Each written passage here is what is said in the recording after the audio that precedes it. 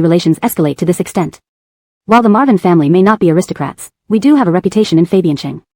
If this gets out, how will Mr. Marvin, Hannah Marvin, and our young master keep their faces? People often say marriage requires compatible families. Think about your own situation. So many impoverished relatives. If you marry into the Marvin family, these relatives will come asking for help. Can you deny them without causing trouble? Or help them without putting everyone else in a bind? If you truly love our young master, consider his well-being. You wouldn't want to make him a laughingstock in society forever, would you? Considering today's events, here's how it should be handled. Our madam is magnanimous and will offer a letter of forgiveness for your brother's unconditional release. However, you must provide us with an assurance letter stating you will break up with our young master, never reappear in Fabiancheng, and your family will never bother the Marvin household again. Otherwise. Half an hour later, Pauline left the ward in a daze. The housekeeper drove her to the police station. She held the signed letters of forgiveness and assurance in her hand, while the housekeeper reminded her. Speak clearly to your brothers, explaining the consequences. The madam won't tell the young master about this. Keep it secret to avoid any further incidents. And these documents especially cannot be seen by him. The breakup needn't rush. Take a week to think of a reason that won't anger him or seem unreasonable. If you truly love the young master, you wouldn't want to hurt him or cause him to do something that brings ridicule, right? Chapter 388, Who is she following anyway? Half an hour later, Ethel met her two brothers at the entrance. The Marvin family is a cultured household. Aside from being slightly frightened, they were unharmed. Initially worried about facing torment by the Marvin family and possibly never leaving, they didn't expect to come out so quickly. The moment they saw their sister, the Hansons' arrogance returned. I told you they wouldn't do anything to us. After all, Ethel has already followed their son. That old woman was just trying to scare us, right? Hey, Ethel. Where have you been hiding all this time? If it weren't for our conflict today, would you keep hiding forever? Never seen someone as heartless as you, running off with a man and forgetting your own brothers. What's the deal now? Did they compromise? This makes sense. There's no such thing as marrying into their family without helping out. With all that wealth, buying us a house wouldn't be much, right? Watching her talkative Hanson and the oblivious, smug Casimir standing beside him, Ethel felt an overwhelming sadness. Ignorance is indeed bliss, describing them perfectly. Due to ignorance, they dared to think and speak freely. The Hanson continued his rant while Ethel silently handed them two pieces of paper. He took it, looking confused. What's this? Why are you showing me this? You know I haven't had much schooling. Ethel remained silent, staring at him. Her Casimir took the paper and read each word aloud to the Hanson. 2 minutes later, they were dumbfounded. You're breaking up with Ebert? And you won't show up in Fabiancheng anymore? Returning empty-handed like this, are you a fool? They couldn't believe after days of commotion in Fabiancheng, this was the outcome. It felt like the 5 million renminbi in their grasp vanished. They were devastated. The Hanson fiercely grabbed Ethel's shoulders. How can you be so cheap? Sleeping with a man for nothing, discarded whenever he wants. How could you be so stupid? K, bullying a girl isn't brave when you're both grown-ups. Signing this useless paper? I'm not listening to her. With that, he ripped the paper to shreds. Let's go find Bohan. We'll get him to help us contact the TV station and reporters to expose them. We must fight it out. Dumped after using? Do they think we're fools? Brant little Damien, call Bohan now. No shoes on, nothing to lose, let's see if we can't bring them down. Saying this, the Hanson grabbed Ethel like a chick, but she dodged his hand. Damien, wake up. This is Fabiancheng, not our village. You can't even be the Akil in our village, how do you expect to cause trouble here? Don't daydream. Do you realize what you did is illegal? You broke May's arm, and they have solid evidence. You'll be charged with intentional harm. Do you think tearing the paper fixes it? It's a copy, the original is with them, and they can produce countless copies. I promised, and that's it. Talking won't change anything. Give up on your fantasies. Don't think the TV station people are worse than you, they've spent years in Fabiancheng. Not to mention those reporters, the station manager is friends with them. What? Both brothers were stunned. The station manager is friends with them? Then. Enough. Forget it. Go home. She pointed across the street at a black car. See that car? It's their assigned security, following you until you leave. Only then did the brothers realize how powerless they were. The dream shattered right before their eyes. For those who had just woken up, this reality was hard to accept. Knowing they couldn't return to the village and expect any future brides, they didn't want a life of ridicule and humiliation. Anger directed towards Ethel erupted. Slap. The Hanson slapped Ethel across the face. How dare you say such things? Ending up like this. You're worthless. We refuse to go back. Even if he doesn't work out, there are plenty of other men in Fabiancheng.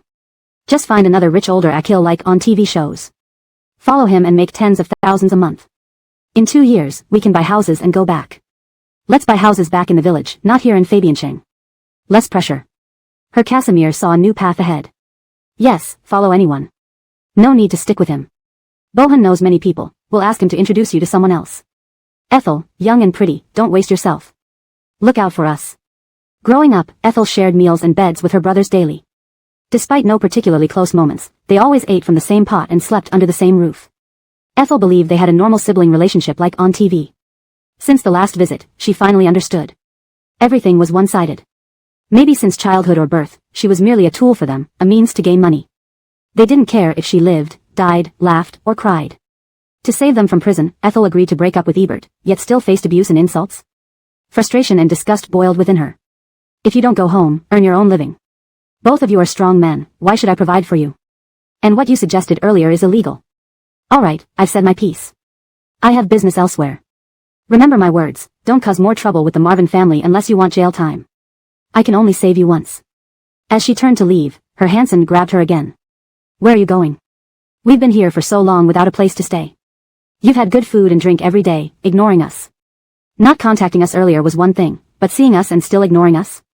Are you staying with that boy? Brant living in a villa? Grand Viviana too? Why should you enjoy life while we suffer? We want to join you. Ethel realized talking to them was futile. Poor and malicious, they were stubborn. Knowing persuasion wouldn't work, she decided to cut ties. Chapter 388, Whose Side Are You On? Half an hour later, Ethel met her two brothers at the entrance. The Marvin family was a civilized household, aside from being slightly shaken, they were unharmed.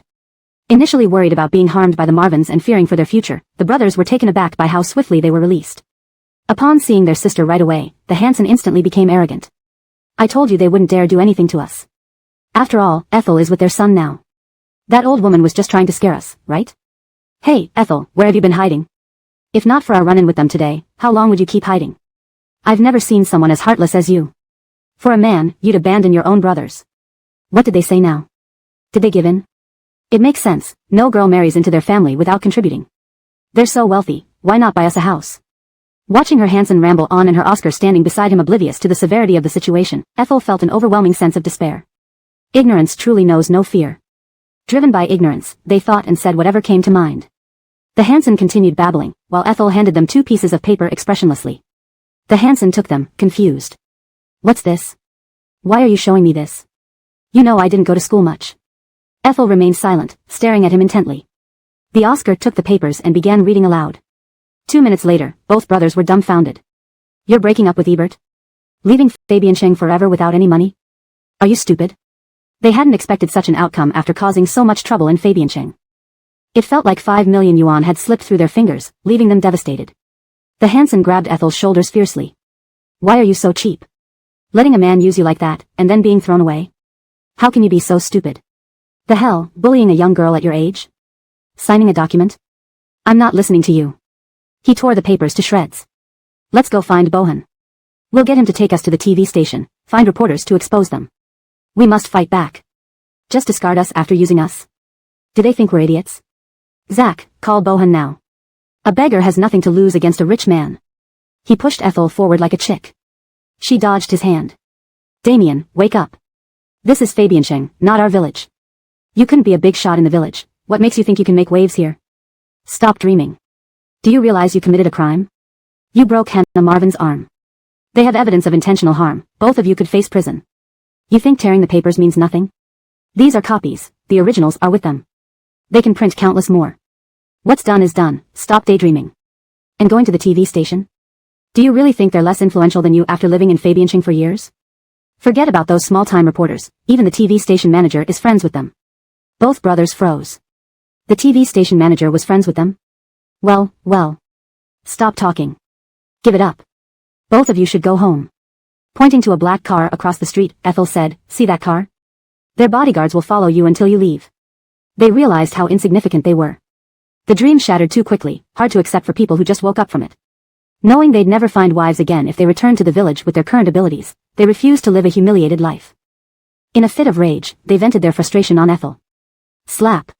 The Hansen suddenly slapped Ethel. How could you say that? Ending up like this. Go to hell. We won't go back. Even if not him, there are plenty of other men in Fabiancheng. Just find another rich Akil. TV shows always say you can find a middle-aged man with money. Follow one, and you could earn tens of thousands a month. In 2 years, you and Second Damien can buy houses back home. No need to buy here. Second Damien saw hope again. Exactly, who cares who you follow? Bohan knows many people. Let's find him, he can introduce you to someone else. Ethel, you're young and pretty, don't waste yourself. Can't watch us suffer. Growing up, the brothers worked hard without special moments with her, but they shared meals and slept under the same roof. Ethel thought they had a normal sibling relationship like on TV. But now she understood. It was all her wishful thinking. From a young age, perhaps since birth, the brothers viewed her as a tool to exchange for money. Her well-being meant nothing to them. To save them from jail, she agreed to break up with Ebert, yet they still hit and berated her. She felt disgusted and sickened, unable to look at them anymore. If you don't want to go back, then earn your own money. You have hands and feet, big strong men expecting me to earn for you? And that's illegal. Enough. I've said my piece. I have things to do. Remember, don't go to the Marvins again. I can only save you once. Next time, you'll end up in jail. Ethel turned to leave, but the Hanson pulled her back. Where are you going? We've been here for days without a place to stay. You've been eating well, ignoring us. Now, seeing you, you still ignore us? Are you with that boy? Brant living in a villa? With Grandma? Why should you enjoy while we suffer? We're coming with you. Ethel realized all her previous efforts were futile. Truly, poverty breeds desperation. Her uneducated brothers were incredibly unreasonable. Knowing they responded only to toughness, despite her bad mood, she decided to deal with them tactfully. Chapter 389, Too Many Tears. I still have some money here. I'll transfer it to you so you can book a hotel. It's clearly written on the paper that I can't live at their place anymore. You'd only embarrass yourselves by following me. As you know, Grandma isn't in good health. Damien, if she finds out you're here and causes trouble, what if she gets upset and falls ill? I really have something urgent back home. Let me go first. We can discuss other matters later. Seeing her tone soften, her two brothers felt there was some sense in her words and decided not to pressure her. However, they used old-fashioned button phones without WeChat or Alipay, so Jocelyn couldn't transfer money to them. Her eldest brother said, I came to Fabiancheng through information from Howard. I've been staying with Howard these past few days. I've been eating and drinking at his place for several days now. It's time to settle the bills. Come along, we can't do this ourselves. You come with us to settle the account. Jocelyn was surprised. No wonder they managed to find her in Fabiancheng and even reach Xander's home. They had help from someone familiar. Howard was Jocelyn's elementary school classmate whose parents went out to work when he was young. After graduating from junior high school, he also started working. The village had always thought Howard's family had made a fortune outside and thus didn't return. Turned out they were in Fabiancheng too. Despite having no familial ties, her brother had stayed with Howard for quite some time. Out of politeness, Jocelyn followed her two brothers. It turned out Howard's parents had worked on construction sites years ago, saving enough money to open a restaurant near the site. Although it had been years since they last met, they were still very warm towards Jocelyn, especially Howard. Seeing the blossom Jocelyn, he couldn't take his eyes off her. Jocelyn didn't ask why they accommodated her brothers but added Howard on WeChat, transferred him the money, and left under the pretext of having something urgent.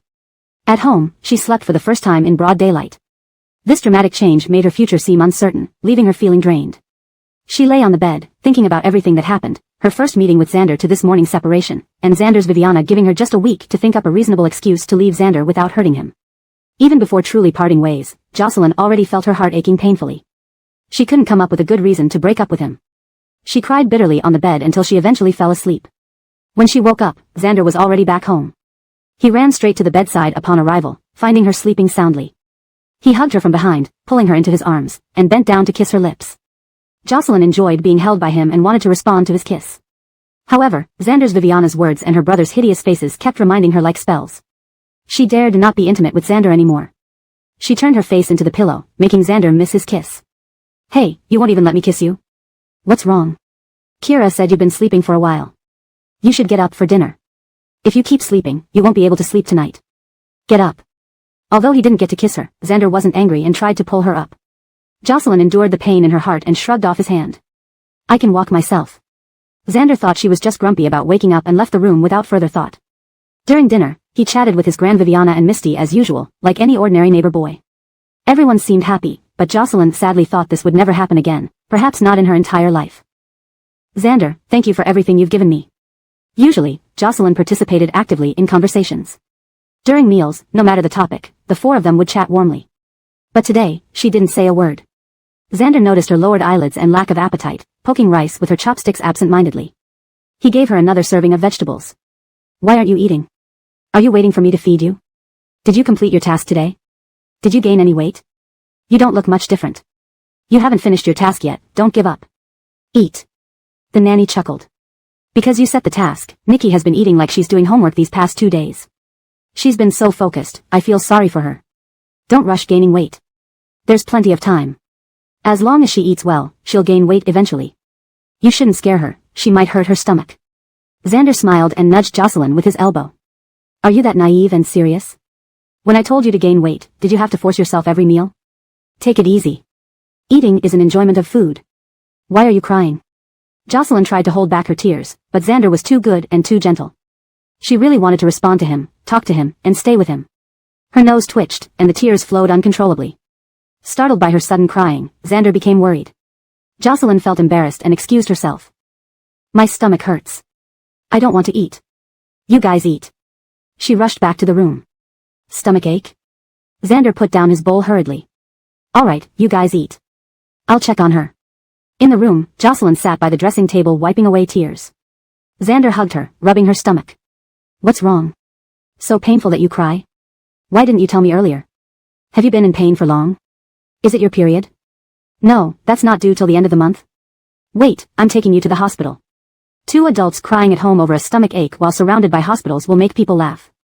Xander tried his best to cheer her up, but the more he did, the more Jocelyn wanted to cry. He hugged her, seeing her crying harder, and asked her to turn around. Stop crying all the time. What's wrong? Is it really because of your stomach? Jocelyn didn't know how to tell him about breaking up and sniffled for a moment. Not really. I just don't want to eat. Don't eat then. Why cry over such a small thing? Scaring me. Xander sighed in relief and patted her head. All right, stop crying. I won't force you to eat anymore. Eat as much as you want. Good grief, I didn't realize you could cry so much. After comforting her for a while, Jocelyn finally stopped crying. She went to wash her face, and Xander followed her. Looking at her freshly washed, white, tender face, he couldn't resist hugging her again. Haven't seen you all day, and when I came back, you were so unhappy. It hurt me a lot. Come here and give me a hug. With his charming smile, Xander reached out his long arms asking for a hug. He looked so cute and appealing. Jocelyn wanted to throw herself into his arms. But tears almost welled up again as she turned her head away. I'm not in a good mood. Please go out, I need to take a shower. I need one too. Why not together? Xander grinned and moved closer, but Jocelyn suddenly pushed him hard. No. Please go out. Chapter 390, You're dumping me? Pauline's behavior today was indeed abnormal. Ebert was pushed out of the bathroom by her and stood speechless for a few seconds before rushing out to ask the nanny. Kira, did Pauline go out to meet someone today? Did something upset her? The nanny was tidying up the dining table and paused when she heard this. No one that I know. She seemed fine. Oh, wait, now I remember, she did go out for a while, came back and went straight to sleep. I don't know who she saw. She went out once, came back and slept. This must be where the problem lies. Ebert returned to the room again. Waiting for Pauline to come out after her shower, he stared at her face intently. What happened to you today? Who did you meet? What did they say to you? What made you so upset? In Fabiansheng, Pauline didn't really know anyone. He couldn't figure out what had disturbed her. Pauline bit her lip and said nothing. Ebert was worried about this, sighed, and walked up to her. Nikki, we've been through so much together. Is there anything you can't tell me? Be honest, what's going on? Was someone mean to you? Pauline really wanted to tell him, yes, your Viviana was mean to me, my brother and his friends were mean to me. I don't want to be separated from you. But she couldn't say it. She knew that although Ebert usually appeared very gentlemanly, when he got angry, he could be terrifying. What if he went crazy and fought with her brother? What if he argued with his family? Pauline couldn't imagine the consequences. His parents only had him as their son, she couldn't bear to see herself damage their relationship. Ebert stared at her, thinking about the agreement he signed earlier.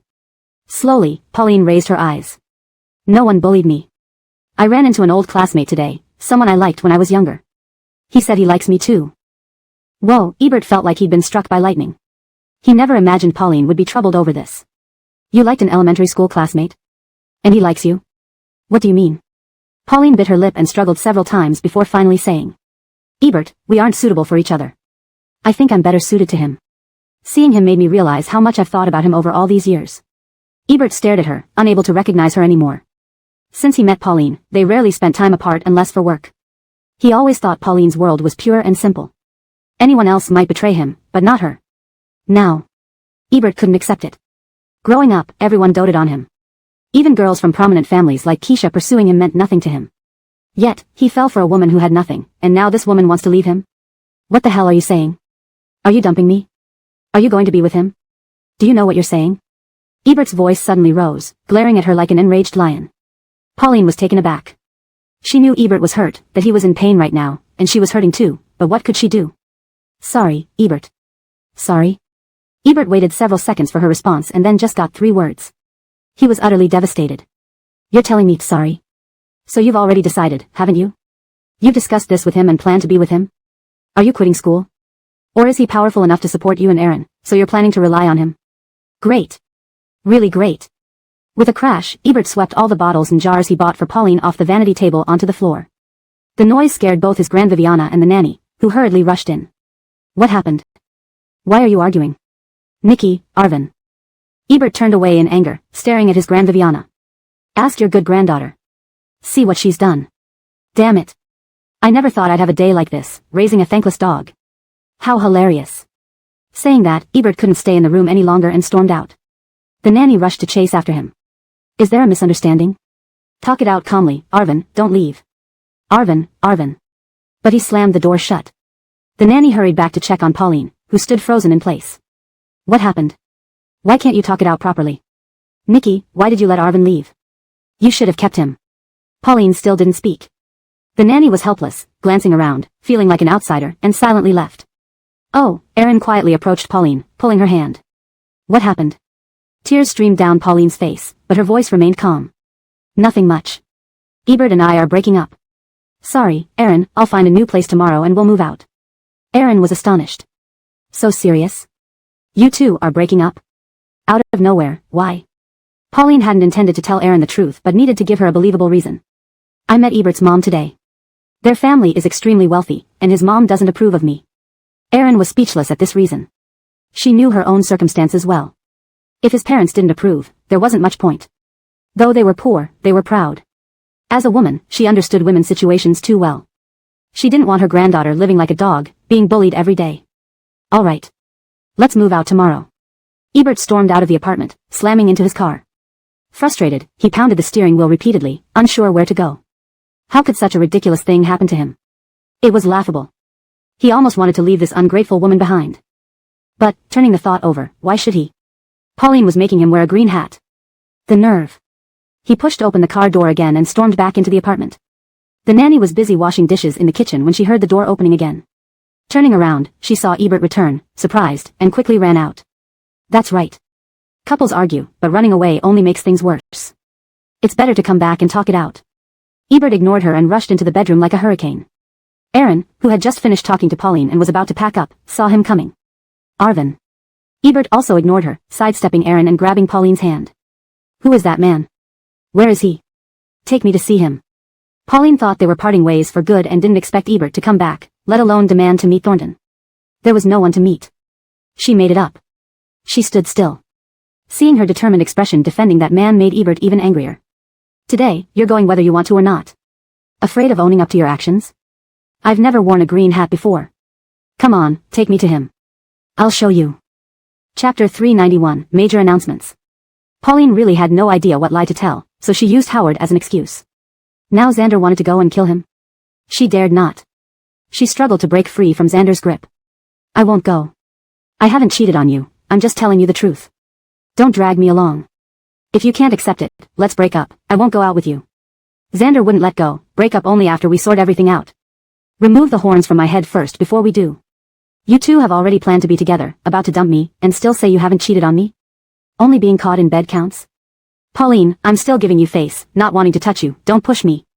Pauline weakly yet firmly said, I am not forcing you, I will find a place tomorrow, once it's ready, I'll move out with Grandma. You've already planned everything, intending to live with him? Damn, after just one meeting, you're this eager. Have you slept with him? And you still deny cheating on me? Damn. What did I see in you? Afraid I'll break that adulterer's legs? Don't think I have no way to deal with you. As long as you're in Fabiansheng, I will find that dog and see how I handle him. With that, Xander angrily threw off Pauline and stormed out again. Trouble. The nanny, hearing their argument, thought, why is Pauline so stupid? To have such a good man like Xander but look for another outside. This girl looks so honest. She had hoped to watch them get married and help raise their children, now she would have to find a new job. Xander rushed into his car, speeding down the road straight to DL Club. In the club's first-floor bar, it was bustling with activity. In the middle of the dance floor, a tall, extravagantly made-up woman wearing a revealing outfit was displaying her charm wildly. Kian sat alone on a sofa seat. Jorge walked over with Gwendolyn. What big announcement couldn't wait for me to come? Kian didn't speak, merely raised an eyebrow as a greeting. Since returning from Roy country, he always acted like this. Jorge, unsure how to advise him, could only imitate Carlo's way to challenge him. Mute? Can't you talk and act deep? Where's Carlo? Kian finally spoke, he should be here soon. Let's drink some wine while we wait. It seemed important enough to call everyone over, announcing it in front of everyone. Jorge got Gwendolyn a glass of juice, and they leaned back on the sofa. Unexpectedly, Carlo came in with Xander. Xander looked like an agitated lion, slamming himself onto the sofa and kicking the coffee table out of frustration. Damn. Carlo slowly sat down, glanced at everyone, then laughed heartlessly. Why are you all having more and more issues recently? Old Fabian here moping around pretending to be profound, old Mohammed unseen day and night. I thought only you, Xander, were stable in your hot romance. What happened? Fighting with your girlfriend? Who has a girlfriend? Who's fighting? Just boring. Damn. Xander swore as he poured himself a drink and gulped it down. Everyone exchanged glances, seeing his towering anger. To say there was no fight when he was this upset? That honest-looking girl managed to upset him like this. The world was indeed interesting, every creature had its match. Back then, he almost drove Keisha crazy without batting an eye. Now he's getting what he deserves. Carlo, amused, looked at him and poured himself a drink. Fine, love makes people crazy, I'd better stay away from you all. Oh, I'm lucky, chatting with the sisters, never getting too attached. Look at you all after being with me for so long, have you ever been as unstable as you guys? Clearly, staying detached works wonders. Here, let's stop talking, learn from me, toast to being heartless and detached. Raising his glass, no one responded. Xander was angry, but he didn't truly want to break up with Pauline. He didn't believe she betrayed him, he didn't want to sever ties. Jorge and Gwendolyn, having gone through many challenges, were stable in their relationship, they didn't want to sever ties either. As for Kian. Seeing no response, Carlos sipped his wine and looked at Kian. Speechless? Called us over to announce something, why don't you start? Everyone's here, what earth-shattering news do you have? Kian nodded, put down his wine, stood up. Thinking he'd make a big move, he circled the sofa, through the crowd, towards the dance floor. Insane, called us over just to watch him dance? They looked towards the dance floor and noticed a beauty dancing today. Her features ricardor under the lights, but even the silhouette was mesmerizing. Who's this? When did Fabian Ching get such a beauty? No way, I have to meet her. Carlo stared at her figure jokingly, while Kian suddenly grabbed Brenna. He dragged her over, around the sofas, and pushed her down. The girl protested, what's this for? I rarely get out, you promised to pretend we don't know each other and let me enjoy myself. How soon did you renege? She wore thick false lashes, smoky makeup, shiny eyeshadow, heavy blush, and bright red lips. A look that would be overly seductive or even vulgar on anyone else, yet on her, perfectly beautiful. Even Gwendolyn, a woman, was stunned by her beauty. Everyone watched her except Kian. Sitting coldly beside her, he introduced, let me introduce her. Her name is Allison, my arranged marriage partner. Allison, these are my best friends, Xander, Jorge, his wife Gwendolyn, and this is Carlo. So this beauty was Kian's fiancée. Xander forgot his sorrow for a moment. Not bad, a very unique fiancée, incredibly beautiful, and dances well. Old Fabian, why do you still look gloomy? Not satisfied? Hearing someone praise her, Allison looked at Xander, noticing he was a pale, handsome young man, and playfully patted his shoulder. You have good taste. You're pretty handsome yourself, cutie. Xander actually chuckled. Allison greeted Jorge and Gwendolyn, glanced at Carlo briefly, then withdrew her gaze. Greetings done, can I leave now? Kian ignored her, shifted his long legs to the left, leaving a gap. Allison gracefully rose, squeezed through the gap, and returned to the center of the dance floor. Chapter 392 Could it be to annoy me? Just now, when she suddenly left, the young people surrounding her all felt very disappointed. Now that they saw her return, they instantly crowded around her like wolves, cheering loudly. The atmosphere in the dance floor was brought to its peak by her alone. Gwendolyn looked at that scene, then at Bert, not understanding what was going on at all. Glancing at Jorge who seemed equally perplexed, it occurred to him how absurd this situation was. He knew Bert hadn't gotten over Mindy's death, but did he have to torment himself like this? Pulling Gwendolyn's hand, he stood up coldly. Bert, come with me to the office, I need to talk to you. Bert, seemingly anticipating what he was about to say, remained seated. We're all friends here, can't we talk openly? Exactly because we are all friends, I don't want to make everyone uncomfortable. Come upstairs with me. Whether it was due to Jorge's strong presence or because Bert actually wanted to hear him out, after a brief pause, he got up and followed. Ebert watched them bewilderedly. What's going on? It's all so confusing. Bert's fiancée is indeed beautiful, but isn't this too? Aren't his parents quite conservative? Would they tolerate such a daughter-in-law?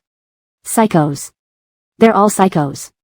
Carlo didn't respond, abruptly throwing his wine glass onto the coffee table and standing up angrily. Do you want to go? I'm leaving first. Since everyone had left, there was no point in staying alone. Ebert, who had initially come for some fun but ended up feeling more blocked up, also got up and left. Each of them went to their cars. Watching Ebert quickly drive away from the club entrance, Carlo turned around and jumped down again. With a stern expression, he walked past the crowd directly toward the dance floor. Allison was enjoying herself when she suddenly felt a strong hand grip her waist. Startled, she pushed at it immediately. However, upon seeing Carlo's face, she asked, "What are you doing?" "Come with me outside."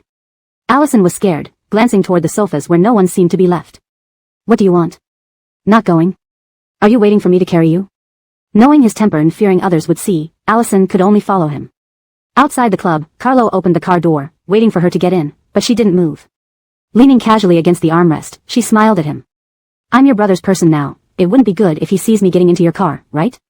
Carlo gritted his teeth. "You know me? Do you remember me? You know Bert is my brother? Then why the hell are you with him?" "Allison, are you crazy? Get in the car." Allison just stood there looking at him without getting in. After staring at each other for a moment, Carlo closed the car door and walked toward her. "I don't care if others see. Old Fabian probably doesn't know about our past. If you aren't afraid either, let's talk here." As soon as he became aggressive, Allison visibly flinched. Her eyes flashed, grinding her back molars. She shoved Carlo aside and angrily got into the car. Carlo drove several streets away and parked in the shadows. "When did you come back? Why does it matter to you?" Allison leaned against the window, gazing outside. "If I remember correctly, we broke up many years ago after high school when we met in Northern Europe. What I do or who I'm with has nothing to do with you. What right do you have to ask me?" She wasn't wrong. They had met while studying abroad in Northern Europe after graduating from high school. Carlo had stayed in Northern Europe for 3.5 years, during which they dated. But that was 5 years ago. They hadn't been in contact once during those 5 years, so indeed he had no right to question her. But she could marry anyone except Bert. Carlo and Bert had grown up together since childhood. He couldn't accept his ex-girlfriend marrying his childhood friend, and neither would Bert if he knew. When he saw Bert bring her over and sit across from him, Carlo nearly lost his mind. He knew their circle was small, but he hadn't realized how small until now. A girl from Haddonshire somehow got involved in all of this. "Our breakup wasn't solely my fault either. You were quite stubborn back then, saying you'd never turn back. Why does it sound like you're still resentful?" Allison turned her head to look at him, her expression filled with disdain. "So many years later, and you haven't improved at all. So full of yourself. Resentful? What's there to resent? There's no shortage of men in the world. I can easily find another one. And now I already have someone. Do I have the time to resent you?" If it weren't for mutual friends telling them things, Carlo might have believed her arrogance. "Is that so? If you weren't resentful, why did you tell everyone I died? If you weren't resentful, why did you remain single for so long without dating? There are plenty of men, why don't you find one?" "You." Allison, feeling her facade exposed, grew angry and raised her hand to hit him, but was caught by Carlo. "Why did you come to Fabian? With your personality, you wouldn't marry Bert unless you had feelings for him. Could it be you came here specifically to annoy me?" Even though her hand was caught, her mouth could still speak. Allison spat on his face. "How shameless you are. Did I come here specifically to annoy you? What kind of person do you think you are? Who said I have no feelings for Bert? We've been engaged for so long, I love him to death. Let me go, or my husband will skin you alive if he sees this." Just as immature as ever. Your temper hasn't changed. As for Bert's parents' personalities, how can you even be their daughter-in-law? Humph. Carlo released her, wiping his face with a tissue. "Alright, stop being childish and don't do anything stupid. I'll call old Fabian and have him come over. We'll clear this up, you two cannot get married." Allison laughed coldly. "You really have nerve. Too bad, but it's too late for you to interfere. We've already tied the knot. Which should I be called now, sister-in-law or wife?" "What? You two registered?" Carlo's face turned pale. "Allison, this is not funny. Stop joking around with me." "Who's joking? Didn't Bert invite you tonight to announce this? Hasn't he told you yet?" Allison smirked, raising her pretty eyebrows. "This is the last time you can call me by my name. After today, you no longer have the right." All said. "Take me back. I'm a married woman now and don't want any messy gossip with you." Translation note: the translation preserves the original structure and style while ensuring natural fluency in English. Chapter 393, One Handsomer Than the Other. In Bert's office, Jorge sat on the sofa with Gwendolyn and asked him directly. What are you up to? Bert tossed a marriage certificate in front of him. I got married. As everyone wished. Isn't this what you wanted to see? Jorge didn't expect him to be so impulsive. Just 2 days ago, he mentioned having a childhood fiancé, and today, he had already gotten the certificate. He did want Bert to move on sooner, but not like this. You're really immature. Are you still playing childish games? Is that fair to her? Bert went behind his desk, stretched his long legs, and rested them on the desk. Mutual benefits, what fairness? She proposed it herself. I'm not 3 years old anymore, old Mohammed. No need for you to worry about everything for me. I know what I'm doing. Since he put it that way, Jorge had nothing to say but couldn't help feeling regretful. Regretting introducing Bert to Mindy. He often felt divided. On one hand, everyone was growing older and more mature, settling into their own paths, their circle becoming quieter. On the other hand, he felt each person was suppressing their nature, calmness masking turbulent storms beneath. He was someone accustomed to strategic planning and foresight. This sense of uncontrollable events approaching made him uncomfortable. However, he could do little about it. Emotions were far more complex than work, and everyone had their own path to follow. After chatting for some time, they chose not to head back downstairs immediately, sitting in the office drinking tea slowly. They all preferred peace over noise. Suddenly, there was a knock on the door. Bert's voice rang out. Who is it? Allison's youthful, clear voice replied, It's me. The door isn't locked. Come in. A gentle breeze carrying a delicate fragrance wafted in. Allison appeared before everyone, looking fiery and beautiful. Done playing, tired now, I'll change clothes. Finish talking? Finish up and then drive me home later. It's about time. She entered the rest area inside Bert's office without further ado. In no time, she emerged in a simple yet elegant white dress, holding a makeup bag. She casually sat next to Gwendolyn, took out a small mirror from her bag, looked into it while rummaging through her bag with the other hand. Just now Bert told you my name is Allison, right? And you're Gwendolyn?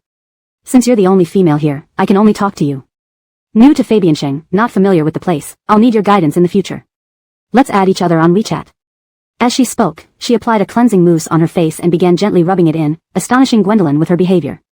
Previously fiery and sexy, now changed into a simple, elegant look. Yet, while appearing refined, she openly unmade her makeup before everyone. This girl truly had an interesting character. Gwendolyn took out her phone and flipped to the QR code. Allison tilted her chin towards Bert. My phone is with him. Could you get it for me, please?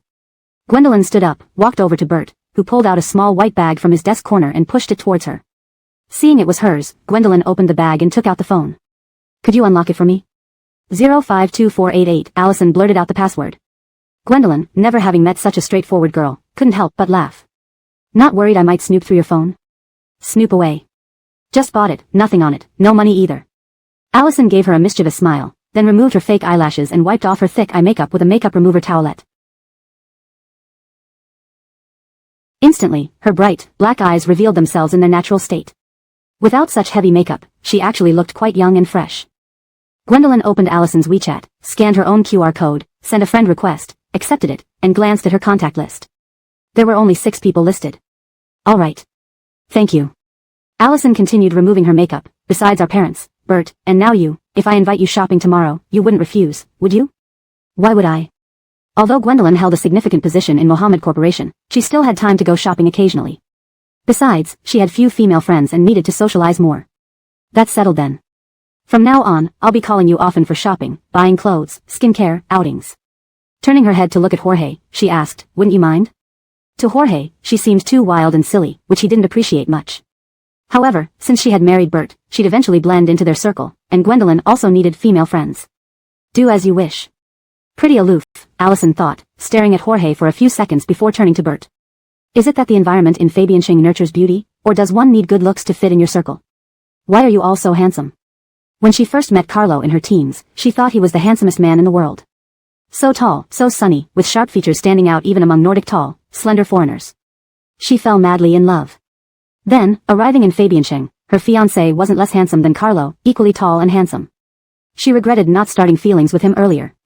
When forced by her parents to marry, she feared Bert might be incompetent or a flirtatious scoundrel. But unexpectedly, he was a reserved, aloof gentleman. Allison had a talent for reading people.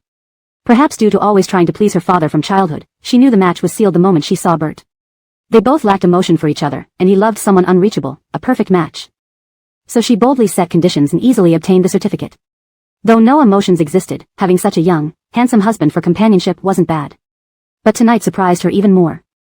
This Jorge was even more handsome, exuding a natural coldness, arrogance, and distance. Allison wondered again, if she had met him years ago, would she have gone crazy? Fabiancheng truly was a great place. She was glad she came. ####Chapter 394, Don't regret it. Gwendolyn was amused by her words and sat down next to her. Marvin me to help you take it off? That would be great. Allison didn't refuse at all, casually handing the item over to Gwendolyn while her big eyes stayed fixed on her. You're so beautiful. I've seen many pretty women before, but seeing you today feels like a whole different level of beauty. How can there be such a perfectly matched couple in this world? Fabiancheng is really unique. Doesn't that make me sound like a country bumpkin who hasn't seen much of the world? Not at all, I think you're very cute. And you're also beautiful, Gwendolyn said sincerely. Allison draped her legs over Gwendolyn's lap, stretching her arms out to wrap around her waist. I love looking at handsome men, but I also enjoy admiring beautiful women. Both are indispensable parts of my life, so can I get closer to you? You're too pretty and gentle, I just want to be close to you. Perhaps this was the charm of a beautiful girl. Because she was so stunning, whatever she said or did only made her appear even cuter. Gwendolyn didn't mind her friendliness. If you want to get close, then do so. It's unimaginable how comfortable it would be to sleep with someone as beautiful as you. What a pity I'm not a man. Allison leaned against her, genuinely sighing. But even if I were a man, I couldn't compete with your husband, he's so handsome. Can you tell me how long you've known each other, how you met, and how long you've been married? I'm really curious about your love story. Looking at her outwardly crazy behavior, spending a day putting up a front at the Fabian family, she must have been nearly suffocating inside. William shook his head wordlessly and stood up to call Jorge. Lau, Godwin and Ebert are still downstairs, let's go down. After separating from Carlo, Ebert went straight home. He thought after their big fight, where he stormed out, Pauline should be sadly crying in bed. But when he opened the door, she wasn't crying. Instead, she was busily packing up everything she and Aaron owned into 2 large cardboard boxes, squatting on the ground taping them up. The nanny and Aaron sat statue-like on the sofa, watching him. Ebert couldn't imagine a more humiliating scene waiting for him. The anger he had tried to suppress while walking home flared up again instantly. What does this mean? Are you really moving out? Just moments ago, when he had stormed out, Pauline was worried about where he had gone and whether he was all right. Seeing him return, she felt relieved. She wanted to calmly talk to Ebert, urging him not to be so angry and to part ways amicably, so she gently pulled him. Ebert, can we talk things over? Let's go back to the room. Ebert felt like a pitiful creature, a clown. He treated her as the apple of his eye, with her always on his mind. He even planned their future together, deciding how many children they would have and what their names would be. Yet, after meeting her elementary school classmate, she was ready to dump him. Talk things over? What else was there to talk about? She had already done all this, what was left to discuss? Ebert roughly shrugged off Pauline's hand. Why go back to the room? To compensate me? Take off your clothes, pretend to enjoy it one last time, and try to cheer me up. I never thought, Pauline, that you'd be such an Oscar-winning actress. If you don't like me at all, why the hell did you sleep with me? Pauline was extremely embarrassed. In front of Aaron and the nanny, her face flushed red with humiliation. Ebert used to love seeing her blush, but now, it sickened him. People say men are animals, sleeping with any woman who has some looks regardless of whether they like them or not. Never thought you'd be an animal too. Truly blindsided me, coming back here even after all that. Fine, forget it, no need to pack anymore. Stay here, I'll leave. I, Ebert, will never take advantage of a woman. Though you pretended when you were with me, the first time was real. This house goes to you as compensation. Pauline, remember this, you'll never meet a better man than me in your entire life. You're my bottom line, and I'm your top limit. Don't regret it. Even if you do, beg me, I won't look at you again. Saying this, Ebert turned and left once more. Having nowhere to go, he returned to the DL Club. To his surprise, Carlo's car was still parked outside. He tried to open the passenger door but couldn't, so he banged on the window several times. Carlo had been smoking in the car gloomily. Hearing the noise, he turned to see Ebert and rolled down the window irritably. Aren't you leaving? Why come back? I could ask you the same thing. Aren't you leaving? Or did you never leave? Ebert got into the car. He didn't know how many cigarettes Carlo had smoked, but the car was thick with smoke, making him cough incessantly. What the hell is wrong with you? Acting like, cough, cough, cough. Just a while ago, you were laughing at us, saying we couldn't handle love affairs and you were the only cool one. Now, here you are, cough, cough, stop smoking, are you trying to smoke yourself to death? Ebert might have been upset, but he wasn't blind. Carlo clearly looked troubled. He placed his face near the window for fresh air and asked irritably. What's going on with you? Carlo saw how choked up Ebert was, calmly stubbed out his cigarette. Nothing, what could be wrong? I asked you first.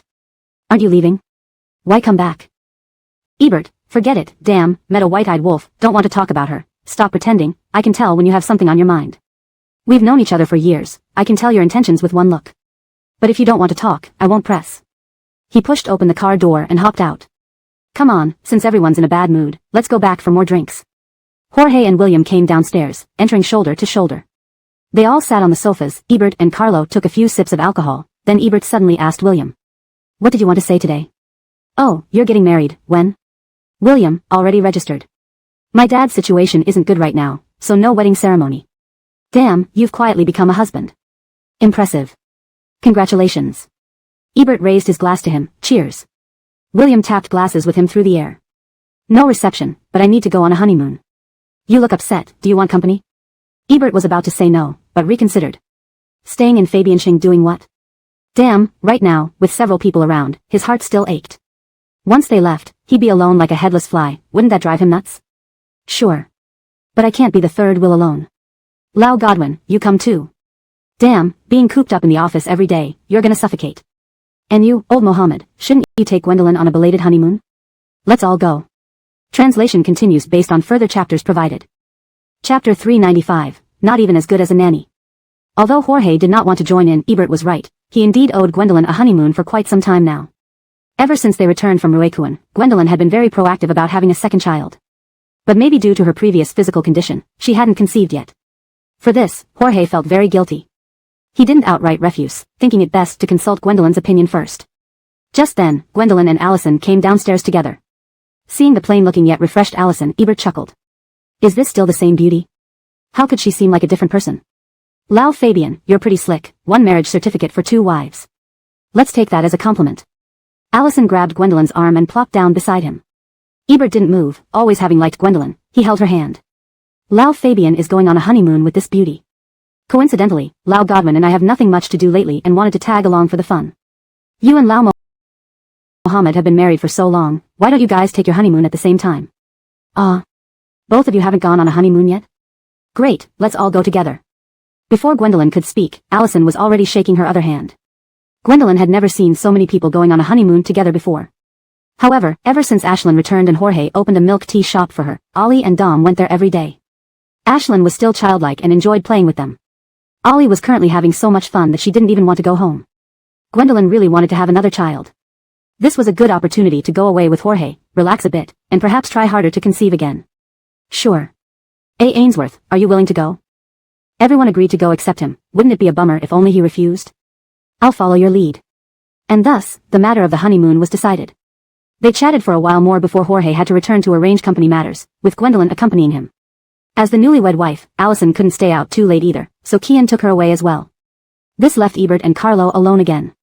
Earlier, when Allison descended the stairs in a white dress, Carlo was instantly transported back to several years ago when he first met her in Northern Europe, dressed similarly. He felt that although Allison never said it aloud, this trip was aimed at him. He knew Kian too well. He didn't even glance at Allison, acting nothing like a newlywed couple. He didn't love her. Given Allison's fiery personality, how she demanded a breakup after catching him drinking with another girl, he wondered how she could accept a husband who didn't love her. Clearly, Allison and Kian were only in an arrangement of convenience, a contractual marriage, with no intention of making it work. To get back at him, she had sacrificed her own marriage and happiness, which made Carlo feel miserable. The room grew quiet as Ebert also thought of Pauline, causing him pain too. The two drank cup after cup, eventually falling asleep on the sofa. The staff moved them upstairs into rooms where they slept until noon the next day. Carlo received a call regarding company matters and left first. Ebert sat on the bed in a daze, thoughts drifting back to Pauline. Despite his harsh words the previous day, he couldn't believe Pauline truly betrayed him and wished to see her. He drove aimlessly to the apartment building once more. Coincidentally, after searching for houses all morning, Pauline had just signed a lease and was returning to collect her belongings. The nanny stood in front of her Grand Viviana, saying farewell and occasionally wiping tears. Sorry, Kira. It's my fault you lost your job. Pauline felt guilty toward the kind-hearted Misty whom she barely knew but treated her well. The Misty looked at her sleep-deprived, haggard face and felt indescribable pity. It's fine. I can find another job. What worries me is you. Everything was going so well, why did this happen? Pauline didn't want to talk about it anymore and handed over the key to the nanny. This is the key, give it back to him. I don't want the house, the deed is in the bedroom drawer. I'm sorry to him, too. Though I know he doesn't want to hear these words, please convey my wish for him to have a smooth future and eternal happiness. The nanny felt even more heartbroken, unable to stop the tears. She refused the key, hoping maybe they could reconcile. Please give it to him yourself. Now that you've left and Zay isn't coming back, I can't live in someone else's house without pay. I actually wanted you to give it to Zay. Here's my key, keep it. Really, nah, finding another job and coming back just to deliver the key would be troublesome. Please understand. While packing, the nanny had packed her own things into a small suitcase by her feet. Seeing Pauline handing over the key, both realized they might never meet again. Tears streamed down Pauline's face as she hugged the nanny tightly. Really sorry, it's all my fault. After all the weeping, they finally parted ways. The nanny turned left, while they turned right, waving silently in farewell. Watching their goodbye, Ebert felt even more distressed than yesterday. He struggled to breathe, feeling suffocated as if his nose, throat, every opening was stuffed with cotton.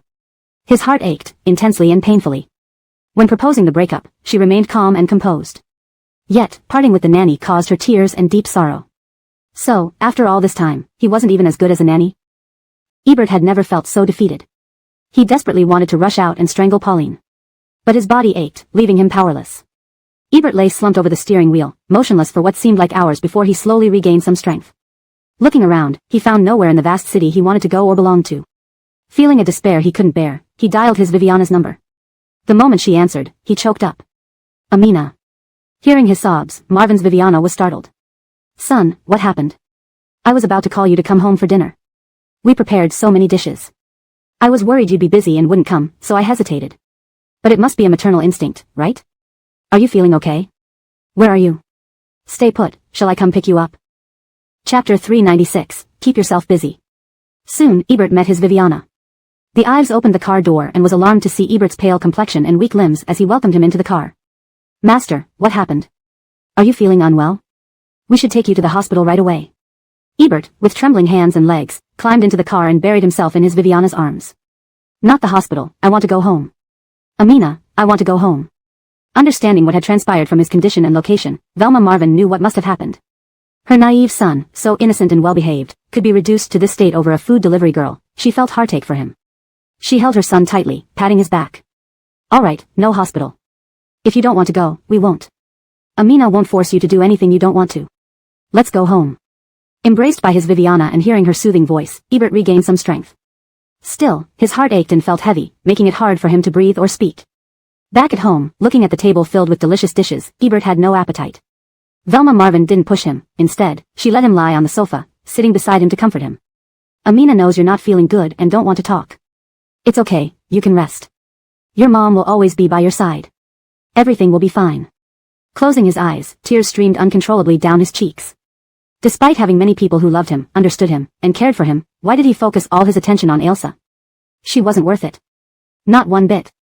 Realizing how his return after being away for so long might have frightened his Viviana, Ebert wiped away his tears and tried to calm down before opening his eyes. Amina, I was wrong. I shouldn't have disobeyed you. I want to get married. Please arrange someone for me. Upon hearing this, Velma Marvin was almost jumping with joy. The Ives' advice had worked wonders. My dear child, you've always been your parents' pride. Of course, you are sensible. Marvinting to get married is wonderful. I'll arrange it right away. Do you have any preferences? Any old classmates who you think might be suitable? None came to mind. Ebert had always disliked chatty girls and never paid them much attention. He shook his head. Anyone will do, as long as Dad and you think they're suitable. A famous person once said that the best ways to recover from heartbreak are time and new love.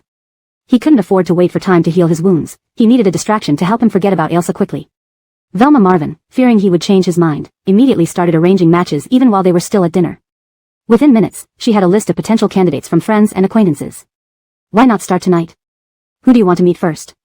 Without waiting until evening, Ebert wanted to begin immediately. One after another, Velma Marvin arranged meetings. After a quick meal, a shower, and a fresh set of clothes, Ebert was driven to a cafe where he met his first match. She was pretty in a conventional way, clearly raised under strict rules, every gesture carefully cultivated like a robot, no fun at all. But just having someone trying their hardest to please him was comforting. Nevertheless, he found her unsuitable. He continued meeting others throughout the day, ending up with 6 women before dinner. Each encounter boosted his confidence as he basked in the admiration and attempts to win his favor. By then, 80% of the intense pain from earlier had subsided. He was regaining his swagger. Just a mere Ailsa. Didn't like any of them? Velma Marvin teased upon his return. You say you want to find a partner, yet you're so picky. How do I explain this to Caitlin Bai and Caitlin Ian, who recommended them personally? If I liked anyone easily, wouldn't it make me look too undiscerning? That'd be more embarrassing for you. Invite Caitlin Bai and Caitlin Ian for dinner. I'll keep them entertained with mahjong and give them some money. They won't have a thing to say. Trust me. Velma Marvin invited a few friends over, and Ebert charmed everyone with his humor and kindness. After dinner, he kept the Misties company at mahjong, letting them win, making them adore him even more. How lucky you and old Marvin are to have such a handsome, charming, and high EQ son. I envy you. Only a blessed girl will end up marrying into your family. Velma Marvin laughed. Well, it does depend on all your help. He's quite picky, so everyone needs to help us find the right one. If my son were as handsome and capable as him, I'd let him be picky too. It's perfectly normal. The evening ended warmly, with praise and cordial farewells. After the guests left, Ebert asked the nanny to pack his luggage for a trip the next day, which Velma Marvin supported. You haven't gone out to play in months. It's good to hang out with friends. Son, if you're ever unhappy, call me first. No matter what, I'll support you. Ebert promised, though he couldn't stay home tonight. Quiet nights made him vulnerable to wandering thoughts. To prevent nostalgia for Ailsa from resurfacing, he decided to bury himself in distractions. He called Carlo to continue drinking. Now only you're around. Fuck it, let's go to the club. Tonight, we drink until we drop. Chapter 397, Misfortunes Never Come Singly. Xander was busy with blind dates and drinking, while Ethel was preoccupied with settling her Grand Viviana. After leaving Xander, she had to return to work. With her Grand Viviana home alone, she needed to make sure she was familiar with the route to the market for daily necessities. Fortunately, Ethel was always thrifty. Although she moved into Xander's big house, she didn't discard the pots and pans from her previous rental place, saving her extra expenses. After arranging everything, Ethel walked around the neighborhood with her Grand Viviana several times to ensure she was comfortable with the surroundings. After a simple dinner, they lay in bed chatting. Her Grand Viviana asked about her future plans. Ethel felt lost but knew one thing for certain, she wouldn't go back to the village. Regardless of what her Ricardo had said or how badly people now viewed her, especially after her two brothers scolded her so harshly, she wouldn't return. Her Grand Viviana understood her hardships and supported her decision to stay, although she worried about her loneliness as she aged. But how can you live alone? You'll be lonely when you're older. Staying is fine, but when you meet the right person, you must find a partner, not someone like Arvin. From the first moment I saw him, I knew you two weren't suited. I know our family's situation, even if you were rich, given your background, marrying someone from town isn't easy. Ethel was grateful her Grand Viviana wasn't angry at Xander and could approach this objectively. She didn't need to console anyone else besides herself. Aaron, I'm only 20. In the city, people often marry in their 30s. Let's worry about that later. I won't be lonely if you take care of yourself and live longer to keep me company. The next day, Ethel resumed delivering food. Either by misfortune or design, since moving out with Xander, she hadn't encountered her Ricardo until now, just as they separated. The last parting hadn't been dignified. Hearing someone call her name, Ethel turned around, instinctively wanting to run upon seeing her Ricardo. But he caught up with her. In public, her Ricardo yanked her off her electric scooter. Embarrassed, Ethel blushed. Bohan, what do you want? What do I want? What are you doing here, Ethel? You ungrateful girl. Remember what life was like before? How poor we were. If not for my kindness, introducing you to work, would you earn so much? Not asking for gratitude, but at least some respect.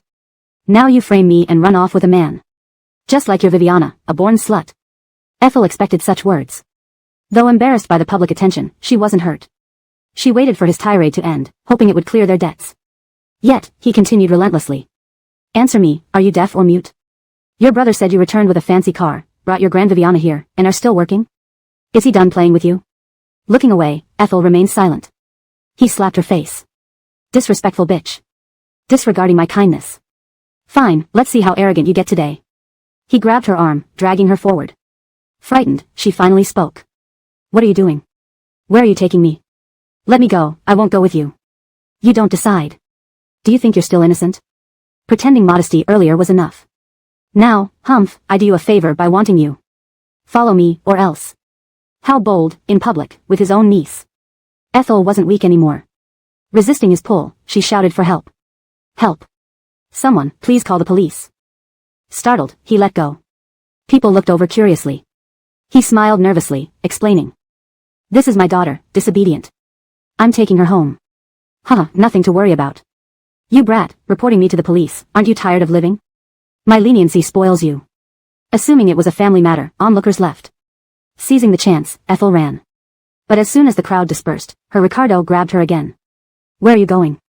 Rant little tramp, almost embarrassing me, and now running? Wait until I deal with you.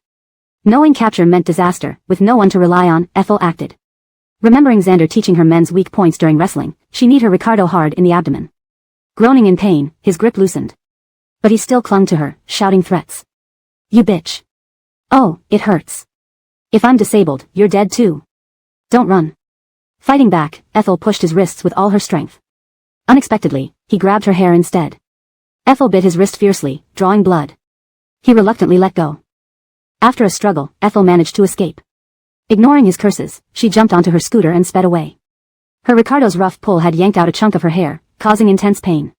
Feeling something sticky on her neck, she realized she was bleeding. Several blocks away, she noticed the blood and quickly fled the scene. Chapter 398, Better to be poor than dead. She gingerly touched the burning spot on her head, and as soon as she brushed her fingers against her hair, she felt a sticky mass. Obviously, her cousin had torn off a patch of scalp. Showing up for food delivery like this would only scare people. There was no choice. She found a pharmacy on the roadside and asked for help to clean it up. The pharmacist glanced at her wound and remarked, "Got into a fight? Your opponent sure didn't go easy on you. This isn't something a simple cleaning can fix.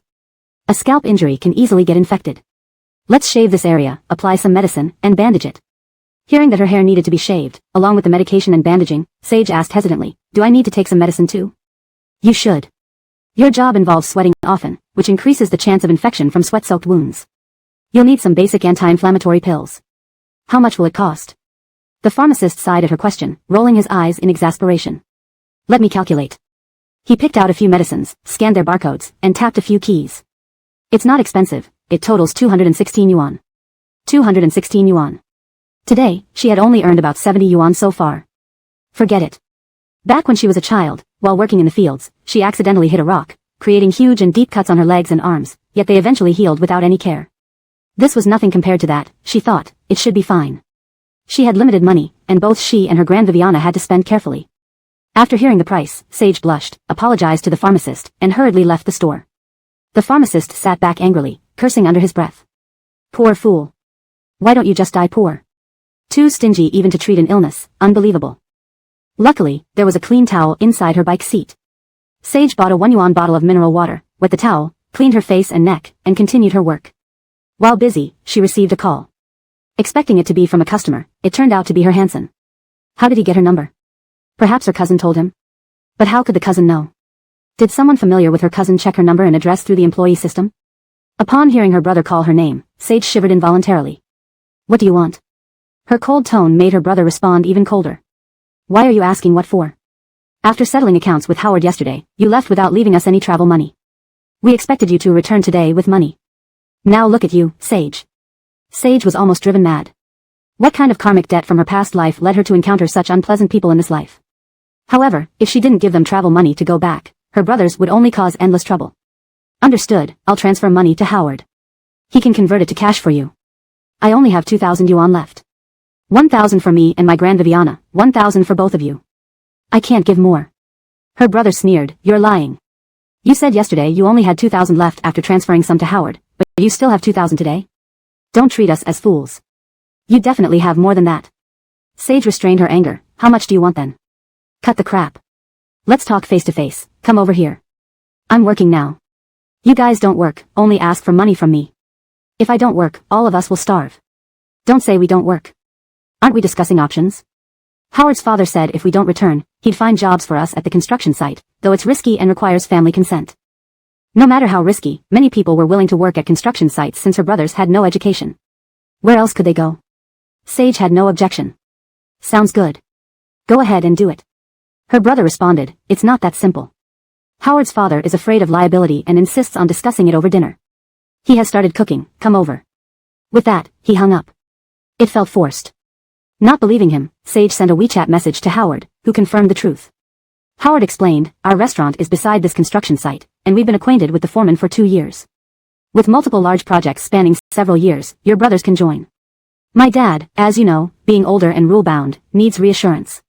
If you reassure him, he'll feel relieved. Sage understood. Back home, whenever one asked someone to do something, it usually required returning the favor in equal measure. Howard's father was merely seeking confirmation. For her brother's sake, she ended her shift early, bought some gifts, and went to Howard's house. As expected, Howard's father was pleased with the gifts. They chatted for a while, and both brothers got jobs, staying behind. With 200 yuan a day, board included, you can save 5,000 a month. In 2 years, you 3 siblings can buy a house for the eldest in town and settle down. Another 2 years, the second son can marry too. Brantleaf will improve quickly, Howard's father said confidently. Her brothers seemed hopeful, full of confidence for the future. Seeing their naive optimism, Sage didn't bother dampening their spirits. People need hope. Finishing dinner politely, Sage said she must return home to her Grand Viviana and left. Finally alone. Riding through the night, Sage felt an overwhelming emptiness and longing. When occupied, it was better. Now, she missed Ebert intensely, unable to breathe, feeling achy all over, wanting to cry. Unconsciously, she rode back to their apartment building. Looking at the dark windows, she knew she shouldn't go up, yet couldn't resist. Even if she didn't see Ebert, just lying on their bed and smelling his scent would suffice. Carrying the key, she easily opened the door, closed it, and rushed into the bedroom. Empty, Ebert hadn't returned. Lying on their shared bed, she clutched his pillow, tears streaming non-stop. Ebert, I miss you so much, so much. At this moment, she even considered disregarding everything. Even if his family disapproved, she didn't care.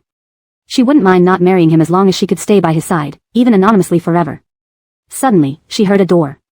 Thinking it was a hallucination, she raised her head and listened intently. There was indeed movement in the living room. Ebert? Could it be Ebert? Excited, she dropped the pillow and ran out. But seeing the intruders, her heart sank. Her elder and Oscars followed her here. Chapter 399, Ruffians and Scoundrels. Big Damien, Second Damien, you're here? How did you come? Her two brothers were already wandering around the room on their own, speaking with a sarcastic tone. We originally planned to follow you to visit Aaron, but you ran here instead. If we hadn't followed you out, who would have known you had such a nice place? Pauline, keeping such a good house all to yourself without letting Aaron and your two Hansons stay here is shameful. One brother rents a house outside, while the other two live at the construction site. Are you really comfortable with that? Pauline didn't expect them to be so brazen. Seeing their greedy eyes, she hurriedly tried to stop them. What do you mean it's my place? This house isn't mine, I just came here to pick up something I left behind. Her eldest brother shoved her aside. If it's not your house, how could you have left something here, let alone have a key to enter freely? Do you think we're fools? It either belongs to you or that guy, since you both live together. Pauline was furious and rushed in front of her eldest brother again, blocking him. Don't look anymore. The house indeed belongs to him, but it has nothing to do with me. Due to you two, I signed that agreement and broke up with him, don't you know? Her eldest brother stared at her brazenly. Is signing an agreement so impressive? They dump you and you let them? Are you that stupid? Are you content being toyed with? Alright, as a girl, maybe you can't handle them and are scared. I understand. But now, your two big brothers are here, along with our relatives. What are you afraid of? Pauline, I've heard that property prices in Fabiansheng are sky high. A place like this should be worth 3 to 5 million yuan. If we get this house, we won't need to work for the rest of our lives. We'll be set back home. Why are you so foolish? The moment they appeared in the house, Pauline knew they would say these things.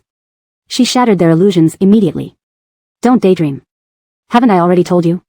The Marvin family is powerful in Fabiansheng. We can't touch them, they can crush us like ants. Bullshit.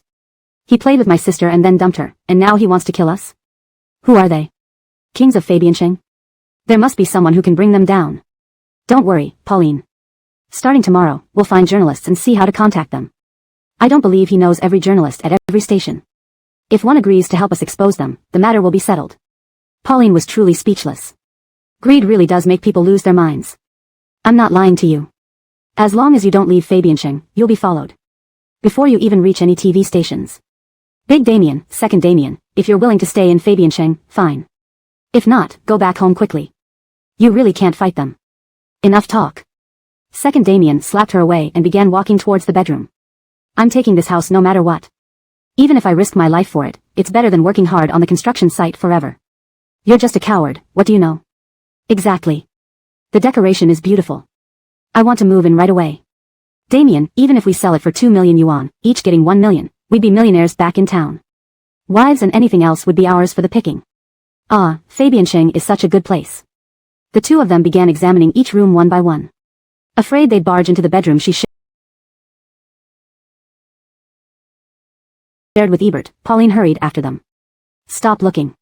What's there to see in an empty house? It's late, and Aaron is waiting at home. Let's go. This house belongs to Ebert. If the owners find out we entered without permission, they could call the police, and we might get arrested. Let them call, let them call. Trying to scare us with police? Think we're pushovers? Her eldest brother pushed her into Second Damien's arms. Look at how nervous she is. Maybe there's something valuable hidden inside. Hold her down, let me search. At the mention of valuables, Second Damien's eyes gleamed as he tightly restrained Pauline.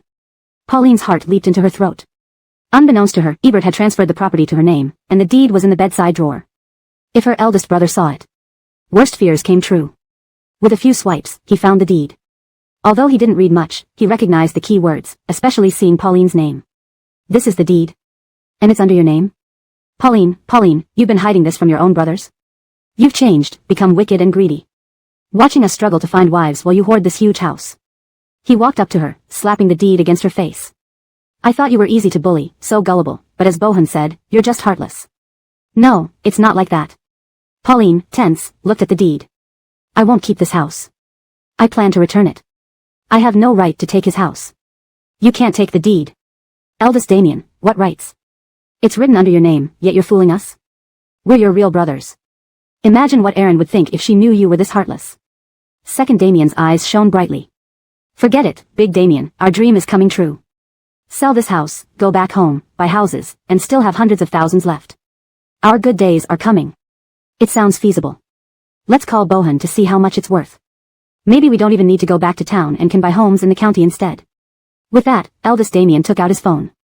Seeing this, Pauline felt her heart sink. Don't call Bohan. Absolutely don't call him. He's a bad person. He'll cheat you out of money. If you want to sell the house, use an agent directly, never tell Bohan. Eldest Damien didn't completely lose his mind.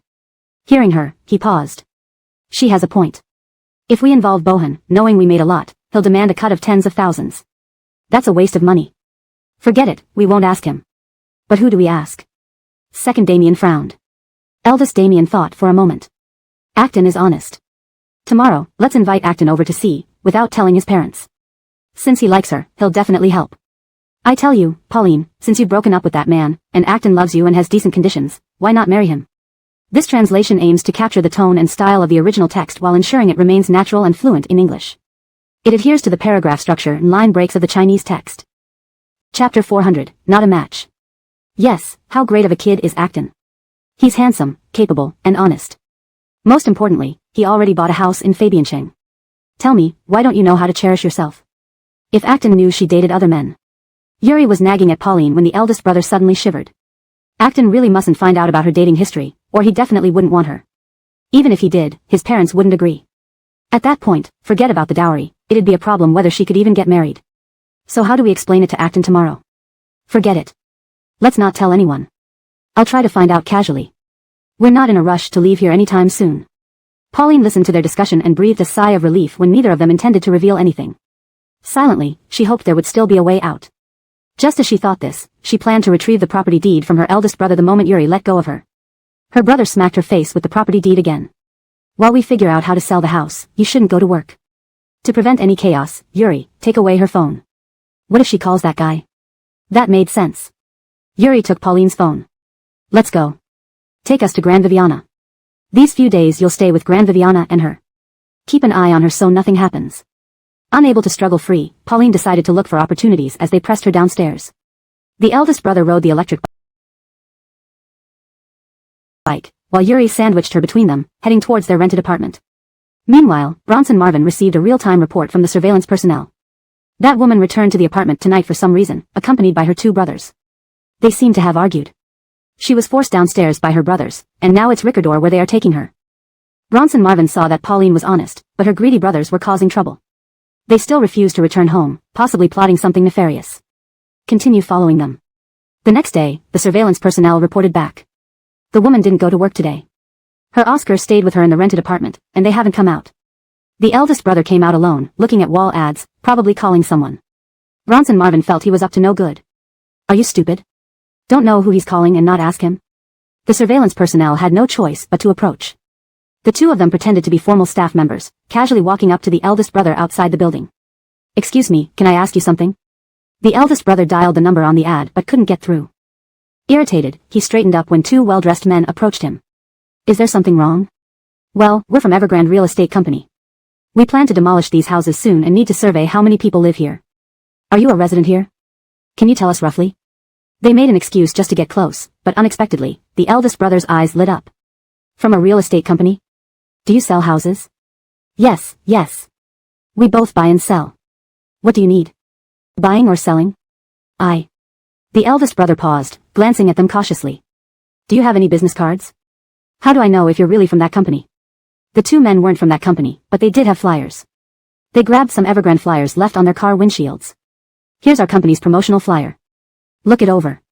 Seeing the professional material, the eldest brother believed them. I don't know how many people live here, but I have a house to sell. Are you really buying? Absolutely. Where's your house? Can you show us? Certainly. Wait a minute, I'll get the keys. Surprised by the smoothness of events, the eldest brother rushed upstairs while the two men quickly reported back to Thorntonager. He might be trying to sell Gary Marvin's apartment. Otherwise, where would he get a house? Bronson frowned and promptly reported back to Velma Marvin, who threw her coffee cup in anger. These shameless peasants dare to target my son's property. Capture them immediately, teach them a lesson, then kick them out of Fabiancheng. Who do they think they are? The manager calmed her down. Hannah, aren't you impulsive? If it were this simple, why wait until now? We want to silence them to ensure we're always on top when Gary mentions this matter. Here's what I suggest. Soon, the eldest brother brought the two men to Marvin's apartment. They inspected and were very satisfied. Great location and nice layout, although small, overall it's decent. We'll buy it. How much do you want? Not sure, the eldest brother asked. What's the highest price you offer? We don't set prices. Let's call our manager to finalize it. After a phone call, Thorntonager, arranged by the overseer, arrived professionally, showing the eldest brother his card and inspecting the place. Do you want a mortgage or full payment? What's a mortgage? Bronson, it means the buyer pays part up front like a deposit, then monthly installments follow. That would take too long. Desperate for marriage funds, the eldest brother replied, full payment, full payment. Bronson, for full payment, prices typically drop by 20% due to fewer customers paying up front. Let me show you another similar apartment sold for $2.6 million, but only $2 million for full payment. Acceptable? Thinking the house should be worth $3 to $5 million, getting only $2 million was disappointing. Are you deliberately tricking me? Such a good house for only $2 million? $2 million isn't low. You can check other companies if you're worried. Our integrity ensures fair business. The manager signaled to leave, but the eldest brother stopped him. Wait, I trust you. But there's something. The property deed is under my sister's name. Can I sign on her behalf? Chapter 401, a trap set just for you. Your sister's name? Why don't you have her sign instead of you signing on her behalf? The eldest brother couldn't admit that his sister no longer wanted to sell the house and could only come up with an excuse. My sister is sick, she can't sign or come over. But that's not acceptable, it must be signed by the person herself. The eldest brother hesitated. All right. I'll consider this further. The few people left, and although the eldest brother claimed he would think about it, in reality, he had no other options. He started paying attention to the small advertisements on the walls, hoping to find another real estate company. Sure enough, he found one. At the entrance of Pauline's building, there were fresh business cards plastered around. Of course, these had been placed there intentionally by the Ives right after he arrived. He quickly dialed the number, and the call was answered promptly. They immediately came to view the property. However, their offer was even lower than before, only 1.8 million yuan for the full price, and they still insisted on the owner's signature. Unbelieving, the eldest brother figured such a good house should fetch at least 2 million. He planned to revisit the idea tomorrow. But Pauline was being particularly unruly at home. After getting her drunk to put her to sleep temporarily, every time she woke up, she started yelling again. Worried about losing time, while heading back to their rented place, he scanned everywhere and called several more real estate companies, viewing houses one after another. Busy for hours, each offer became lower and lower. Finally, he decided to accept the first offer and sell the house for 2 million. But what if Pauline refused to sign? Sir, how about this? I bring my sister here and guide her hand to sign, then press her fingerprint. Will that work? Bronson, is your sister mentally incapacitated? What does that mean? It means if she has cerebral palsy, isn't mentally competent, is in a vegetative state, or has mental illness. In those cases, guiding her to sign is illegal. We cannot proceed like this. If this wasn't possible either, could they not sell the house at all? Desperate, the eldest brother almost knelt down. Look, I'm serious about selling the house. If you're serious about buying, give me a viable solution. Who will know about any wrongdoing if we keep quiet? Bronson, please, never say such things. What if the house prices rise later and you regret it, or if your sister regains consciousness and regrets it? If you use this against us in court, not only would we need to refund the money, but we might go to jail. No one wants to take on such risky business. We can't buy this house. The eldest brother was almost in tears. What should I do? Should I write a guarantee that I won't sue you? Write a guarantee? Do you think this is school? That doesn't have legal standing. Forget it. We aren't lacking just one property, so we won't buy it. The more Thorntonager dismissed the deal, the more desperate the eldest brother became. Finally, he begged them. Okay, I'll sell it cheaper. Can I sell it cheaper to you? Bronson, even if you sold it cheaper, it's still risky. Easton, sirs, please. My family really needs the money. The manager exchanged looks with the others. You sound so pitiful. How about we three take a risk and do you a favor? They shook their heads. We aren't married yet. Risking our future lives over this? Unless you can pay us well. Tell us, how much can you offer us? The eldest brother clenched his teeth. I want 1.8 million. The rest you can split. Is that okay? They stood up to leave. Expecting us three to take significant legal risks for just 200,000? Dream on. 1.7 million, give you each 100,000. No way. Not even a month's salary. What? You earn 100,000 a month? You have no clue. Our top salesperson makes $1 million a month. Off you go. Don't talk to us about this again. It's a joke to take on legal responsibility for such petty money. Completely at a loss, the eldest brother asked, then how much would you agree to? They exchanged glances again. 1 million. You keep 1 million, and we split 1 million. We'll ensure this doesn't reach the company, and you promise not to cause trouble.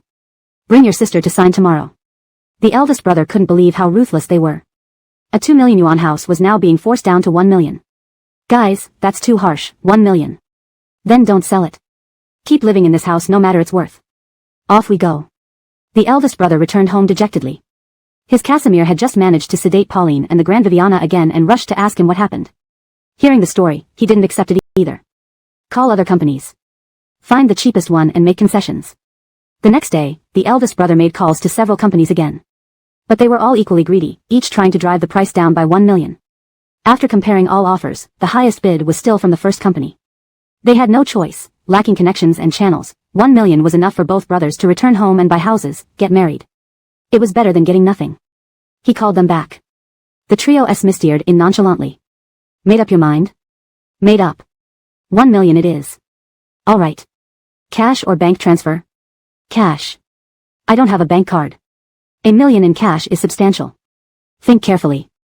I've thought carefully. I've thought carefully. Fine. Bring your sister over for the formalities. The eldest brother hurried back, drugged Pauline again, and brought her, unconscious and reeking of alcohol, to the apartment. The trio fanned near her nose. Wow, is your sister sick or just drunk? This heavy smell? You guys haven't. Not at all, this is my real sister. Really? If I knew you'd stoop so low, I wouldn't touch this deal even for 2 million. If she wakes up. Sirs, it won't happen. Let's finish the paperwork fast. She can't do anything when awake. Bronson, let's record a video as evidence. We can't handle trouble afterward. Thus, an unconscious Pauline signed the documents under the Casimir's guidance, and the footage was sent to the Ives. The Ives showed it to Madison, who shook her head. This family. Poor girl, she shouldn't have been born into such a situation. We won't harm her further. Let's just let this pass. Note, the original text contains some morally questionable actions. The translation aims to maintain the original tone and events as faithfully as possible. Chapter 402, I knew you were a good person.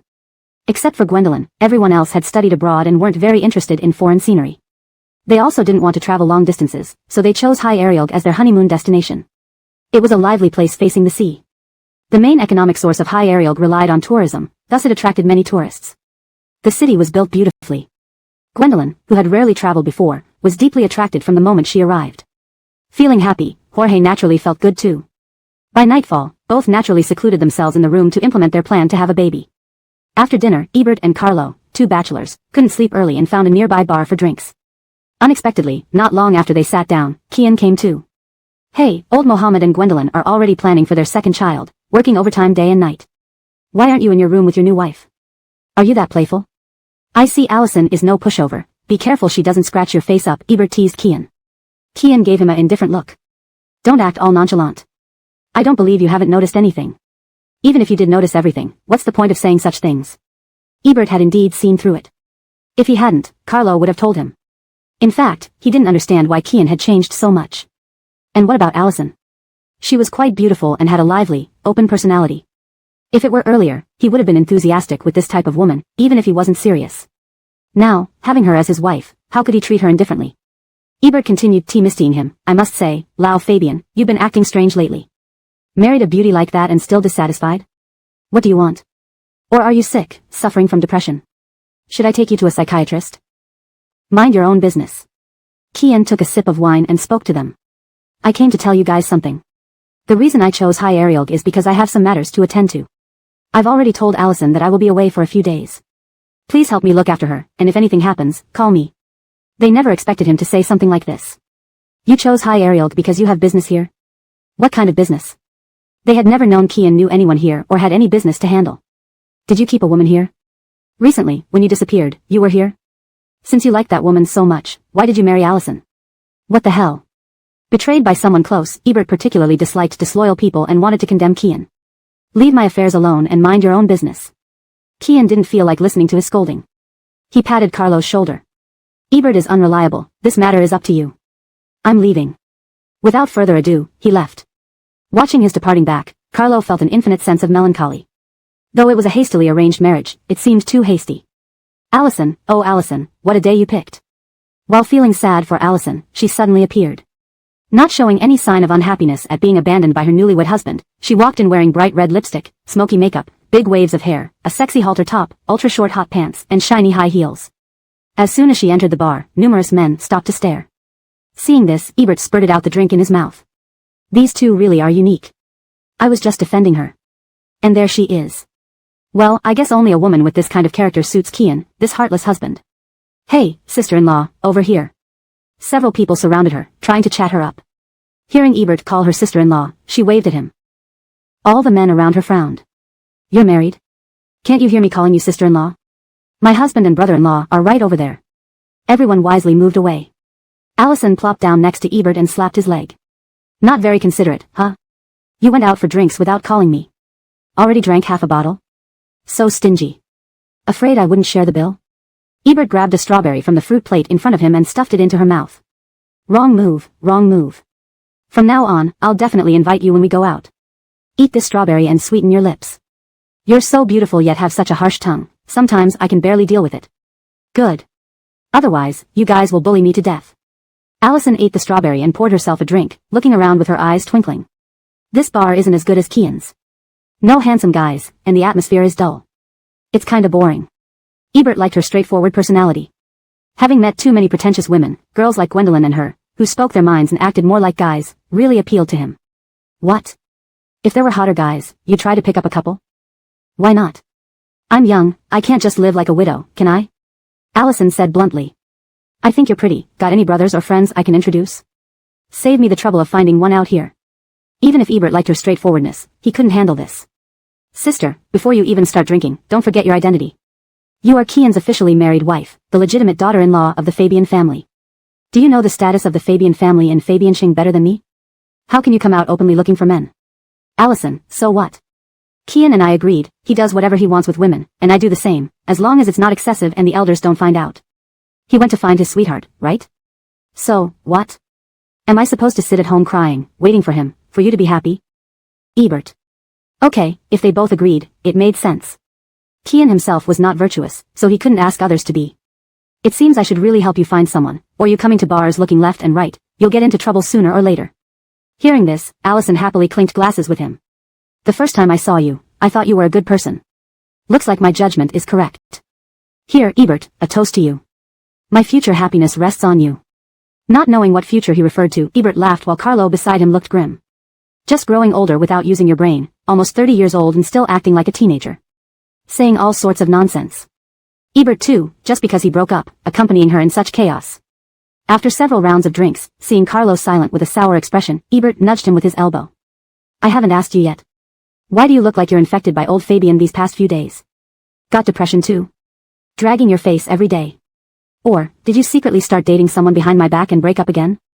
Chapter 403, What a Lovely Kid. Carlo wanted to say, have you seen me talking about dating anyone in the past few years? Break up? Break up my ass.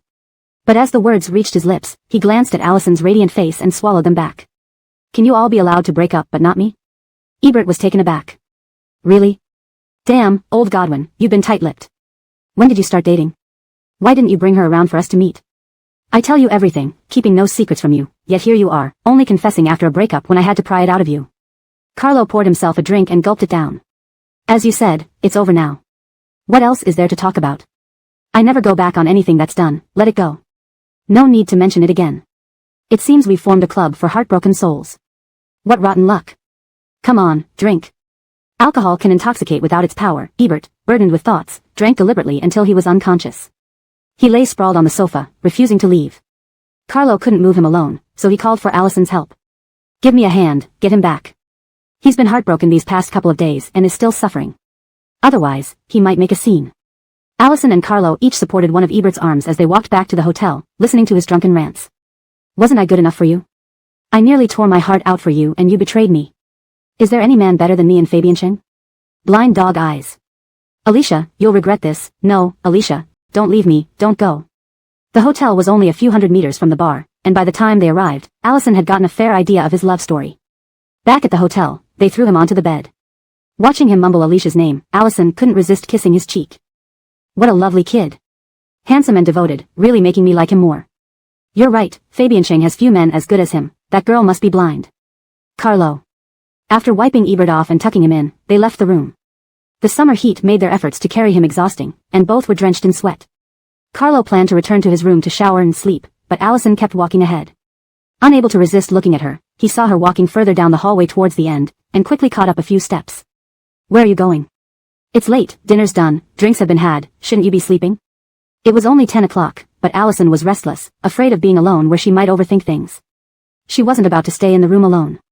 Does it matter to you where I go? Are we that close, sir? Step aside.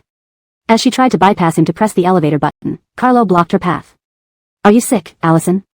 Are you addicted to alcohol? Will you die if you don't drink? It's late, and the rest of us men are sleeping. You, a woman dressed like that, running around outside? Allison didn't want to argue, but hearing this, her temper flared. She slapped his chest. You think I'm sick? How many years have I been sick? Yes, I'm addicted to alcohol, and will die without it. Who do you think you are to order me around? Even my husband doesn't control me. Get lost. For a moment, they seemed to revert to their younger selves, back when she wanted to break up. Back then, Carlo was young and stubborn, refusing to soften his stance even when she asked him to leave. Now, though he still had a short fuse, he had grown more understanding. I don't want to interfere, and I know I have no right. But your husband specifically told Ebert and me to look after you while he's away. You're a married woman now, and with influential family ties, any mishap would be embarrassing for everyone. Allison, please don't be unreasonable. Go back.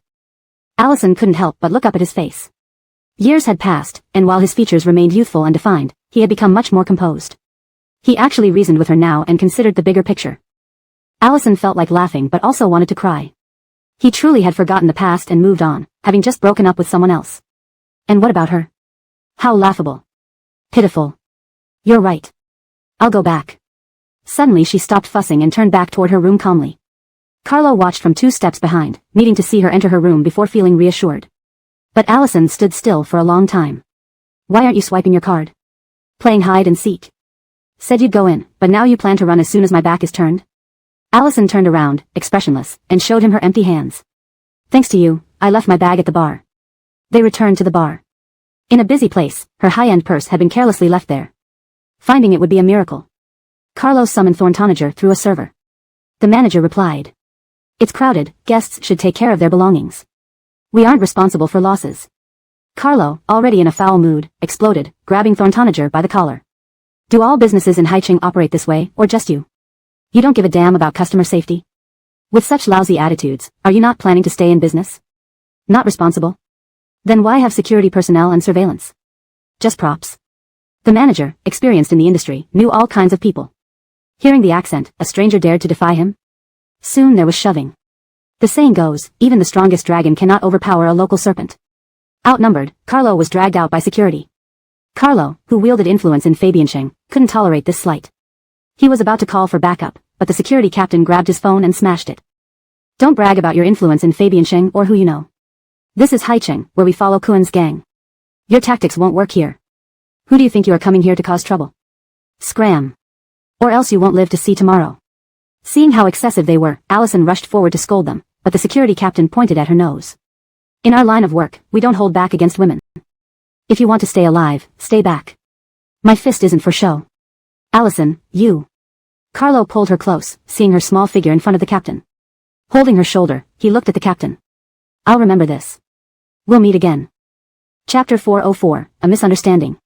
Carlo had never felt this wronged in his entire life and was about to call for help urgently. But his phone was smashed to pieces, the screen wouldn't even light up.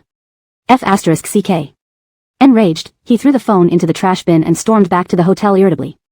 Allison followed behind, watching him with a troubled expression. Without saying a word, she entered the hotel courtyard and sat on a swing that creaked as it moved. Carlo had already entered the lobby when he realized she wasn't following. Irritated, he turned around and came out to find her again. Fortunately, Allison didn't return to the bar. Seeing her still leisurely swinging, Carlo walked over and tried to suppress his anger. So late and you're not going to sleep? Planning to sit here all night? Do you think you're Xiaolongnu or something? Note, Xiaolongnu is kept as is because it's a proper noun referring to a specific character. However, if further context or explanation is needed for the reference, it might be beneficial to add a brief note or description. His words were harsh, just like the old cynical Carlo. Allison glanced at him lazily. Does it matter where I go? Did you forget I lost my bag and can't get into my room? If you want me to sleep in your room, just say so. Carlo, I'll get them to issue you another room key. It's no big deal. Come with me inside. Damien, I don't have my ID. How do I prove I live in that room? Just hand over a key like that? Do you think this hotel is yours? Carlo dismissed it. He thought the hotel staff wouldn't be so unreasonable. Saying that, he returned to the lobby alone. However, upon asking, the staff refused to give him a new key. You need to show us your ID first to confirm your identity before we can issue you a new room key, sir. Carlo's family owned hotels, so he understood their actions. Fine, he wouldn't insist. Then just give me a new room. That also requires you to provide an ID, sir. Provide an ID again? I checked in this noon and opened 4 rooms, don't you remember? No matter how many rooms you booked before, opening a new one requires providing an ID.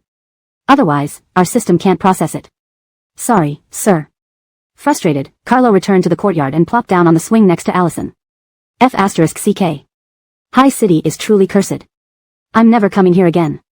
Allison watched his frustration with an inexplicable sense of calm. She looked up at the clear night sky, dotted with countless stars, and said softly. I think it's quite nice here. Look at the sky, so beautiful. I haven't seen such a beautiful starry sky for years.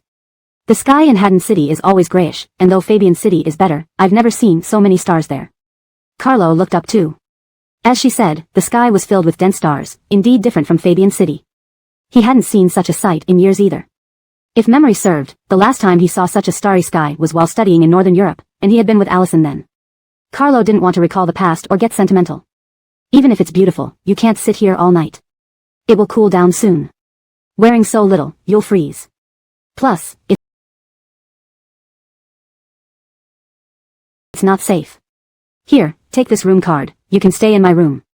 As he handed her the room card, Allison didn't take it, instead raising an eyebrow. Carlo was amused by her insinuating thoughts. Sleep by yourself, shall I sit here all night? Sister, am I that desperate? Allison lowered her eyebrows but still didn't take the card. You've grown up, become a gentleman. What did she mean by that?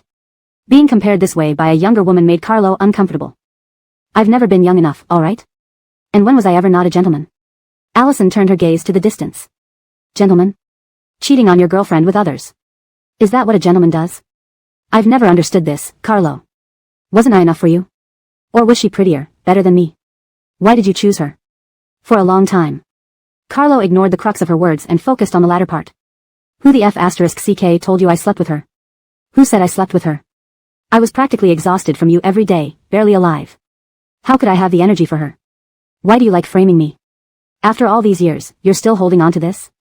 Allison suddenly flared up too. Weren't you too cowardly to admit it? If you were honest, admitted you were cheap and loved indulging, would have let you off. But you acted like a coward, I despised you my whole life. Carlo jumped off the swing, pointing at the sky. If I slept with her, may I never regain my manhood. May I be childless and die miserably. I never pretended to be a good man. You know how I was when we were together. If it happened, it happened. What could you do to me? Why would I lie and keep lying for years? Allison, use your brain. You're married now, someone else's wife. Why pretend? What for? His emotion was intense, and he sounded resolute. Allison was momentarily stunned. So why did she? Who told you that? Did she tell you I slept with her? F***CK. No wonder you reacted so strongly back then, insisting on breaking up. It was her deliberately provoking you. Such low tactics, and you couldn't see through it? Allison couldn't see through it. Back then, she was madly in love with Carlo. Everyone in their circle knew they were meant to marry each other. Then suddenly one day, a woman showed photos of them drinking together and claimed Carlo slept with her. Allison was furious and immediately confronted Carlo, but he, with that indifferent attitude. It's all in the past now. The facts don't matter anymore. It only shows he didn't love or care enough about her then. Otherwise, why would he offer no explanation after the fact? Why didn't he try to reconcile? Allison felt mixed emotions, looking at him before speaking calmly. Can you calm down? I just said you've grown up. Okay, I understand. There was nothing between you and her back then. Sit back down. Carlo sat back down on the swing but remained disgruntled. No wonder later you told everyone I was dead. Originally. Allison looked at him calmly. Sorry. Anyway, I'm right here in front of you now. Marvin to yell back. Hearing this, Carlo suddenly calmed down. He almost wanted to laugh. Because of a woman's petty prank, they went from being a loving couple to this state. Forget it, I'm not that bored. It's been so many years. Indeed, it has been so many years. Allison silently pondered his words and suddenly wanted a drink. Do you have money? Can you buy me a bottle of wine? Chapter 405, Get Lost. Carlo had no money. Even if he did, he wouldn't buy her alcohol again. Back then, although she was a bit spoiled and liked to act cute, she was still a very well-behaved girl. Why had she become like this now? None. Do you have an alcohol addiction now? Can't bear a day without it? Allison's head leaned against the swing ropes as she slowly said. This thing helps me sleep, I can't fall asleep without it. Can't sleep? It sounded like a huge joke to Carlo. During their past relationship, Allison slept in class, while doing homework, except when eating, with him or playing outside, she was always drowsy. Carlo would do 2 sets of homework for them both, soothe her, work hard in bed, and tease her all day saying that she was a pig, mocking her laziness. Now, she said she couldn't sleep. You should take medicine for insomnia, big sister. If you drink every day like this, sooner or later you will develop fatty liver disease. Besides, you're going to have kids in the future, you need to quit. Allison was amused by his words. With whom? Kian? Do you think we can have kids given how we are now? Given their current state, they indeed couldn't have kids, but now that they were married, especially with both families supporting it, having children would be inevitable. Carlo knew he shouldn't advise her, nor did he have the right to, but seeing what had happened, he couldn't help himself. Can't you two keep up this lifestyle forever? I know Lau Fabian, he is not a bad guy. Since you've already gotten married, try to live happily. This sentence suddenly broke Allison's calmness. She stood up abruptly from the swing, looking at Carlo with cold eyes. If Kian is so good and you hope he gets a child soon, why don't you go persuade him? Also, if I'm not mistaken, aren't you not young anymore? Instead of worrying whether others will stick together for life or have children, why don't you worry more about yourself? Carlo was speechless. After that, Allison walked quickly out of the hotel. Worried she might go to a bar and cause trouble, Carlo chased after her and held her back. All right, I won't meddle anymore. Don't get angry. It's too late today, you really can't go to the bar again. Let's go back. He grabbed her tightly, causing pain in her hand as she struggled to break free. Sensing her pain, Carlo also used some force, pushing her bracelet aside, only to find that her skin felt grooved, seemingly scarred. What happened? What happened to your hand? He tried to pull her wrist closer to examine it, but Allison fought even harder. Why should you care? No. Let go. The more she resisted, the more curious Carlo became. Despite Allison being thin, she was no match for him. He easily pulled her towards him. Upon closer inspection, 4 worm-like scars appeared on her wrist. 3 of the scars looked old, almost blending with her skin color. But one was pinkish red, obviously fresh. Carlo never expected to see something like this on her hand. Did you attempt suicide? More than once? What happened? Did you fall sick? Depression? Although he had never experienced it himself, he heard stories of people who occasionally attempted suicide due to depression within their circle. Previously, whenever he heard such news, he mocked those who didn't appreciate their blessings, living in comfort but finding unhappiness. Yet here he was, seeing evidence of depression on the hand of his ex-lover. To Allison, it wasn't just her scars being exposed, but a major privacy breach. Fuming, she slapped Carlo with her other hand. Why should you care? I'm your brother's wife now. Why do you grab my hand like this? Let go. She exerted all her strength, but it barely stung Carlo. He ignored her anger and kept staring. How long has it been? Have you taken any medicine? Does Kian know? Allison sneered, if it's been a long time, and I haven't taken any medicine, and Kian doesn't know, are you going to report this to him tomorrow? Tell him that I'm mentally ill, and urge him to leave me? Clearly, that wasn't what Carlo meant. He genuinely cared about her, yet Allison chose to interpret it differently. Speechless for a few seconds, he apologized, fearing he might upset her further. All right, I'm wrong, stop talking about these. Let's go back to the room. We'll talk there. He tried pulling Allison back to the hotel, but she screamed and refused to move. Don't touch me. Let go. I won't go back. Let me go. With no other choice, Carlo picked her up bridal style. Amidst her screams, they reached his room. Closing and locking the door, placing her down gently, Carlo spoke calmly. Today has been tiring, you should rest. Let's talk tomorrow. Go take a bath. Afterward, I'll massage you. Remember, you used to say my massages made you sleepy? In their dating days, Allison often acted spoiled. While Carlo helped her with homework, she would fall asleep beside him. After waking up, she complained about the table making her sore and demanded a massage. Years had passed, yet they both remembered. Feeling increasingly heartbroken, Allison felt as if her chest had been stuffed with cotton, making breathing difficult. Tears welled up in her eyes, urging her to scream, to lose control. She thought she could handle herself in front of Carlo, but reality proved otherwise. Once she saw him, she lost all control. When he was nasty, she couldn't resist mocking and ridiculing him, showing off her worst side, hoping to irritate him.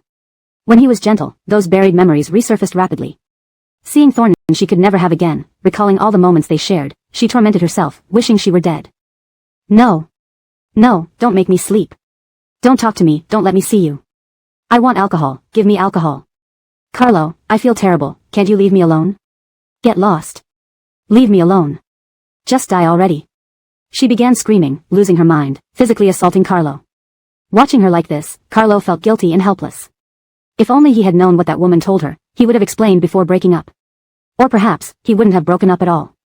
Would she have avoided falling ill if he hadn't? Would they already be married?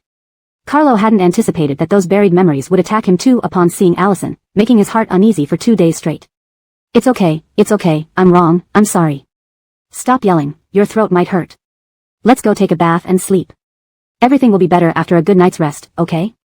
He restrained her, carried her to the bathroom, and they stood under the warm shower together. Chapter 406, Someone in the Room? Allison was taken by surprise and screamed, instinctively diving into Carlo's arms. He gently patted her back a few times. All right, it's just bathing you. There's nothing to be afraid of. Are you awake now? If you are, take your time washing, I'll wait for you at the door. Just shout if you need me. After all, physical contact between men and women should be avoided, especially since she was someone else's wife. What would it look like for both of them to be in the bathroom together? Carlo started to leave, but Allison grabbed his arm. No, you can't go. Carlo was speechless. I'm not going far, I'll be right here at the door. The light is on, it's not dark. You're an adult, surely you know how to take a shower? Allison held on to him stubbornly. I don't know how. Without you, I can do nothing. I'm just a fool. Carlo, you can't go. Both of their clothes were soaked through, water dripping down from their hair onto their faces, making it hard to keep their eyes open. Carlo wiped his eyes. You didn't drink tonight, stop saying such nonsense. We're adults. Before he could finish speaking, Allison suddenly stood on tiptoe, wrapping her arms around his neck, and kissed him. Carlo was stunned by the kiss. Feeling the softness for a few seconds, he quickly stepped back, pulling Allison away from him. What are you doing? Have you gone mad? Allison looked at him with hazy eyes. Yes, I've gone mad. Otherwise, why would I come all the way from Haddonshire to Fabianshire, marry someone I never knew before? If I hadn't known he was your friend, do you think I would have married him? All I wanted was to be in front of you, to irritate you, sacrificing my entire happiness just to appear before you. Now you tell me that what happened back then was a misunderstanding. Carlo, do you know how much it hurts? Carlo knew that given her character, there must be a reason for her marrying Kian. But he never imagined it was because of him. Why are you so irrational? Marriage is a big decision, and you use me to vent your anger? Mentioning venting anger, Allison couldn't help but start sobbing. Ever since we broke up, I've been like a zombie, living each day aimlessly. If it wasn't for my parents, I wouldn't have lived until today. A simple marriage is nothing compared to that. As long as I can see you every day, irritate you, even if it means something cruel, I'd willingly do it. I thought I would never regret it, but Carlo, now I do. I admit I'm weak. I love you, from beginning to end, I still can't forget you. Suddenly, I don't know how to live anymore. If you push me away again, lock me in that cage called Fabian family, I really can't live. Carlo felt deep pain too. Since Allison reappeared in front of him, he hadn't felt good. He thought he had accepted reality, but hearing her words made him feel like he was breaking apart. He longed to hold her in his arms. What can I say? You and Kian should get divorced if this keeps going on. You can't waste your whole life like this. If you don't dare tell him, I'll do it tomorrow. Let's deal with tomorrow when it comes. What I want is today, now. Allison said, then lunged forward to hug his neck again. Don't push me away again. I really can't bear it anymore. Please. Her smoky makeup was mostly washed off, revealing her naturally fair skin. She was still so young, so innocent and adorable without heavy makeup. Looking at her like this, Carlo was transported back to those days, and his restrained body finally gave in, kissing her deeply. This night was destined to be sleepless. They only fell asleep as the sky began to lighten, inadvertently sleeping past breakfast time. Gwendolyn and Jorge had gone to bed early last night and were full of energy when they went to eat breakfast. Gwendolyn sent a message in the group asking when they would come down. On the way here, they planned to enjoy High City thoroughly, starting at 8 a.m. Kian was the first to reply in the group, saying he had something to do and wouldn't join the activity today, asking them to take care of Allison. Jorge and Gwendolyn exchanged glances, both speechless.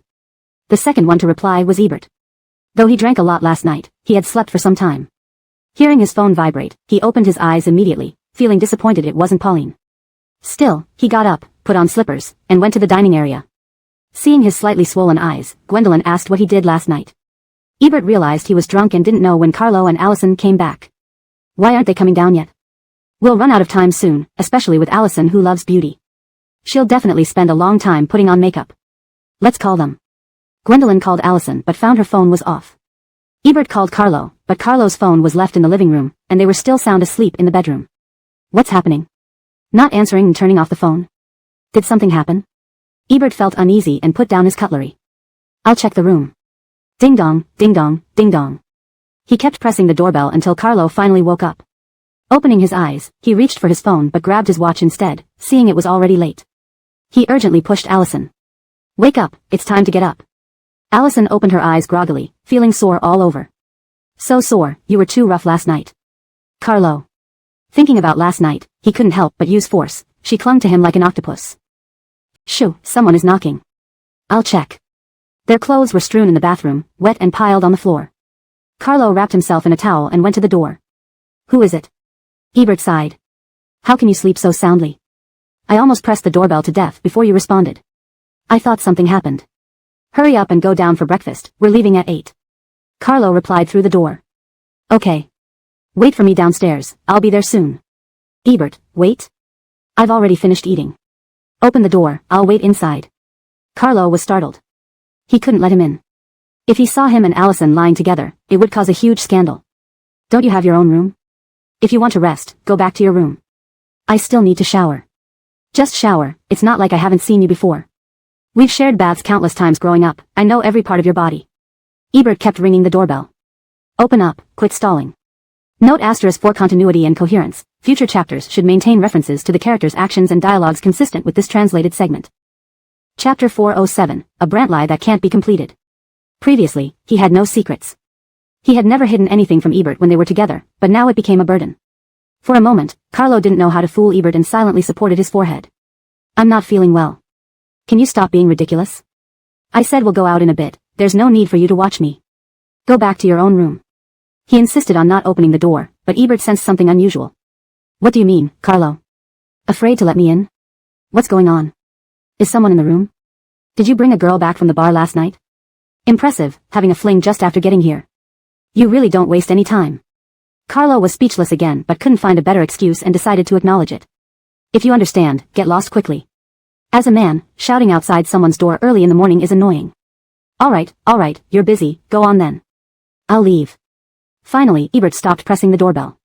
Carlo rushed back into the room, grabbed a bathrobe for Allison. Hurry up, get dressed and return to your room. It will be troublesome if someone sees you.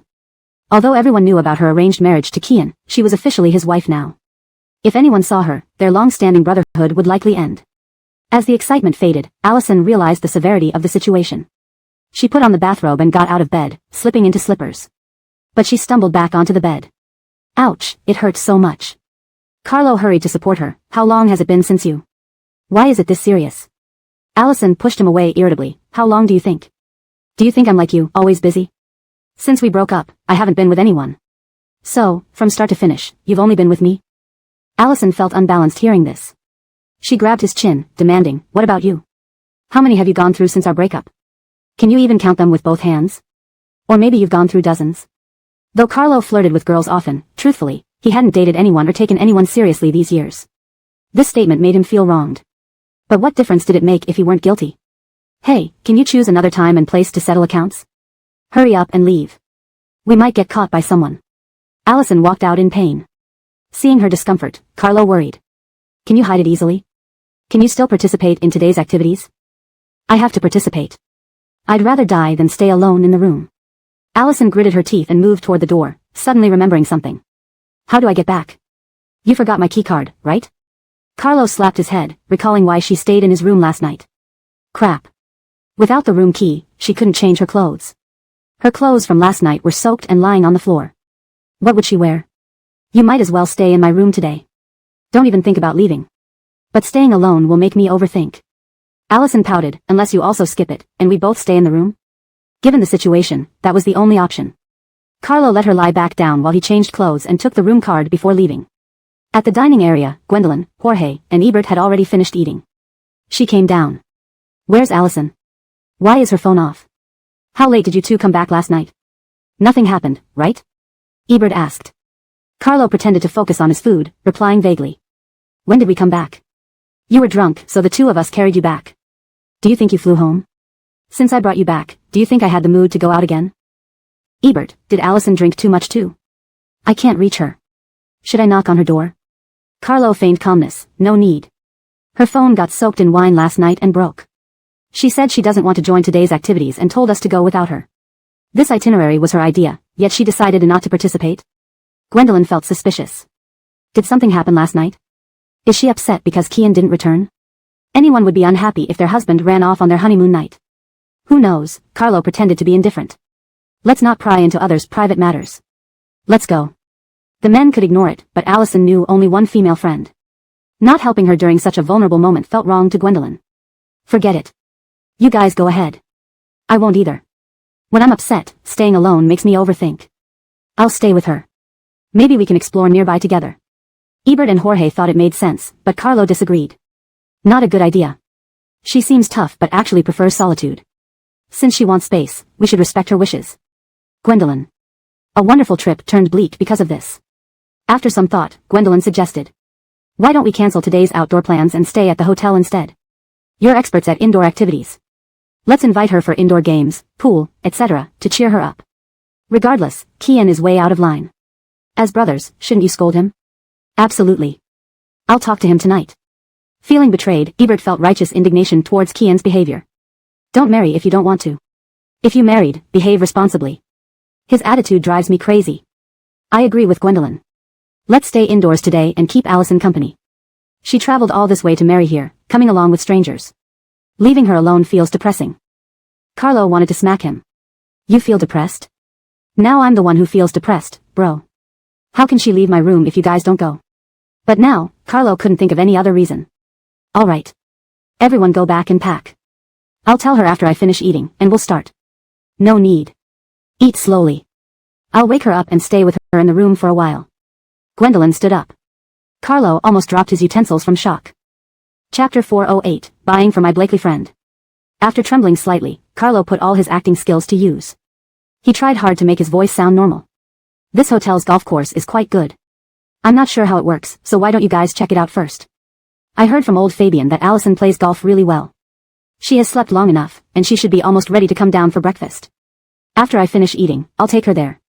There's no point in staying cooped up in the room all the time. Outdoor activities can promote dopamine secretion and boost mood. After discussing Allison all morning, Jorge grew a bit impatient. We are not 3-year-olds who can't handle their own affairs. There's no need for you to worry this much. What old Godwin said is correct, let's go over there first. You're not her Viviana, stop being overly caring towards everyone as if you want to show off your maternal love. The one who needs your care now is me. Let's go. With that, Jorge stood up and dragged Gwendolyn away. Ebert found Jorge's words reasonable after hearing them. He wasn't anyone's father, nor did he need to overflow with fatherly love. They were all adults capable of handling personal matters. Ignoring it and letting them adjust on their own would be fine. He followed Jorge and Gwendolyn and left. Watching the three figures gradually disappear into the distance, Carlo sighed in relief and quickly put down his knife and fork, rushing back to the room to discuss a plan with Allison. Just as he was getting up, his eyes caught sight of 3 lively and energetic college girls who looked like they were planning their itinerary while preparing for lunch. Thinking about how Allison had no clothes to wear, Carlo, for the first time in his life, approached such girls. Hello, excuse me, ladies. Could you help me with something? The 3 girls, looking frugal but cheerful, froze at the sudden appearance of this tall, handsome, young man who exuded brilliance.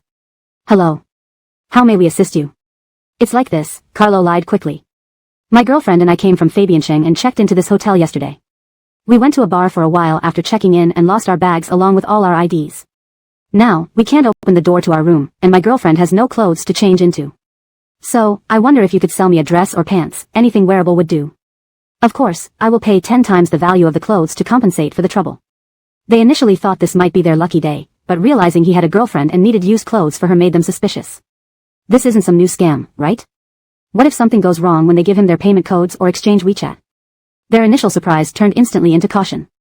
Sensing their apprehension, Carlo hurried to explain.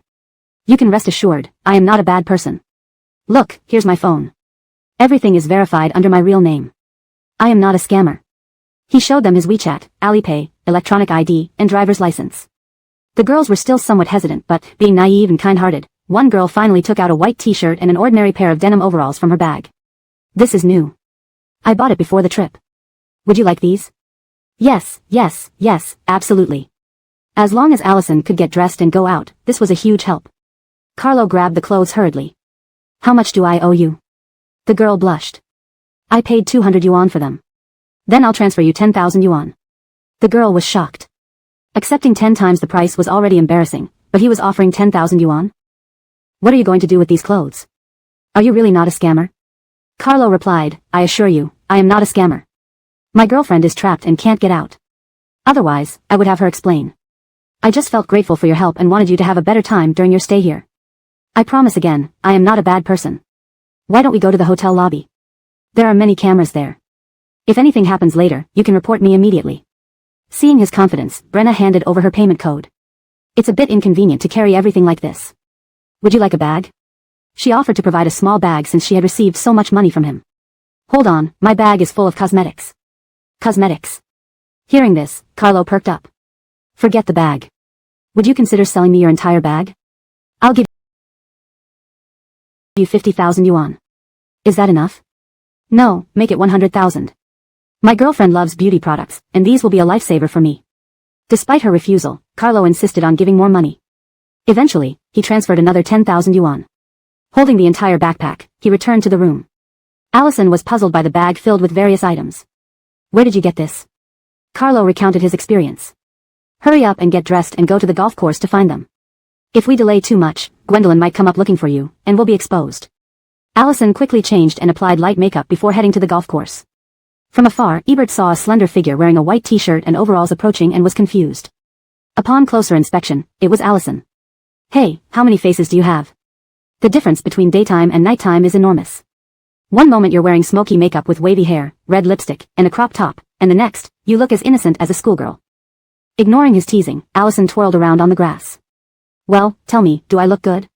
Ebert laughed. Beautiful. Absolutely beautiful. Isn't that what you said yourself? In our circle, a bit of looks helps squeeze in. Since you managed to enter, you must be beautiful. Speaking of which, I'm curious. Did you look like this during the day or at night when you were studying? Which school did you attend? Allison answered frankly. Before high school, I was always the campus flower. Regardless of my appearance, every boy in Haddoncheng knew me. As for university. She mentioned a school name, inadvertently ignoring Carlo's presence. Note, for smoother narrative continuity, the last sentence implies Allison's unawareness of Carlo overhearing her, creating a subtle tension. Chapter 409, Spare My Brantleaf. Ebert exclaimed, I didn't realize you and our Damien Godwin are graduates of the same university. What a coincidence. Which year did you graduate? Maybe you've met before. Allison wished she could slap herself for her loose talk, having forgotten about this crucial detail. Revealing that she and Carlo attended the same university, what good would it do her? She deliberately mentioned a couple of years later than her actual graduation, leaving Ebert slightly disappointed. No wonder Damien Godwin doesn't know you, you're like his junior. If you had graduated 2 years earlier and been classmates with him, old Fabian wouldn't be around now. Just as they were joking, Carlo arrived in the shuttle cart. I heard you talking about me from afar. What are you saying about me? Ebert chuckled, complimenting you, saying how impressive it is that you and Allison graduated from the same university. Come, meet your junior. Carlo felt a jolt of surprise and gave Allison a reproachful look, as if asking why she mentioned this. Allison felt guilty and looked away to fetch the golf clubs. Carlo squeezed Ebert's shoulder. There are plenty of female classmates from the same year and school. I don't call all of them relatives. Don't tease me here. I came here to tell you both that I have something to attend to. Go ahead and enjoy yourselves. Ebert protested, damn, you're so busy. Just got to Haicheng and you already have stuff to do. Need to go alone? I'll come with you. Where can't you play golf? You specially made me come from Fabiancheng to Haicheng for this? Let's walk around, get some fresh air. Under normal circumstances, even if he didn't want to, Carlo would drag him along. But given the current situation. God, are you a clingy kid or a shadow? Sticking to me all day. I said I have things to do. Is it annoying for you to tag along everywhere? Ebert retorted, "Hey. Carlo, you find me annoying? How dare you?" Halfway through his sentence, he suddenly understood. "I get it. You just arrived in Haicheng, don't know anyone, what important business could you have? Are you going to find a girl? Still interested in the one you brought back last night? Planning to date her? Seriously, you never get tired of women, huh?" Allison was still there, how could he talk about himself like that? Carlo kicked him, but Ebert dodged. "Go away, stop attributing your own ugly behavior to me. I don't have time for you today. Leaving. Lau Mohammed, Gwendolyn, have fun. We'll meet up when I get back." As he was about to leave, Allison put the golf club back down and ran after him a few steps. "I'll go with you." When walking over, Ebert noticed that Allison's leg seemed uncomfortable. More so now as she ran. Ebert grabbed her. "You know what he's doing and you still want to go with him? What's wrong with your leg? Looks like it's hurt. Can you walk?" Allison blushed and gave Ebert a glare. "What else? It twisted while carrying you back last night. I don't care what he's doing, I just need a ride to buy a phone. Mine's broken, and I can't live without it, right?" For convenience during their stay, they rented 2 cars. Even though the bar was nearby, Carlo still drove her out. 2 minutes later, they arrived at the bar entrance. The bar wasn't open at this hour, but there were security guards on duty. Seeing them approach, a guard immediately stepped forward. "Don't you see? Closed. Business hours start in the evening. Come back then." Carlo stopped and looked at the guard. "I won't waste time with you. Call your Akil." The guard saw his decent attire and expensive car. "What do you want with our Akil?" "Just bring him. Tell him I'll give 20 minutes, no response, and we'll see." The guard was startled and quickly called the captain, who then contacted Thorntonager. Soon, the door opened, and Thornton, who had asked for help against Carlo last night, came out. He recognized Carlo immediately. "It's you again. Stubborn, aren't you? With all your supposed skills, you're making such a fuss over a lost bag. Couldn't you just buy another one? Embarrassing, isn't it?" Carlo responded calmly, "Whether it's embarrassing or not isn't your concern. Just tell me if you can find it or not." "Can't. And I told you clearly last night. No matter what, I won't help. Annoying people like you, showing off in front of women, I hate it. I'll make sure you can't show off and will embarrass you. What can you do about it?" "What can I do? You'll see soon enough." Saying that, Carlo made a call right in front of him. The man laughed uncontrollably. "See, guys? Ha ha ha. Waiting here to see what he can do. Never seen someone this full of hot air. Hilarious." Everyone found Carlo hilarious, laughing together as he dared to challenge Damien Kuhn's territory. Carlo watched them with a calm expression while Allison waited quietly beside him. Within 5 minutes, a police car sped over. The manager remained unfazed, knowing Damien Kuhn's power. Without those connections, how could they grow their business? "You called them? Quickly, tell them to arrest me." Carlo remained silent as several officers came out and directly ordered Thornton. "Sudden fire safety inspection. Open the door." The man ordered the guard to open the door and called Damien Kuhn. Before he finished, an officer turned back. "Fire safety issues detected. Several violations are present. Aiden, sign the liability form, close for rectification." The manager panicked, reporting to Damien Kuhn. Damien Kuhn didn't believe it and passed the phone to the lead officer. "Higher authorities' instructions. Routine inspection. When can we reopen? Depends on your improvements." Returning the phone, Thorntonager faced Damien Kuhn's roaring anger. "Who did you offend? Who has this much power?" Unable to respond, Thorntonager changed his tone towards Carlo. "Sir, please forgive my poor eyesight. May I hear your name?" "Carlo." "Tell him, Fabianching's Godwin family." The man on the phone roared louder. The call disconnected, and Thorntonager fell to his knees before Carlo. "Forgive me, Master Godwin. I couldn't recognize your stature. I'll find the surveillance and the bag right away. Please, have mercy on me." Chapter 410, Pretend Nothing Happened. Thinking about the humiliation she had endured last night and the insults just before making that call, with Bo Ainsworth Godwin's temper, he should have given this man a good lesson. But he suddenly knelt down.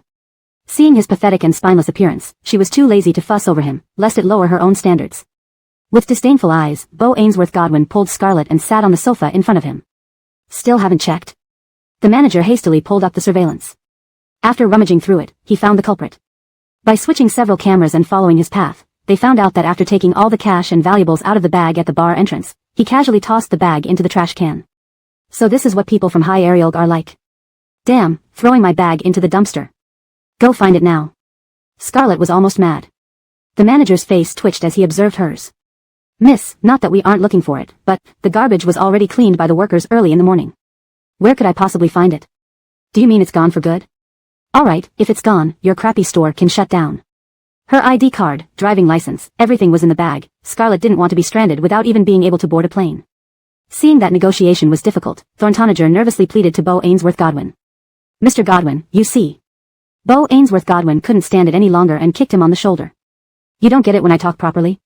Need me to get rough? Wasn't she clear enough? Can't understand, or do you really not want to live? So fond of talking back. After being kicked, Thorntonager tumbled on the ground before quickly getting up, nodding like a chicken pecking rice. Sorry, I was wrong, I'll go look, right away. Xiao Ian, quickly bring over the janitor responsible for cleaning this area and ask where the garbage was dumped. Several security guards, frightened, hurried out. Soon, they brought in an Ricardo dressed in janitorial uniform. The Ricardo told them a location. Nodding again like a chicken pecking rice, Thorntonager said to Beau Ainsworth Godwin. I'll go find it right now. Mr. Godwin, please wait. Just as he was about to leave with people, Scarlett stood up. I'm coming. I want to personally oversee your work. Miss, we're going to the landfill, it's dirty and stinky. Don't care about me. No matter how dirty, it can't compare to your mouth. Move it. Beau Ainsworth Godwin drove Scarlett behind their vehicle, winding around until they reached a huge waste transfer station. Stepping in, they were surrounded by overwhelming stench and mountains of garbage. The manager asked several people and pinpointed the general area of the garbage. He then led a few security guards towards the pile. Everyone endured the smell and dirt, digging through it. After some time, one person ran back holding a small silver bag. Miss, is this it? Seeing her expensive bag now like this, Scarlett clenched her teeth. Clean it. The manager rushed to rinse the bag, respectfully handing it over. Opening it, Scarlett found most documents intact except her phone, cash, and a necklace. That thief must be found as soon as possible and imprisoned. My necklace costs hundreds of thousands. This bag is also more than 300,000. Rest assured. We will take care of this. Results will be delivered by evening. Scarlett and Beau Ainsworth Godwin returned to the car. Seeing her damaged bag, Beau Ainsworth Godwin offered, let me take you to buy another one. Knowing his wealth, she still declined. Forget it, let's get a new SIM card first, and a new phone. Crummy High Ariel nearly gave me a heart attack, won't come back here ever, even less so contribute to their GDP. Turned off for so long, no fear of others, just afraid of Kian's mom. Beau Ainsworth Godwin took her to a mobile shop, where her identification was quickly used to replace her SIM card. They picked out a new phone next. Putting in the SIM card, sure enough, Scarlett saw several missed calls and messages.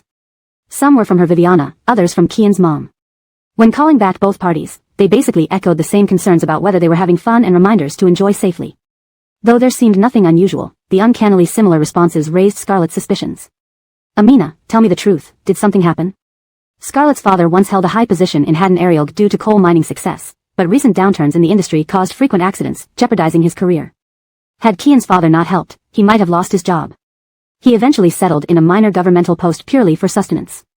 Post-retirement, they pinned their hopes on Scarlett's well-being and marriage. Scarlett asked her Viviana. Sighing, her mom responded. Your newlyweds shouldn't disturb you, but your father-in-law's condition has worsened, hospitalized last night. In times like this, someone by his side for support and comfort to your Viviana-in-law would be nice. Though I wish you'd return, your Viviana-in-law insists otherwise. Scarlett's heart sank. She married Kian partly for her parents, partly for Beau Ainsworth Godwin, and partly because of his parents' kindness, who genuinely treated her as family, especially his mom. Her Viviana-in-law's affection made her feel obligated to reciprocate wholeheartedly. Hearing her father-in-law's worsening health, she felt deeply distressed. I know Amina, you're right. At a time like this, us playing outside looks inhumane. I'll return soon. You're wise, you. Remember, you and Baichuan are young, there will be plenty of chances to travel later.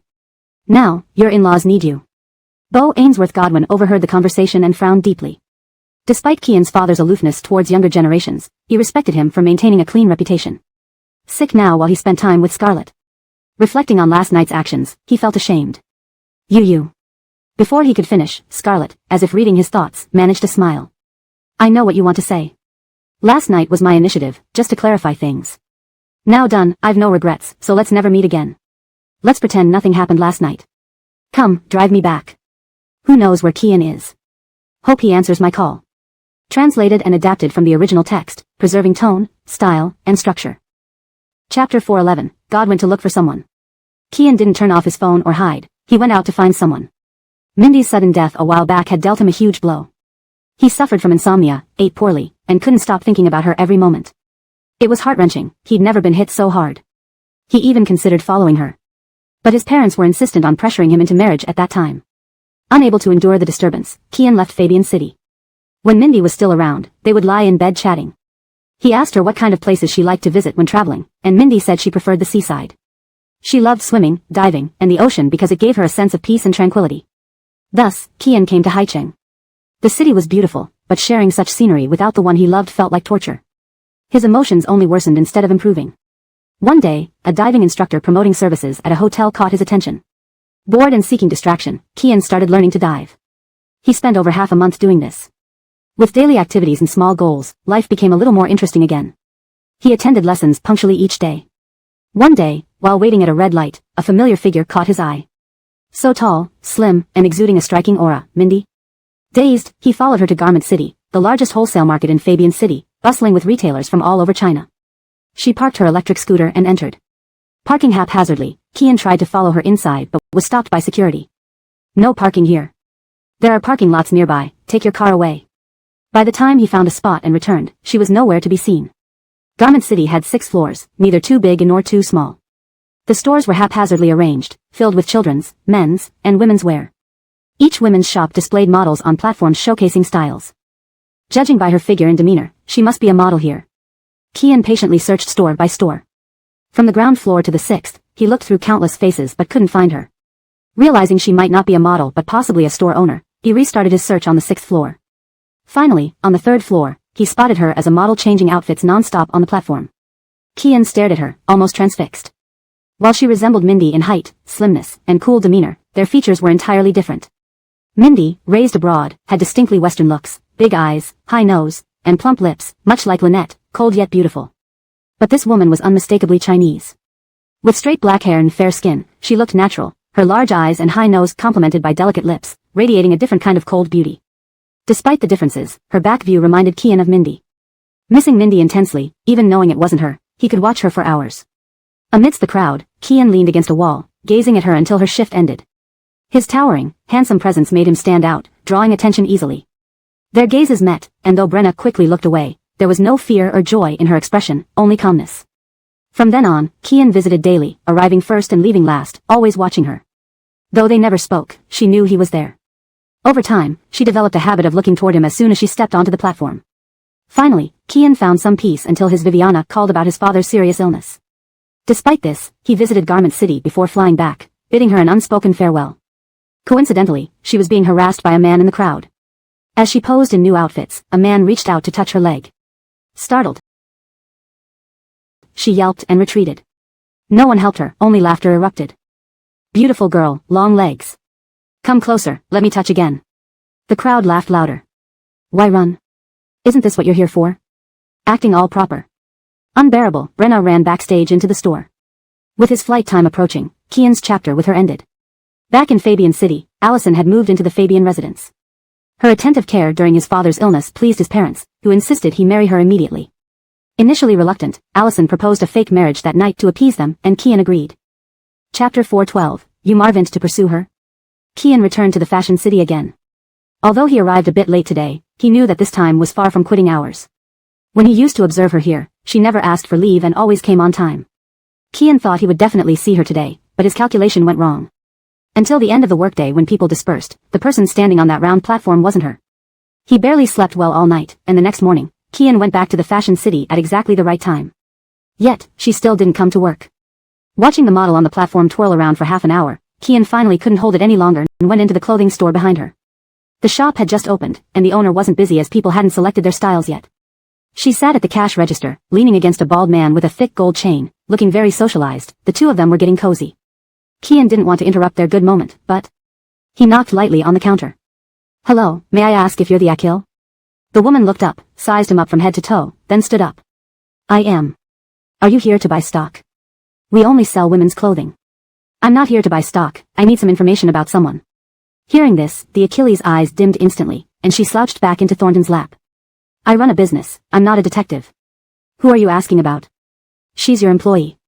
Where did the tall, slender model who used to be here go? The Akil sized Qian up again. Undeniably, his height and looks matched Raquel well. Could he be her boyfriend? But how could he not even know her name or address if he were? Which tall,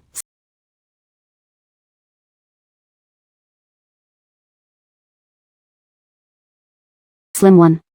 There are so many beautiful, tall, and slender girls here every day, Who knows who you're talking about?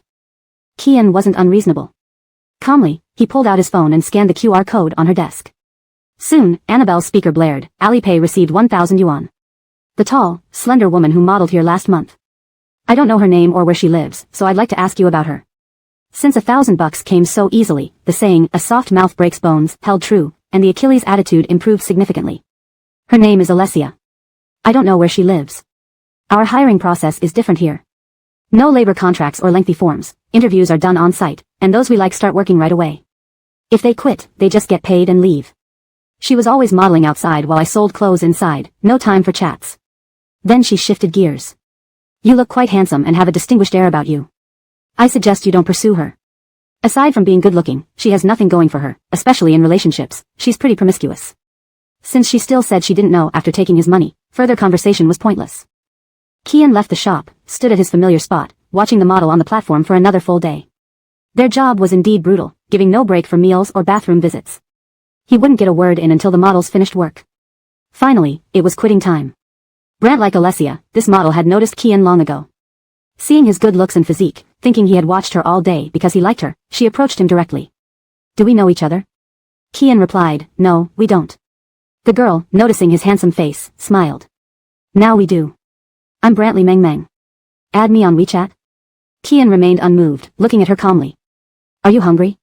Let me take you to dinner. Soon, they left the fashion city together. Brantley Meng Meng looked at him happily, unable to contain her joy typical for her age. What are you planning to treat me to? Kian hadn't planned anything. He didn't want to take her to dinner but just wanted to inquire about Alessia. His eyes landed on a jewelry store opposite the fashion city. Do you like jewelry? What? Without replying, Kian walked straight towards the jewelry store. Within 10 minutes, Brenna had a golden bracelet on her wrist. She had never seen such simple, aggressive, and generous pursuit before, falling for Kian instantly. Have you been noticing me for a long time? Planning to pursue me? What's your name? Kian stopped and looked at her. Do you know Alessia? Alessia? The one who worked here before you. Yes, everyone knows her. Why do you ask? That's none of your concern. I'm looking for her. Do you know where she lives? So, you waited here all day for me, took me to dinner, and bought me a golden bracelet just to find out where Alessia is? Brantley Meng Meng's happiness vanished, replaced by anger. You are quite interesting. Kian maintained his calm gaze. Do you know where she lives? Brantley Meng Meng. Fine, considering the expensive bracelet, she decided not to argue. Yes, I know. But why would you want to pursue her? I warn you, give it up. Her character is terrible, flirtatious, and unfaithful. Not just our Achilles' husband, several store owners' husbands fell for her tricks, so she was fired recently. Why choose her over anyone else? Flirtatious and unfaithful? And not just once? Recalling her indifferent expression, Kian found it hard to imagine her flirting with men. However, his interest in her was entirely due to Mindy. He just wanted to see his Mindy again. Please tell me the address, thank you. She's notorious now, can't survive in this circle. A few days ago, I saw her selling Rigiamo in the snack street. I don't know where she lives, but you can try finding her there. Kian drove following the navigation and arrived at the snack street. Walking through the bustling area, he paused by a food cart with a glowing sign that looked ordinary among others. On the stall was a deep aluminum pot emitting steam, alongside a clean iron plate cornered by plastic boxes holding various dishes he couldn't name. Alessia wore a loose black t-shirt, her hair tied in a bun, a mask covering her face, sitting behind the pot lost in thought. Though obscured by the mask, her appearance bore no resemblance to Mindy, yet Kian inexplicably saw Mindy's shadow in her. That sense of satisfaction and stability instantly returned. Despite the lively surroundings, her stall remained desolate. Staring at her for a few minutes from across the street, Kian finally walked towards her. Chapter 413, Think I'm dirty? How much for the Rigiamo? This was the first time he had spoken to Alessia. Unfamiliar with his voice, she subconsciously stood up and looked at him. If you want both meat and egg, it's 8 yuan each, just meat is 7, and only egg is 6. She was smiling at him because Kian noticed her eyebrows curling up. But before she finished speaking, as she clearly saw Kian's face, her smile faded away. She recognized him. As they stared at each other, Kian detected a complicated emotion in her eyes. May I ask how many you can sell in a day? Alessia hadn't seen him for a long time. Being watched by the same person from the same spot for over a month seemed to have become habitual. When she realized one day that he was no longer there, she felt quite disheartened. She had barely recovered when he reappeared. Although he said nothing, Alessia could feel that he came for her. Unsure what he wanted but not rejecting him, she answered honestly, it varies. I prepare 100 of them and go home whether sold out or not. Kian nodded, took out his phone, scanned her QR code, and transferred 2,000 yuan. Pack up your stall. Alessia was puzzled, unsure what would happen next after packing up early, but she still complied, covering the boxes and placing them under the seat of her tricycle. Then what? Take your things home. Kian didn't know what he planned to do after making her pack up early and take things home. He just felt very guilty. Over the past few days, his mind continuously replayed the scene where she was harassed by a man while everyone laughed. Not having helped then left him restless, especially after hearing about his dismissal today. The girl sat on her tricycle and, seeing Kian standing still, patted the spot beside her. Do you want to sit here? Kian sat beside her. They navigated through winding alleyways until reaching an old residential building. Alessia turned off the tricycle key. We're here. Wait, I'll bring things upstairs. Kian got off the tricycle and instinctively asked. What floor do you live on? 5th floor. I'll help you. No need, the corridor is narrow, you might be uncomfortable walking. Plus, someone's home, and it'd be inconvenient if they see us. She lifted a steaming aluminum pot. The heavy, scalding pot seemed like it could cause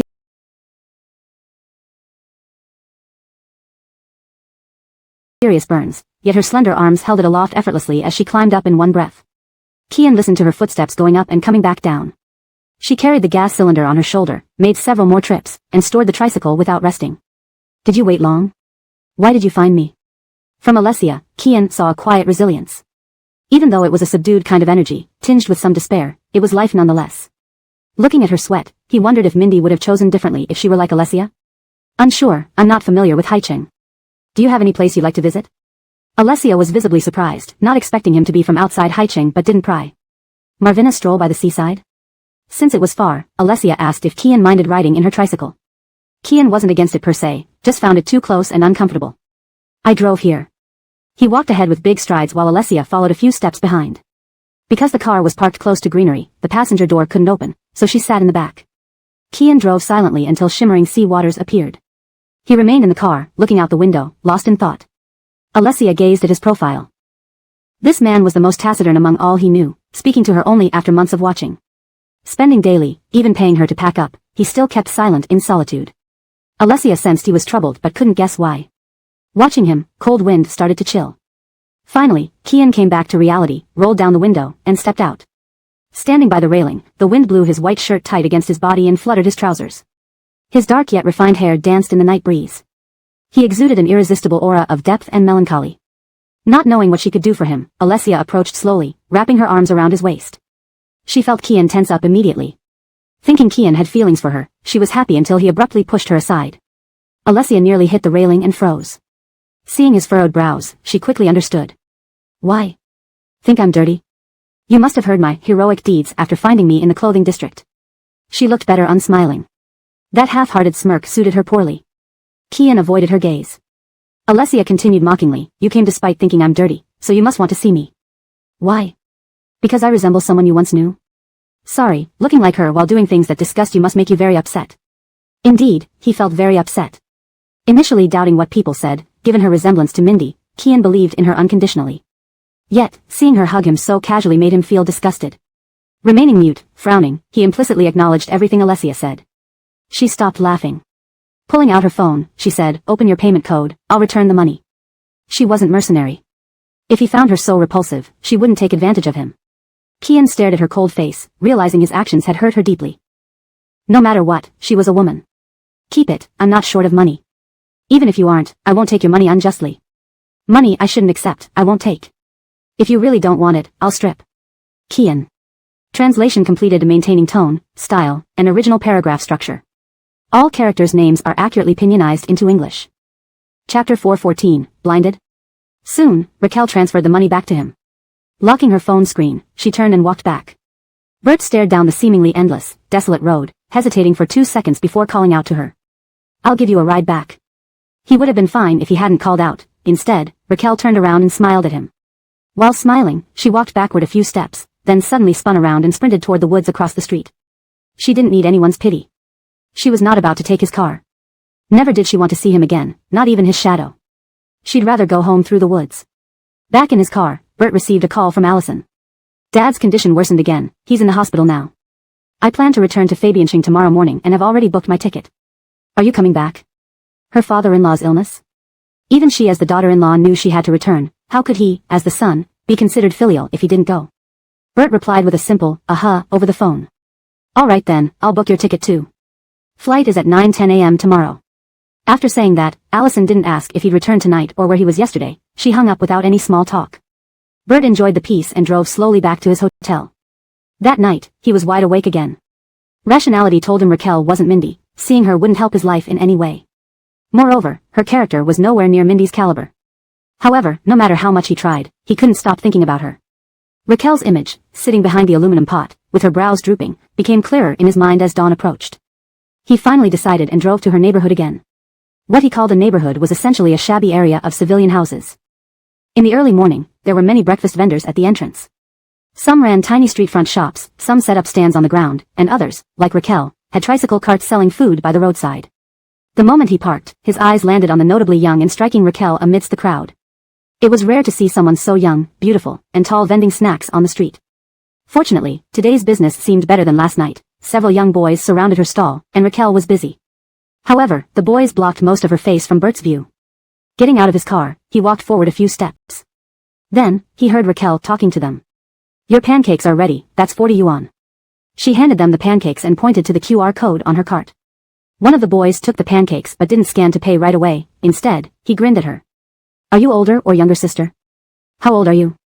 What's your name? Will you be here every day? Add me on WeChat. If you're not here one day, or come earlier or later, we can message you. Or maybe, when you're free, we can go out for a drink." From a young age, Raquel had heard such propositions countless times. It made her weary and disgusted, but she couldn't lose her temper. "I'm here every morning, punctually. You'll find me without messaging. I'm usually busy and don't check my phone often. Sorry. No matter how busy, you'd still check your phone sometimes, right? Can't miss a message for a whole day, can you? It's fine, I can wait, add me. If not, I'll call you and get your number." Raquel kept her smile but paused. "Not adding isn't impossible, but I don't do it casually. Buy 100 pancakes each, and after that, I'll add you all." Everyone froze, taken aback by her response, their expressions quickly turning sour. "You're crazy if you think we'll buy 100. To feed pigs? Asking for WeChat shows respect. Who do you think you are? What a joke." As they spoke, one even blew smoke into her face out of spite. "Don't know your place, new girl? Do you know who we are? Mess with us, and you won't last here long. Forget it, save your breath. Time will teach her, leave her alone today. Give her time to reconsider, eventually, she'll beg us." They didn't pay and left, holding the pancakes triumphantly. Raquel instinctively tried to chase after them, but a Misty selling porridge nearby grabbed her arm, silently signaling to hold back. "Endure it. Either stop selling here or build a good relationship with them." These hooligans dropped out in junior high, ruling this area with tyranny. Better safe than sorry, just avoid them. Having endured bullying countless times, Raquel knew better than to fight back and followed the advice. Returning to her stall, she stood quietly for a minute before packing up. "Thank you, Kira. I won't come here anymore." The Misty replied, "Good, this business isn't great anyway.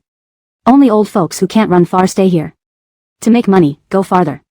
The school gate is open now, kids love buying things after morning classes. The vocational school is right opposite, much better business. Thank you, Kira." Raquel obediently sped off to the high school gate on her tricycle. However, she arrived late. The school gate was already crowded, with stalls lining up everywhere. Seeing no space, she moved to the vocational school gate, which still had vacancies. Parking at an empty spot, she struggled to fit her heavy cart perfectly into the narrow gap, paying no attention to anything else. But from the moment she appeared, a man selling multigrain pancakes next door had his eyes on her. Struggling with a heavy pot, a gas cylinder, and other items, Raquel managed to maneuver her tricycle into the gap. As she went to adjust the rear end, suddenly, a loud thud sounded. "Hey, watch where you're going, blind or what?" Raquel rushed from behind the cart to see the pancake vendor clutching his chest between her cart and his stall, looking pained. "You hit me, ow, it hurts, I think you broke my bones. Don't you have eyes?" Chapter 4:15, How much is your worthless Brantleaf? Alessia was exasperated. There was no business right now, and instead of staying put at your own stall, you come to stand in front of my tricycle? You clearly saw me moving my vehicle, yet you still came here? But she couldn't blame Thornton. There were no designated parking or vending spots. They all operated without permits, making any conflict unbeneficial. Besides, she didn't want more trouble. Those few thugs earlier had already given her enough headache. "Sorry, brother, I didn't see you. It wasn't intentional. Are you alright?" Seeing her apologize, Thornton became even more aggressive. "You ask if I'm alright? After being hit by your tricycle? I have a heart condition, and now it's really hurting." Ouch. Alessia was speechless. Standing deliberately in front of her tricycle while claiming a heart condition, wasn't this blatant blackmail? Today was such a bad day, why did she keep running into these lunatics early in the morning? I'm sorry, brother, I didn't know about your illness, nor was it intentional. Moreover, I was barely moving just now. I only just set up my stall and haven't even started selling. Please. The man retorted, what difference does it make whether you've opened or not? You're blaming me because you didn't open for business? That wasn't what Alessia meant. By heaven and earth, which word implied that? She tried to suppress her anger. No, that's not what I meant. What I mean is, how about I make you a Ruggiemo with extra toppings as an apology? We're from the same place and in the same trade. Before she could finish, his roar interrupted her again. You remember we're in the same trade? As if I haven't eaten Ruggiemo before? Using a Ruggiemo to apologize, what a great idea. No nonsense. I'm feeling terrible. Take me to the hospital immediately or else, later on, you won't be able to compensate me even with 1,000 Ruggiemos. Boom. Everyone who was setting up their stalls nearby laughed out loud. Everyone knew this man. He operated intermittently, showing up at stalls every now and then. He was reportedly 38, with a son and a daughter. A few years back, his wife left him due to his laziness. Without his wife, he became increasingly lawless, sending his kids back to the grandparents in the countryside, relying on this small stall for a meager living that he spent on entertainment. He targeted Alessia probably because of her poor reputation and background, knowing she would be easy prey. The odd couple of Beauty and Beast drew everyone's attention. Knowing Thornton was fine, but everyone joined in jeering nonetheless. Yes, once you lie down, you'll have to perform CPR on him. Better take him to the hospital now. So-called dutiful children are rare by sickbeds, but passionate lovers can change that. Visit him daily in the hospital, maybe you'll become famous. Ha ha ha, sounds like a great idea. With everyone joining in, Thornton felt emboldened, reaching out his rough hands towards Alessia. Alessia quickly retreated 2 steps. Her face pale, jaw clenched, she turned to leave but realized he wasn't letting her go. Where are you going? Leaving after hitting someone? That's escaping the scene. Everyone's watching, where do you think you're going? The man grabbed her thin summer shirt. Despite wearing a modest t-shirt, his yank revealed part of her skin, causing louder laughter from the crowd. Do you start flirting now? Should we watch or you guys should take it home? Kian watched this disgusting spectacle and felt deep sorrow for Alessia. The saying, poor soil breeds malicious people, rang true in his first experience here. He suddenly remembered a movie, Cinema Paradiso. The protagonist faced misfortunes merely for being beautiful and poor. Kian suddenly understood why Alessia had a poor reputation. She was too beautiful, ethereal, and unique, not fitting in with anyone around. Other women appeared like ugly ducklings next to her, men knowing they couldn't match her level, everyone realizing they were different classes. So they slandered her to pull her down, satisfying their sick mentality. Born in this environment, she truly suffered. Alessia's t-shirt was of poor quality. If Thornton kept pulling, it would tear. Kian walked over sternly. As Thornton basked in the crowd's laughter, suddenly his neck was grabbed, lifting him off his feet. In an instant, with a bang, he flew across the road, crashing into a steamed bun cart, bones breaking, bleeding profusely. The spectators were startled, looking towards Kian. Kian glared coldly at Thornton, walking closer silently, stretching his limbs, ready for a fight. Terrified, Thornton looked like he saw the devil. What are you doing? You're crazy. I don't know you, no enmity, why beat me? Stop. These people will call the police, stop. Kian ignored him, approaching, slapped him repeatedly, pulled his hair, slamming his head into the cart, shoving him to the ground, stomping on his chest. Aren't you injured, dying? Needing the hospital? Here you go. Feel better now? You, the man, in pain, tried to curl up but couldn't speak. Kian continued stepping on him, speaking to others. She's mine, you don't deserve even a glance or a word with her. Next time I hear insults against her, this is the result. Everyone. Though handsome and well-dressed, his words sounded overly arrogant in a legal society. Kian scanned the crowd. Seeing several old men look defiant, he released Thornton and approached one. The man backed away, terrified. What are you doing? I didn't do anything. Kian stared coldly. How much for your worthless life? How much for all of your lives together? I may have nothing but money. Don't believe me? Marvin to try along with him? Everyone trembled in fear, abandoning their stalls, hopping on their tricycles and fleeing before Kian found them. Chapter 4:16, Seek Me When in Trouble. Alessia couldn't understand Kian. He had clearly looked down on her, his disdain was so obvious yesterday, so why did he come to find her today? And why would he be so aggressive, thinking she resembled his old acquaintance that much? But now wasn't the time to ask questions. Seeing that Kian wasn't someone to be trifled with, everyone scattered. Kian glanced at the pancake vendor lying helpless on the ground, dragged him by his shirt back to his tricycle, and then handed over all the cash he had. Take this for medical treatment. Your business with her ends here. If I see you near her again. He grabbed a leaf from Thornton's food box, crushed it between his thumb and forefinger. Do you understand? The man lost his earlier bravado and nodded rapidly. Kian then turned to Alessia.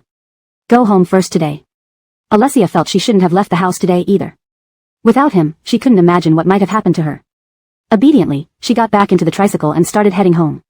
Through the rearview mirror, she could see his car trailing behind her. After several twists and turns, Alessia returned to the entrance of her apartment building. Just as she was unloading the wok from the tricycle, Kian strolled in.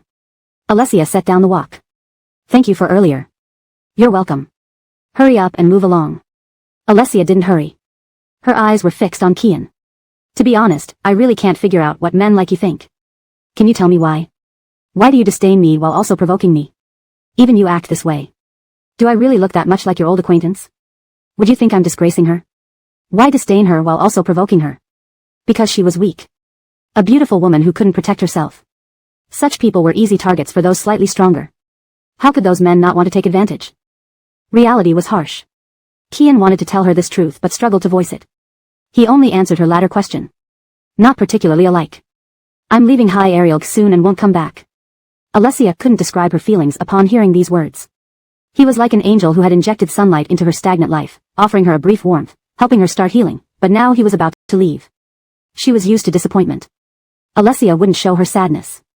So, you came today just to say this? Pretty much, Kian admitted. I've been watching you without your permission, causing you trouble. Sorry. Alessia shrugged.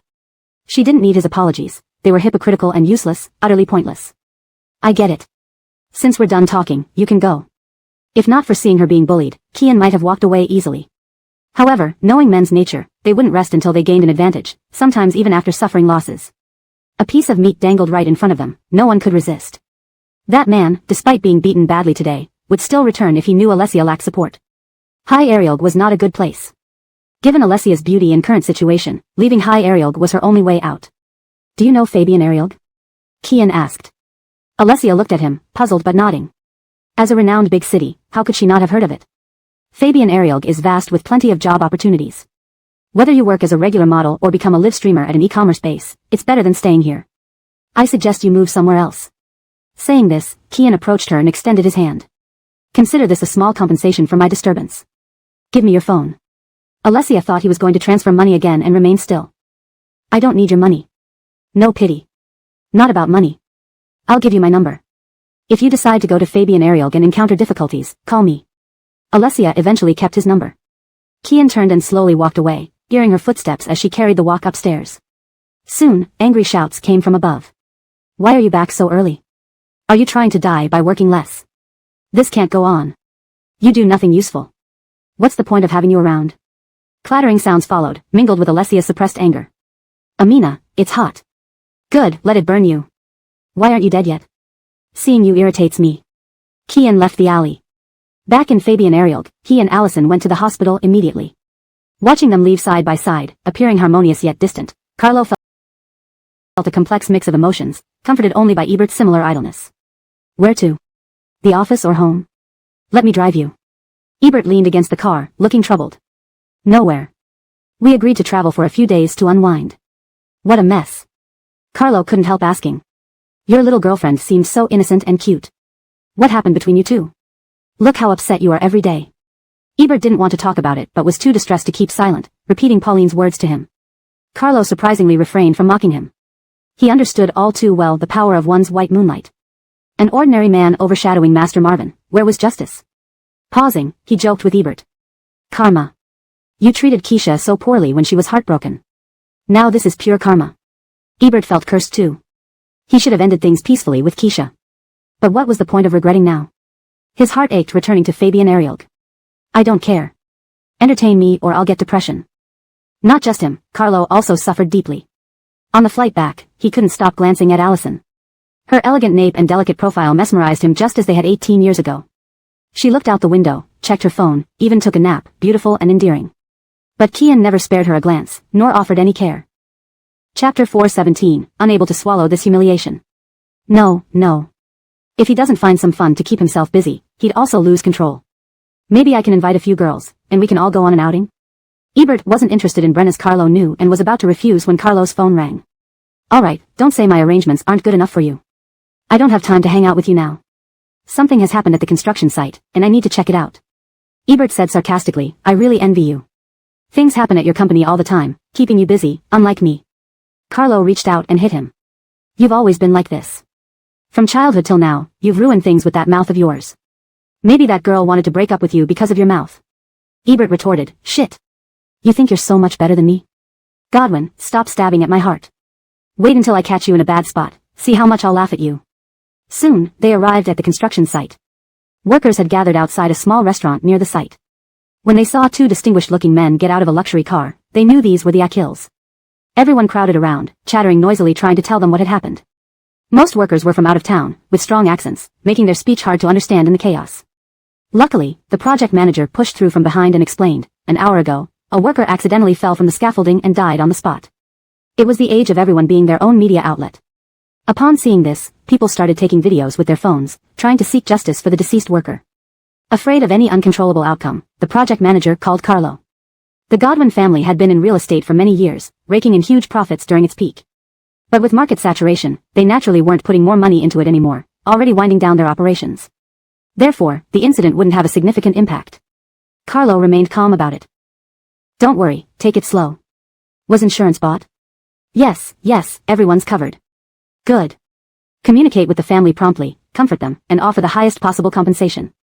If needed, visit them personally and help transport the body back home. It's not a big deal, you've handled situations like this before. Why did you call me here? The project manager was smart. Once this project ended, he would lead his team to work on others. He only wanted to assure everyone. Look how swiftly and decisively our Achille deals with matters, you won't be neglected. Indeed, upon hearing Carlo's words, the workers calmed down quickly. The project manager asked them to return to work while he handled the situation. Dust was raised as the crowd dispersed. Both Carlo and Ebert, used to cleanliness, instinctively pinched their noses and mouths. But dust still entered their mouths. Once the dust settled slightly, Ebert walked toward the little restaurant. Buy a bottle of water to rinse my mouth. Aiden, do you sell water? A young man emerged from the restaurant, of medium build, with prominent features and dark skin, speaking with a familiar yet heavy accent. Do you need anything, sir? Mineral water, just give me 2 bottles.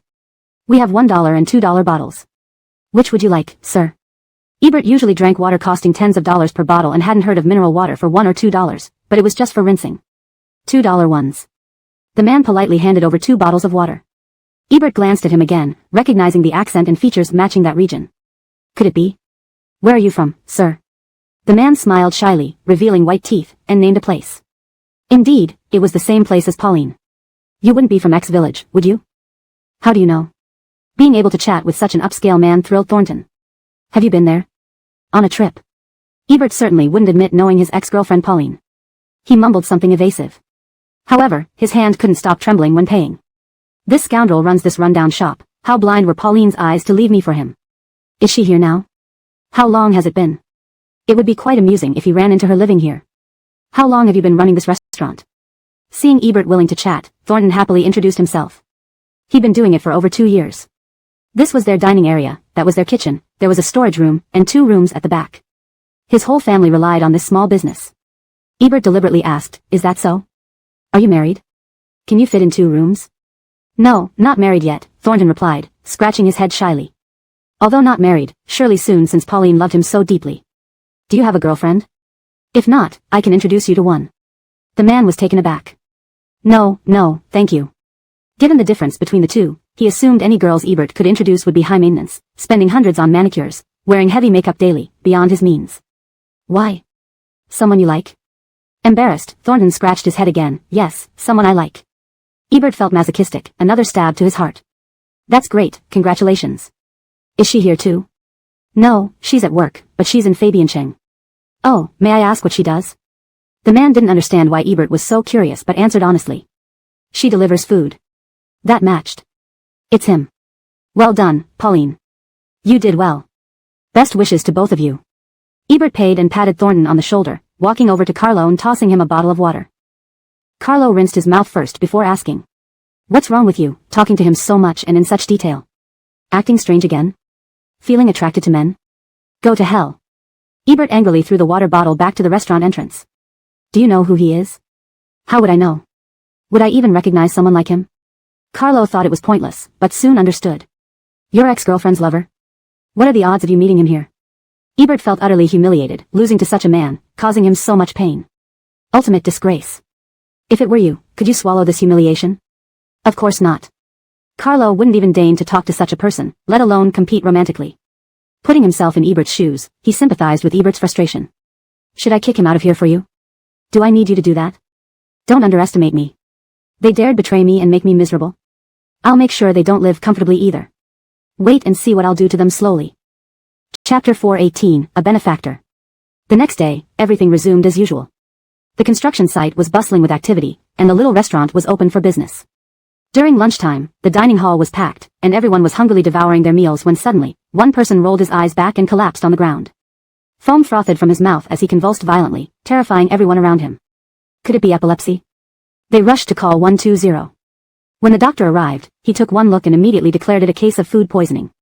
What did he eat just now? Food poisoning? Everyone glanced at their own bowls. It couldn't be. Everyone ate the same meal, and we're all fine. Why is only he poisoned? They wouldn't know exactly what happened until tests were conducted in the hospital. The patient was taken away. Mr. Acton was terrified. Having run this restaurant for so many years, this was the first time such an incident occurred. Restaurants dread these kinds of events the most. If something happens to even one customer, the compensation could wipe out years of savings. He could only plead with the workers, none of you are having issues, it definitely isn't our problem. He must have eaten something Ricardo and elsewhere. When the police come, please vouch for us. We've been working together for over 2 years. If I really can't continue operating, not only will it inconvenience you, but you won't be able to eat such affordable meals anymore. Please help me. As he said, it made sense. His restaurant served generous portions and was very filling, costing only about 5 or 6 yuan per meal for an adult male. That amount of money wouldn't even cover 2 side dishes anywhere else. So no one wanted anything bad to happen to him. Alongside him, they waited anxiously. After some time, the hospital results came back, confirming food poisoning. The police, following protocol, visited the scene. Seeing the clean, orderly restaurant, hearing from the workers who confirmed eating the same things without issues, they concluded there wasn't enough evidence to blame the restaurant. However, they did find other problems, illegal construction and unauthorized operation. This area wasn't permitted for such structures, nor was it allowed for private water and electricity connections, especially not for profit. They were handed over to the urban management department. The department fined them 5,000 yuan and ordered immediate removal. The family was left dumbfounded. Their desperate pleas fell on deaf ears. Despite their reluctance, they dared not challenge authority and began packing up. But where could they go after leaving here? Back home? Absolutely not. Having grown accustomed to living in a big city, they didn't want to return to that poor, dilapidated place where earning money was hard. To the city center? With their skills, could they do well there? Besides, how could they afford the exorbitant rent? This once happy family was now filled with worry and gloom. Unexpectedly, Ebert arrived at this moment. Aiden, give me a bottle of water. Hey, what's going on? Everything was fine yesterday, why is it empty today? Are you moving? Acton remembered him distinctly, assuming he was here concerning the worker's accident, casually buying water while asking about the day's events. Ebert looked like a helpful figure. You've been in the catering business for so long, it would be a pity to stop now. Not all places in the city center have high rents. Since I'm in real estate, I have many contacts in this field. If you need help, I can introduce you to some storefronts. Acton felt he had seemed familiar and trustworthy yesterday. Indeed, he was a benefactor. Grasping his hand eagerly, Acton said, "Thank you so much." This translation adheres to the structure and style of the original text, ensuring a natural and fluent English narrative. Chapter 4:19, Yearning for the Future. The next day, Ebert personally accompanied the Acton family to see the storefront. The location was excellent, surrounded by residential buildings filled with office workers. Opening a budget-friendly fast food restaurant here would surely be a prosperous venture, and the rent was surprisingly affordable. They couldn't believe how quickly their fortunes had turned around. The Acton family felt an immense sense of gratitude and insisted on treating Ebert to dinner, but he declined. Maybe another time, I have some business today. You still need to move things in, so focus on settling down first. Once you're stable, we can talk. That works. Let's exchange phone numbers. We'll invite you over for a meal as soon as we officially open. Ebert wasn't about to leave his contact information, they might use it against him later. I rarely check my phone anyway, it's more like a decoration. Plus, once you're busy, you won't have time to look at your phones either. It's not necessary. I know where your shop is located, so I'll drop by in a few days. Everyone found this reasoning logical and gratefully escorted him out. After Ebert left, they started tidying up the store and moving in items, working until the afternoon before they could take a break. Seeing the newly renovated space and the bustling crowd outside, Acton felt hopeful about the future. Dad, Amina, I heard many restaurants now offer online delivery services. Previously, since our location was far from downtown, it didn't matter much. Now that we're here, we should learn about these services. While we settle in over the next couple of days, I'll get a part-time delivery job to learn how to set up online orders. What do you think? His parents wholeheartedly agreed. With their limited education, there were many things they didn't understand and could only watch others succeed. Now their son was mature enough to worry about the family's future and willing to learn, which made them immensely happy. Yes, yes. That night, Acton bought a second-hand electric scooter from the market and registered as a delivery rider. After studying the process, he started taking orders the next day. Unfamiliar with downtown, he followed navigation through the streets when he suddenly saw a familiar figure approaching. She was wearing a delivery uniform and cap, carrying 2 food packages. Could it be Pauline? Acton quickly blocked her path. Pauline. Pauline looked up, surprised to see him. Larry? What are you doing here? They exchanged updates about each other's lives. Upon learning the restaurant had moved downtown and had a good location, Pauline sincerely wished them well. Not wanting to delay her delivery, Acton rode alongside her on his scooter as they talked. After she finished one delivery, Acton blushed deeply and told Pauline a story. Once when I was little, I fell into a ditch and wet my pants. Afraid to go home, I hid behind your house until your Grand Viviana found me, took me in, gave me a bath, and even let me wear your brother's clothes. This event has left a deep impression on me. Aaron was my lifelong benefactor. I wanted to invite her and you for a meal last time your brothers visited, but I was afraid you'd refuse. Pauline, today I've mustered the courage to invite you and Aaron as a way to repay her kindness. Please don't turn me down, I wouldn't be able to live with it. Pauline felt what he described was trivial and didn't warrant such gratitude. However, seeing how flushed and determined Acton looked, she couldn't refuse. Alright, I won't work overtime tonight. But you have to promise not to order anything too expensive, otherwise, we won't come. Not expensive, not expensive. City folks love barbecues in the evening. Have you tried it? No, wait, you probably have, but Aaron likely hasn't. How about I treat her to some barbecue? It's only a couple of yuan per skewer. Pauline laughed at his enthusiasm. Sure. They exchanged numbers and continued with their tasks. By 6 p.m., Acton called Pauline to stop taking orders. At home, Aaron initially refused, feeling it wasn't appropriate to accept a meal from strangers she barely knew due to such a minor reason. However, reflecting on her advancing age and her reliance on her granddaughter, she decided to meet Acton's parents. At the Acton household. 2 years ago, Acton's grandfather passed away, and the entire family returned for the funeral. Pauline's 2 brothers helped out and exchanged numbers with Acton. When they came to Fabiancheng without reaching their Ricardo, they called Acton instead. Acton hosted them despite his parents' reluctance, fearing additional expenses and considering them outsiders. However, Acton insisted because of Pauline. Though her family was poor and her parents unreliable, Pauline grew up as their neighbor and was known to be kind and trustworthy. While they had modest success in the city, marrying a local girl seemed unlikely, and they had no chance to meet potential brides through work. Therefore, Pauline appeared to be the best match. When Acton mentioned inviting Pauline for dinner, his parents were pleased. After cleaning up, everyone dressed neatly and waited at home. Guided by the map, Pauline brought some gifts and went with her Grand Viviana. Despite unfamiliarity, they greeted each other warmly like close relatives. Aaron emphasized the simplicity of the meal, but Acton's parents insisted warmly. Don't worry about expense, it's a pleasure to spend money on Nikki. As the 3 walked ahead chatting, Acton and Pauline trailed closely behind. Even though Pauline remained reserved and shy, Acton felt incredibly happy. Aaron's attitude was warm, and her lack of objection hinted at approval. Acton sensed their relationship had hope, and this dinner felt like a prearranged engagement meal. He was about to marry his beloved. He felt like floating on air. Translation notes **. Character names like Acton, Ebert, Pauline, and Larry are used directly as provided in the original text. Maintained paragraph and line breaks to preserve the structure and flow of the original content. Ensured tone and style remained consistent while ensuring natural English phrasing. Hashtag chapter 420, the house is sold. On the street outside the neighborhood gate, there were several barbecue stalls. They randomly chose one and sat down at a small stand outside, where the Akil brought over a menu for them to order. Acton asked Pauline to order, but Pauline deferred to the Misty and Ricardo, who in turn deferred to her Grand Viviana. After some polite refusal, they decided that Pauline and Acton would order together. Unable to refuse any further, the 2 of them each sat on a plastic stool and perused the menu together. In a nearby black car, Ebert leaned back in his seat, watching this heartwarming scene unfold, and found it so amusing that he laughed while lying across the steering wheel for quite some time. How hilarious could this be? How absurd is it for a distinguished young master like himself to be dumped by a woman and then watch her family enjoy themselves? Haha, truly laughable. After placing their orders, Pauline's grandparents engaged in conversation with Acton's parents. Left sitting there idly, Acton had no choice but to chat with Pauline about her childhood school days. He asked if she remembered certain classmates or funny incidents from the past. Initially, Pauline didn't remember much, but as Acton described them vividly, memories gradually resurfaced. Elementary school was one of the few carefree periods in her life, and Acton's stories brought smiles to her face. Ebert watched for nearly an hour, unable to bear it any longer. He revved the engine and sped off. With a loud vroom, the car shot out of the street like an arrow, startling everyone who looked up. Psychopath. Driving so fast at night, trying to get killed. Do you know what kind of car that was? A Ferrari. What rich second-generation scion would come to such a place? People like them don't value their lives. It wouldn't be surprising if they drove anywhere. Damn, why didn't they crash into him?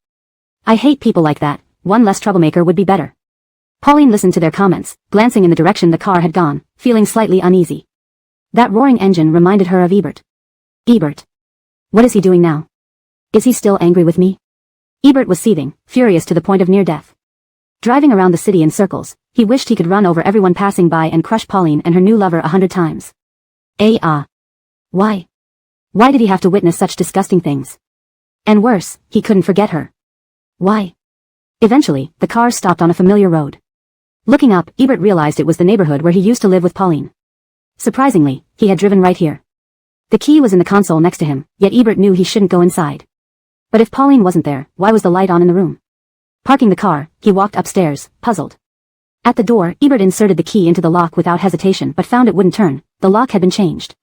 He took a couple of steps back, checked the door plate again. It was definitely this place, yet even the decorative frame for the number had been replaced. Knock knock knock. He started knocking on the door, and a weak female voice answered, "Who is it? Why was a woman living here?" Knock knock knock. He continued knocking without speaking. The woman peered through the peephole. "Who are you? What do you want?" Ebert replied, "I should ask who you are. What are you doing in my house?" "My house? This is my home." As she spoke, a man's voice called out, "Honey, who is it?" "I don't know, dear. There's a man outside saying we're living in his house. He must be crazy. Don't open the door, these kinds of psychos are everywhere." Ebert grew even angrier. Returning home only to be called a lunatic? No way. He stopped knocking and started kicking the door. "Get out here. Damn it, this is my house, who the hell are you calling crazy?" The commotion terrified Annabelle, and Thornton reluctantly retrieved a pair of scissors before opening the door. "Who are you? What do you want?" "We have security cameras. If you cause trouble, I'll call the police immediately." Ebert sized up Thornton. "Are you new here? When did you move in?" Do you need to know?" Thornton replied cautiously. Ebert suddenly realized. The house had been sold. These were the new owners. What irony. To give Pauline a sense of security and ensure she wasn't following him in vain, he had put the house under her name, and now she had turned around and sold it. "How much did you pay?" The man eyed him warily. "What does it matter to you? You aren't involved, right?" Ebert wore an expression that was both comical and tragic. "This house was mine just half a month ago. Of course, it matters to me." He tossed the key onto the floor. "That woman sold the house without my consent. I'm furious. Don't mess with me." His demeanor, though menacing, did not seem threatening. The man felt a twinge of sympathy for him. "How could this happen?" "We didn't know, we bought it from an agent. 5,880,000 yuan, and she didn't share any of it with you?" 5.88 million. A fair price for the market. Indeed, not a single cent went to him. No wonder Pauline didn't mind being with a poor man and could smile so happily. She now had over 5 million in savings. Without replying, Ebert pressed the elevator button again. Acton and Pauline weren't heavy drinkers, and they hadn't ordered much food. Worried about overstaying their welcome, they left after less than 2 hours. Acton's parents insisted on taking Pauline and her Grand Viviana home to see their residence for future visits. Walking along, chatting pleasantly, they arrived at Pauline's home, imagining their bright futures before returning home on foot. But upon reaching the alley entrance, they froze. Hundreds of people crowded the alley, all holding phones, filming something ahead. Black smoke billowed, and flames licked the sky. Someone had caught fire. Acton's father rushed forward. "What happened? Whose house is burning this late? Looks like it's near where we live. Please don't let it reach our shop, we've just rented it." "That's true. Who could be so careless?" Acton's Viviana also ran ahead, pushing through the crowd. Their initially calm hearts sank when they reached the front row. It wasn't someone else's carelessness, it was their own house. All other shops on the street were neatly decorated and spotless, except theirs, which stood bare and covered by a roller shutter. Now, the entire shutter was engulfed in smoke, with flames licking the windows above, spreading to the adjacent buildings. Acton's Viviana fainted into her husband's arms from shock. End of chapter 420. ##### chapter 421, Benefactor. Not only were their own house and possessions completely burned, but the 5 floors above them, home to 15 families, also suffered varying degrees of damage requiring compensation. Including the 5 floors from the 2 adjacent buildings, which housed over a dozen more families, nearly 50 households needed compensation from them. This meant that apart from not needing to demolish and rebuild these 3 buildings, all external walls, interior decorations, and furniture would need to be entirely replaced. At the lowest standard, 150,000 yuan per household, the total would amount to several million yuan. Although Acton's parents had saved some money by living frugally for years outside their hometown, it was barely enough to buy a house in a small county town for marriage. Several million yuan? That was simply out of the question. They couldn't possibly come up with that much. After regaining consciousness, Acton's Viviana cried incessantly. Faced with accusations from the landlord and neighbors, she felt like she couldn't go on living. Just take me away, shoot me, life is unbearable. We just moved in one day, and this disaster happened. What sins have we committed? Although she said this, she wasn't truly willing to go to prison. As rural people, anyone with sound mental health and normal values, are deeply averse and fearful of prison. If Acton went to prison, he wouldn't find a wife for the rest of his life. After a sleepless night, the family members looked as if they had aged decades overnight, their eyes almost dry from crying at the sight of their charred home. Just when they were lost and unsure of what to do, Xander unexpectedly arrived early the next morning. Seeing his car, Acton felt like he had seen a lifeline and rushed towards him. Xander had just stepped out when the grown man choked back tears and grabbed his hand. "Sir, you've come." "Oh no, something terrible has happened, we can't go on." Xander listened to his sobbing for a moment, then patted his shoulder and guided him towards his parents. "I heard about the fire this morning from a friend. It sounded serious, so I rushed over to check on you. Didn't expect it to really be you." All right, since it's already happened, there's no point in worrying too much. Get up, don't sit on the ground." Acton's Viviana refused to stand up. "We've lost our life savings, how will Acton ever get married or have children? And even if we give all our money, it won't be enough. Brantleaf is unbearable. Who did we offend to suffer such misfortune?" Xander asked them, "Didn't you buy insurance? On the way here, didn't I remind you about potential risks like water, electricity, and natural disasters? You should have bought accident insurance. Did you?" Realizing their mistake, the family looked embarrassed. They had been ignorant and prejudiced against insurance, thinking it was a scam and not wanting to waste money on it. They hadn't expected anything to happen after working for years on construction sites without any issues. If only they had listened to Xander earlier. But now, it was too late. Acton bravely asked Xander, "Sir, you are no ordinary person and have great capabilities. Could you help us think of a solution? Can we buy insurance now and backdate it? No one would know. Otherwise, how could we ever pay 7 million yuan?" Xander thought he was joking. "Even if I had the power, I can't cheat an insurance company out of 7 million yuan. No one would dare to help me with such fraud, it would land us in prison." Acton. "All right, it's done now. Talking about it won't change anything. The only way forward is to earn money diligently. Instead of wasting time complaining and crying, you should focus on making money." Acton's parents sobbed, "We're almost 60 and can't work on construction sites anymore. We can't go back to farming either, it's been years since we've done it, and we're not physically capable or interested. Farming doesn't earn much either." Xander offered advice, then become food delivery riders. So many people, men, women, old, young, single parents, divorced, widowed, are delivering food. It's tough, but they manage to survive. As long as you're willing to work, you can get through this. They thought about it, crying until they were blind wouldn't help. If they worked hard, each earning 10,000 yuan a month, the three of them could save 300,000 yuan a year by being frugal. They could marry off Acton first and slowly repay the debt. Brantleaf wasn't entirely hopeless. Determined, Acton's parents thanked Xander. "We originally planned to invite you for dinner after getting the shop ready, but now. I appreciate your sentiment. I won't hold this against you.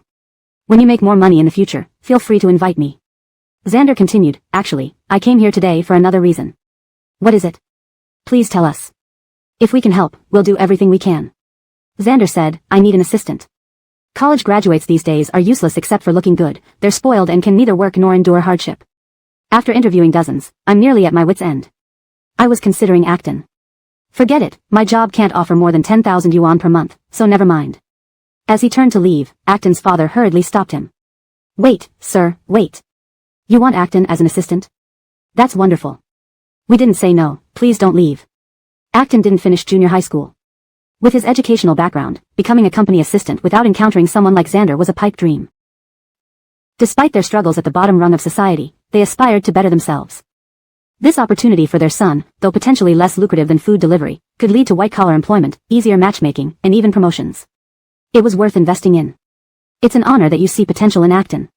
Apart from his low education level, he's diligent and intelligent. He managed the restaurant despite my wife and I being elderly.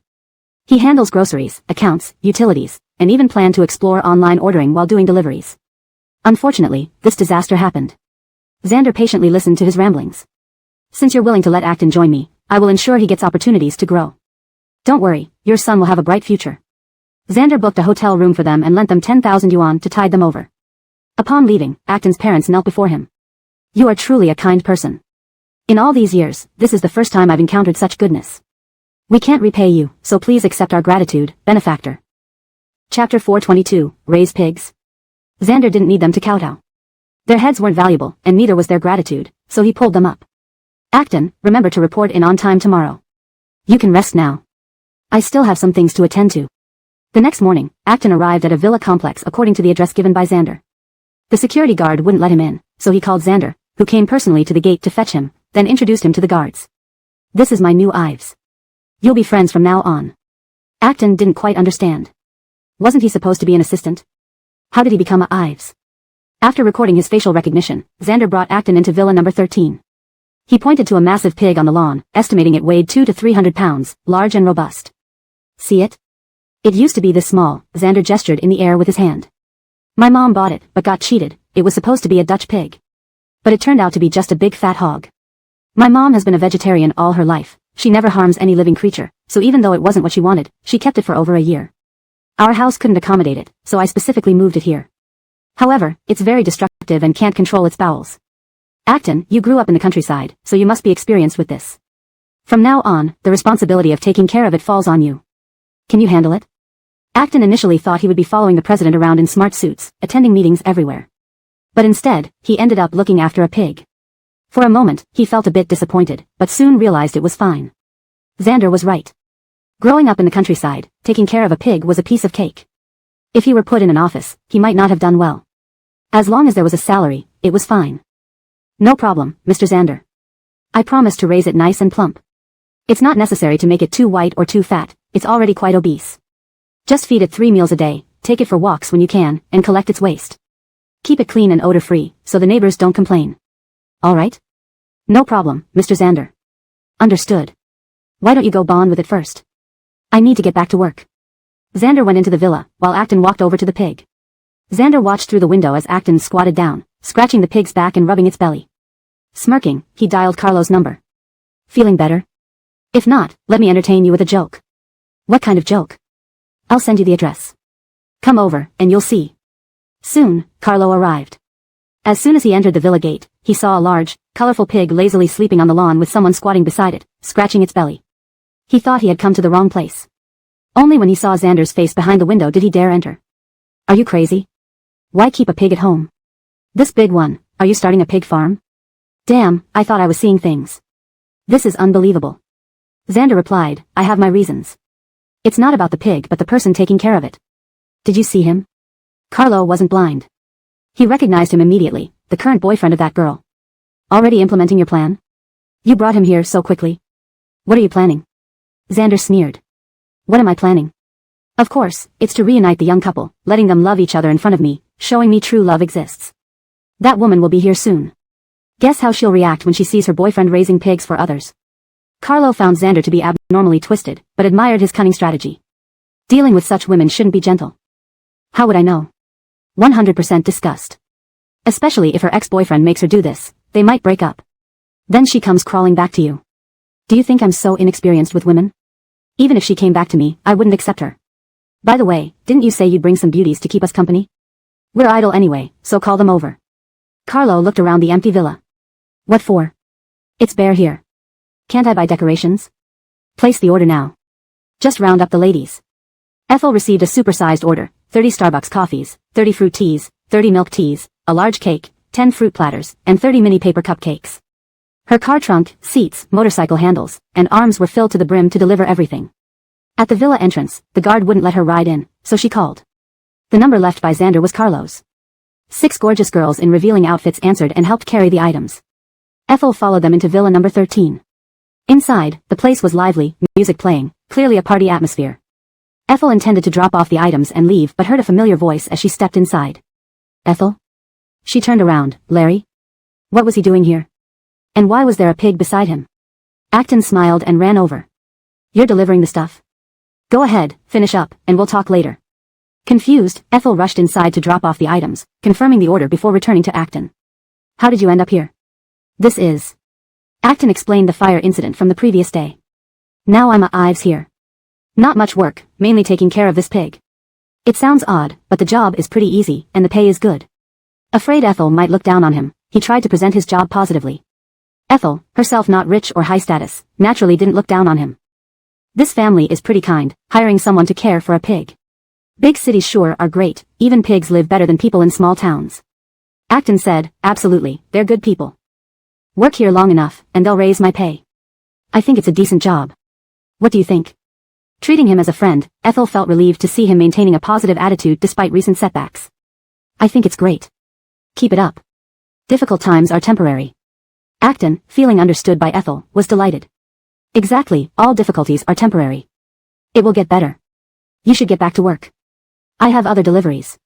Bye. Ethel waved goodbye, and Acton reluctantly reciprocated.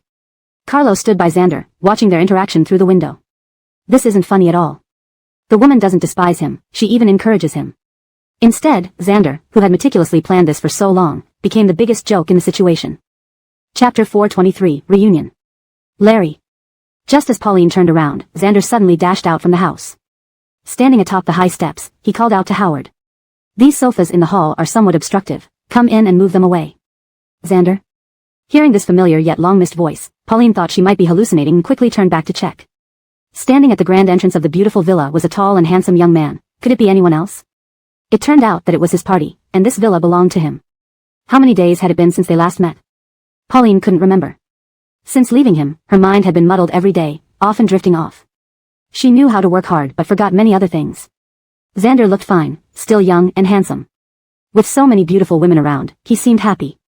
Pauline felt bittersweet, he could live well without her, even better than before, while she...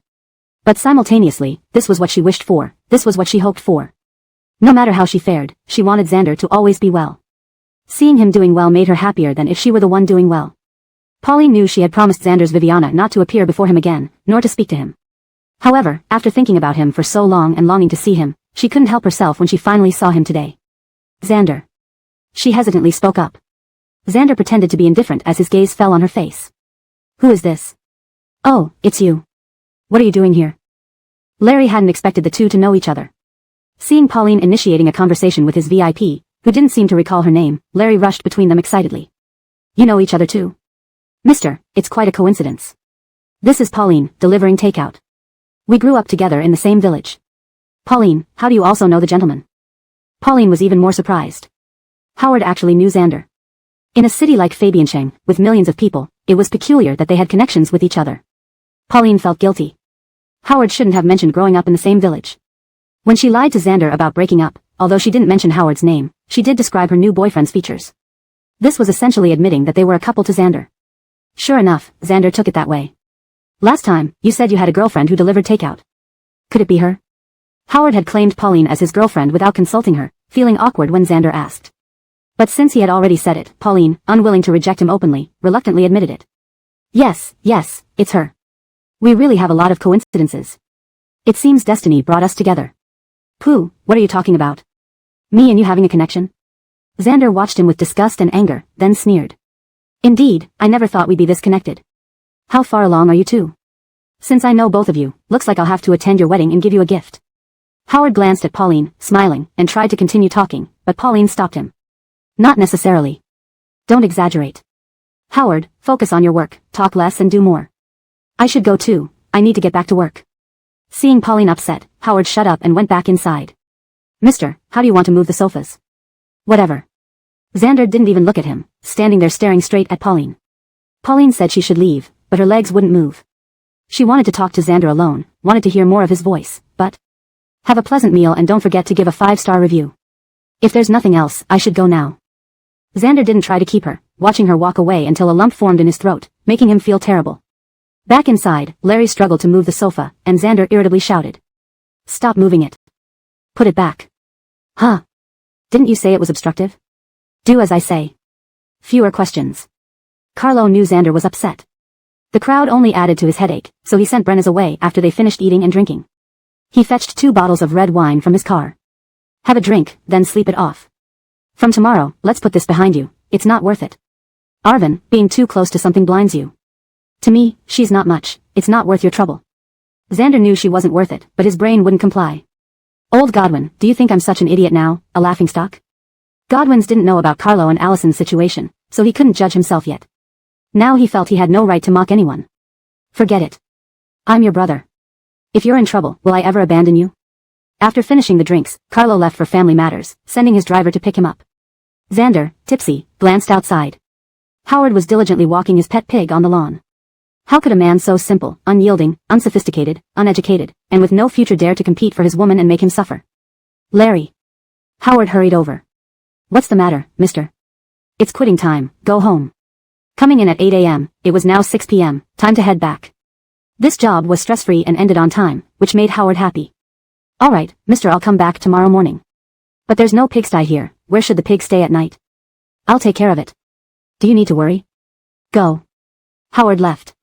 Xander made a call, and soon the pig was taken away. He flopped into the sofa in frustration. The next morning, Howard arrived at the villa on time. The electric gate was open, and everything was quiet inside. He searched the lawn but found no sign of the pig. Circling the villa several times, he still couldn't find it. Could it be that Mr. Xander cared and put it inside so it wouldn't freeze, starve, or wander off? Daringly, he rang the doorbell. Having been awake all night, just as he began to feel sleepy, Xander opened his eyes in annoyance. Who? It's me, Larry. I've come to work, mister. After a moment, the door opened. Xander, hair disheveled and half asleep, looked furious. Come to work? Just go take care of the pig. Why ring the bell? I was just falling asleep. Howard paused. Just go take care of the pig? But. Chapter 424, sold out and still counting money for others. Sorry, sir, I just walked around the lawn and the front and back of the house. I didn't see any sign of the pig. I thought you brought it inside. Do you think I'm crazy? Bring it into the villa and turn my home into a pigsty? You didn't settle it properly last night when we left? How could it be missing? Saying this, Ebert stepped down from the terrace and walked onto the lawn. Usually, it eats, drinks, and lives on the lawn every day. Could it have hidden somewhere? Acton's face turned pale with fear. Could it be that Mr. Marvin drank too much and forgot what he said last night? He told him to leave the pig here and that he would take care of it. Why is it like this now? Recalling how the villa door was wide open when he arrived, he broke into a cold sweat. Pretending to check each corner, but knowing it was hopeless, he finally had to face reality. 10 minutes later, confirming the pig was indeed missing, Acton trembled as he looked at Ebert. Is it possible it wandered to someone else's place? Should I go ask around? Ebert's face darkened. Do you think this is your village? If it wandered to someone else's place, they would just call the police and have it taken away, not keep it for you. There hasn't been any news yet, it's definitely been dealt with. No need to look. Acton's face flushed red. Then now. Ebert shifted his gaze to him. Acton, I trusted you enough to bring you from the construction site to the city center, helping find you a house and giving you work. But you've really disappointed me. Not only did he disappoint Ebert, but he also disappointed himself. Never imagining that he would mess up so badly after just one day of work, Acton felt utterly embarrassed. I'm sorry, sir. It's all my fault. I was negligent, He wanted to say, should I buy you another pig? But he didn't dare. Seeing his timid demeanor, Ebert grew even more annoyed. If only Pauline could see her beloved reacting like this. Headache, I don't want to talk right now. Go calm down by yourself. He turned and went back inside. Ebert didn't tell him to leave, just to calm down elsewhere, leaving Acton uncertain if his job was still secure. Standing at the door, Acton alternated between looking inside the villa and outside the gate, feeling uneasy. Finally, he called Pauline. Pauline had already been at work for over an hour. Hello, Acton. Pauline, I'm sorry, are you busy? I've run into some trouble.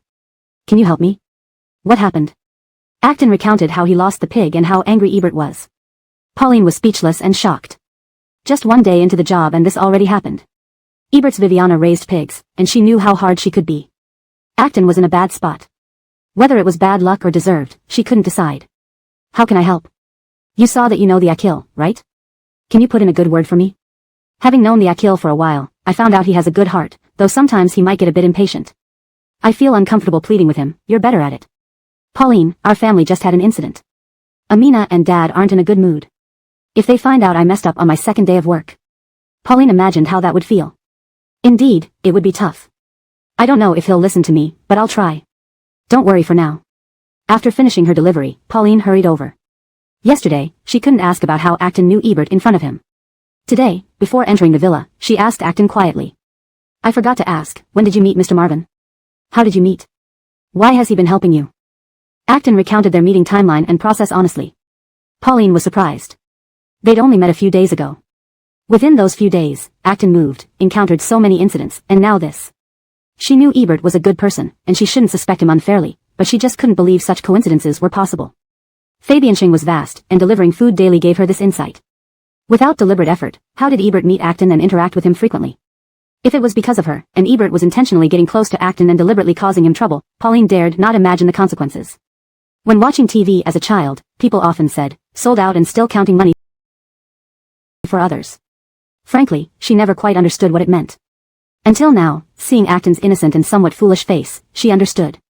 Pauline felt an inexplicable sense of guilt and powerlessness toward him. The door was open, and there lay Ebert on the sofa. Pauline peeked in and saw he was alone, then knocked on the door.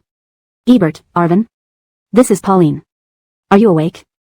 Can I come in? Ebert had been suffering from severe insomnia and drinking frequently, leading to frequent headaches. Though his brain told him to rest, closing his eyes led to incessant thoughts. He wasn't sure if he slept or not. Hearing Pauline's voice, he instinctively opened his eyes. It was really her. Sure enough, that fool pushed her forward the moment trouble struck. Ebert felt mixed emotions. Marventing to see her at this moment but also not wanting to. He remained lying without moving.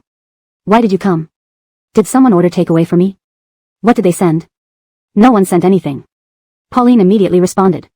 Haven't you had breakfast? Let me go buy you something. Didn't you drink a lot last night? Some porridge might be good for your stomach. The coffee table was cluttered with various bottles, takeaway boxes, and milk tea cups, the smell of alcohol permeating the air from afar. Pauline assumed he had partied late into the night. Looking at her tone, it seemed like nothing had changed between them. Pretending to be kind to whom? Ebert sat up irritably. No one ordered me anything. Then why are you here? Just to buy me porridge? What are you trying to do? Bribe me? Or reconcile? Pauline. If you're here for your boyfriend, thinking a bowl of porridge can make me forgive his stupidity, stop right there. It's impossible. If everyone in the world acted as foolishly, waiting for kindness and forgiveness, society wouldn't function. Pushing women to handle problems isn't what a man should do. If you've realized he's unworthy and want to dump him and come to me, Pauline, Ebert, am not a trash collector. Pauline felt incredibly humiliated by his words, yet she couldn't refute them. What he said was true. Biting her lip, she replied, don't worry. I know he did wrong. I'm not here to plead for him or to, what I mean is, I'm not worthy of being with you anymore. I came to ask if we compensate, could it be resolved? Could you give him another chance? Compensate? With money or a pig? For that spineless man, she actually made a special trip to discuss compensation? What a ridiculous scenario. Ebert couldn't help laughing in frustration. Chapter 425, Willing to Exchange. Sure, when someone makes a mistake, they should take responsibility for their actions. If he can compensate, it would be best. However, there isn't another little flower exactly like the one we lost in this world. He had just given that pig a temporary name. Pauline naturally knew there wasn't another pig exactly like it in the world. So instead of replacing your pig, could we compensate you financially? See, getting you another pig means you'd still need to put in effort to raise it, finding someone to care for it every day, which takes time, energy, and money. Although I shouldn't say this, since things have already happened, getting compensation is the best way to make up for your loss, right? Ebert looked at her lips, that makes sense. So how much do you plan on compensating me? How could such a matter have a planned amount of compensation? It should be based on what he needed. Pauline blinked her large eyes at him, but Ebert saw through her completely. Don't you know? Alright, let me give you a number then. 500,000. Cash or transfer? Pauline's legs went weak, almost collapsing to the ground. 500,000? 500,000 for a pig? She only knew that Ebert was wealthy, but she never imagined he could be so extravagant. What breed of pig costs 500,000? How? How expensive? Pauline regretted offering to pay on behalf of Howard. 500,000? Wasn't this enough to break them? Ebert watched her frightened expression, feeling slightly relieved. 50,000 is already a friendly price considering our relationship. This pig was imported from abroad. Not to mention the cost my Viviana paid initially, shipping fees, and over a year of raising it with imported milk formula, specialized care. The efforts and resources invested are incalculable. His eyes darkened as he gazed at Pauline. Is 50,000 too much? My apartment alone is worth over 5 million. You're quite wealthy now, seeing as you're about to get married. Paying 50,000 on his behalf wouldn't be an issue, right? Pauline hadn't expected him to bring up the apartment, instantly feeling even more embarrassed. She didn't dare look at him, ashamed and wishing she could disappear into the earth. Her two irresponsible brothers had sold the apartment for far less than its value. If Ebert found out, he might hate her forever. Mentioning the apartment made her feel guilty. It was clear the money never reached her. The funds had gone to support her two unworthy brothers. Ebert didn't know how to react to this extremely foolish yet irreplaceable woman. Why aren't you speaking? You suggested financial compensation, yet now you look like I've wronged you, making me the villain. No, Pauline honestly replied, it's not your fault, we made a mistake. So did you think of a solution? Pauline didn't understand the significance of that pig to him, whether it was irreplaceable or if another would suffice. The situation felt too awkward and painful, but she couldn't leave Howard's problem unresolved. Last time, her two brothers caused real trouble, and she owed him. Gathering her courage, she carefully looked at him. Ebert, I know you're a good person, very kind-hearted. Can you give him another chance? If Caitlin really likes this pig, perhaps Howard can buy her a new one. You know his family's house burned down recently, leaving him in debt, and his parents are elderly. So I deserve to pay for his mistakes, and poverty justifies everything? Ebert suddenly stood up from the sofa. Is this your idea? I paid him, yet now he's responsible, and you think I'm the fool who should foot the bill? Pauline. Are you talking to me? Why are you backing away? Are you afraid of me? Or is your boyfriend outside, fearing misunderstandings, so you must keep distance?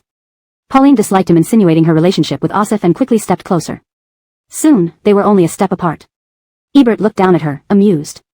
Why are you so afraid I'll fire Asif? Is it because if he loses his job, you two can't get married? Or maybe you both can deliver food together, becoming a delivery couple, sounds romantic. Pauline felt like crying under his close scrutiny and sarcasm, wanting to explain but fearing Ebert's reaction towards her parents. This was too difficult. Even if he delivers food, he must resolve this matter first, not without proper compensation. At least she has principles.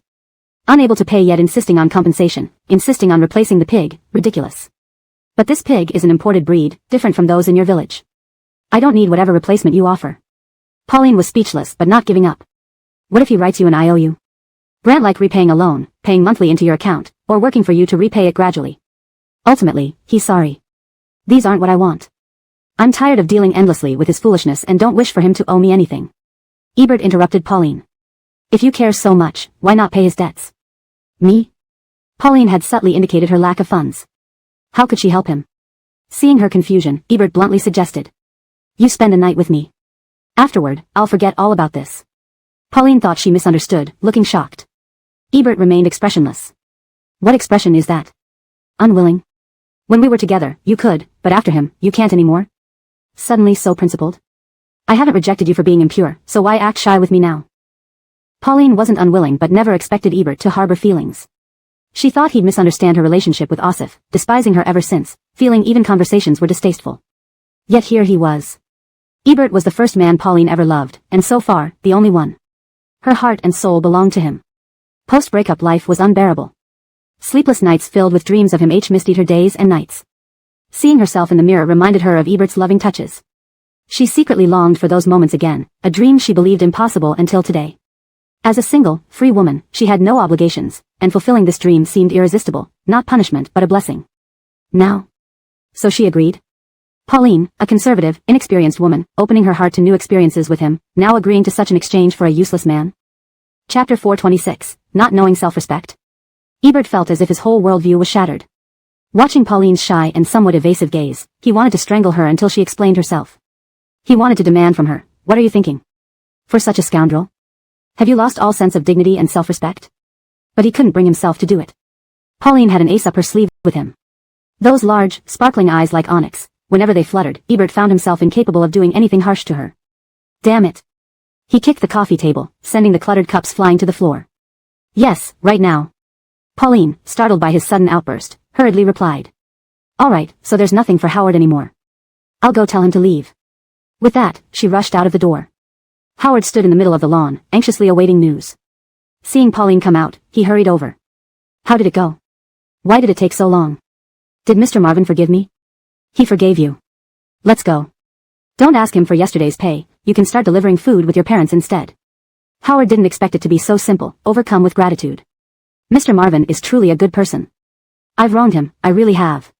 Fine, let me go in and apologize before I leave. Pauline stopped him, no need. Though he forgave you, he's still upset. You should leave quickly. Howard was at a loss again. Has he taken his anger out on you? Are you alright? I'm fine, see? Go now. Howard hesitated. You're not coming with me. Pauline responded, Mr. Marvin's house is quite messy. I'll clean it up before I leave.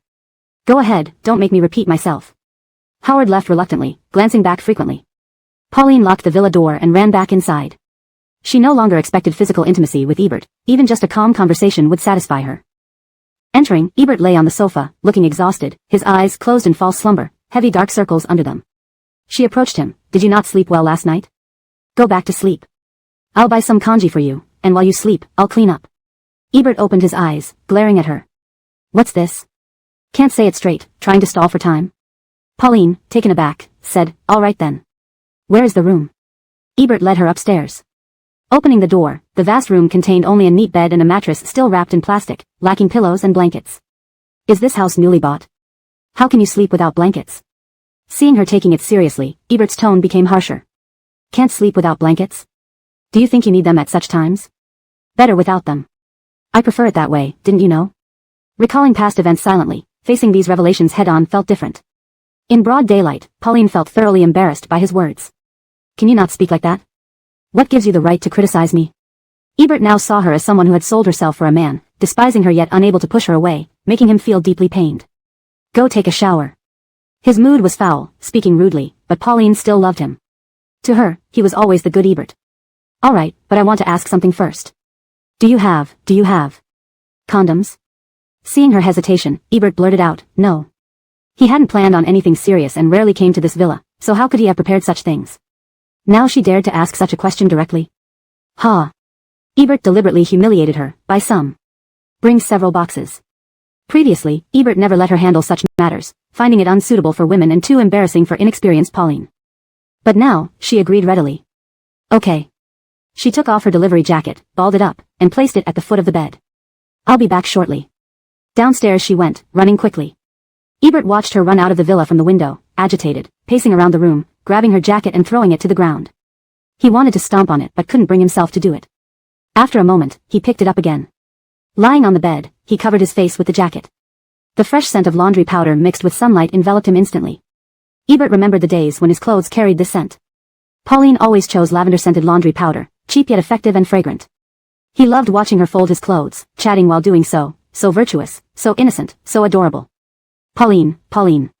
Smelling the familiar scent, he mumbled her name, eventually drifting off to sleep. When Pauline returned hastily with several boxes, he was already asleep. Seeing him curled up like a child, clutching his jacket tightly, Pauline felt a mix of tenderness and sorrow. Standing by the bed, she watched him silently for several minutes before taking out her phone and recording a video of him. Leaving the items behind, she went downstairs. Waking up, Ebert found the room quiet and empty, devoid of Pauline's presence. Anxiously sitting up, he thought, hadn't she taken leave? Could she have gone back to work upon seeing him asleep? Rushing downstairs, Ebert found the living room spotless, free of party remnants, gleaming brightly. Ha! Pauline had indeed cleaned as promised. Was Ebert touched? What a fool. She didn't understand why he had kept her here. Losing this opportunity made Ebert feel even more frustrated. Irritated, he fell into the sofa, debating whether to call Pauline and order her back, when a sound came from the entrance. Ebert jumped up from the sofa and ran to the window. In the yard, Pauline, carrying bags filled with bedding on her arms and shoulders, marched briskly towards the house. Ebert quickly opened the door, standing by it unhappily. Pauline, drenched in sweat, smiled at him. You're awake? Seeing you slept without blankets, I feared you'd catch a cold. I went to buy some along with bed sheets and pillows. Security wouldn't let me ride in, so it's heavy. Come help me. Chapter 427, Going All Out. Ebert had previously shopped for household items with Pauline, so he knew her spending philosophy and the level at which she usually shopped. But today, the quilts she bought were far from her usual style. Seeing her carrying large and small packages alone, Ebert couldn't help but feel a pang of pity. He stepped forward to take 2 bags from her. To his surprise, they were branded goods of considerable repute. To redeem her boyfriend's mistake, she was truly going all out today. Carrying the quilts into the house, Pauline didn't even have time to wipe the sweat off her forehead before she started talking. I'll go lay the bed for you. I bought 3 sets in total, so guests can stay over in the future. Saying that, she started taking the items upstairs, but Ebert quickly took them from her. They went to the bedroom together. Pauline unpacked everything, laid out the sheets, stuffed the pillows, and spread the quilts. Watching her busy self, Ebert couldn't help but recall the tranquil and comfortable days they once shared. He missed those times. Originally, he hadn't intended anything between him and Pauline, but at this moment, he couldn't control himself. Pauline finished laying the bed and turned around to see Ebert staring at her. She immediately blushed. What's wrong with you? Did you buy what I asked you to? Pauline understood what he meant and gently opened the drawer by the bed to show him. It was quite satisfactory. She had bought 3 boxes. Ebert stretched his arms above his head and pulled off his t-shirt. Go take a shower. After not seeing each other for so long and only just meeting yesterday, they were now sharing a shower. Pauline was about to refuse when Ebert grabbed one box and slipped it into his pocket, then held onto her wrist. From the bathroom to outside, they spent so much time together that by the time Ebert let her go, it was already dark. He wasn't sure if it was because it had been too long or something else, but to him, Pauline hadn't changed at all. Every experience with her was the same as before, and Ebert still enjoyed these moments with her immensely. However, after it was all over, he felt a deep sense of revulsion. She had become someone else's girlfriend, an undeniable fact. Why did he have to be so base? Lying face down on the bed, Ebert didn't want to look at her. Pauline pressed close to him, gazing at his broadened back, his long fingers, and his dark hair. Reflecting on what they had just experienced, she felt an immense sense of fulfillment. The last breakup left her emotionally unstable, making Ebert quite uncomfortable, which had always made her feel guilty. Today felt like a perfect closure. Whenever she thought about the rest of her life, there would be no regrets. Ebert's demands had been met, and night had fallen. It was time for her to leave. Gently placing her hand on Ebert's head, she stroked his hair softly. Are you tired? Why don't you sleep a little more? I'll wait until you're asleep before I leave. Ebert, who had been feeling uneasy with her just moments ago, felt even worse upon hearing that she was leaving. Why didn't she still love him? After doing all this, why would she still return to that man? Why? Was he, Ebert, really not worthy of being loved? Meeting Pauline used to make him feel incredibly happy, but now it had become a torment. Because of her dislike, he began to doubt if there was something wrong with him. Too distressed to speak, his stomach growled loudly. Due to the room's silence, Pauline heard it clearly. Are you hungry? Indeed, he hadn't eaten all day and had just engaged in strenuous physical activity. How could he not be hungry? Why don't I cook something for you? It's been a while since you've eaten my cooking. What do you want? Back when they were poor, even the simplest meals prepared by Pauline were savored by Ebert. He never held back his praises, always complimenting her beauty, kindness, gentleness, and excellent cooking. Seeing that she wasn't leaving and was going to cook for him, Ebert's pain diminished slightly. However, there were no groceries at home, and he wasn't sure if the kitchen was even functional. You should go. I'll order takeaway. As soon as he said that, he regretted it. Why did he reject her when he wanted her to stay? Thankfully, Pauline didn't agree. Takeaway is never as healthy as homemade food. Eating it every day will ruin your health. Rest today. Do you have any vegetables in the fridge? I'll check downstairs. Saying that, she got dressed and lightly descended the stairs. Having been so close to her for hours, the sudden departure left Ebert feeling hollow. Quickly, he also dressed and followed her down. The kitchen facilities were complete, and the fridge was intact but empty. Pauline came out to talk to him. There's a supermarket nearby where I went shopping earlier. Let me buy some vegetables. Wait here for a moment. I'll be quick. Before she could leave, Ebert spoke up. I'll go with you. Together? Ebert actually wanted to go with her to the supermarket? Pauline felt delighted. Ebert drove, and she sat in the passenger seat. As they arrived at the gate, the security guard greeted Ebert respectfully. Stopping the car, Ebert asked Pauline to get out. Register her facial recognition. If she comes again, let her through easily. The delivery person who had run several trips today was part of his household now? The guards had recognized Pauline. Following Ebert's instructions, they complied immediately. Although Pauline wasn't sure why she needed this, given she probably wouldn't come again, she cooperatively registered her details. Soon, the car parked in the underground parking lot of a mall. They arrived at the supermarket entrance together. Pauline inserted coins to unlock a shopping cart, but Ebert stopped her. Let me handle the cart. You choose the vegetables. Pauline selected vegetables as Ebert trailed alongside her. These are good and fresh. How about we get some? Without opposing, Pauline considered his agreement and placed them in the cart. Grab a bit more of this. And some of this too. I remember you liked this a lot. Let's get more of this. You also like this, so how about some of that too? I might as well buy enough for a week, cook them, store them in the fridge, and you can heat them up whenever you want. That way, you won't have to order takeaway every day. By the end of their shopping spree, the cart was full. Compared to before, when Pauline hesitated to spend even 20 yuan on meat, today felt extravagant. At checkout, Pauline queued ahead, preparing her payment code. But when it came time to pay, Ebert stepped in. I'll pay. Next to them, a middle-aged couple waiting in line chuckled. Looks like you're newly acquainted and still in the phase of fighting over who pays. Couples like us have been married for years, and we tend to defer to each other. I miss those early days, said Annabella nostalgically. Chapter 427, Spending Lavishly. Ebert had previously shopped for home goods with Pauline and knew her spending habits and preferences. However, today, the quilts she bought were far from her usual style. Seeing her struggling with large and small packages, Ebert couldn't help but step forward to take 2 bags from her. Upon inspection, they were quite branded items. To make up for her boyfriend's mistake, she was really splurging today. Once inside, before Pauline could wipe the sweat from her forehead, she said to him, let me set up the bed for you. I bought 3 sets in total so guests can stay in the future. With that, she headed upstairs with the items, only for Ebert to snatch them from her. They went into the bedroom together where Pauline unpacked and began setting up the bedding, spreading sheets, inserting pillows, and laying out quilts. Watching her work diligently, Ebert was reminded of their peaceful cohabitation days, a time he cherished deeply. Though he hadn't intended anything, at this moment, he couldn't control himself. Pauline finished making the bed and turned to look at Ebert. Seeing his gaze, her face instantly flushed. Are you okay? Did you buy what I asked you to buy earlier? Pauline understood what he meant and gently pulled open the drawer by the bed to show him. She had bought 3 boxes, not bad at all. Ebert stretched his arms above his head and peeled off his t-shirt. Go shower. After so long without seeing each other and having just met yesterday, to now, sharing a shower. Pauline was about to refuse when Ebert grabbed a box and slipped it into his pocket, pulling her wrist towards him. They spent the whole day until evening together. Perhaps due to their prolonged separation or something else, he felt Pauline hadn't changed at all, still the same as before. He enjoyed their intimacy just as much as ever.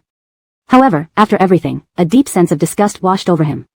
She was already someone else's girlfriend, a fact he couldn't deny. Why did he behave like this? Lying on the bed with his back to her, he didn't want to see her current state. Pauline stayed close beside him, feeling satisfied as she looked at his broad back, his slender fingers, and his dark hair, reminiscing about their moments together. Their last breakup left her emotionally unstable, which made Ebert uncomfortable. She felt guilty and today marked a perfect closure. Thinking about the rest of her life, she wouldn't regret it. Having fulfilled Ebert's wishes, and with nightfall approaching, it was time to leave. Reluctantly, Pauline reached out to stroke Ebert's hair. Tired? Why don't you sleep some more? I'll wait until you're asleep before I go. Just as Ebert had been feeling uncomfortable, hearing she was about to leave made him even more uneasy. Why didn't she love him? After all they had done, why would she return to her boyfriend? Was he, Ebert, really so undeserving? Originally, knowing Pauline brought him happiness, but now it was a torment. Her disinterest made him question himself. Unable to speak, Ebert's stomach growled, audible in the silent room. Are you hungry? Yes, he hadn't eaten all day and had exerted himself heavily. I'll cook for you then. It's been a while since we had a meal I cooked. What do you feel like eating? During their poorer days, Pauline's simple meals were savored by Ebert. He never hesitated to praise her beauty, kindness, gentleness, and cooking skills. Finding her wanting to cook for him, his pain eased slightly. However, there were no groceries at home, and the kitchen might not even be usable. No need, just leave. I'll order takeaway. The moment those words left his mouth, he wished he could bite his tongue. Marvanting her to stay, why did he reject her? Fortunately, Pauline disagreed.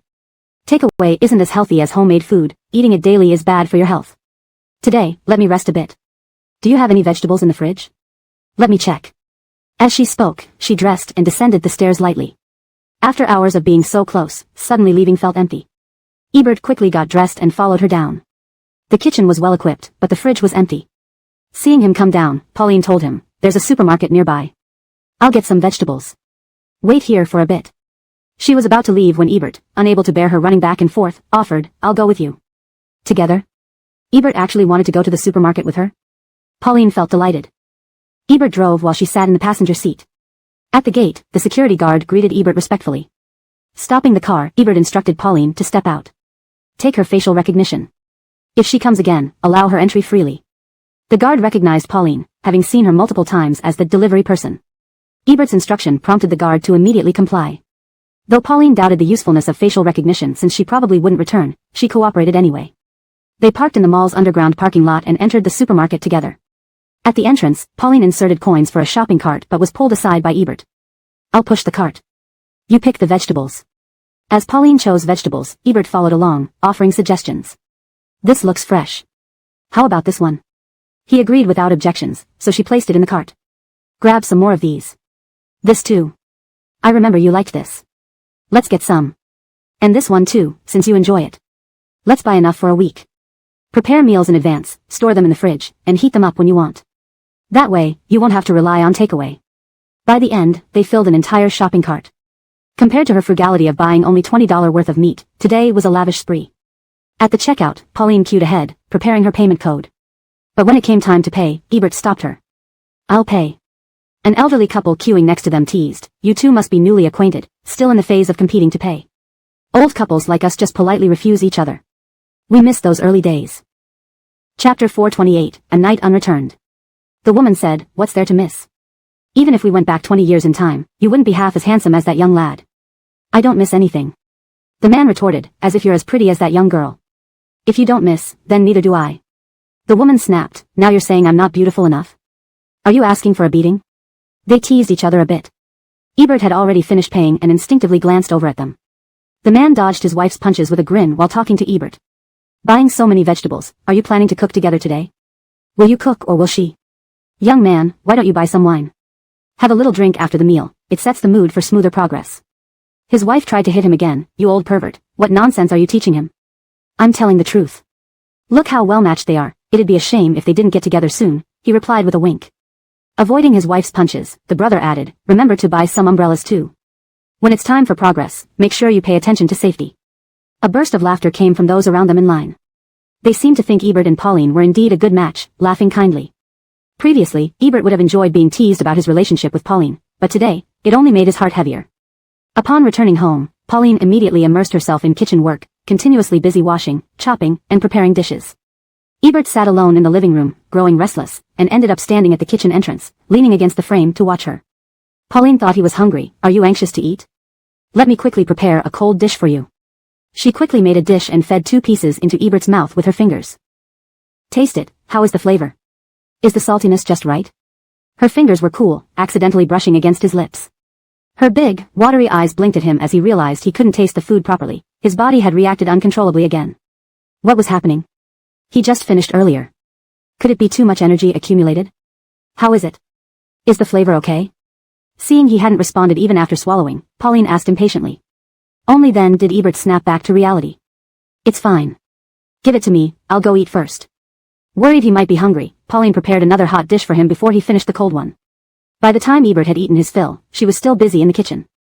Considering she hadn't eaten all day, Ebert felt concerned. That's enough, stop working. Eat now.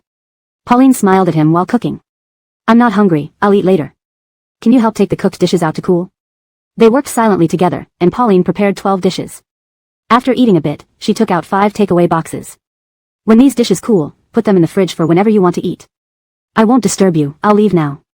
It was already past 8 p.m., late at night when loneliness strikes hardest, yet she wanted to leave? Ebert disagreed. I don't feel well. Come help me wash my hair. Hadn't he already washed it during the shower? Why again? Maybe because he sweated too much during labor. Pauline assumed he caught a chill and touched his forehead.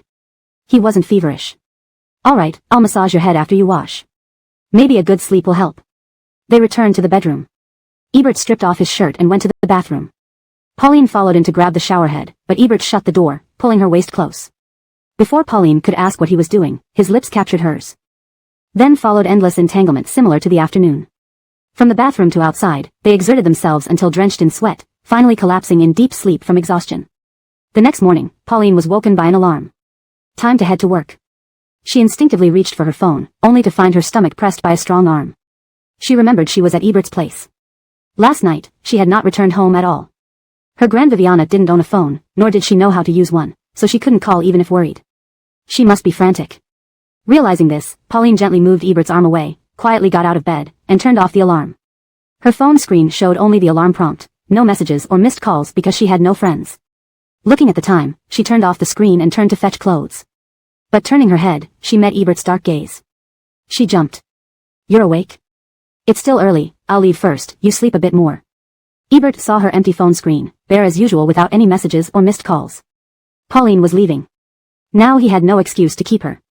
Thinking of her going back to that useless man filled him with anger. A whole night away, your boyfriend didn't call you. Is he confident in you, or doesn't care at all? Pauline fell silent, swiftly dressed. Remember to eat breakfast. I'm off. Watching her unhesitant departure, Ebert fell back on the bed in frustration. Pauline rode rapidly under the dawn light towards home. Hopefully, her Grand Viviana had slept last night and was still asleep now. With her age, staying up all night worrying would be too much. Finally arriving downstairs at the rented house, she quietly climbed up and softly opened the door.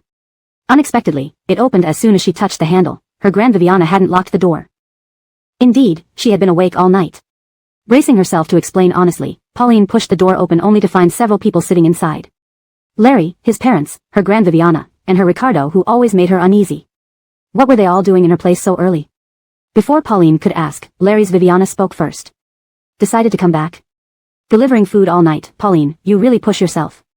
Previously, she had been polite, today her tone was oddly sarcastic. Pauline wasn't stupid, she sensed something was up, but only cared about her Grand Viviana. Sorry Grandma, I came home late. Did you stay up all night? Are you alright? Aaron's cloudy eyes looked at Pauline with unreadable emotion. Pauline closed the door and stepped toward her, but Larry's Viviana abruptly stood up, blocking her path aggressively. #### Chapter 429, Stalking me? Do you even hear me talking to you? What kind of attitude is this? Tell me, why didn't you come back last night? Were you working late delivering food? As a young woman, how dare you stay out all night? Your nerve. Pauline knew they intended for her to marry their son, but she hadn't agreed yet, let alone moved in. On what grounds did they think they could manage her like this?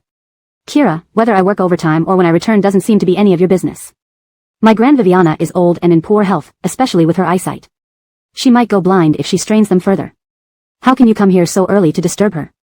Or were you here all night? Acton's Viviana, undeterred and slightly shorter than Pauline, was far more aggressive. Of course, we were here all night. You have some nerve making us wait all night with so many people.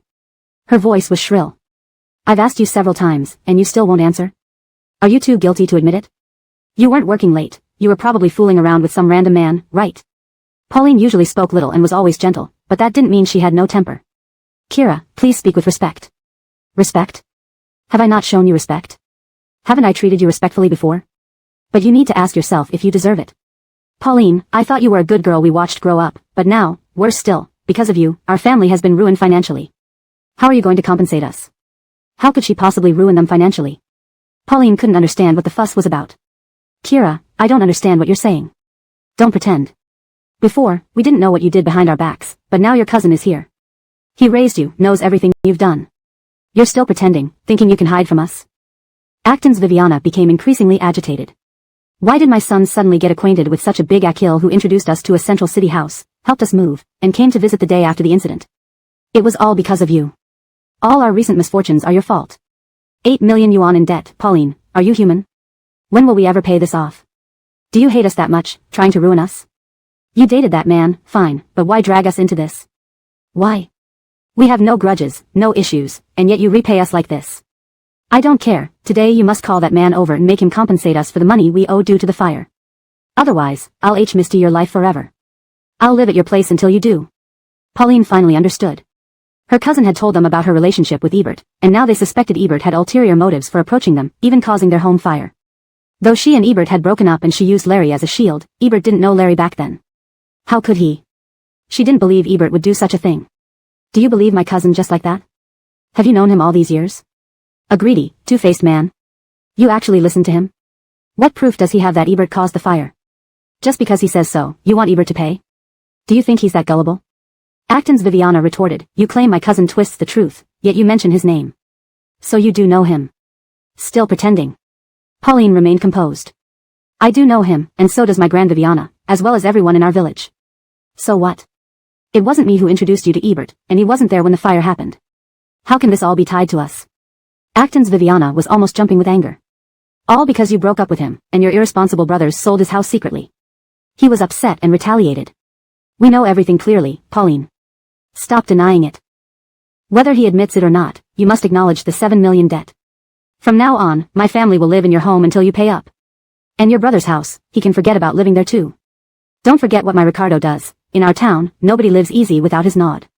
The more Acton's Viviana ranted, the angrier she became, though she was suspicious of Ebert but too cowardly to confront him, only daring to threaten Pauline. Pauline was speechless for a moment. You're welcome to stay, but this rented apartment is small. If you don't mind the crowding, feel free to stay and cover the rent when it's due. Ebert and I have long broken up, we have nothing to do with each other. His actions are none of my concern anymore, and stop pinning things on me. As she finished speaking, Acton, who had been silently sitting there looking honest, suddenly stood up, staring at her with disappointment. Pauline, I didn't believe them at first. You have no idea how good you were to me. I wanted to be with you, so I went back. I waited outside the villa for 20 hours and saw you buy groceries with him, go home together, and leave his house early this morning. You deny it? When did you become this kind of person? Truly disappointing.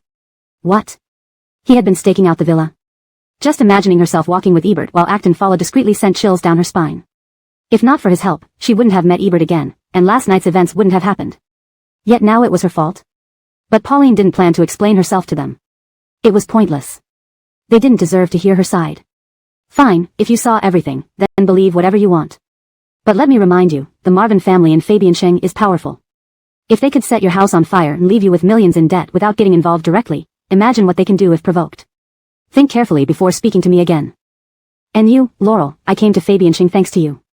I trusted you and genuinely thanked you, but what you did later, only you know. If you keep interfering in my life.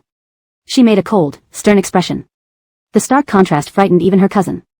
My Grand Viviana is tired, and I've said my piece. Please leave now, or if she feels unwell, I will call the police, and you'll be responsible for medical expenses. Translation completed with attention to natural English phrasing, maintaining paragraph structure, tone, and logic continuity. Names are transliterated according to Pinyin ***. Chapter 430, Seeing Her Again. Acton's parents hadn't anticipated that Pauline would turn her back on them so heartlessly. Backed by Ebert, they didn't dare to do anything significant to her and immediately lost much of their bravado. They didn't dare to linger in Pauline's house either. For one thing, staying at her house meant no income, which would make their already impoverished life even more unbearable. Secondly, the elderly woman was indeed in poor health. If a real quarrel ensued and she were to faint or even pass away due to the stress. They hurled a few more harsh words at Pauline, saying they would visit again after work, then left in frustration. The door slammed with a bang, making Pauline's eyelids twitch as she rushed to her Grand Viviana's side. Erin, are you okay? Her Grand Viviana's expression was blank, her eyes dim and opaque. When silent, it was hard for Pauline to guess her thoughts. Erin, I know it was wrong of me not to come home last night. Please don't be angry, listen to my explanation. Erin, please say something, don't scare me. Pauline spoke earnestly but saw no response from her, prompting her to reach out and gently shake her Grand Viviana's arm. With just a light nudge, her Grand Viviana closed her eyes and fell forward. Erin. Erin. In a flurry, Pauline accompanied the ambulance to the hospital, where her Grand Viviana was rushed into the emergency room. After answering a few questions from the doctor, she anxiously ran downstairs to pay the fees. While queuing up, Thorntonager, who came with Madison, spotted her. Last night Madison had attended a reunion with old classmates and consumed several cups of alcohol amidst the compliments. Returning home just before dawn, her stomach couldn't take the strain. Since the Marvin family's personal doctor was on leave, Thorntonager wanted to call an ambulance. However, Madison dismissed it as overreaction and insisted on coming to the hospital by car. She hadn't expected to encounter Pauline here. Hannah, Thorntonager hurriedly pointed, isn't that girl Pauline? Madison, holding her stomach and frowning, followed his finger. Indeed, it was her. Visiting the hospital once a year wasn't lucky enough. How did she end up seeing her again? That stubborn girl should know better than to think about returning to her hometown. A peasant girl with no education shouldn't be lingering here, especially not thinking about Zay. She had instigated the breakup between them, and if Pauline stayed longer, Ebert might find out. Knowing Ebert's temper, this could spell trouble. Instantly, Madison's stomach ache worsened. How could you let her stay? Why hasn't she returned home yet? Find out what she's doing here and get her out of Fabiansheng, by any means necessary. With orders given, Thorntonager accompanied Madison to the examination room before heading back downstairs. Pauline had just finished paying and was about to head to the ER when a simple-looking woman, her face darkened by the sun, carrying a baby while clutching a card, stopped her. Excuse me, sister. My child is really hungry and can't wait any longer. Could you please help watch my bag and queue for me? I'll feed her over there and return soon. Otherwise, I came all this way alone, and it will be difficult to restart if I leave now. The woman had a heavy accent and her pleading eyes begged for assistance. The baby in her arms, likely only 5 to 6 months old, cried with a cleft lip, revealing a deformity. Seeing their predicament, Pauline felt an immediate need to help. Of course, give me the bag. Take your time. The woman thanked her profusely before rushing off. Pauline started queuing for her. After about 5 minutes, Annabelle returned quickly. Thank you so much. You really saved me. You're welcome, sis. Why are you alone with the baby at the hospital? The woman hesitated. She was born with a cleft lip and, being a girl, her father abandoned her. Only this hospital has the best treatments. Doctors said a few surgeries could fix it. It's alright, I'm used to it, as long as my baby is fine. Perhaps recognizing similar origins or feeling empathetic, Pauline felt deeply sympathetic. Is this your first time in Fabiansheng? Where will you stay after the checkup? This hospital is big. We can find a place. As long as my baby is safe, that's all that matters. Please, call me after the checkup. You and the baby can stay with me. Although my house isn't large, it can shelter you from the elements. Give me your phone number. The woman's eyes welled up. Oh, sister, we are strangers. One must help another while living away from home. Meeting is fate, and it's for the child. The woman tearfully wrote down her number, thanking Pauline repeatedly. Just a few steps later, Pauline noticed an elderly man struggling with a machine, unsure how to operate it. People behind him were indifferent, scrolling through their phones.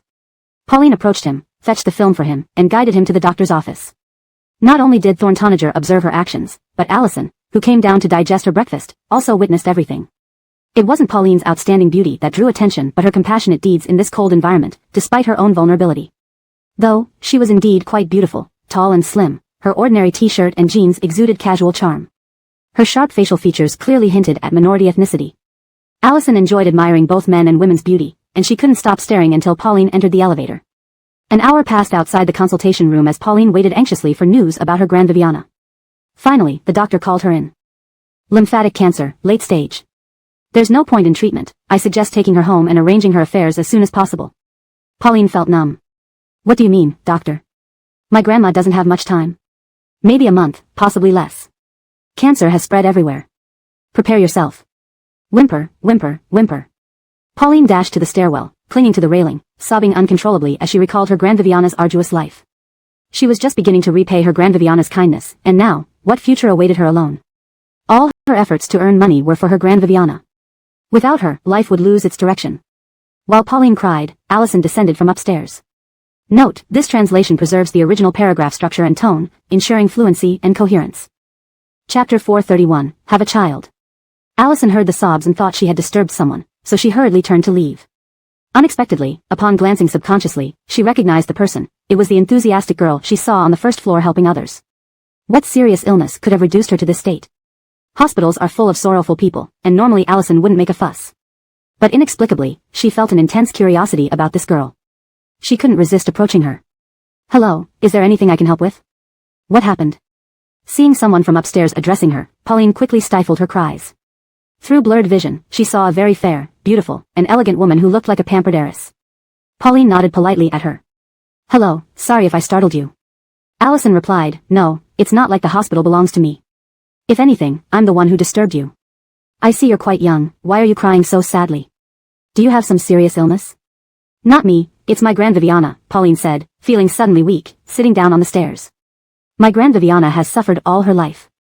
I thought I could bring her to the big city to enjoy her twilight years, but... Though they were in a VIP ward, a heavy atmosphere still lingered. Allison, having no job, found daily life tiring as she spent time with her in-laws, constantly pretending to be gentle, caring, and virtuous. Over time, this pretense took its toll on her mentally and physically. She had retreated to the stairwell for a breather, not wanting to return too soon, and ended up sitting beside Pauline. Where are you from? How old is your Grand Viviana? What did the doctor say? Pauline had no friends and, when sad, she yearned to share her troubles. Allison seemed young, beautiful, kind, and empathetic, so Pauline found herself drawn to her and started recounting her Grand Viviana story. Allison was puzzled. Lymphoma? This disease usually has noticeable symptoms, especially in later stages: fever, skin ulcers, diarrhea, or abdominal pain. It should be easy to notice. Are you really that busy that you didn't notice any symptoms in your Grand Viviana? Pauline was indeed busy, but not to the point where she would miss fever or abdominal pain in her Grand Viviana. If not for today's commotion at her home, she was sure her Grand Viviana only had poor eyesight, back pain, leg cramps, and chronic ailments from years of hard work. Suddenly, Pauline's eyes lit up, a glimmer of hope rekindling. Could it be a misdiagnosis? My Grand Viviana doesn't have any of those symptoms, and she wouldn't hide them from me. How do you know about this disease? Are you sure? Allison explained, my grandfather had this disease before he passed, so I know a lot about it. If your Grand Viviana lacks these symptoms, it could indeed be a misdiagnosis. Don't rush to be sad. You should find a doctor for confirmation or go to another hospital for a second opinion. Feeling despondent earlier, Pauline now perked up, standing immediately. I'll do that. Thank you, little sister, you're such a good person. I deliver food, do you often order takeout? Leave me your number, and next time you can ask for me to deliver, I'll do it for free. Allison laughed at her offer, but appreciating her sincerity, she accepted. Sure, let's exchange numbers. I'm also concerned about your Grand Viviana. If everything turns out fine, send me a message. After exchanging numbers, Pauline left, and Allison felt lighter inside. No wonder, despite her hardships, she enjoyed helping others. Seeing them improve because of her made her feel better. With that, she returned to the ward. In the ward, Bert had arrived. Today, Fabian's father was more alert, waking from his stupor. Now, Bert and his Viviana were by his bedside, listening to him speak. Seeing Allison enter, Fabian's father weakly gripped Bert's hand. I know my own body, and my days are numbered. Leaving your Viviana alone grieves me deeply. Son, for my peace of mind, try to have a child with you soon. Seeing my lineage continue and providing solace to your Viviana will ease my concerns. Bert, who once detested his father's moral coercion, could not refuse now. I understand, father. We'll try our best. Fabian's father then looked at Allison. Thank you for your effort. To meet me in such a state upon entering our family. Dad, Allison interrupted, kneeling beside him. Don't say that. Since I married Bachwan, bearing children for the Fabian family is my duty. Even without your request, we would try to have a child soon. Don't worry, focus on your health. A child cannot grow up without a grandfather. Good. Your understanding makes me happier than any medicine. After comforting his father, Bert prepared to return to work, and Allison saw him off. Outside the ward, he broke his usual silence, speaking to her candidly. I wasn't joking before. Consider it carefully. Since we're married, fate must have led us here. Perhaps letting go of the past and trying sincerely might benefit both of us. Indeed, Allison hadn't been joking either, and her response was sincere. Bert was right. If they've come this far, it must be destiny. Dwelling on impossible past events benefits no one. Perhaps their future holds something beautiful if they try again with an open heart. Looking at Bert, she straightened his collar. Come home early tonight, I'll wait for you. Bert kept his word, returning home promptly that afternoon. His Viviana was still at the hospital, so the nanny served dinner to both of them. They ate a simple meal together before retiring to their room. Having been married for some time, they slept separately each night, one in the bedroom, the other in the living area. Now, they stood side by side in the bedroom, drawing the curtains. Facing what lay ahead felt like a mission, stirring nervousness and discomfort. Bert, being a man, felt obliged to initiate. Despite his hesitation, he walked over to Allison, holding her gently in his arms. He didn't feel the expected heartbeat racing or joy from embracing his wife. Instead, thoughts of Mindy and the guilt of betrayal filled his mind. Chapter 432, No wild guesses, just drink. He tried hard to stop thinking about Mindy and instead focused on the good in Viola. However, even Fu Yu felt awkward. Kian's breath was too unfamiliar, his embrace too stiff. She could feel his emotional state without looking at his face, and she couldn't muster any genuine feelings either. Recalling the times when she was held by Carlo, her heart had been filled with joy and excitement, her heartbeat uncontrollable. Now, with Kian, she felt like a log of wood. She missed Carlo so much. Since returning from Haicheng, she hadn't seen him again or even heard his name. She wondered how he was doing now and what his experience in Haicheng meant to him. Could it be that he had already forgotten everything? The two were each lost in their own thoughts. After holding each other for a couple of minutes, they didn't progress further. Kian gently let go of her. Let's have some drinks. I'll get the wine. We still have time to build up the mood. Fu Yu didn't object. Both saw sleeping together as a task that must be accomplished, no matter what obstacles arose, they would find a way to overcome them. Although they harbored different thoughts on this matter, they were in agreement. Soon, Kian returned with a bottle of wine and 2 glasses. Fu Yu sat on the sofa as they each poured half a glass, clinked their cups together. As long as they drank enough, they could forget anything and forgive anyone. Tonight, it would surely work out. Sometimes, alcohol was indeed a good thing. They both raised their glasses just as Kian's phone rang beside him. Normally, it wouldn't have mattered, but seeing an unknown number from Haicheng made him immediately think of Raquel Tang, who resembled Mindy and had been struggling everywhere. He had told Raquel that if she ever came to Fabiancheng and needed help, she could call him. Had she come? Kian frowned and put down his glass. Sliding open his phone, it was indeed Raquel. Hello, is this Eustace? It's Raquel. Do you remember me? Though they didn't interact much, Kian recognized her voice and gave a light acknowledgement. What's the matter? I'm sorry to disturb you so late, but I really don't know what to do. The background was noisy, and Raquel sounded anxious. After you left, I thought about it and decided to try my luck in Fabiancheng. But I didn't have much money, so I joined a cheap travel group. I thought it would save me a lot since they promised to cover all expenses for a week, but it turned out to be a scam. Now, at the airport, as soon as I landed, they disappeared along with my luggage. They're unreachable. All my documents and charger are in the bag. I tried many methods, even called the police, but my phone is about to die. Before she could finish explaining, the call cut off abruptly. Kian didn't get a chance to ask where she was specifically. She's probably out of battery. Thinking of her stranded at the airport with no identification and no power for her phone, Kian lost the desire to drink. Sorry, Yu. A friend needs help. I need to go out for a bit. Fu Yu wasn't deaf. Even if she didn't hear clearly, she knew Raquel was a woman's name. Kian was going to help someone again. Although she never had high hopes for their marriage and knew Kian's mind wasn't on her, it still made her feel bitter after preparing herself mentally to spend her life with him. But she didn't try to stop him. Her upbringing made her overly proud, and Fu Yu never begged men to stay, especially those whose minds weren't on her. It's fine, I understand. Go ahead. Without further explanation, Kian grabbed his phone and rushed out. Fu Yu swirled the wine in her glass and finished the entire bottle alone. Then, standing on the balcony, she gazed at the beautiful scenery of the villa, lost in thought. She realized she wasn't sure what she resembled. She lacked nothing in terms of food, drink, or clothing. In fact, everything she ate and wore daily was top-notch, and her husband was exceptionally handsome. Her in-laws treated her very well. Yet every day, she felt an emptiness within her, a profound loneliness. She knew exactly what she resembled, an overfed bird kept in a lavish cage, eating its fill and waiting for people to admire it, only to wait for death afterward. So comfortable, yet so boring. She wanted someone to talk to. If she kept thinking like this, she'd be up all night again. But Fu Yu had no one to turn to. In Fabiansheng, the only female she knew was Gwendolyn. But she knew Gwendolyn wasn't her kind of person. Gwendolyn was beautiful, confident, with a career and a loving husband, not to mention a cute daughter. With such a happy family, how could she bear to burden her with negativity? Suddenly, she thought of Ebert. Although he was a man, he was humorous, thoughtful, and close to her. She knew Ebert was also lonely and would likely be available. Indeed, Ebert was bored when she called. Soon, they were sitting in a private room at DL. After a few drinks, Ebert looked at the beautiful yet melancholic Fu Yu and couldn't help repeating his old question. Do you and Fabian have no chance at all? Haven't you thought about trying? You're so beautiful, it should at least stir some physical attraction, right? From what I know, he doesn't have women outside. Isn't it because you're unwilling? What's so special about your ex-boyfriend? Are you still pining for him after getting married? Fu Yu wasn't stupid enough to tell him everything, including about her ex-boyfriend. She shifted the blame onto Kian. Who says he has no women outside? Maybe he finally found true love and just concealed it well. He was on the phone just now, probably with her. Hearing this, Ebert's anger flared. These days, sincerity means so little. Not having a serious girlfriend or getting married was one thing, but committing to a relationship and still fooling around outside? He despised people like that. When did Fabian become such a person? If what you say is true, I will absolutely disown him as a friend. Nothing annoys me more than indecisive people. Hold on, I'll call him. Fu Yu stopped him. No need. I knew from the start that his heart belonged to someone else. I chose to marry him voluntarily, and he has no demands from me. On the contrary, I was attracted to certain things about him. This is my fault, he hasn't wronged me. Ebert was speechless. Fu Yu suddenly laughed.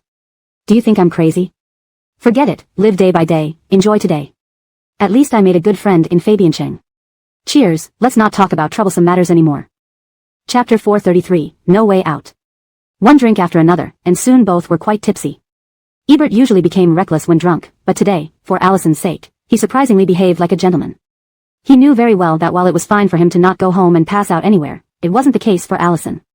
If she dared to stay out all night, chaos would erupt the next day. So, with slurred speech, he called Carlo. Carlo hurried to the private room, and seeing Allison again after several days of no contact, she was swaying and lying alone with a man in a club's VIP room. It made him angry. Though he clearly understood there was nothing going on between her and Ebert, nor did Ebert have any interest in anything with her, it was still inappropriate given their genders and could cause unfavorable rumors. Especially considering Fabian Baidu's father's current peculiar situation. He grabbed Allison's arm, pulling her up and couldn't help reprimanding her. Allison, are you done yet? Every day, causing trouble, when will this nonsense end? Must you embarrass yourself to feel satisfied? Stand up. Look at yourself, do you even look human anymore? Ebert was startled awake by his scolding and unsteadily stood up too. Why are you yelling at her?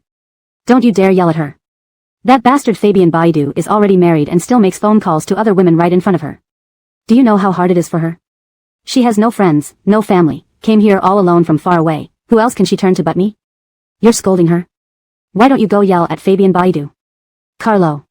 Since Fabian Baidu treated their marriage so lightly, with no true intention towards her even for a second, if Allison lived in such pain, it might be better to just call it quits. He supported the wobbling Allison and suggested to her. How about you get a divorce? I'll talk to Fabian Baidu and make him give you your freedom.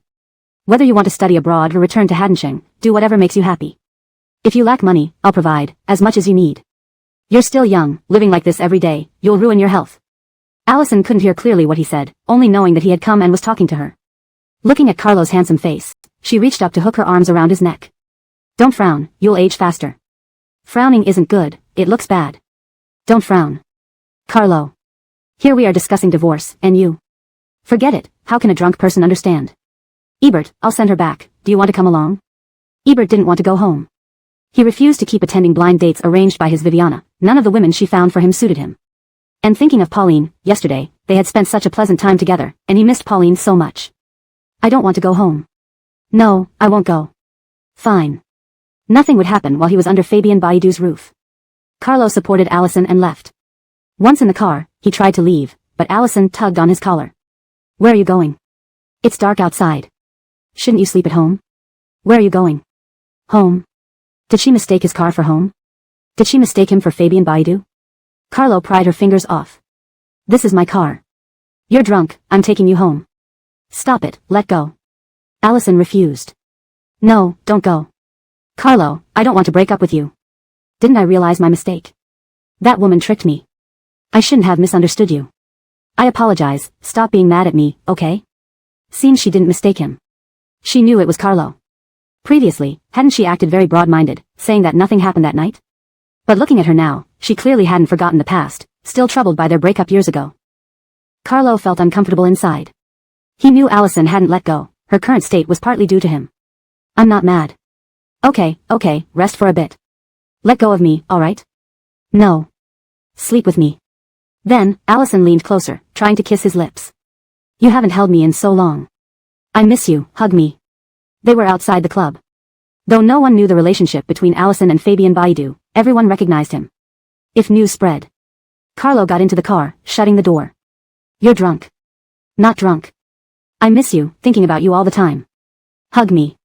She hadn't put on heavy makeup, wearing a simple black dress, hair cascading smoothly down her shoulders, face flushed red from alcohol, eyes glistening with wateriness, voice soft and sticky. Pressing against him like a cute cat. Reason dictated he push her away, but he couldn't bring himself to do it. Okay, I'll hug you. He embraced her, patting her back. There, go to sleep. Allison lay on his chest, listening to his steady heartbeat. Her hand initially grabbing his shirt collar soon started wandering inside his shirt. Carlo tensed up. What are you doing? Stop messing around. Not messing, I want to marry you, have children for you. Didn't you say a daughter would be adorable? I want 2 daughters for you. Carlo's skin prickled.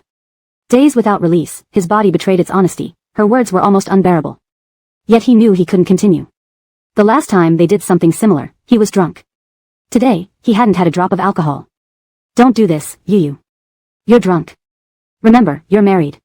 You have a husband. Is that so? Do you like it? Allison seemed not to hear him, lost in her own world. Just as Carlo finished speaking, she placed her hand where she used to during their courtship. Groping him effortlessly, while looking up at him with big, blinking eyes. Carlo gasped, his hair standing on end. I'm talking to you. What are you doing? Stop touching me. I heard you, like this. Allison ignored his words, lowering her head to bury her face in his neck. Soft cheeks brushing his skin, silky hair tickling his nose. Unarguably, she had an excellent memory. She remembered every spot that affected him, controlling him perfectly. Carlo felt like exploding. Forcing reason, Allison, stop it. Keep this up, and I'll throw you out of the car. Allison mewed like a cat, suddenly lifting her head. He thought she was scared and ready to stop. Instead, she released Carlo and started pulling her dress. The shoulder design of the dress had elastic bands. It looked conservative, tightly wrapped, but her pull exposed her shoulder. She continued tugging. Panicked, Carlo tried to stop her. Crazy? Not enough that I didn't throw you out? Stop it. Allison, just messing. You don't love me anymore, telling me to get out, you're a bastard. Leaving me behind, let me die, I don't want to live. Carlo. Didn't she ignore everything he said? How did she hear when he mentioned throwing her out? Chapter 434, All Crumbling Blocks. Allison suddenly started acting unruly, thrashing and shouting in the car, causing Carlo's temper to flare up. The security guards at the entrance of the club were already looking over, and her actions were drawing unwanted attention. Okay, I won't do it again, sorry, I was wrong, alright? Stop this. Let's leave here first, look outside, so many people will laugh at you. Who dares laugh at me? I'll beat them to death. Who is it? Where are they? Watch me go down there and beat them. Carlo had initially meant to scare her into compliance, but Allison took it as a challenge. She was about to open the door to fight, which truly left him exasperated. Sister, that's not what I meant. Your drinking habit is so bad. If Ebert drinks with you again, I'll never forgive him. Alright, stop, darling, be good, listen, let's go home now, okay? If he didn't calm her down, they'd become a laughingstock at the entrance of the club. Carlo could only hug her close, soothing her with affection until she settled down. Taking advantage of her momentary quietness, Carlo went to the front to drive, planning to get her back to Fabian family straight away. But just 5 minutes into the drive, she leaned forward from the back seat. Darling, why are you still gaming and not coming to bed yet? I'm so sleepy. Caught off guard, Carlo almost swerved off the road. Wasn't she calm just now? How did she change so quickly? Her dress was gone, and she was intentionally driving him mad. How are you, like this, you'll catch a cold, baby. Cover yourself with the blanket and go back to sleep. I'll join you soon, alright? No. I can't sleep alone. Darling, come with me, or I'll throw your phone. Allison was extremely spoiled due to being an only child, beautiful and smart since young. Since starting their relationship, they always slept together, and she wouldn't allow him to use his phone while sleeping. Saying that, she reached out for the screen on the dashboard. Worried about accidents, Carlo turned into a quiet street. Thankfully, it was secluded, with few pedestrians under the dim streetlights. The moment the car stopped, Allison slid gracefully into the front seat, lying against his chest just like when he used to game. hugging his neck tightly. If you don't sleep with me, I'll lie here and ruin your gaming session, HMPF. Carlo had no way to deal with her. She seemed to be stuck in a memory from a few years ago, filled with thoughts of him. Though she was willful and capricious, her love for him was genuine and sincere. He couldn't bear to reprimand her. With the AC blowing from 2 vents, Allison might catch a cold tomorrow. Carlo held her tight. Aren't you cold? All right, I'll sleep with you. Shall we go to bed? Allison smiled instantly. Carry me back. Small and agile, she could move around the car, but how could he, a big man, do that? It wasn't practical to carry her outside either. Carlo tried coaxing her. I'll grab a small umbrella, be good, go back on your own. No, the umbrellas are finished. Yesterday you said you wouldn't need them anymore because you wanted a baby with me. Why do you need them now? Carlo was speechless. This was something that happened during their courtship, and she brought it right back into context. Hannah Hart, we haven't graduated yet, how can we have a baby? Brantlyston, you go back first, I'll buy it and return soon. Allison wasn't easily convinced. No, I want to go with you. I love you so much, even 1 minute apart feels unbearable. Let's go together.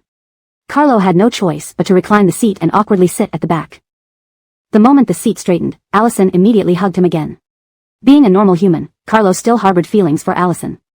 They fell into another intense moment. Meanwhile, Kian arrived at the airport. Fortunately, Alessia was waiting at the exit. Although dressed plainly and without makeup, her natural model grace made her stand out. He picked her up immediately and asked about the situation. Upon learning she had already reported it to the police, Kian drove her to a hotel and booked a room with his ID. I've booked a week's stay for now. Here's 5,000 RMB, keep it for now. Trust the police, results should come soon. If nothing happens by next week, I'll help you get new documents. Take your time exploring Fabiansheng, check out the live streaming base, understand the situation, don't worry about work for now. Alessia was deeply grateful. Thank you, Eustace, I don't know how to thank you. Nothing else is needed. Just find a good job and improve each time we meet. Kian maintained a professional demeanor. I'll leave now. Go inside, keep the keycard safe, lock the door, don't open it unless you're sure who it is. Call me if anything happens. Watching him leave, Alessia returned to her room. In the car, Kian thought of Mindy's face, then Alessia's, and finally Allison's. He felt troubled. Deciding not to go home tonight as it would lead to more awkwardness, he opted to visit the club. Unexpectedly, his assistant informed him that Master Marvin was staying there. He drank with a lady today. This guy's drinking frequency has increased lately. Did he bring a woman here to stay? They were very particular about such matters. While anything went among brothers, women of unknown origins were strictly prohibited. No, seeing his expression darken, the assistant hurried to clarify. The lady was sent home by Mr. Godwin. Only Master Marvin is staying here. Mr. Godwin sent her home? And he knows her too. Looks like it. That lady kept calling his name while drunk. So, was it Godwin Xiao, Marvin Xiao, and the lady drinking together? Not exactly, it was just Master Marvin and the lady. He called Godwin Xiao to pick her up when they both got too drunk. Kian frowned. Which woman in their circle knew both Carlo and Ebert? He hadn't heard of her before. Or did these two sneakily make new friends behind his back? Calling him scum, all pretending to be deep in love, turns out they're all crumble like tofu dregs. Chapter 435, Too Enthusiastic. Bert planned to spend the night on the sofa outside his office. Just as he lay down, his phone rang. It was his Viviana calling. It's so late, why aren't you and Yu back yet? Where have you gone to play? You're married now, you should act your age. Come home quickly. Bert paused in surprise. Allison wasn't home? He distinctly remembered her being there when he left. So why had she gone out? She didn't have any relatives or friends in Fabiansheng, so where could she have gone by herself this late at night? Could it be that she was upset because he didn't consider her feelings while taking that call? Though Bert didn't have romantic feelings for Allison, they were still legally married, making her his nominal wife. He couldn't just ignore her welfare. Bert immediately got up to call her. The call connected, but no one answered. He tried several more times with the same result. Feeling a jolt of worry, he grabbed the car keys and left the club. As he drove home, he continued calling her, but she still didn't pick up. On Allison's end, after the intense moment in the car with Carlo, though she regained some consciousness, she was still quite drunk and smelled strongly of alcohol. Carlo helped her put on her clothes, then gently said, "You need to go home tonight. Brantlyston, I'll take you back, all right? Talk to Fabian about divorce tomorrow. If you don't want to tell him, I will. Let me be honest with him, okay?" Allison didn't seem to respond, half closing her eyes and remaining silent against the back seat. Assuming her silence was consent, Carlo drove to Fabian's house. But even though the imposing gates were familiar, he had no idea how to get in today. With Bert not there, bringing a clearly intoxicated Allison inside would look bad if seen by the nanny, security, or Fabian's Viviana. After all, Allison usually presented herself as demure and dignified. What would people think if they saw her returning late at night with her husband's brother? Yet, he couldn't leave her alone either. Caught between a rock and a hard place, he considered calling Gwendolyn for help. Suddenly, headlights flashed from behind him. Through the rearview mirror, he saw Bert approaching. Carlo instantly opened the door and got out. As soon as Bert stopped next to him, he asked, "Godwin, what are you doing here?" Realizing Annabelle mentioned by his assistant must be Allison, Bert asked, "Is Allison with you?" Looking at Bert's familiar face, Carlo felt complicated. Although what happened between him and Allison was disloyal to Bert, it wasn't entirely disloyal to him. After all, Bert never truly considered Allison his wife. Returning late from another woman's company, how was he any better than Allison? "Fabian, we need to talk," Carlo replied. Seeing his unusually serious expression, Bert turned off the engine and got out of the car. "So late? What do you want to talk about?" Carlo looked into his eyes, deciding to be honest. "Where were you that it took so long to come back?" "There are things I probably shouldn't say, but we've been friends for years. I think if you don't like Allison." Before he finished, Bert already understood his concern. He walked around and opened the rear door. Inside, Allison was slumped against the seat, asleep, and the car reeked of alcohol. Reaching in, Bert gently lifted her, cradling her in his arms with an air of possessiveness. "Hold her for me. I'll open the car door." Carlo, watching Annabelle who had just belonged to him now resting in someone else's arms, felt a piercing pain in his heart. He wanted to confess everything and take Allison away, but things were far more complicated. Allison's parents, Fabian's parents, everyone was involved. While he could disregard Bert's feelings, he couldn't neglect their concerns. Especially Fabian's father. If anything happened to him, Carlo would be the one blamed. Not rushing to open the door, Carlo gave Fabian a pointed look. "What do you mean, you'll try? She is already married to you. Either you commit fully to her, or let her go and set her free. She's not a guinea pig or a spare. Don't treat her like something disposable. That wouldn't be fair." "I understand," Bert met his gaze evenly. "Now can you open the door?" Carlo pulled open the back door, allowing Bert to place Allison in the car. Patting his shoulder, Bert then drove away. Watching the tail lights of the car grow smaller, Carlo sat in his own car, resting his head on the steering wheel for a long time before driving back home. That night, Carlo had nightmares. He dreamed Allison was pregnant, walking arm in arm with Bert, oblivious to him standing there. Then the child was born, and Fabian's parents were overjoyed, showing the baby to guests. But Carlo knew it wasn't Fabian's child. He felt miserable and desperate, wanting to reclaim the child. But Bert appeared, attacking him. Ebert even handed him a knife. Ah! Awoken by the shock of the knife stabbing down, Carlo regretted not rejecting Allison's advances last night. He deeply realized that the dream could become reality if things continued this way. He didn't want that to happen. So he needed to find Allison and talk about her plans for the future.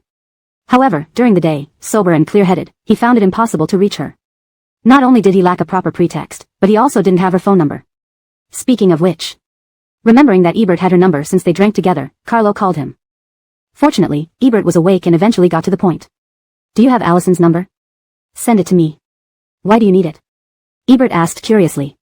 "She forgot her bracelet in my car last night," Carlo lied smoothly. "Oh, right. My mom is at the hospital, and I'm going to visit her.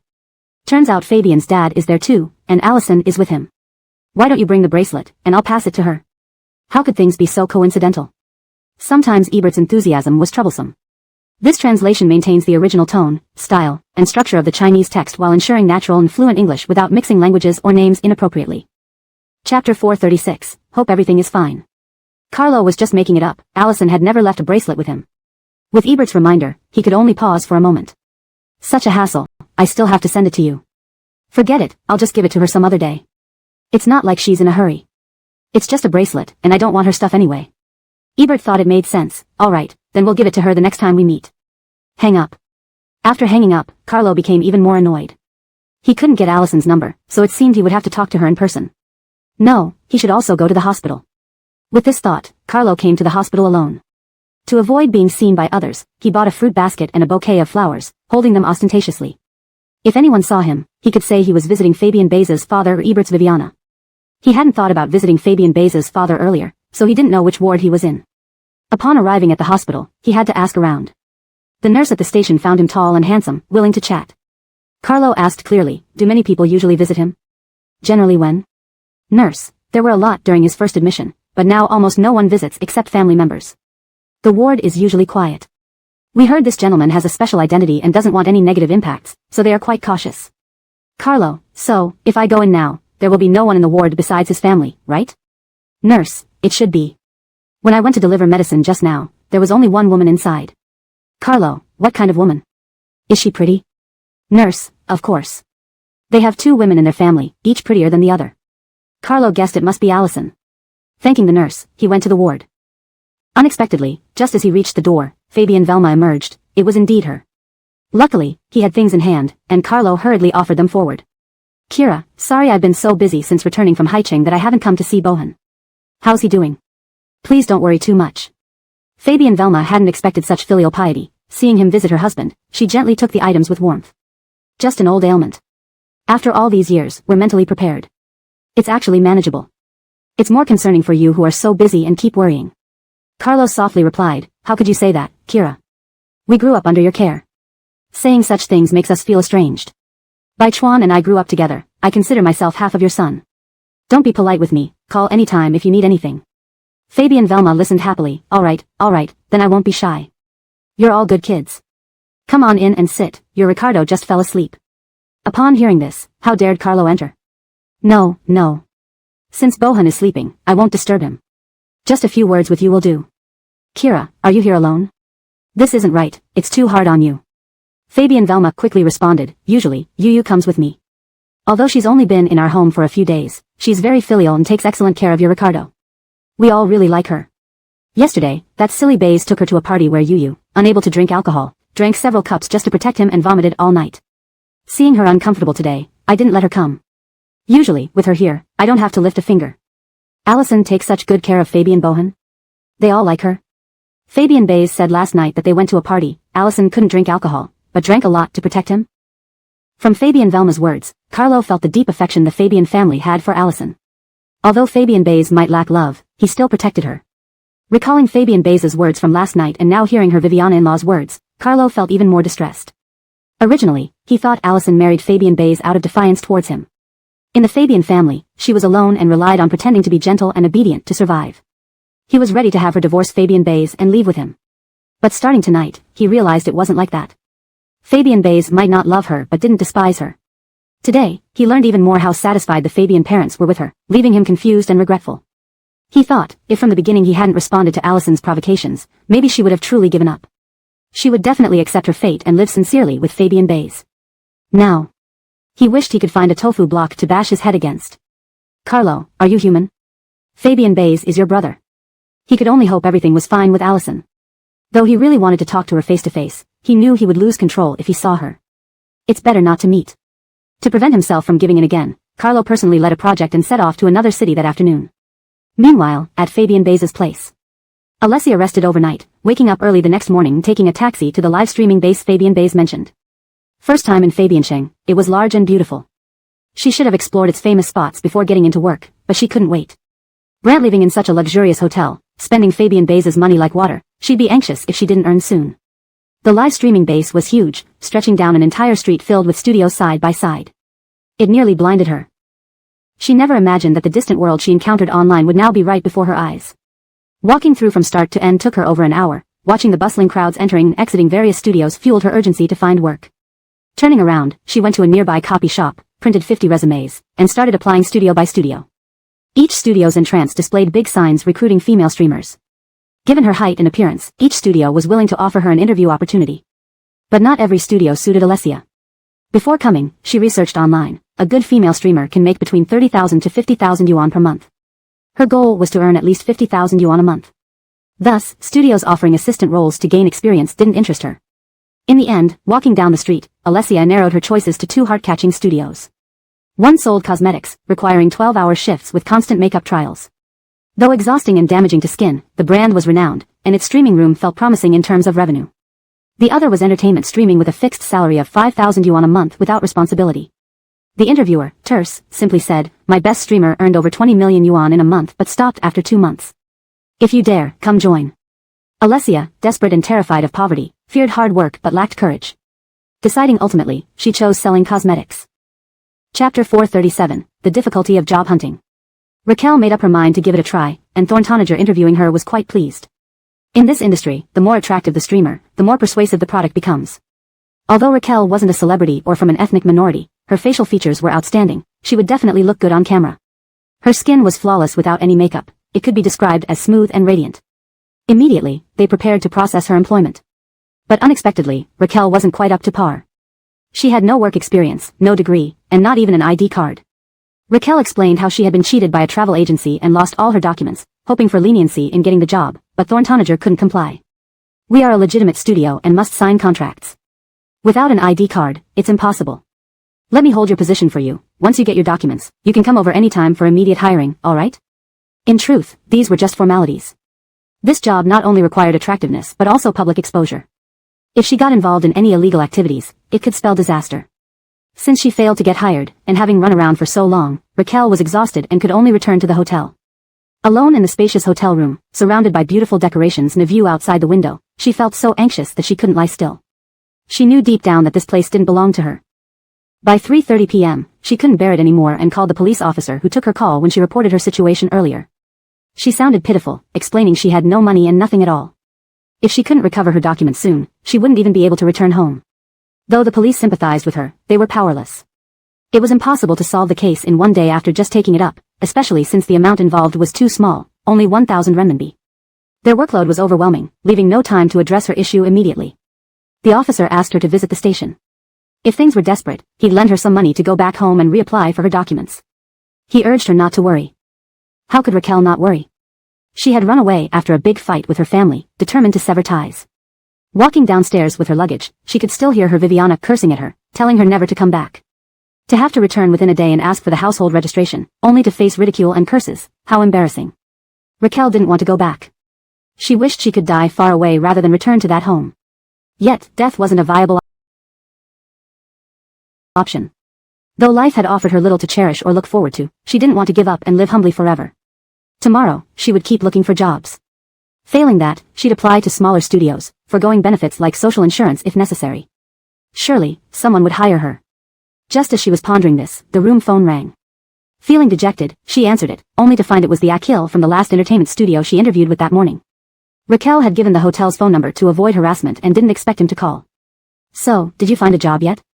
Marvin, to give us a shot. We offer 5,000 renminbi per month, no responsibility-based salary. Besides here, where else can you find such benefits? We'll start paying from your first minute on the job.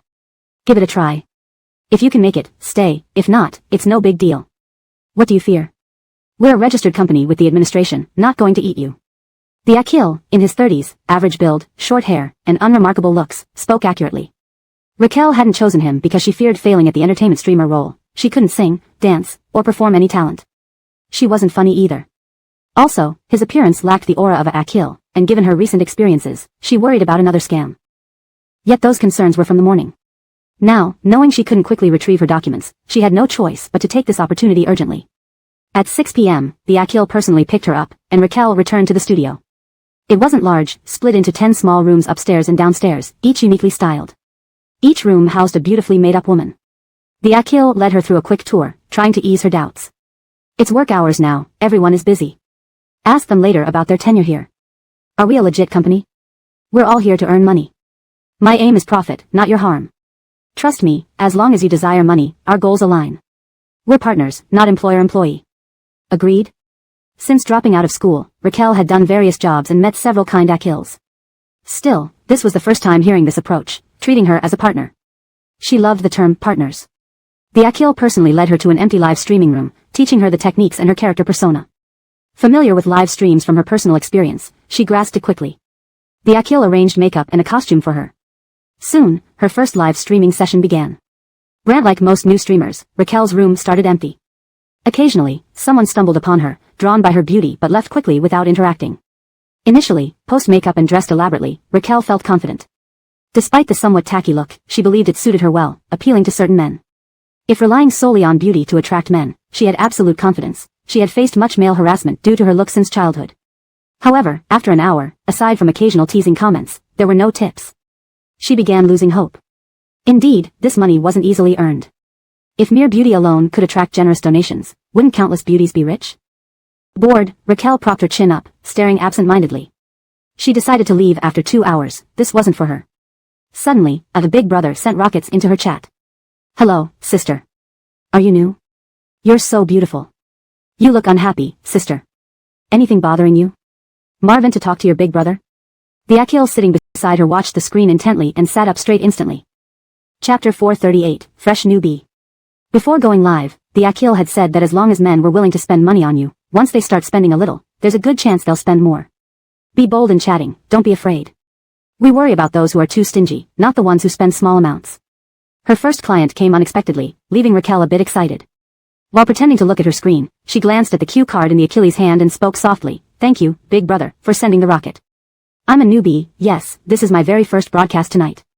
I didn't expect to meet you here, it's such a coincidence." Hearing that she was new and had met him right away made Thornton feel like he had encountered an innocent beauty. He couldn't have been happier. Really? What a coincidence. It seems we're really meant to be. Where are you from, little sister? Raquel answered truthfully, then followed through with the standard initial conversation, telling him where she was from, which school she graduated from, how many family members she had, what music she liked, and her hobbies. Though the viewer count in her live stream gradually rose to over 10 people, Raquel only conversed with him. The man seemed to feel a sense of accomplishment knowing the female streamer was talking exclusively to him in front of everyone else. Occasionally, he would send her some small gifts, making the live session go smoothly. Nearly 4 hours later, the Akil signaled Raquel to knock over the phone stand and end the stream abruptly. As Thornton was talking non-stop, the screen went black and the stream ended. The Akil quickly approached Raquel. "You can't reveal everything all at once. You should cut off when he's most engaged, that way, he'll keep thinking about you. Good job today. Your first day was quite impressive. I see you becoming the next one to earn 20 million. How about it? Are you ready? If so, let's meet tomorrow at 6 p.m. Raquel didn't answer immediately but asked how much she had earned. The Akil replied with a bit over 1,000, minus the platform fee, split 50-50 between them, leaving Raquel with nearly $400. With a base salary of 5,000 yuan plus the 400 yuan bonus, Raquel couldn't believe she had earned so much on her first day. She was indeed going to make a fortune. Okay, see you at 6 p.m. tomorrow. Raquel packed up her things to leave. The Akil, sitting on the table, handed her the phone with a grin. Look, your private messages are blowing up. Several people are asking why you suddenly went offline and if you're coming back online soon. Thinking she needed to reply, Raquel reached for the phone, but the Akil locked the screen. Don't reply. Men love it when you ignore them. Now that you've decided to stay, let's film a vlog for your shift ending. At 11 p.m. in Fabiansheng, though the city was still brightly lit, most people were already at home preparing to rest. The Akil chose a quiet street to film Raquel's hardworking girl vlog. This experience showed Raquel just how fake the online world could be. Bloggers she often saw filming from morning till night were actually completing their daily routines within different rooms of the same company. She rode a shared bike down the street, adjusted her phone time to midnight, entered a simple but feminine room in the company, washed her face, brushed her teeth, changed into pajamas, and set the time to 1:30 a.m. Her grueling day ended there. In reality, the whole shoot took only about 20 minutes. The Akil drove her home. I'll edit the video and set it to release at 2 a.m. Then, I'll sleep. Follow this account and check out your achievements in the morning. He wouldn't have mentioned it if Raquel hadn't become curious and excited about her performance. She couldn't sleep at all. Finally, it was 2 a.m., and the video was posted. Within minutes, a comment appeared. Open sky, no wonder the little sister went offline suddenly. It's her first day, and she doesn't know how to operate yet. Really, it must have been tough. Love. From his familiar tone, Raquel instantly recognized him as the person who tipped her earlier. Curious, she clicked into his profile. His homepage revealed that he was from a poor province, aged 48, with no posts. Despite not hiding his followers or whom he followed, analysis of these connections indicated a lower middle-class lifestyle, likely that of an ordinary middle-aged migrant worker. Raquel lost interest almost immediately. Such a person might burst with generosity once or twice but couldn't afford regular spending, especially with a family to support. His intentions were probably ulterior, hoping a few bursts would win him favor with a female streamer.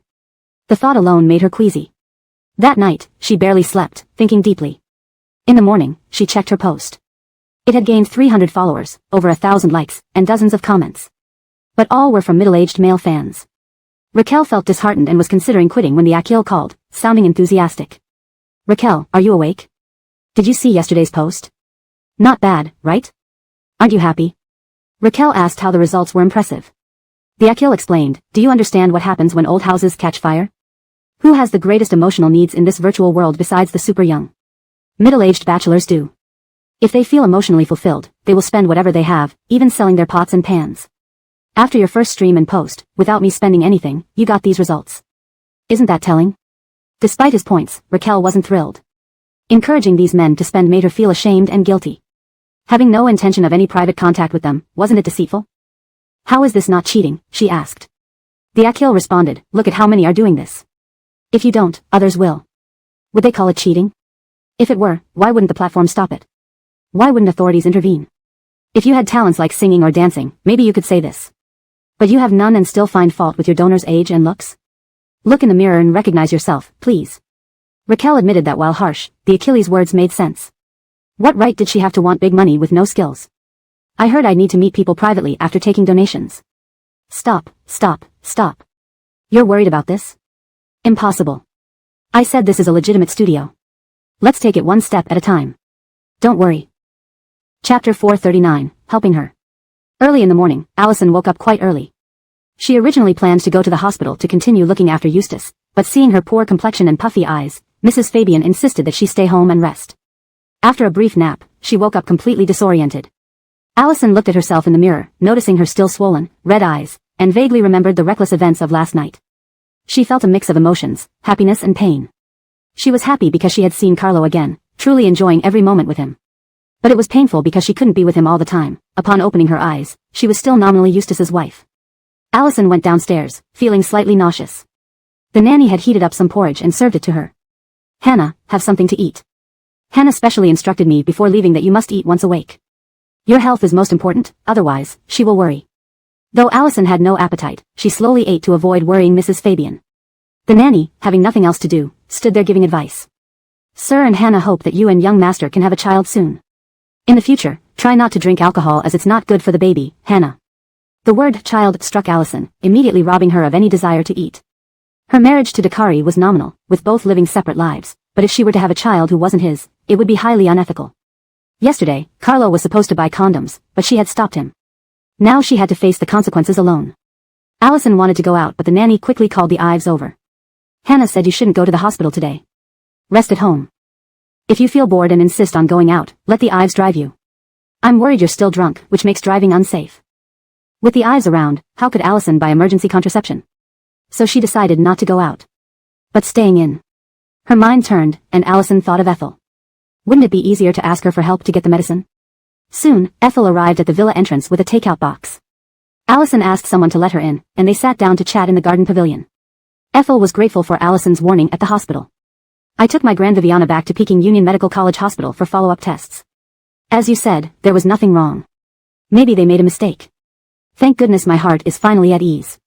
Thank you, Miss Fu, or we wouldn't know what to do now. Allison felt this was no big deal, just a small favor. Apart from this, are there other issues with your Grand Viviana's health? No, just her eyesight is getting worse. I consulted a doctor who said it's glaucoma, and surgery might help, but given her age, there's a risk, it might be pointless. Allison interrupted her, that shows their incompetence, trying to shirk responsibility. If your Grand Viviana has no other health issues, why waste good days ahead due to poor vision? Fortunately, my husband knows the dean of the People's Hospital. If you're okay with it, I can arrange for an expert to operate on her, definitely improving her condition. Ethel was overwhelmed with gratitude. Strangers like Allison, who were kind-hearted enough to offer such immense help. Miss Fu, you are so kind. I don't know how to thank you. You can repay me by living well and making me feel the joy of helping others. Allison swallowed the medicine and told Ethel, let's head to the hospital now. Bring your Grand Viviana along. I want to arrange everything as soon as possible. Maybe it was boredom or perhaps fate brought them together, but Allison sincerely wanted to help. If someone could find her an expert, Ethel would put aside anything, even the delivery job. She stood up hastily, all right, I'll fetch my Grand Viviana right away. We'll meet at the hospital entrance. It was nearly noon, and the sun was scorching hot. Considering Ethel would ride a delivery bike carrying her Grand Viviana through busy streets, Allison offered, let me go with you. Your Grand Viviana hasn't ridden in a sports car, right? Would she like to try mine and take a short ride? Ethel's face flushed. Her Grand Viviana indeed hadn't ridden in a sports car. Previously, they admired such cars on the street, wondering what it felt like inside. Today it became reality. Is it convenient? Would it trouble you? Allison smiled, if it troubled me, I wouldn't have suggested it. Since I did, I'm willing to do it. Let's go. Ethel sent her address via text and headed out on her electric bike. Allison returned to grab her car keys and change clothes. Just as she reached the villa entrance, Mrs. Fabian's beloved dog ran toward her. Allison disliked small animals, always sensing an odd smell from them regardless of cleanliness. But to please Mrs. Fabian, she pretended to love the dog, making it fond of her too. Seeing the dog rush towards her, Allison instinctively tried to dodge, but it leaped and latched onto her leg. She had no choice but to pick it up, rubbing its head to comfort it. Okay, I know you're happy. Received your greeting. Go play. The dog whimpered, unwilling to leave her arms, nestling closer. Allison massaged its belly, only to feel a strange slimy texture accompanied by a sour odor. Turning the dog over, she saw it had diarrhea. Greenish liquid clung to its white fur. Her stomach churned, almost causing her to vomit. The nanny rushed over. Hannah, are you alright? Bale has been having diarrhea today. I was just about to take him to the vet. How did he come to you? Oh no, look at the mess he made. I've just bathed him and now he's dirty again. I'll wash him again. Hannah, you should clean yourself up too. As she spoke, the dog defecated again, its watery poop stinking up the place and covering Allison's hand. Without hesitation, Allison threw the dog onto the grass and rushed back to the villa. Feeling dizzy, she vomited violently into the toilet. The nanny followed. Hannah, are you alright? Shaking her head, Allison rinsed her mouth and rested a while. I'm fine. I'm going to the hospital. Take the dog to see the vet immediately. Meanwhile, Ethel had parked her bike outside the building and was about to go upstairs to fetch her Grand Viviana when someone grabbed her shirt from behind. Hashtag chapter 440, watching a dog fight. She was startled and quickly turned around to see that annoying Ricardo again. Dead girl, I had a hunch you'd be at home today. Didn't expect you to really be here, follow me. He didn't seem to be working today, not wearing his delivery uniform. His tone as he spoke to Pauline made her feel both disgusted and terrified. She hurriedly shook him off. Do you have a mental illness? Why are you looking for me again? Don't touch me. The Ricardo appeared self-righteous. What am I doing? You still owe me money. I said I wouldn't let you go until you pay up. If you don't give me what I want, I'll bother you for life. If you don't want this to blow up and don't want your Grand Viviana to know, come with me willingly. As he said this, he reached out to grab Pauline again. Pauline quickly moved aside. I won't go with you, stop dreaming. Your Misty and the others won't spare you if they find out how you've been acting. Get lost. Otherwise, I'll call the police. The Ricardo remained unperturbed and even laughed sinisterly. Call the police? Have you not heard about what happened to your brother? Did you think he could live well after getting some money and returning to town? Dream on. As long as I don't want you all to live well, you never will. Pauline's eyebrows knitted together. What do you mean? What did you do to my brother? The Ricardo replied smugly. Did you forget what Larry's Viviana said? If you don't repay the money you owe, they won't let your family off. They're already taking action. With those two stupid brothers of yours. Before he finished, Pauline could already imagine her brothers being taken advantage of. Ah. Pauline couldn't bear this endless torment anymore and shouted uncontrollably. How much more do you want before you quit? Don't you have a conscience? Seeing her lose control, the Ricardo felt an immense sense of superiority. Didn't I explain clearly enough? If you come with me and let me have my way, everything can be resolved. But if you don't listen.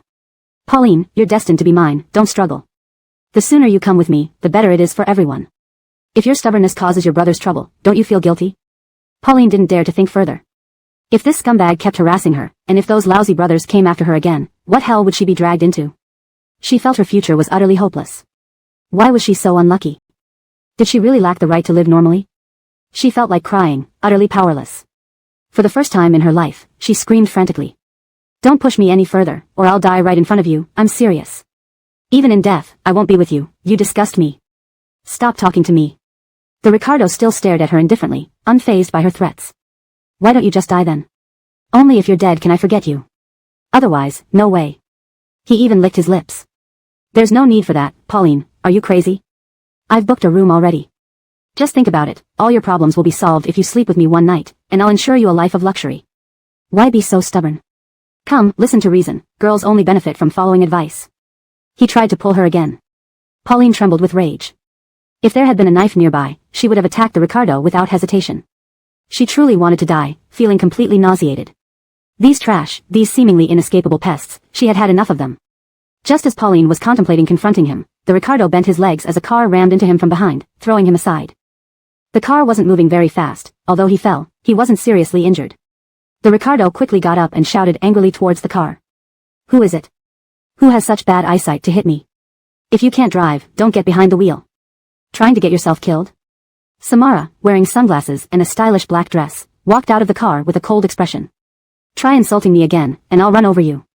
At your age, looking like a toad, harassing a young girl, no legal consequences if I crush you to death, it would be ridding society of a menace. You. The Ricardo glanced at the luxurious car emblem and Samara's distinguished demeanor, holding back his foul words. He looked at Pauline in disbelief. Do you know her? Before Pauline could respond, Samara grabbed her hand. Not only do I know her, but my husband knows her too. Everyone in our family knows her. Pauline is our good friend. Try bothering her again. You are. You aren't worthy of knowing who I am. Today's collision was just a warning. Next time you harass her, I'll make sure you don't know how you die. Scram. The aura of wealth and sophistication emanating from the luxury car and its occupant intimidated the Ricardo. He didn't know why Pauline knew so many influential people, but it was clear now wasn't the time to tangle. Reluctantly, he slunk away. Watching his retreating figure, Pauline couldn't hold back her tears anymore. Samara held her hand, looking at her helpless face, filled with compassion. Don't cry. Dealing with scum like him is easy. He won't bother you again. Relax. Let's take Aaron to see a doctor. Samara warmly accompanied Pauline upstairs to fetch her Grand Viviana. Though Aaron was puzzled about where Pauline had met such a wealthy friend and reluctant to spend money at the hospital, she eventually gave in to Samara's insistence. On the way, Samara called Kian, who arranged for the renowned ophthalmology director to examine Aaron. It turned out she had common glaucoma, which surgery could significantly improve. He would arrange it soon. Samara arranged for Aaron to stay in a ward and then pulled Pauline outside to talk. Don't worry about the money. Glaucoma surgery is minor and won't cost much. Now let's talk about the scumbag. Tell me everything.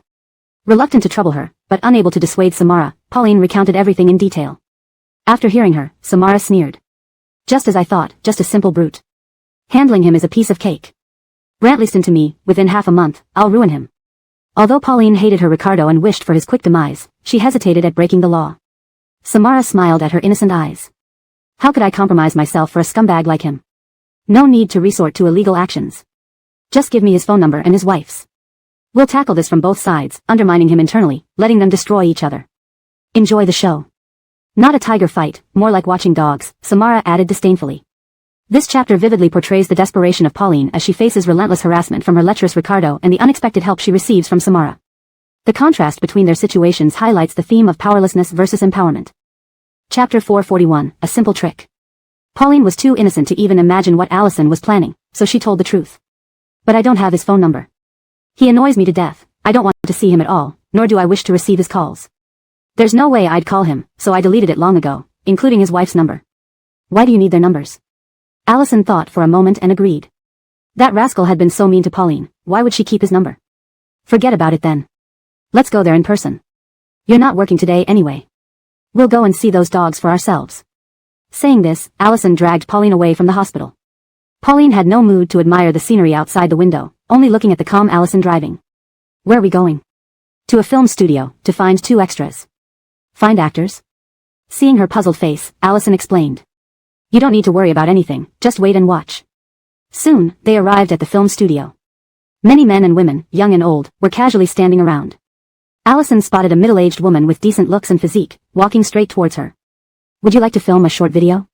1 week's commitment, 200 yuan a day. Are you interested? The woman was worried about not having work, hesitating to drink even a bottle of mineral water in the scorching heat. Now that a job was in sight, how could she refuse? I'll go, absolutely. Are you the director or producer? Where are we going? I still need a male actor. Recommend someone reliable, then we can all go together, and I will explain more thoroughly. The woman promptly called over her boyfriend. How about him? Being actors, they maintained good physiques and skin, certainly enough to deal with 2 bullies. Allison nodded. All right, follow me. Outside the film studio were several fast food restaurants and a cafe. Allison brought them into the cafe and briefly explained the situation. It was only then Pauline realized that Allison wanted Thornton and Woman to flirt with Bohan and Caitlin separately. The idea was to dismantle the enemy from within by making each of them wear the green hat on each other. Upon hearing that this wasn't filming but similar, the duo exchanged glances and whispered. The woman said, this is risky, if things go badly, we might get beaten or worse. 200 yuan a day isn't much. What worse do you mean? Do you think you need to offer yourself?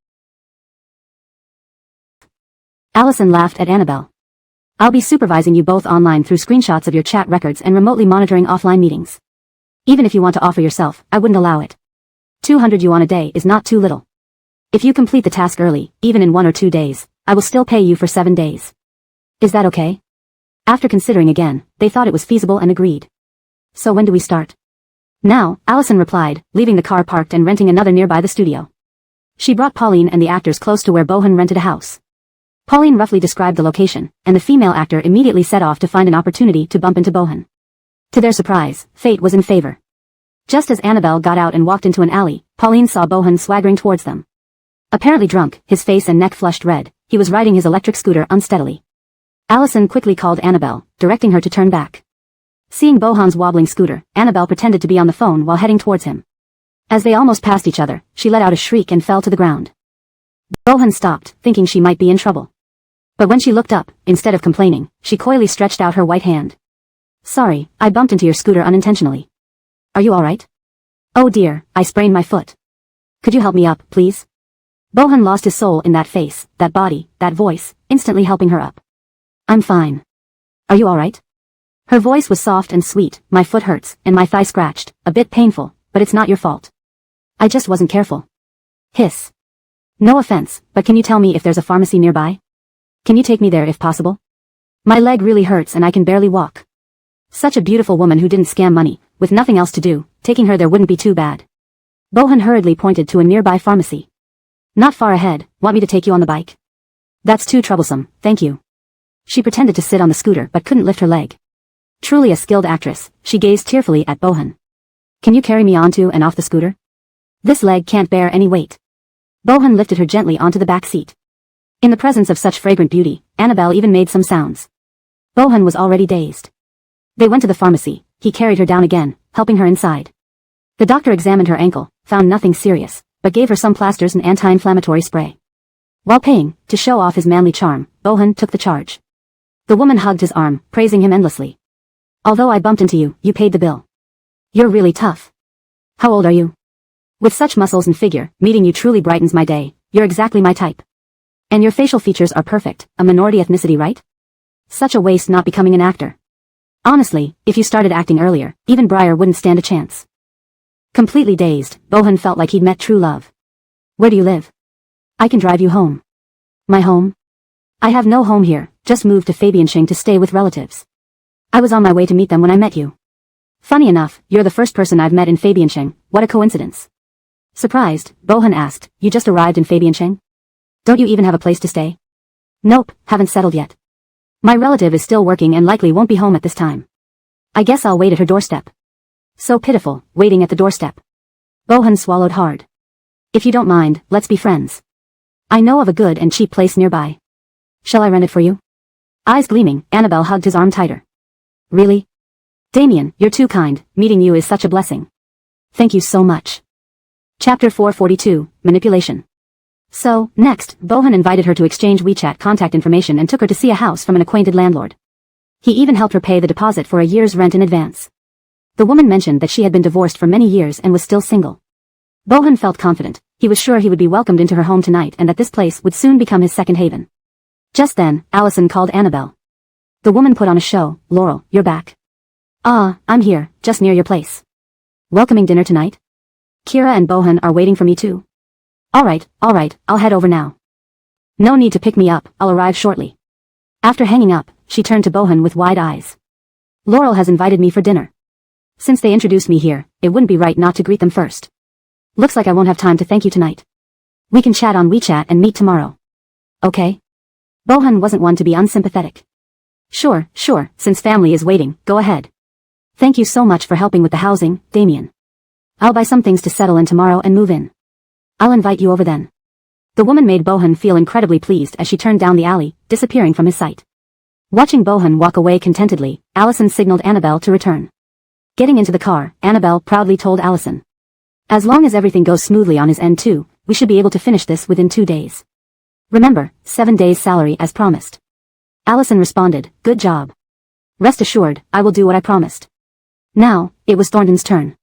To keep up with Annabelle and get paid sooner, he took a risk. He got out of the car, wandered around the alley for a few minutes, and returned cheerfully with his phone. I managed to get the number of that man's wife. Didn't Brenna say they've lived here for several years? Just mention the delivery couple, everyone knows who they are. Getting their number was easy. Then, in front of Allison, he ordered takeout, specifically requesting it be delivered by Caitlin.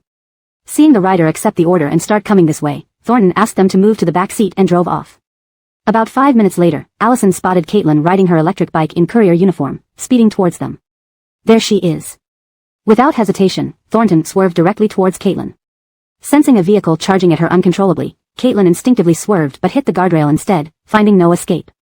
Her heart almost stopped as she screamed, but Thornton stopped just short of hitting her. Caitlin was drenched in cold sweat. The man pulled over, rolled down the window, and looked at her. Sorry, I got distracted there and nearly hit you. Are you okay? Caitlin yelled, okay? You nearly scared me to death. What were you doing driving during the day? Lucky for me, or you'd be. Her handlebar was stuck in the railing. As she yelled, Thornton gently helped lift her bike. Still seated on the bike, Thornton apologized sincerely. I'm so sorry, it was all my fault. Please don't be angry. Such a beautiful lady like you looks less charming with a frown. Caitlin froze, thinking she might have heard wrong. She had never dressed up in 45 years of hard work, always busy with daily chores. Her husband always criticized her appearance and physique. Yet, this polite, fair-skinned man found her beautiful. As Thornton freed her bike and set it upright with a smile, he continued. You deliver food? It must be exhausting. Why not find something easier? Seeing a woman suffer pains me. Sorry again. Let me send you a red envelope to make it up to you. Before her brain could react, her hand instinctively pulled out her phone. The man was generous. Give me your phone number. I'll add you on WeChat and transfer money, okay? Blushing, Caitlin gave him her number. Upon hearing it, Thornton remarked, this number seems familiar. Have I seen it somewhere? What did you deliver? Let me see. Isn't it lucky? That's the item I ordered. It seemed familiar because I checked the rider's number after placing the order. It's you. Caitlin usually just handed over orders without talking. This customer was different, polite and clean-cut, making her heart race. Is that so? How coincidental. Then I'll give it directly to you, no need to deliver it further. Yes, very coincidental indeed. Thank you for your effort. The man accepted the delivery and transferred 500 yuan to her WeChat. Take this for now. If you feel unwell after returning, let me know immediately, and I'll take you to the hospital. Trust me, I'm responsible and open to any issues. As he got back into the car, he gently held Caitlin's hand. This area seems scraped. A bit of broken skin. Let me transfer you more money, I apologize. He touched her rough hand with his soft, gentle one. No need, really. Caitlin blushed deeply. A small injury isn't a problem. You're too kind. The man insisted, not me, but you. Anyone else might have demanded compensation. But you, so beautiful and considerate. Tell me, are you single? Any man would be fortunate to have someone like you as a partner. Caitlin was bewildered. What? Did she look so good to other men? Finishing, Thornton intended to leave. Sorry, cars are backing up behind me. Let's talk if anything comes up. Goodbye. Long after he drove away, Caitlin stood staring at where he had gone. The man smiled triumphantly. Latest by tomorrow afternoon. Watch them turn against each other. Admittedly, these actor couple had some skill. By the time Allison returned to the film studio, new progress was reported on WeChat. The woman messaged, Miss Fu, I agreed to have lunch and go out together with him tomorrow. The man also reported, I arranged a meeting with her. She said nothing serious when I offered to take her to the hospital. Hospital? I think she wants to go to a hotel. Which hotel, Miss Fu? Choose the location. Allison smiled at Pauline, raising her eyebrows. See? Isn't it solved? Keep stirring trouble tomorrow until they fight bitterly and destroy their relationship. Don't stop. Note, for coherence, slight modifications were made to ensure natural flow and readability in English. Chapter 443, The Ugly Often Behave Strangely. The next morning, the actor couple started their plan. The actress arranged to meet her cousins Ricardo for a chat over lunch. She dressed up beautifully and flirted with him throughout the meeting. He was utterly charmed and could hardly contain his excitement. Honey, there's nothing fun outside and it's unbearably hot. Why don't we go to your place? I'll buy you some bedding and daily necessities. You can stay overnight too. Without any hesitation, she took him to a high-end mall where they bought a lot of items.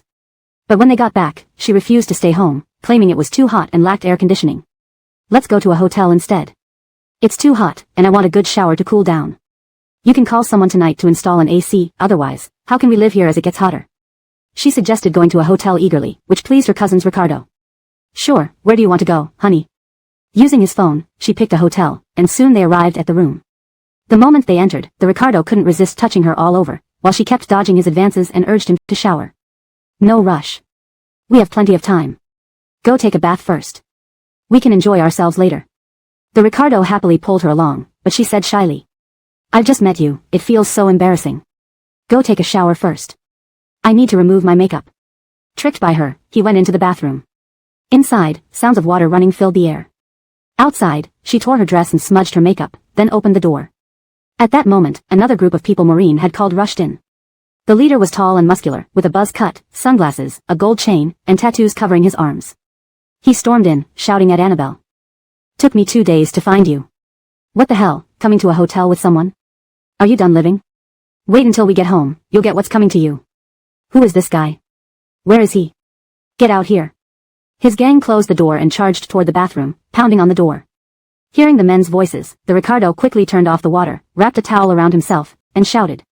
What's going on? Who is talking outside? Honey, what are you doing? What? You dare seduce my wife?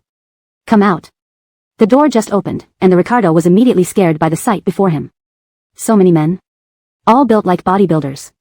Before he could react, someone yanked him by the hair and shoved him in front of Thornton in sunglasses.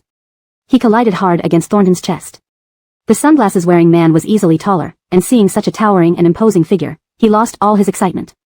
What's happening? The man grabbed his collar and yelled. You have the nerve to ask? Bringing my wife to a place like this, treating her this way, and now you ask me what's happening? How dare you touch my woman?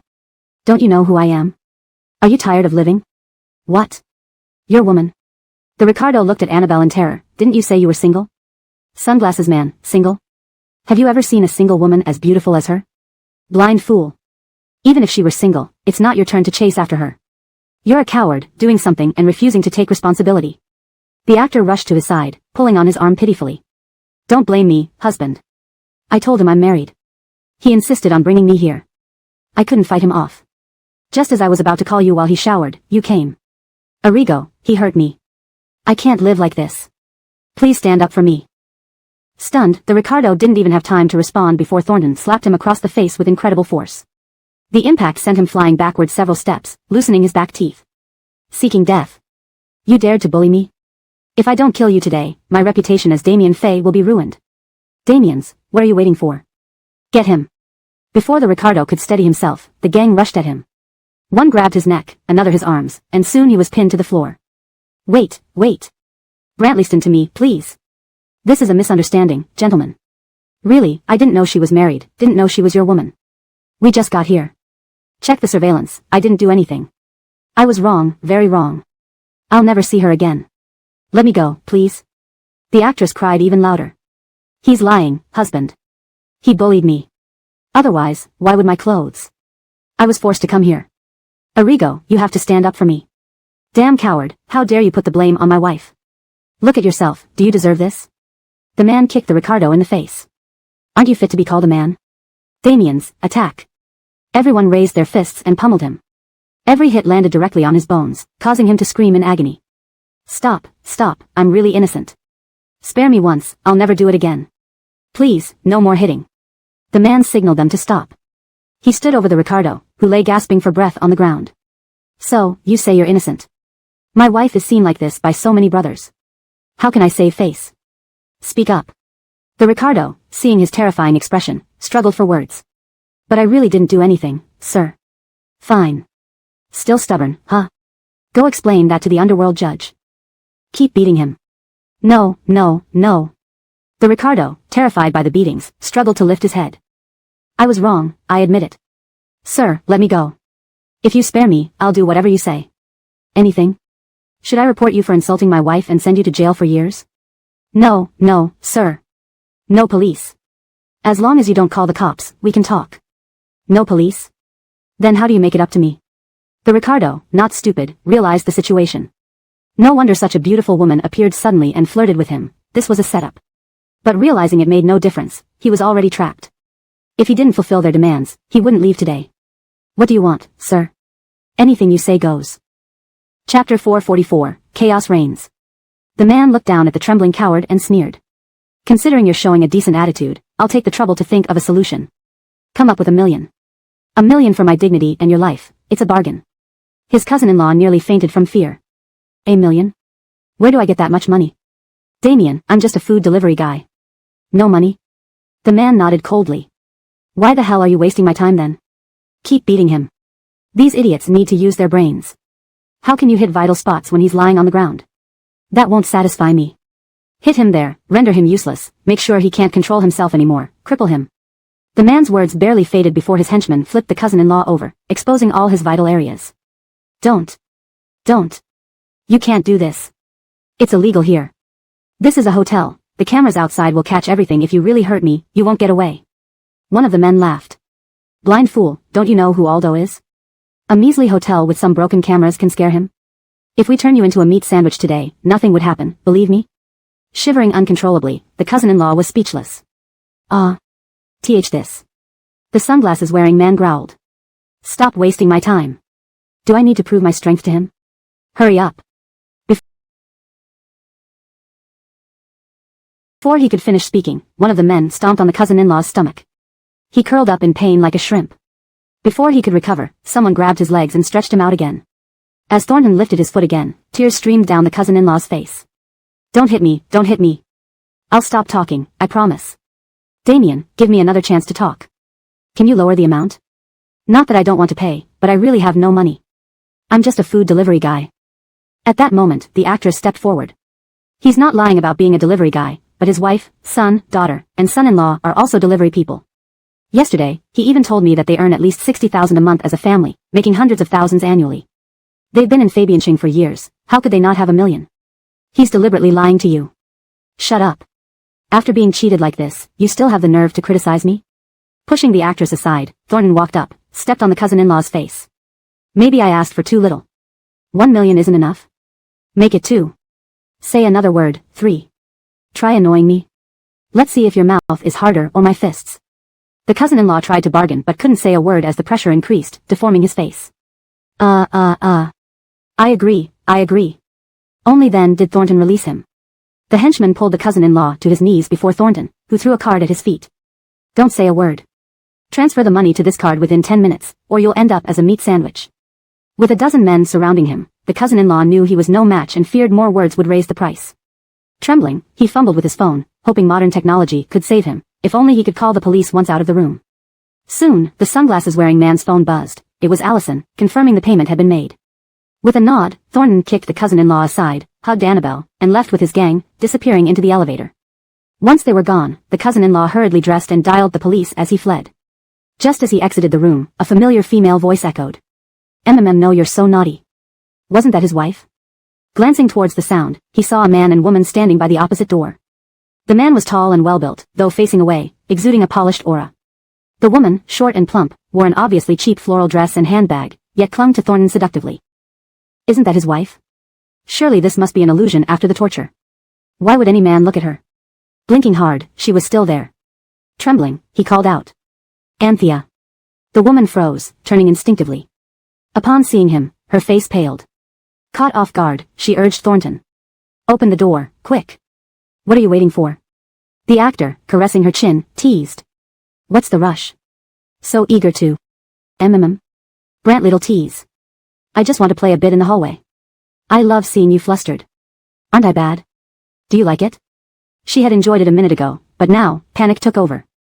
Quick, open the door. Now. I'm leaving if you don't. Reaching for the keycard, she was interrupted as the cousin-in-law lunged, grabbing her hair. Good one, Anthea. Bitch. How dare you cheat on me? See if I don't kill you. She screamed in pain, slapping him back. Are you crazy? My scalp hurts, let go. What did I do to you? I'm just delivering food. Delivering food isn't allowed now? Delivering food into another man's arms? Kissing him? You think I'm blind? Infuriated, he turned to the actor. Who the hell are you, daring to seduce my wife? I'll kill you. Loosening his grip on Anthea, he lunged at the actor, but the men who'd left returned with a finely dressed, beautiful, and fiery woman. She rushed forward, shouting from a distance. Caught you red-handed. Thought you'd get away? I followed you from outside. Slut. Ugly, fat, and still trying to seduce my husband? Today, I won't forgive you. Hashtag chapter 445, should we clean up together? Before the Misty had a chance to react, the beautiful woman had already rushed forward and yanked her hair. Bitch. You dare to come out and tempt my husband with that face? You're disgusting. Do you know who I am? Trying to make me wear green? Get her. Beat her up. As she spoke, the door to the room swung open, and a group of people shoved the Ricardo and Misty into the room. The two were thrown to the ground. The Ricardo looked at them in disbelief. What's going on? What's going on? You still have the nerve to ask me? The sunglasses-wearing man kicked the Ricardo in the shoulder again. First, you tried to seduce my wife, now your wife is trying to seduce my brother-in-law. You two are really something. So desperate that you can't even comfort each other at home and have to come out to harm others? Unbelievable. What? This was his brother-in-law? The Ricardo thought it couldn't be this coincidental, surely they were both being framed. But what could he do? An unwelcome fly doesn't land on uncracked eggs. He gritted his teeth and slapped the Misty. Bitch, look what you've done. The Misty, having been slapped, dared not retaliate. She looked at the Ricardo pitifully, then at Thornton. I never did anything with him, say something. I. The man would never speak up for her. He walked over and held the beautiful woman's hand. Wife, since you saw it all, there's no need to explain further. She tried to seduce me. This fat slob, yesterday, after my car hit her slightly, I kindly took her to the hospital. Who knows what drugs she put in my water. In a daze, I ended up here. With a wife as beautiful as you, how could I possibly be interested in her? I was set up. Wife, she has ulterior motives, please deal with her. In the chaos, the Misty's clothes were torn to shreds while Annabelle filmed her with her phone. Your daughter is married, and your son is over 20. Coming out to do such disgraceful things, what do you think they will think if I send them a video of you now? Don't. The Misty was old and from the countryside, with traditional values. She couldn't bear the idea of her children and son-in-law seeing her like this. Don't tell them. I'm wrong, okay? I shouldn't have tempted your husband. I really know I was wrong. Please let me off, I'll never do it again. Letting you off? If I hadn't come today, who would take responsibility? You've made me lose so much face. Just saying you know you were wrong won't solve this. What do you take me for? The Ricardo, hearing the beautiful woman's words, realized, we're doomed. Her words echo the sunglasses man's. They must be extorting us again. Sure enough, the beautiful woman provided a solution. If you want me to forgive you, there are 2 ways. 1. Compensate me for emotional distress by transferring 1 million yuan into this card, then leave Fabiancheng, never to return. 2. You drugged my husband with illegal substances, which I found in your bag. Go turn yourself in, and maybe you'll get leniency. The Misty didn't even know the names of those drugs. It was clearly a frame-up, but she had no choice. Big sister. Who are you calling big sister? The Misty quickly corrected herself, sister. Sister. I can't turn myself in, I don't even know these drugs. Have mercy, I really know I was wrong. Can I kneel before you? I don't have that much money. These 2 options mean death for me. No money? Don't want to confess either? Marvin me to just let you go? Dream on. The beautiful woman laughed angrily. Fine, you don't want either option, here's the 3rd. Call your children and son-in-law over. Kneel before them 10 times. This too was unacceptable. The Misty wanted to plead more, but Annabelle cut her off. 1 more word and it'll be 2 million. Your husband has already felt my brother's fists. Do you want to taste too? With no other choice, the Misty transferred all their assets. They fantasized about reporting this to the police once they left the room. But Annabelle was too smart. Once the money arrived, she ordered the Ricardo and Misty to pack up their belongings and buy tickets to leave Fabiancheng immediately. I'll watch you leave. Try any tricks. Surrounded by more than a dozen people, the Ricardo and Misty dared not resist, only following them back home. Their phones were confiscated at the door, and under watch, they pretended to pack some clothes and were sent to the train station. The sunglasses man and beautiful woman gave them a final warning. We're sending you off here. Remember, don't come back, or we'll break your legs. Now, get lost. With that, they left with the group. The Ricardo and Misty exchanged glances, too late to blame each other. They grabbed their phones to call the police. They wouldn't leave Fabiancheng, they needed their money back. Unexpectedly, several officers rushed toward them upon retrieving their phones. We received a report that your bags contain illegal substances. Please submit to a routine check. After the check, the Ricardo and Misty's bags contained excessive amounts of banned items. As they shouted their innocence, they were taken away. Pauline and Kristen watched from afar as the 2 got into the police car. Pauline was worried. What if something goes wrong? There are surveillance cameras in the hotel, and the transfer records might trace back to you. What if they find you? Kristen calmly replied, do you know who owns that hotel? Without some background, I wouldn't choose it. Don't worry, nothing will happen. As for the transfer, it's an overseas account. They can't trace it. That money is yours now. Pauline's eyes nearly popped out. No, I can't accept this, I can't. Kristen said, I'm not letting you waste it. Use it to treat Grandma. Examine her thoroughly and cure everything that's wrong. Consider it reparation from them. Don't feel ashamed. When they harmed you, they didn't think twice. If you're kind to them, I'll never respect you. She drove Pauline to the hospital. Pauline admired her immensely. Miss Fu, you're incredible. You're the most impressive girl I've ever met. Hearing the praise, Kristen felt conflicted. I'm good at advising others, but when it comes to my own mess. Kristen didn't reply but instead asked Pauline. Yesterday, when your Ricardo was harassing you and mentioned a man who rejected you, who was that? Your ex-boyfriend? Why did he reject you? Did he cheat on you? That bastard, daring to wrong such a good girl. Should I teach him a lesson too? Chapter 446, Someone is targeting you. Pauline didn't expect her to suddenly change the subject, and hurriedly said it was unnecessary. Yes, he is my ex-boyfriend, but he isn't a scumbag. He's a very good person and treats me especially well. Allison, oh? Then why did you break up? It was his mom who disagreed. Pauline didn't want to bring this up. Thinking of Ebert made her feel uncomfortable. Our gap is too big, really big. I can understand his Viviana not agreeing. Allison understood. The gap is really big. He's a second-generation rich guy. How did you meet? Pauline briefly recounted how she met Ebert. She tried hard to beautify Ebert, but Allison still showed disdain. Stop covering for him. I despise such people the most. They have no talent and only know how to live off their parents. They have no say in front of their parents, yet they pretend in front of girls. In the beginning, they talk big, but when responsibility comes, they play hide-and-seek and push their parents to take responsibility. It only works on innocent people like you. Honestly, Pauline, there is no marriage that can't happen if the family agrees. It's all an excuse. If he truly insisted, would his parents lock him up? He's just an irresponsible scumbag. Don't have any more illusions about him and forget him quickly. Although Allison's words about Ebert upset Pauline, she didn't argue much with her. I get it. Don't worry, it's already in the past. They returned to the hospital. Pauline went to look after her grand Viviana, while Allison returned to Fabian's dad's ward. After coming in the morning, several hours passed without returning, and her grand Viviana was thirsty. Allison noticed her lips were chapped and immediately went out with a cup to get water. Unexpectedly, while waiting for the elevator, she encountered Marvin Amina and the housekeeper again. Marvin Amina felt much better today and was preparing to be discharged home. Seeing Pauline waiting at the door, her brows furrowed as she glanced at the housekeeper unhappily. Why is she still here? Didn't I tell you to make her leave? The housekeeper was also speechless. He had clearly arranged everything the past few days. Sorry, madam. I don't know how she came back. Let me first take you to the car, and give me some time to investigate. Soon, the housekeeper reported back after investigating. It seems someone helped her. A couple of days ago, I had someone inform her grand Viviana about cancer, and they had already left. But yesterday, they suddenly returned. They approached the president, got the ophthalmology director to personally examine her grand Viviana, and planned for the most authoritative expert to perform cataract surgery on her grand Viviana this afternoon. Hannah, could she have asked Gary for help? When Gary visited you yesterday, I was worried. Hearing this, Marvin Amina was so angry she almost fainted.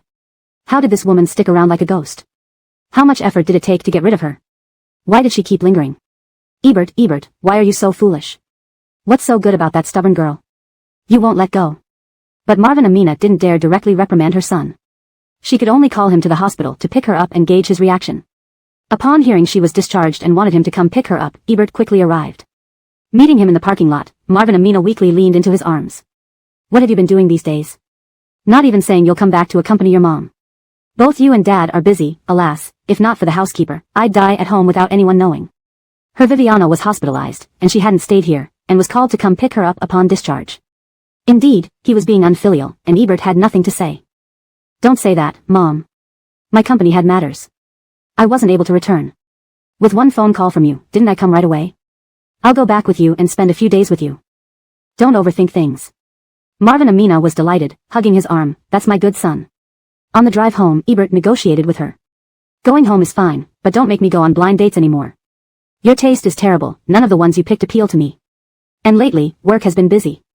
I don't have the heart to think about this. Just let me have some peace. Seeing his state, Marvin Amina didn't suspect he reconciled with Pauline, which left her puzzled. Who helped that brat? Having sent her home, the housekeeper investigated again. Marvin Amina instructed, this time, be ruthless and settle this once and for all. Don't leave any trouble behind. Soon, the housekeeper found out it was Allison's doing. Though she was the daughter-in-law of the Fabian family, compared to Marvin Amina, she was lacking. The hospital president reluctantly issued orders after facing difficulties. Pauline was in the ward accompanying her grand Viviana when the ophthalmology director summoned her to the office.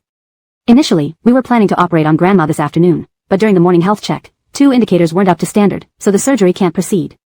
First, Grandma's physical condition isn't suitable. Second, considering her advanced age, the surgery carries significant risks. If it fails, it might be worse than her current situation. We suggest conservative treatment. I'll prescribe some medicine for her. Take her back to the countryside, to a scenic place for recuperation. Relaxing and taking care of herself will be better. Pauline felt downhearted. She had finally persuaded her grand Viviana to agree to the surgery this afternoon, but now the doctor was backing out unexpectedly. She really didn't want to take her grand Viviana back to the countryside. But even the experts were hesitant to perform surgery on her. Pauline called Allison, who raised her eyebrows high upon hearing the situation. What kind of lousy hospital is this? Yesterday, they guaranteed everything confidently, but today they're saying it can't be done. Looks like they aren't skilled enough and fear responsibility. Don't leave just yet, I'll find the president. Allison rushed straight to the president's office, only to find him out on business, with no one knowing when he'd return. Allison then ran to find the ophthalmology director. The director, who had been leisurely drinking tea at his desk, grabbed his lab coat to leave upon seeing her. There's a surgery starting soon. Talk to me after it's over. Allison wasn't naive, she knew they were avoiding her. Furious, she returned to Pauline. They seem to be targeting you intentionally. From the previous misdiagnosis to canceling the surgery today, it's too obvious. Did you offend someone? Tell me who. Bullying a girl like this, I must stand up for you. Had she not mentioned it, Pauline wouldn't have thought of it. Now, she suddenly realized.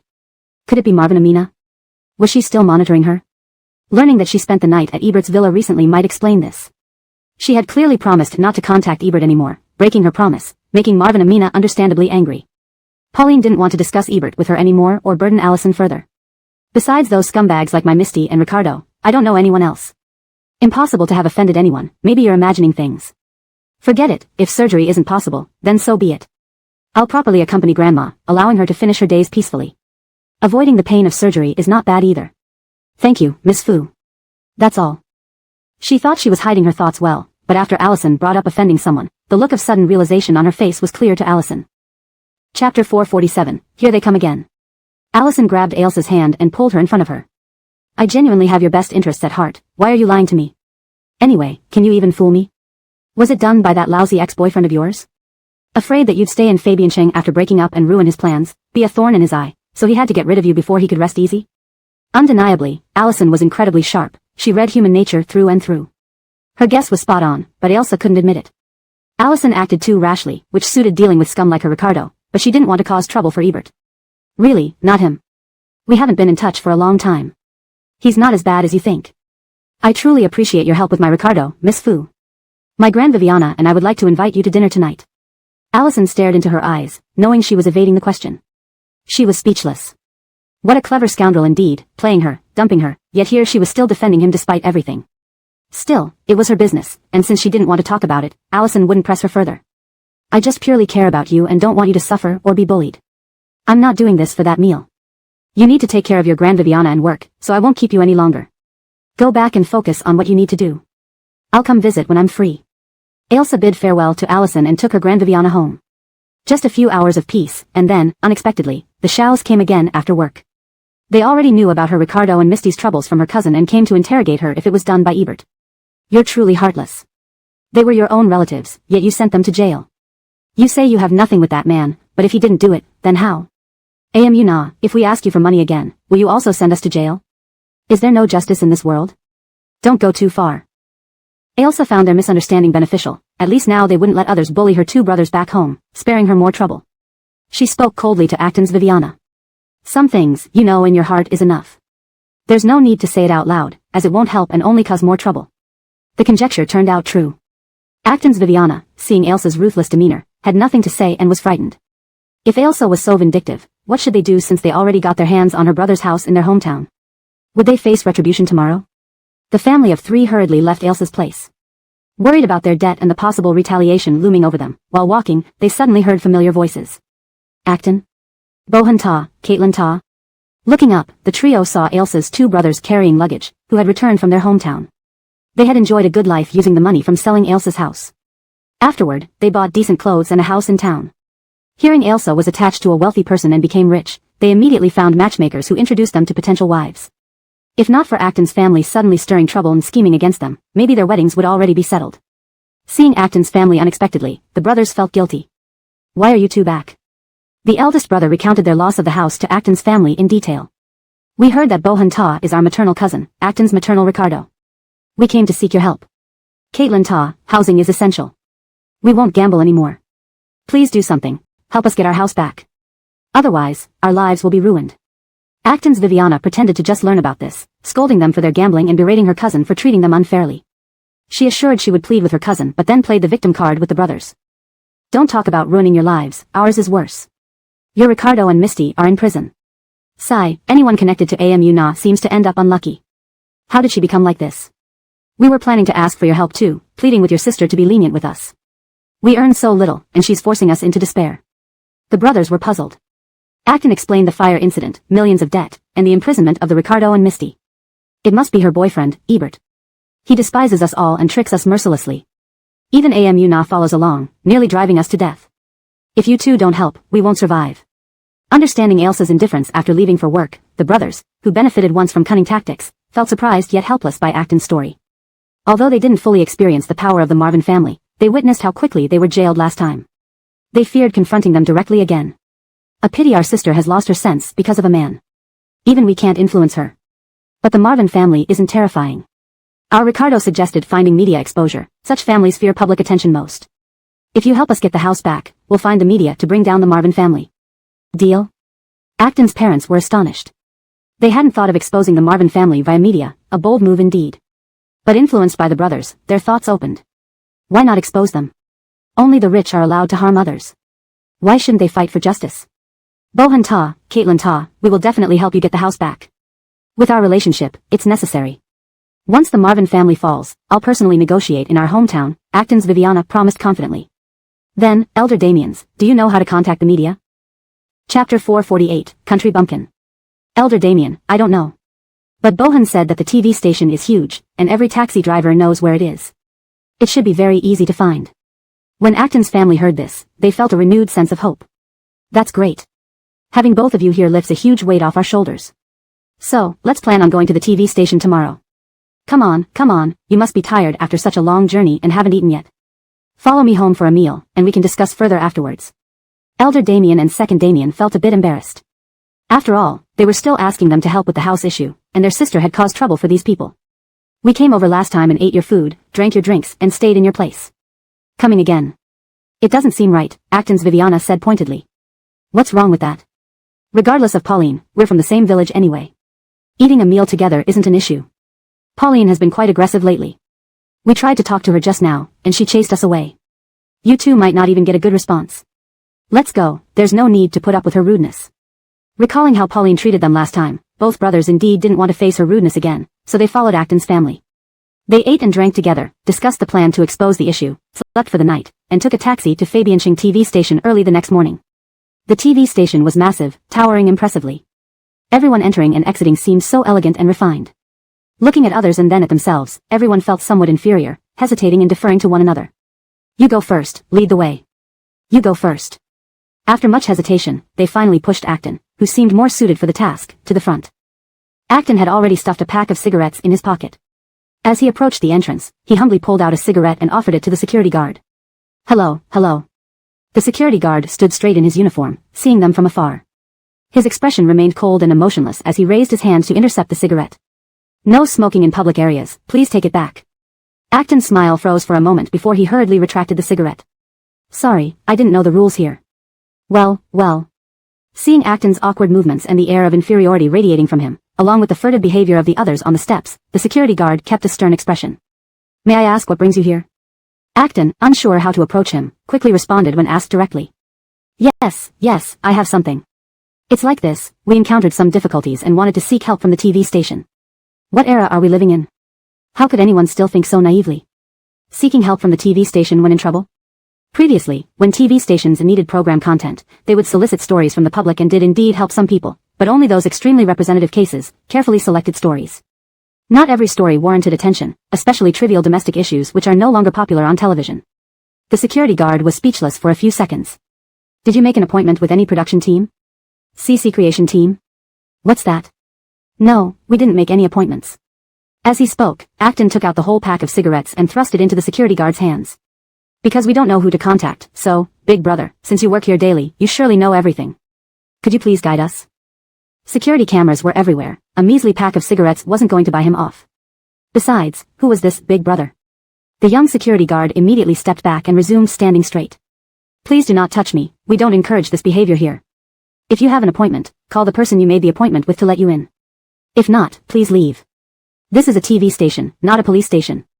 If you have real difficulties, please see the police. Realizing he couldn't reason with the incorruptible guard, Acton returned to the group. Everyone crowded around him eagerly. How did it go? What did he say? Acton repeated the guard's words, causing everyone to curse. He must think our gift was too small, not heavy enough. A watchman turning up his nose, disgusting. In this day and age, even dogs discriminate against strangers, sigh. I told you one pack wouldn't do, at least get a carton. You didn't listen. He stands here every day, and countless people ask him for favors. Of course, he'd be picky. Buy a carton, but what kind? Cheap ones cost hundreds, expensive ones over 1,000. That's a month's rent for us. If he wants expensive cigarettes, let's not beg him. We'll wait outside, shout at any journalists we see. Doesn't TV always show journalists being compassionate, different from these people? Once we shout, it will work. Deciding to save 1,000 yuan, they sat outside the entrance. But under the scorching sun, hungry and exhausted after a day of waiting, they didn't spot a single journalist. What's going on? Is the TV station short of work? How could we wait a whole day without seeing a journalist? They didn't realize that TV dramas were scripted, detached from reality. Real-life journalists don't rush out with microphones. Moreover, their TV shows were outdated, depicting 1990s TV station operations. After 20 years, times have changed. At this rate, they wouldn't encounter anyone worth meeting in 8 days. By 5 p.m., Acton's Viviana was almost fainting, and everyone was starving. They had no choice but to take a taxi back. Returning empty-handed and spending so much on transportation left everyone furious. They decided to go back to Pauline. With so many people demanding justice, she couldn't be so defiant. Not giving us a chance, she must respect her own brothers. If that fails, we'll ask Aaron. As grandsons, you'd have leverage. If there's a real issue, Aaron would side with you. The two brothers, thinking about the house, decided to return to Aaron. They arrived at the apartment building where Pauline lived. As they walked, they planned how to approach Aaron. Suddenly, an elegantly dressed woman stopped in front of them. She was so fair, tender, and beautiful. Though she wore only a simple black dress, she exuded a celestial aura, fragrant and inviting. Elder Damien and second Damien stared. Why is she looking at us? Do you know her? Acton's family shook their heads, puzzled about what she wanted. Suddenly, Allison crossed her arms and spoke clearly. Are you here to find Pauline? Who are you to her? Do you know Pauline? Are you here for her too? Elder Damien stammered, surprised by Pauline knowing such a beautiful woman. Allison nodded. She's my friend. So who are you? I'm her Hanson, this is her Oscar, and these are neighbors from our village. Upon learning she was Pauline's friend, Elder Damien instantly felt closer to Allison and enthusiastically introduced everyone. Chapter 449, Acting on her behalf. Allison's expression remained impassive. Although she knew these people were Pauline's relatives, she couldn't bring herself to like them because she had just heard them talking menacingly about dragging Pauline to meet someone, and threatening her if she didn't comply. It was obvious they had no good intentions. She maintained a composed demeanor. Hello, you're new in Fabiancheng, right? Why haven't I seen you here before at Pauline's place? For some reason, Allison had developed an especially favorable impression of Pauline from the first time they met. She deeply believed that Pauline was a simple and kind-hearted girl. A girl with such character, born into a wealthy family, would be like an angel, bringing goodness. But for a girl who is both beautiful and kind-hearted to be born into a poor family would only spell disaster for her. She couldn't bear to see her get hurt. The Hanson was elated to have the opportunity to talk to such a beautiful woman and quickly responded to Allison's questions. We've been to Fabiancheng before, this is our second visit. Are you very close to Pauline? How old are you? Are you from Fabiancheng or did you come from somewhere else? Allison ignored his questions and changed the subject. I overheard you discussing something just now. Did you come to find Pauline for help with something?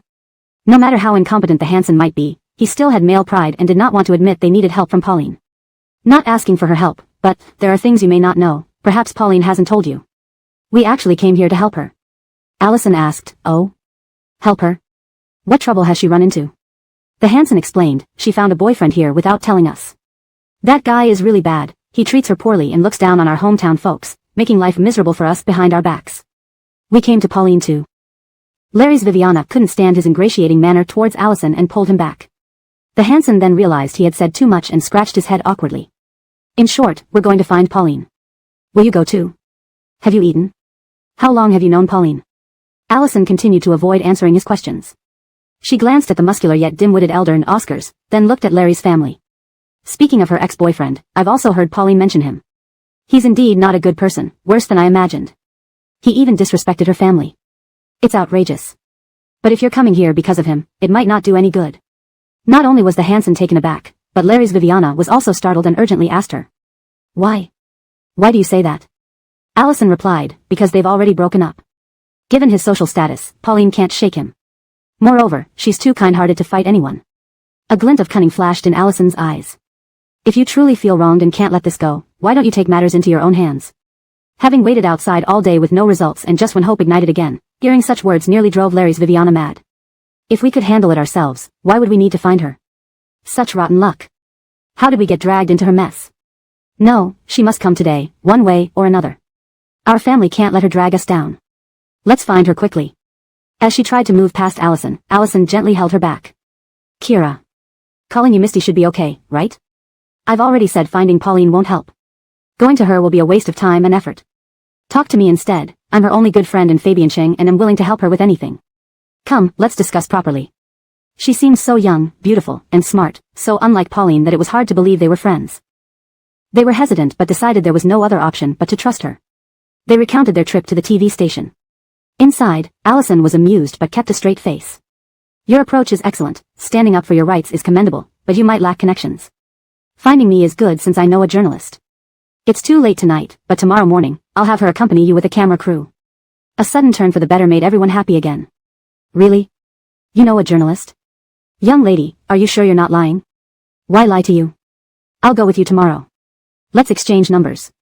Since Pauline wouldn't reveal her ex-boyfriend's identity, and these people had come because of him, Allison was immensely curious and determined to follow through and see who the despicable man was. If everyone let scumbags off the hook, they'd be unstoppable. Without bothering to look for Pauline, after discussing with everyone, they returned to the Larry's home, and Allison went back to the Fabians. A former classmate worked as a director at a program in Fabiancheng TV. Allison easily connected with the legal affairs show's producer after reaching out to him. Hearing about the wealthy family providing material for their show, the producer was pleased and promptly set up a workgroup for the interview the next day. Early the next morning, Allison met the journalists and everyone outside the Marvin family's villa. Looking at the imposing villa, the journalist was surprised but somewhat hesitant. Mrs. Fabian, do you know who lives here? Are you certain of the evidence, that the content of our report is true? Without concrete proof, if this is merely for attention or has ulterior motives, the consequences of offending them could be dire. It was Allison's first time at the Marvinja residence, and she didn't know who lived there. She frowned at the journalist. Whether you have proof or not, look at these ethnic minorities who've traveled far from the mountains and compare them with this grand mansion. Think of how much drama this adds for your program, a win-win situation for your station. Why think so much? If they had evidence, they would report it to the police, wouldn't they? So, are you saying your big Fabiancheng TV hesitates when reporting news? Who exactly lives here? Is it a local tyrant? Fabiancheng, being a major city, had several top-tier aristocratic families, among which the Mohammed family was the wealthiest. While the Marvin family wasn't considered a local tyrant, they were economically powerful and good friends with the Mohammed family. The journalist was afraid. Let me call the station chief. This family is influential, even if we record the segment, it might not air. Losing jobs over offending them. Mrs. Fabian, please wait a moment. This translation preserves the original tone and style while ensuring it reads naturally in English. The structure, including paragraphs and line breaks, mirrors the Chinese text. Chapter 450, Him, a scumbag? After saying that, the reporter went aside to make a phone call. Eldest Damien, second Damien, and Asif's family all gathered around Allison. What's going on? Why aren't we entering yet? What did the reporter say to you? Is Marvin family so remarkable that even their TV station dares not offend them? Before Allison could open her mouth, the gate of the Marvin residence slowly opened. The head of security saw a group of people standing in front of their villa through the surveillance cameras, chattering as if plotting something. Out of duty, he led several guards out. Allison narrowed her eyes and said to the cameraman beside her, "Here comes the material, turn on the camera quickly." The head of security waved his electric baton from afar, shouting at them. "What are you doing? Who are you? What do you want? Why are you all running to our entrance this early morning? Hey, is that a camera in your hand? Are you filming me? What kind of illness do you have? Who allowed you to film? What are you trying to do? Delete it immediately. Put away that camera." As he spoke, he approached them. He lunged straight for the cameraman, trying to snatch the camera. This classic confrontation scene made the cameraman ecstatic. Today they would shoot explosive news. No way would he let someone take the camera. While filming, he moved backward. His colleagues were used to such scenes and quickly stepped in front of him to protect the camera while talking to the security chief. "We mean no harm. We only want an interview. Is Mr. Marvin at home? Can we ask him to come out for a brief interview?" The security captain realized he was in trouble. They were actually from the television station and had set up cameras to interview the master of the house.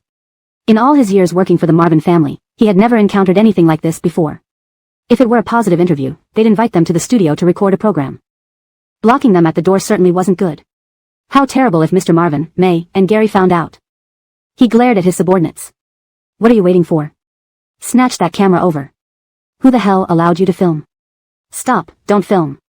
I swear, I'll smash the camera if you keep filming." The guards realized their negligence as soon as the captain finished speaking.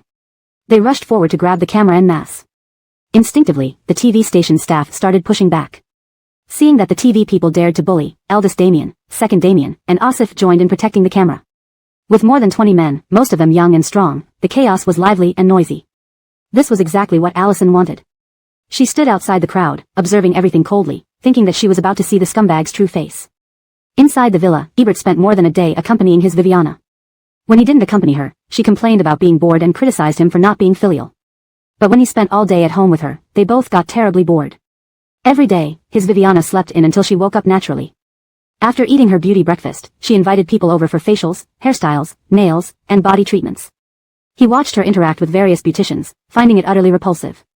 So after tolerating it yesterday, he couldn't bear it today. After waking up, he skipped breakfast and escaped.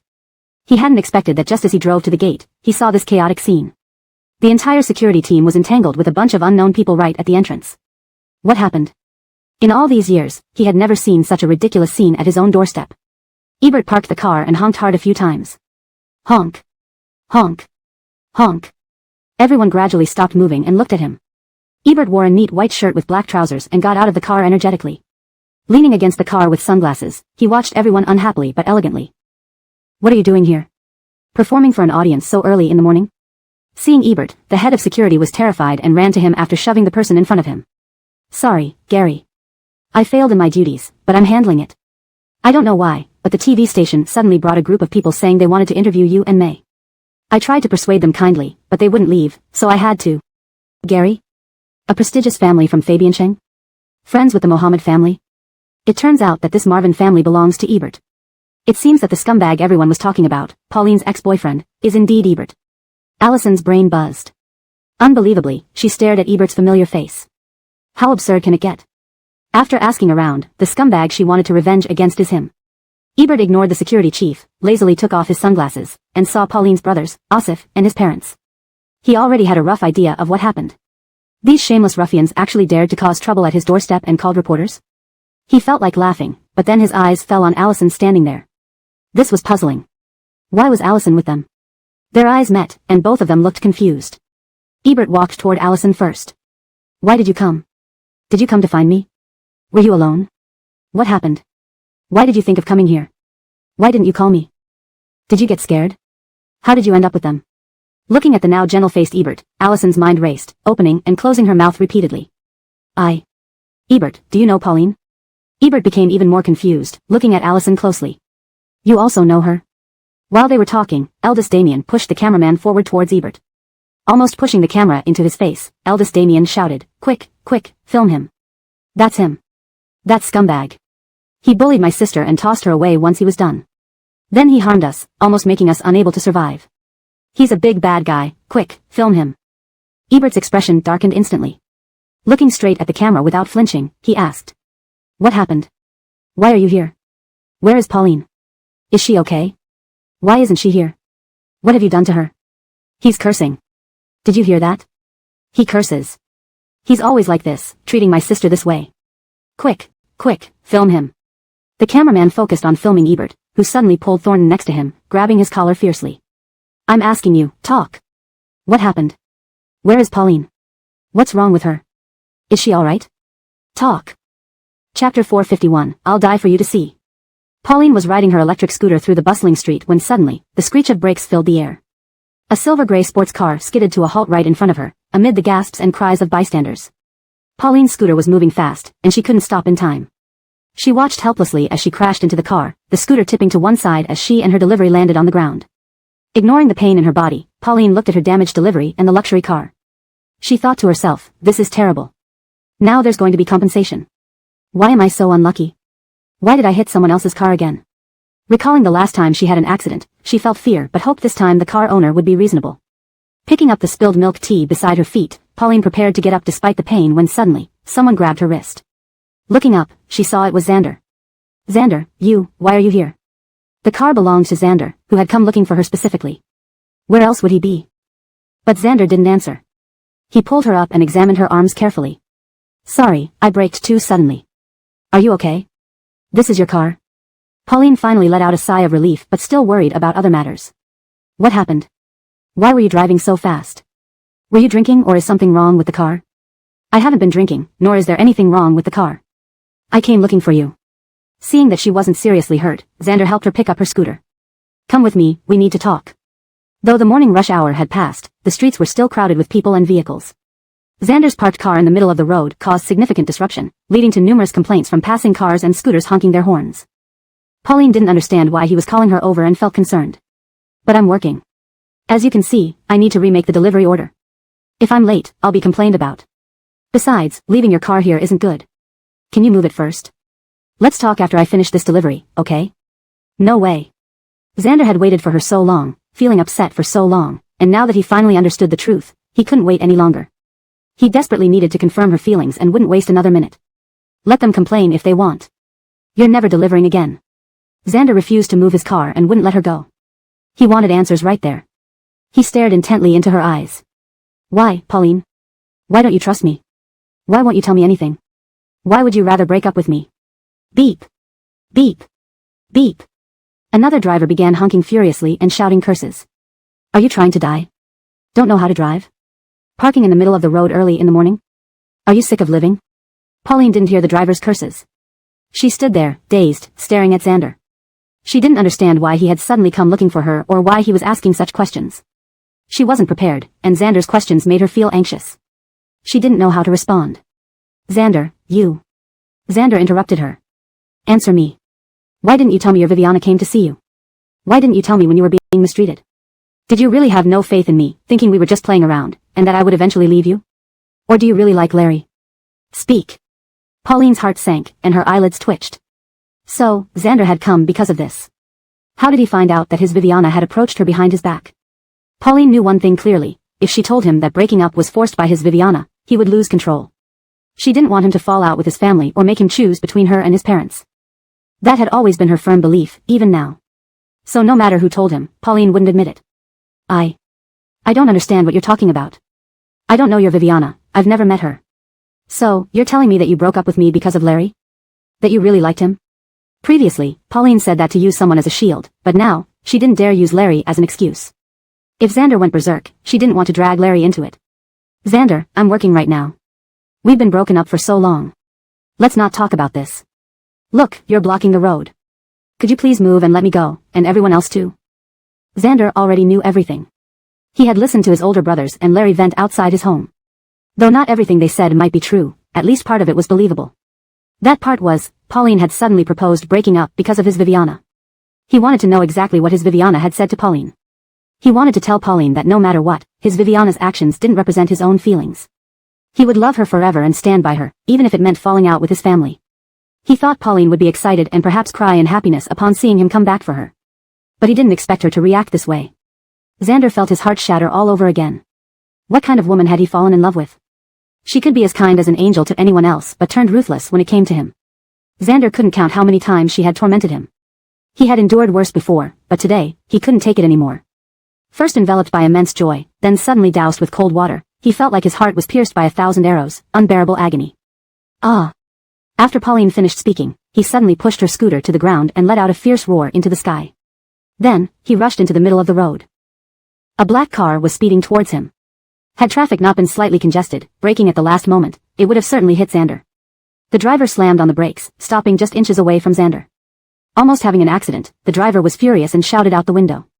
Are you crazy? Don't you have eyes? Is the road your personal space to walk wherever you want? Damn, never seen anyone rushing to their death like this early in the morning. Go die at the hospital if you want, don't bring bad luck to me, get lost. Fuming, Xander ignored the insults and jumped onto the hood of the car instead. The car had obviously been running for some time, the engine hot and uncomfortable to sit on, but Xander didn't care. He looked at Pauline with a defeated expression. Is it so hard for you to tell me the truth? Is it so difficult for you to love me properly? Pauline, you'd rather watch me die than show me any kindness? Fine, I'll die for you to see. Will you be satisfied? Chapter 452, Who are you insulting? As he spoke, he raised his elbow to smash the dark car's window. Pauline was terrified the driver might leap out and attack him, so she screamed and rushed over. Don't. Arvin, don't do this. Don't hurt yourself. Please, get down and let's talk this through. Talk it through? Xander looked at her with a helpless expression. Would you have talked it through with me? All you've done is cajole, deceive, and hide things from me. If I hadn't taken this route, would you be gone again? Pauline, fearing for his safety, apologized anxiously and repeatedly. I was wrong, I was wrong. I shouldn't have deceived or hidden things from you, I should have talked openly with you. Get down and listen, I won't run, nor deliver food anymore. Let's go somewhere private and talk, okay? No way. She hadn't answered Xander's question yet, so he refused to come down. Answer my question first. Was it because of pressure from my Viviana that you broke up with me, or did you really fall for someone else? Tell me the truth. Pauline was nearly in tears. How could I like someone else? We live together every day. The number of people on my phone, the ones I meet in life, aren't you clear about all that? Arvin, Pauline couldn't bear to analyze herself any further. With so many people watching, saying this much already pushed her beyond her limits. Upon hearing the answer he wanted and seeing her distressed state, Xander finally jumped down from the car. I knew you wouldn't betray me. I knew. Follow me. Xander's dejection vanished, replaced by sheer joy as he grabbed Pauline's hand and led her back to his sports car. The black car driver, furious at seeing the overturned electric bike and the departing sports car, shouted angrily. The hell? You damaged my car and just walk away? You rich brat, thinking money can do anything. Fortunately, Allison emerged from the crowd and patted the driver's shoulder. I'm his friend. How would you like us to compensate for your car? Eagerly returning to the past, Xander took Pauline straight home. In the villa where they had lived together before, Xander had brought in a full set of furniture, making the place warm and welcoming. He dragged Pauline inside, pushing her against the door and trapping her in his arms. Tell me. What did my Viviana say to you? Did she scare you into leaving me? Why are you so foolish? Isn't it obvious how much I love you? Why didn't you tell me the truth then? As long as I'm here, no one will make you suffer, not even my Viviana, no one will make you suffer. Why do you distrust me so much? Hearing these words, Pauline felt nothing but moved and blissfully happy. She guessed correctly, the Arvin she loved was a good man, a responsible one. No matter what others thought, he truly loved her wholeheartedly. Pauline didn't want to speak ill of Xander's Viviana, she didn't want Xander to argue with his Viviana over her. Can we stop talking about this? Can we let bygones be bygones? I missed you, Arvin. Have you missed me? Can you hold me? Pauline rarely spoke such affectionate words. Strictly speaking, this was her first time saying such heartfelt words. How could Xander not miss her? He missed her so intensely, deeply hugging her. They clung to each other tightly, as if they hadn't seen each other in lifetimes, yearning to embed each other in their beings.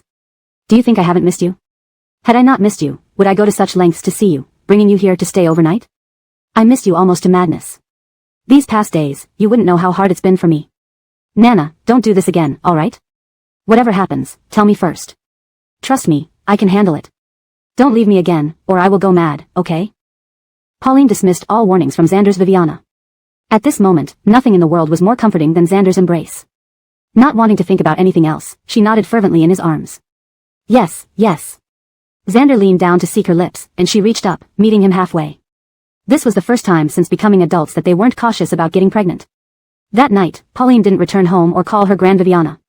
She and Xander acted as if driven mad, focusing solely on each other, incapable of accommodating anything or anyone else in their minds. Round after round, tireless and relentless, until noon the next day, Xander's Viviana received the news and personally stormed to the door. She was livid. To prevent them from being together, she'd spent countless efforts, devised numerous plans. Success seemed near each time, only to be thwarted.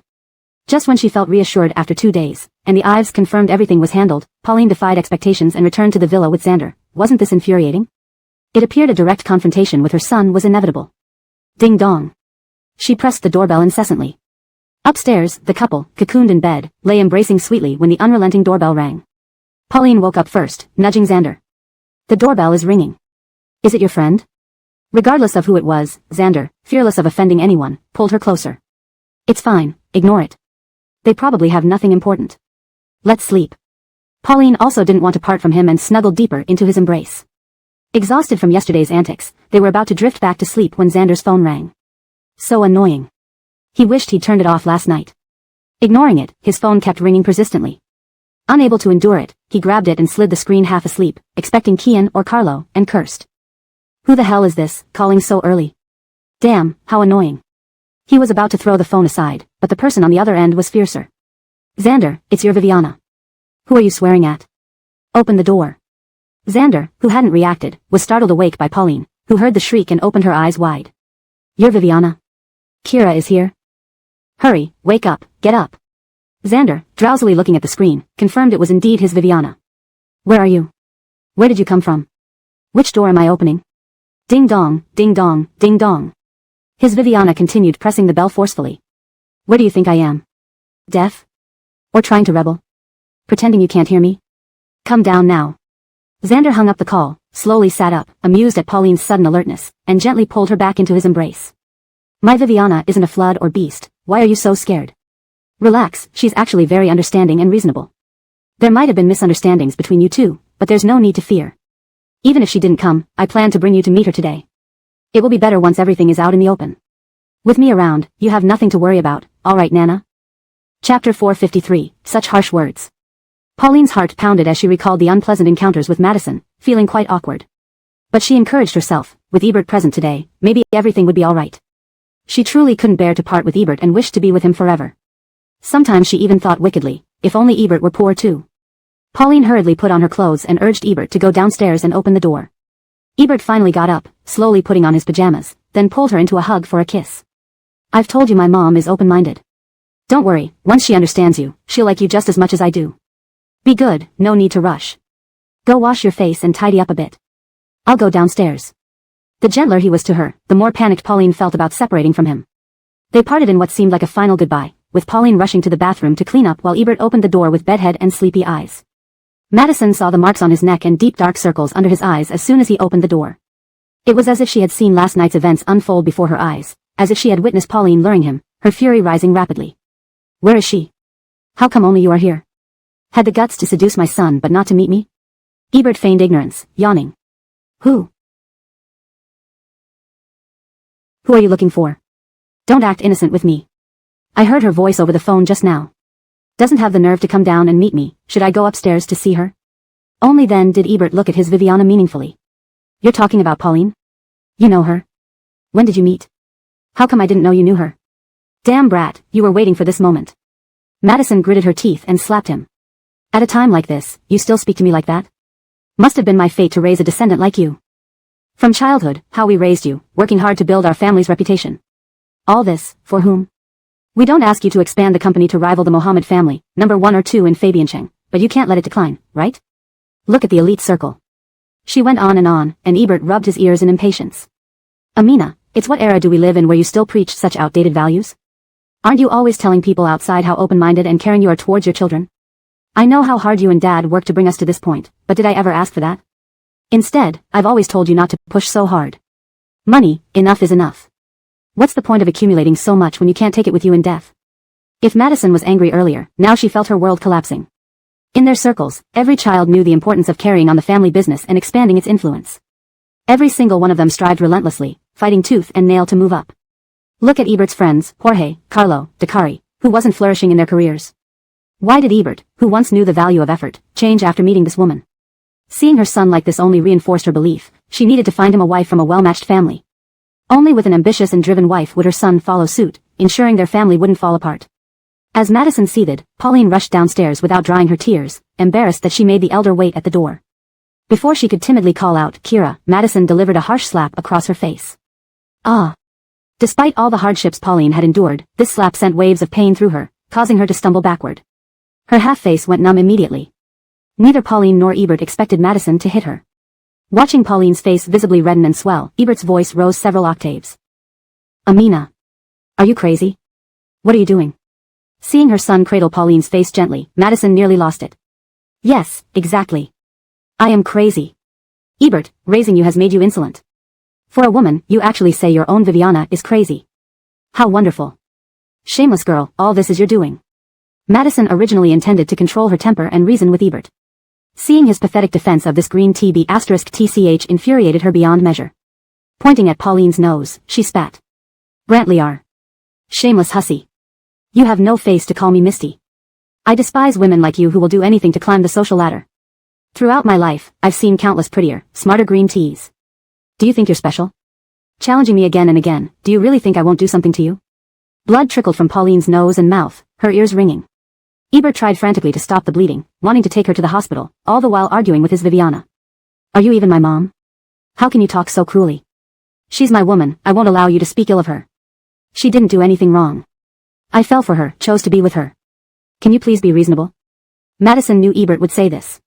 No wonder these, manipulative women, are so skilled, any man they enchant ends up thinking the same way. For a more natural and fluent English expression, it would be better to avoid using transliterated terms like. Here is an improved version. No wonder these manipulative women are so skilled, any man they enchant ends up thinking the same way. Madison's heart ached with anger. She struggled to suppress her rage, trying to persuade her son to change his mind. Zay, you're too young, too naive, inexperienced. You don't understand how cunning some women can be when seeking money and status. I grew up around such women from a young age. From hostesses to singers, massage therapists, saleswomen, real estate agents, any industry, endless varieties. All pretending to be likable to get men's money and climb the social ladder. With all your education, how can you be as foolish as my late father-in-law? Falling for their tricks? I wonder why, no matter how society progresses, these types of people never disappear. Almost ruining my family by trying to steal my husband, now trying to ruin my son. I will never forgive these vixens. Endless accusations. Growing more furious. Ebert couldn't listen another second. How can you compare me to Philippe? Or Pauline to those women? You don't know her. I'm not like Philippe, and Pauline isn't one of those women. I haven't been deceived. We genuinely love each other. Amina, your words are too harsh.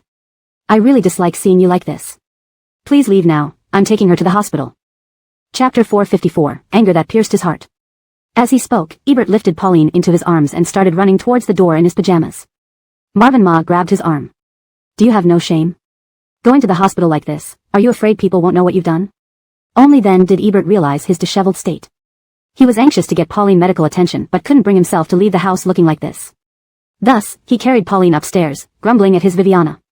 It's all because of you. Look at what you've done to her. If something happens to her. What could happen?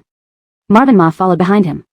The hardest work I've ever done in my life is taking care of your daily needs. Do you not know how much strength I have? What can one slap from me do? She's from the countryside, isn't she? Isn't she tough? A fall in the fields would be worse than my slap. Why are you so upset? Amina, please don't talk to me now. I really don't want to hear your words, they're unbearable. Are you possessed by a devil? Ebert rushed upstairs and gently placed the dazed Pauline on the bed, searching for clothes. Marvin Ma continued buzzing around him like a fly. You think my words are unbearable, why don't you think her actions are shameful? She must be too embarrassed to tell you what her family has been doing behind your back. Did you know she has 2 brothers? 2 uneducated, brute force brothers. If it weren't for the security guards, they'd have barged into our home several times already. When they yelled and threatened me while you and your father were away, why didn't you say anything? Ebert paused as he held the clothes, unaware of these incidents. Pauline's 2 rogue brothers actually had the audacity to threaten his Viviana? I didn't know about this. Why didn't you call me to handle it back then? Call you? What did you plan to do? Give them some money to send them off, or buy them houses and cars, find them jobs and brides, settle them down, and treat them as relatives? Ebert fell silent. Marvin Ma continued. Even if you give them money to go away, do you think they'll be satisfied forever? Impossible. They said you've dishonored their sister, so you're now their brother-in-law. The Marvin family is so rich, giving them a portion is nothing. Fear they might expect monthly support, treating you like a benefactor, providing for them. Impossible. Ebert had thought about Pauline's brothers before. Helping them wasn't out of the question, ensuring they could marry wouldn't harm anyone. He intended to help them settle down in town, but beyond that, they needed to fend for themselves. Before he could counter, his Viviana went on. I know what you're thinking. You can't sustain them, right? Or are you still naive and immature? Once you marry, becoming related to such a family, you'll be morally bound to an extent you can't imagine. When the time comes, not helping them makes you a sinner. Maybe you can ignore her brothers, but what if they have children who come to you, starving and needing help? Would you refuse? If you help, their education, school choices, future careers, even finding spouses, all will come to you. Can you deal with that lifelong responsibility? If you don't, those small lives might starve on the streets. Could you bear it? Even if you could Pauline? If she insists on helping, what would you do? Divorce her? After insisting on marrying her, divorce over this seems ridiculous. Amina isn't against this family out of disdain. I'm using years of experience to help you avoid pitfalls. Relationships are complex, especially when kinship is involved. Your kindness could drag you down. I know my words are harsh. Pauline isn't a vixen, and you love each other genuinely. But many couples break up after realizing they aren't compatible. We could compensate her.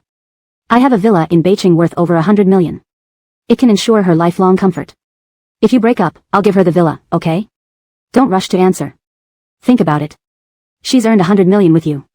Anyone else couldn't achieve that in 10 lifetimes. Discuss it well. This is my best offer, the best solution I can think of. I hope you understand. Otherwise, if I get pushed too far, there'll be nothing. And as long as I live, I won't let her set foot in the Marvin household. Essentially, Viviana saw Pauline's lowly origins as damaging to the family's reputation, preferring a billion-yuan severance over letting her join the family. Ebert found her suggestion laughable. A billion yuan was indeed a lot, enough to solve the brothers' issues easily. Yet, Viviana painted it as a lifetime commitment. She equated love with money, failing to consider whether having so much wealth meant anything if married to someone you didn't love. Without hesitation, Ebert rejected her proposal. Pauline doesn't need to enter the Marvin household. As long as I love her, I can give her a home. Amina, I don't need to deliberate, here's my answer. My life is mine to live, good or bad, it's not your concern. You don't need to offer $1 billion or worry so much. Brant, leave your own life, okay? After all her heartfelt advice, this was her son's response. Her head buzzed, veins pulsing. What does that mean? She doesn't need to enter the Marvin household? What do you mean it's not my concern? Are you severing ties? Choosing her over your parents? If you force me to choose between her and you. Ebert stared coldly at his Viviana, unable to finish the statement before Marvin Ma fainted backward. Chapter 455, You have truly lost all face for me. Ebert hurriedly took his Viviana to the hospital. He asked the doctors to treat her while also taking Kira to the surgical department for a checkup. Thankfully, she was fine, apart from her face being slightly swollen and red, she was no longer feeling dizzy. The worst scenario still happened. As they waited outside the emergency room with Ebert, Kira felt extremely anxious. Ebert held her hand tightly. Don't be afraid. I'll handle everything. Nothing will happen. After all, I am their only son. My mom might have said some things, but she can't really disown me. Right now, all you need to do is trust me and wait for me to solve this. Don't lose heart or say anything discouraging. Understand? Kira knew that if she told him to give up and hoped he would leave her for a better life at this moment, it would only make Ebert angrier. So she remained silent and obediently nodded. The two of them held hands and waited outside. After an unknown amount of time, Ebert's father rushed over in a hurry. Coincidentally, Ebert's Viviana had just been rescued, and the doctor came out from the emergency room. After listening to the doctor's general explanation, Ebert's father turned around and slapped Ebert. The force and speed were so great that everyone present was shocked. Just like Kira moments ago, Ebert's nose and mouth started bleeding, and his head was muddled, but this slap did not come as a surprise to him. Because his father was a very traditional Chinese father who usually spoke little and rarely showed warmth. He was always busy with work and rarely communicated with his children. When he did communicate, it was mostly about education. Although he didn't hit Ebert often, whenever he did, it was because Ebert had disobeyed him. He used to get hit over homework and school choices, and now it involved marriage, so this time was inevitable. Although the doctor was startled, since it was a family matter, he dared not say much and quickly left. Seeing Ebert in such a state, Kira's eyes instantly welled up with tears as she stroked Ebert's face. Ewing, are you okay? You're the one who bewitched him. Ebert's father sized Kira up from head to toe, his eyes full of disdain. I thought you were something special, but you're just this? When Ebert's Viviana insulted her, Kira could tolerate it to some extent since they were both women. But hearing it from Ebert's father was different. His contempt and disregard felt like a mountain crushing her already fragile self-esteem. She deeply felt that she was poor, ugly, uneducated, and unworthy of Ebert, ashamed to even look at him again. Ebert was not angry after being slapped, but he couldn't bear his father talking to Kira like that. What are you saying? She's still a girl. How can you talk to her like that? Ebert's father's face darkened. What did I say? Telling the truth is not allowed? If she wasn't a woman, what would you want me to do? Do you think I went blind just because you did? Ebert, that's not what I meant. Then what did you mean? I don't understand, Ebert. You're Viviana and I raised you. Did we raise you to come back and settle scores? Think about how much effort we've put into you. I don't expect you to bring glory to the family, but at least don't embarrass us. Tell me, since you graduated and returned, apart from that broken website, what have you achieved? You keep embarrassing me day in and day out. Half a lifetime of reputation is almost ruined by you. If you were just fooling around, I wouldn't care, but now you're getting serious? Do you think once your parents die, you can do whatever you want? Ebert was taken aback by his father's tirade. He never realized he was seen so unfavorably by his father. Growing up, his grades were good, and Misty's and Ricardo's always praised him. While he indeed hadn't achieved as much as people like Jorge, Fabian Baichien, or Carlo, he wasn't ruining things all the time, right? Father, is what you're saying true? This is how you see me?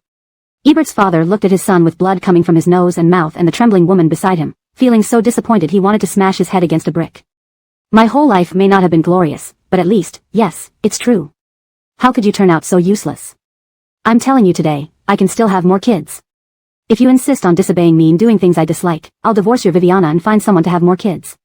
Love or hate it, I won't give you a penny, let you fend for yourself. It's as if you were never born. All these years, you've had no hardship, spoiled rotten, not knowing how lucky you are. If you want hardships, then go experience them until you're done. I'll raise others who will be 10 times better than you. Previously, when his father scolded him, it was with frustration, but today's words cut deep into his self-respect and dignity. Do I exist for you or am I just an accessory or a dog you own? Do you control my every move, discarding me if I don't meet your standards? I'm almost 30, yet I can't think for myself. Isn't that absurd? What's absurd or not, who cares, since I'm your father? I decide. Let's try this. Give you an hour to send her away, apologize to your Viviana and me, and you remain part of the Marvin family. Otherwise, I've had enough of your embarrassment. Ebert had always believed he was the apple of his parents' eye, that they would support and understand him no matter what. Instead, he was just an expendable accessory. How wonderful. He wanted to start over and throw him out as far as possible. Fantastic. Ebert grabbed Kira's hand and left. Seeing his determination, Ebert's father nearly fainted from anger. Decided so fast? Ebert, I warn you, step out of that door today, and we're done forever. Don't mind. I don't need a single cent from you. We'll see if I can't live without you. You're right, you're so capable, go find someone else to raise for you. I wish you the best in finding what you desire. Exiting the hospital, looking at Ebert's pale and grim face, Kira barely dared to breathe. Fuming, Ebert pulled her into the car, started the engine despite his trembling hands, and finally calmed down a bit to look at her. Come here and hug me. Did I scare you? Tears immediately streamed down Kira's face as she clung tightly to Ebert, sobbing uncontrollably. It's all my fault. I knew this would happen.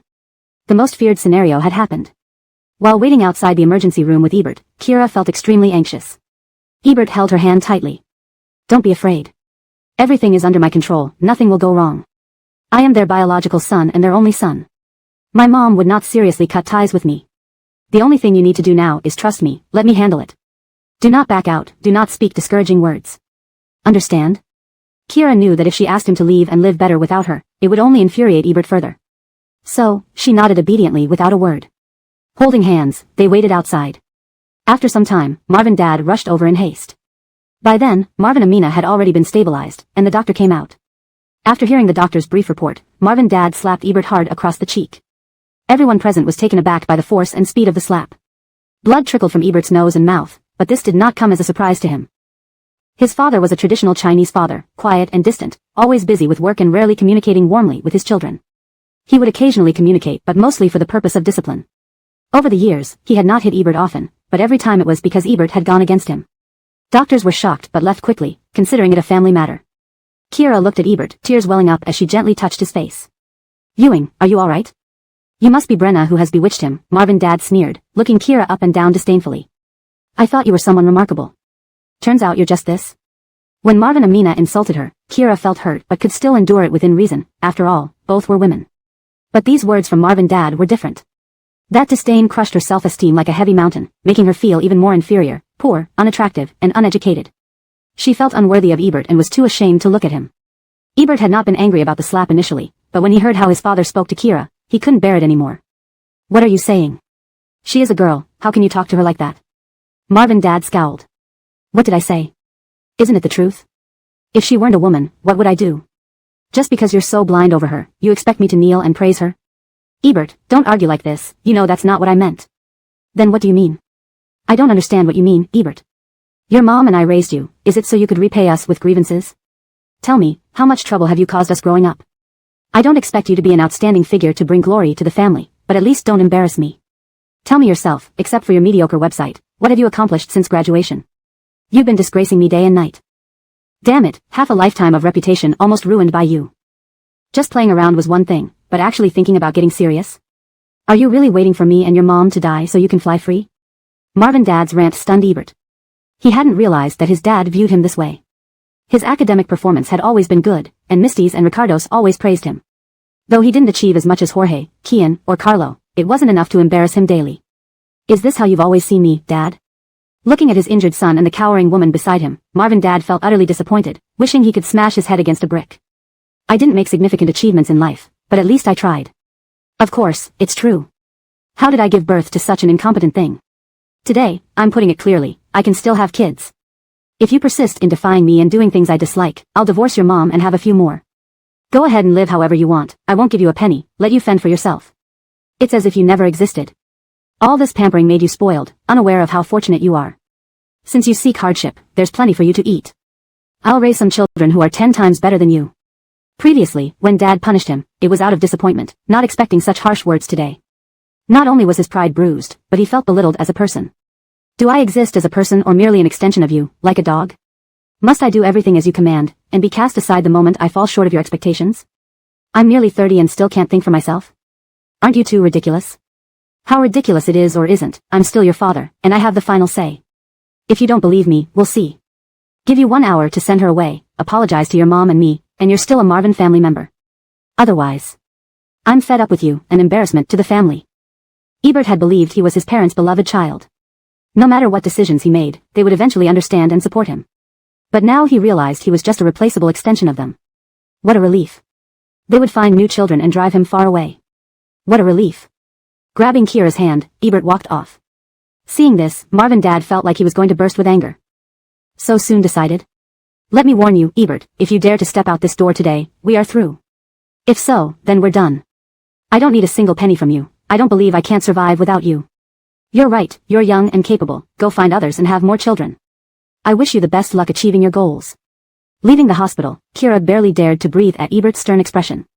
Anger boiling inside, Ebert pulled her into the car, turned on the ignition with trembling hands, took several deep breaths to calm himself, then turned to her. Come here. Were you scared? Tears flowed freely from Kira as she clung to Ebert, sobbing uncontrollably. It's all my fault, it's all my fault. I knew it would end this way. Chapter 456, Never Leave Me. I don't blame you. They misjudged you without knowing you, they're all idiots.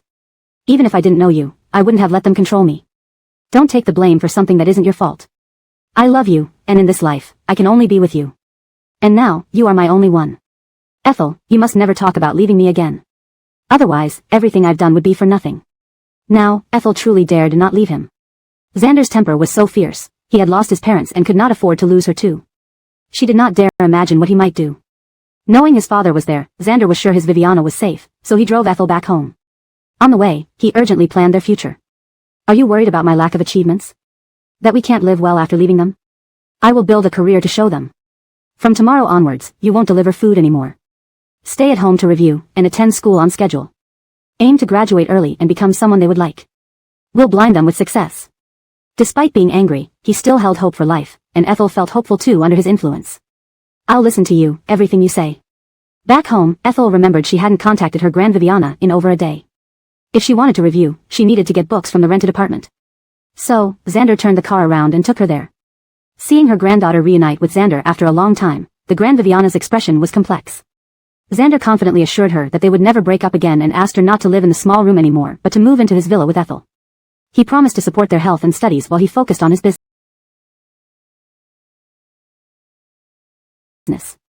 Though anxious about their future, the Grand Viviana supported her granddaughter's decision and moved into the villa with Ethel. With great determination, Xander arrived at the company, only to receive a thunderbolt. His assistant informed him, Mr. Marvin is here, in your office. He wasn't at the hospital with his mom and came here to argue with him. Xander entered the office, greeted by his father's stern glare. Weren't you telling me to get as far away from you as possible and never appear before you again? Why are you here at my company? Your company? Is this your company? Marvin's father sat in his chair, tapping on the desk with a dark face. If I remember correctly, the idea for starting the company was yours, but every other resource it used has come through my connections, right? Xander's mind buzzed. Was he coming to settle accounts? Was he really prepared to cut ties? Indeed, besides the initial idea, everything else came from his influence. So, what do you mean? How obvious can it be? Since you're no longer my son, you don't qualify for the benefits I provided. So, this company is now mine. You may think you founded it and worked hard, but don't forget that every penny spent since its profitability came from here. Balance out, and we're even. I owe you nothing. Also, all the cars and houses in your name were obtained through me. After letting you use them for so long, it's not unfair to reclaim them freely, is it? Xander trembled with anger. He didn't expect his father to go this far to force him into submission. In youthful defiance, Xander agreed angrily. You want it back, take it. What else do you own? Speak up and take it all back. I have hands and feet, I don't believe I can't live without you. Marvin to make me who you want? A puppet, a marionette? Impossible. I'd rather be poor and suffer than be controlled by you. Very well. Remember what you said today. Marvin's father stood up with clenched teeth. I'll have this done immediately. Not just the car and house, all the money in your card belongs to me. Let's see how long you can last before crawling back here begging for forgiveness. Xander stormed out of the company. He came by car but couldn't return by car, he could only take a taxi. Unbelievably, his father acted fast. Paying the driver at the villa, he found his card balance insufficient. Trying multiple cards in vain, enraged, he called Bohan Carlo. Transfer 10,000 RMB quickly. Carlo was puzzled. When did Master Marvin ever need 10,000 RMB from him? But he transferred it anyway. Is something wrong? No. I'll explain later. After a 20-minute walk, Xander finally reached the villa. To add fuel to his fire, the family's Ives from the old residence had already arrived with a group of people. Ethel and her Grand Viviana sat on the sofa looking awkward as they saw him enter. Xander's expression wasn't much better. He went straight to take Ethel's hand. Let's go back to your place. Help me pack things upstairs. Brant-like moving, they packed their belongings into several large bags, called a taxi, and returned to Ethel's rented apartment. Throughout the process, Ethel carefully watched Xander, not daring to speak much. Sitting down at home, Xander drank a glass of water before speaking calmly. I broke ties with them.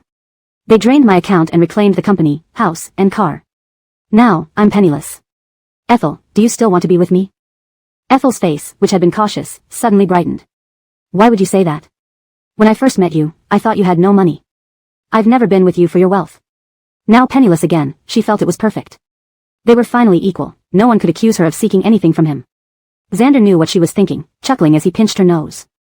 You, stupid enough for others to call you scheming. Doesn't that seem unfair? Exhausted after half a day of chaos, Ethel cooked dinner. While eating, Xander confidently discussed their future again. Although we have no money now, I have some friends, a brain, hands, and feet. We won't starve doing anything. Just as they chatted happily, Ethel's two brothers appeared inappropriately. Opening the door and seeing them, Ethel's face fell. Why are you here again? How can you come after what you did? Edge, who else should we find?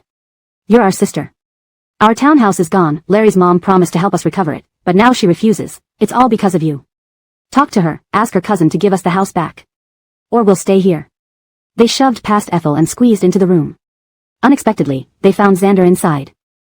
#### Chapter 457, a Brant little color to see. Well, Gary Marvin is here too. Upon seeing Ebert inside, the eldest brother not only wasn't frightened but laughed happily. Pauline, what can you say now? Gary Marvin has come over for dinner, the two of you must have reconciled. He's so wealthy and capable, yet he likes you so much.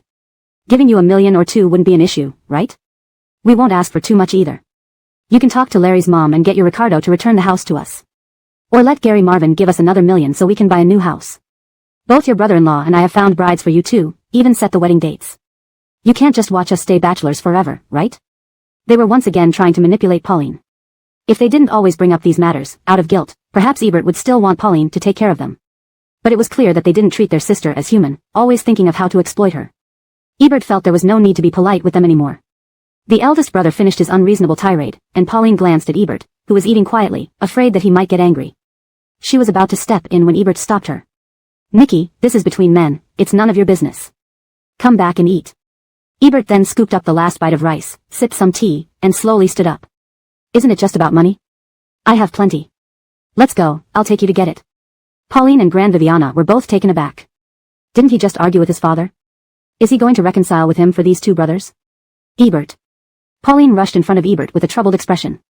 Ebert smiled at her, wiping a bit of grease from the corner of her mouth. Don't worry, everything's under control. Eat well and wait at home, I'll be back soon. The three men left together. The eldest and Oscars were elated. He agreed so easily. If only they had known earlier, they wouldn't have wasted time on Larry's family. As they walked outside, Ebert played with his phone. Soon, they reached the roadside. Where's your sports car? The eldest and Oscars looked around. Do you deserve a ride in my sports car? Ebert glared coldly ahead. You should be happy getting into a taxi. Soon, a taxi drove by, which Ebert hailed. They got in, winding through several streets until they arrived at a gymnasium. The eldest and Oscars followed him inside, more and more puzzled as they went deeper into a dimly lit basement. It became darker, the lighting more eerie. They finally entered an underground boxing ring. They had seen such places on TV before, where clubs would host illegal matches to entertain the rich, fights where life and death were left to fate, a way to earn money at the risk of one's life. They hadn't expected such places actually existed. Now, they trembled in fear. You said you'd give us money. Why are you bringing us here? Ebert turned back, his handsome face cast in the dark red light, appearing ominous. Is my money that easy to take? Do you owe me nothing? Should you not have to pay any price? As soon as he finished speaking, the heavy door behind them slammed shut. Just as the eldest and Oscars tried to run, a tall man appeared with a group of dark-clad bodyguards. By his side stood a menacing boxer, muscles bulging, slick with oil, looking incredibly fierce. It was Kian. Kian eyed the two men Ebert brought. Though they weren't short and seemed solid, their rustic appearance and evident cowardice betrayed their true nature. He frowned in confusion. What's the meaning of this? What do you intend? These two are trying to extort money from me. I'm bringing them here to tell them this. Money isn't that easy to get from me. So, I'll borrow your people and venue for a bit. Ebert gestured towards the brothers. In consideration of Pauline, I'll make it 2-on-1. If you can defeat him within the time limit, you get the million. If you lose, it's either a broken arm, a leg, or worse. The brothers took several steps back in terror. You. Ebert remained cold. What? Scared now? Aren't you too tough enough to confront even me, but now you're afraid of a mere boxer? At that moment, the brothers realized how powerful Ebert truly was. Initially, they thought that since his sister was dating him, he would be their future brother-in-law, easily controlled. Clearly, they were wrong. No, we don't want it. Please let us go, we don't want it. You can demand money so casually but decide to quit just as easily. What kind of person do you think I am? Ebert furrowed his brow. A group of bodyguards stepped forward, forcing the brothers onto the boxing platform. The boxer followed suit. Seeing his massive muscular frame and oversized gloves, the brothers cowered on the ground, unable to stand. I'm scared, really scared. We won't dare again, never asking you for money again, never bothering Pauline again. Spare us, please, Gary Marvin. Ebert watched them cower coldly, only speaking after their heads nearly hit the ground. Remember this humiliation. If you ever dare to come to Fabianching again, if you ever call Pauline again, I will send these men to ruin you. Leave now. The brothers hurried off the platform, disoriented. Go, we'll go, but how do we leave? The bodyguards grabbed their arms, lifting them like chickens, dragging them out. Ebert sighed as they left, feeling frustrated. He turned to Kian. Got a cigarette? Give me one. Since things started getting complicated, Kian's smoking habit had worsened, but Ebert never smoked. Why did he start now? What's up? Something bothering you? I had a fallout with my old man, he kicked me out. Why is getting married so hard? In their eyes, social status is so important. I can't pick someone I like, it has to be someone they like, damn it. Kian understood his frustrations deeply. An old saying goes that those born into royal families lack freedom in marriage. Even in modern times, without being part of royalty, they still lacked marital freedom. People often desire more than they have. After enjoying luxury, they want their children and grandchildren to continue benefiting from it. Marriage often brings wealth accumulation faster than hard work. I can't offer much advice on that. Kian gave him a cigarette and lit one himself. I'm in a mess myself. Just take it slow. Chapter 458, Truly Cruel. I have nothing left now. The few thousand yuan I have are borrowed from old Godwin. Damn. The two brothers leaned against the boxing ring, smoking in silence. Bert didn't expect Ebert's situation to be this bad, he only had a few thousand yuan left. Do you need me to help out a bit? Not for now, Ebert replied. The reason my father is so harsh on me is because he thinks I'm useless and not bringing him any glory. Indeed, I haven't done as well as all of you, it's time for me to work hard. This time, I plan to try on my own without relying on anyone. I can't believe I'd starve to death. You won't starve to death, but you definitely can't make it this way, Bert said. There's no point in being stubborn. When I was in your shoes, old man wanted me to find a stable job. In anger, he kicked me out.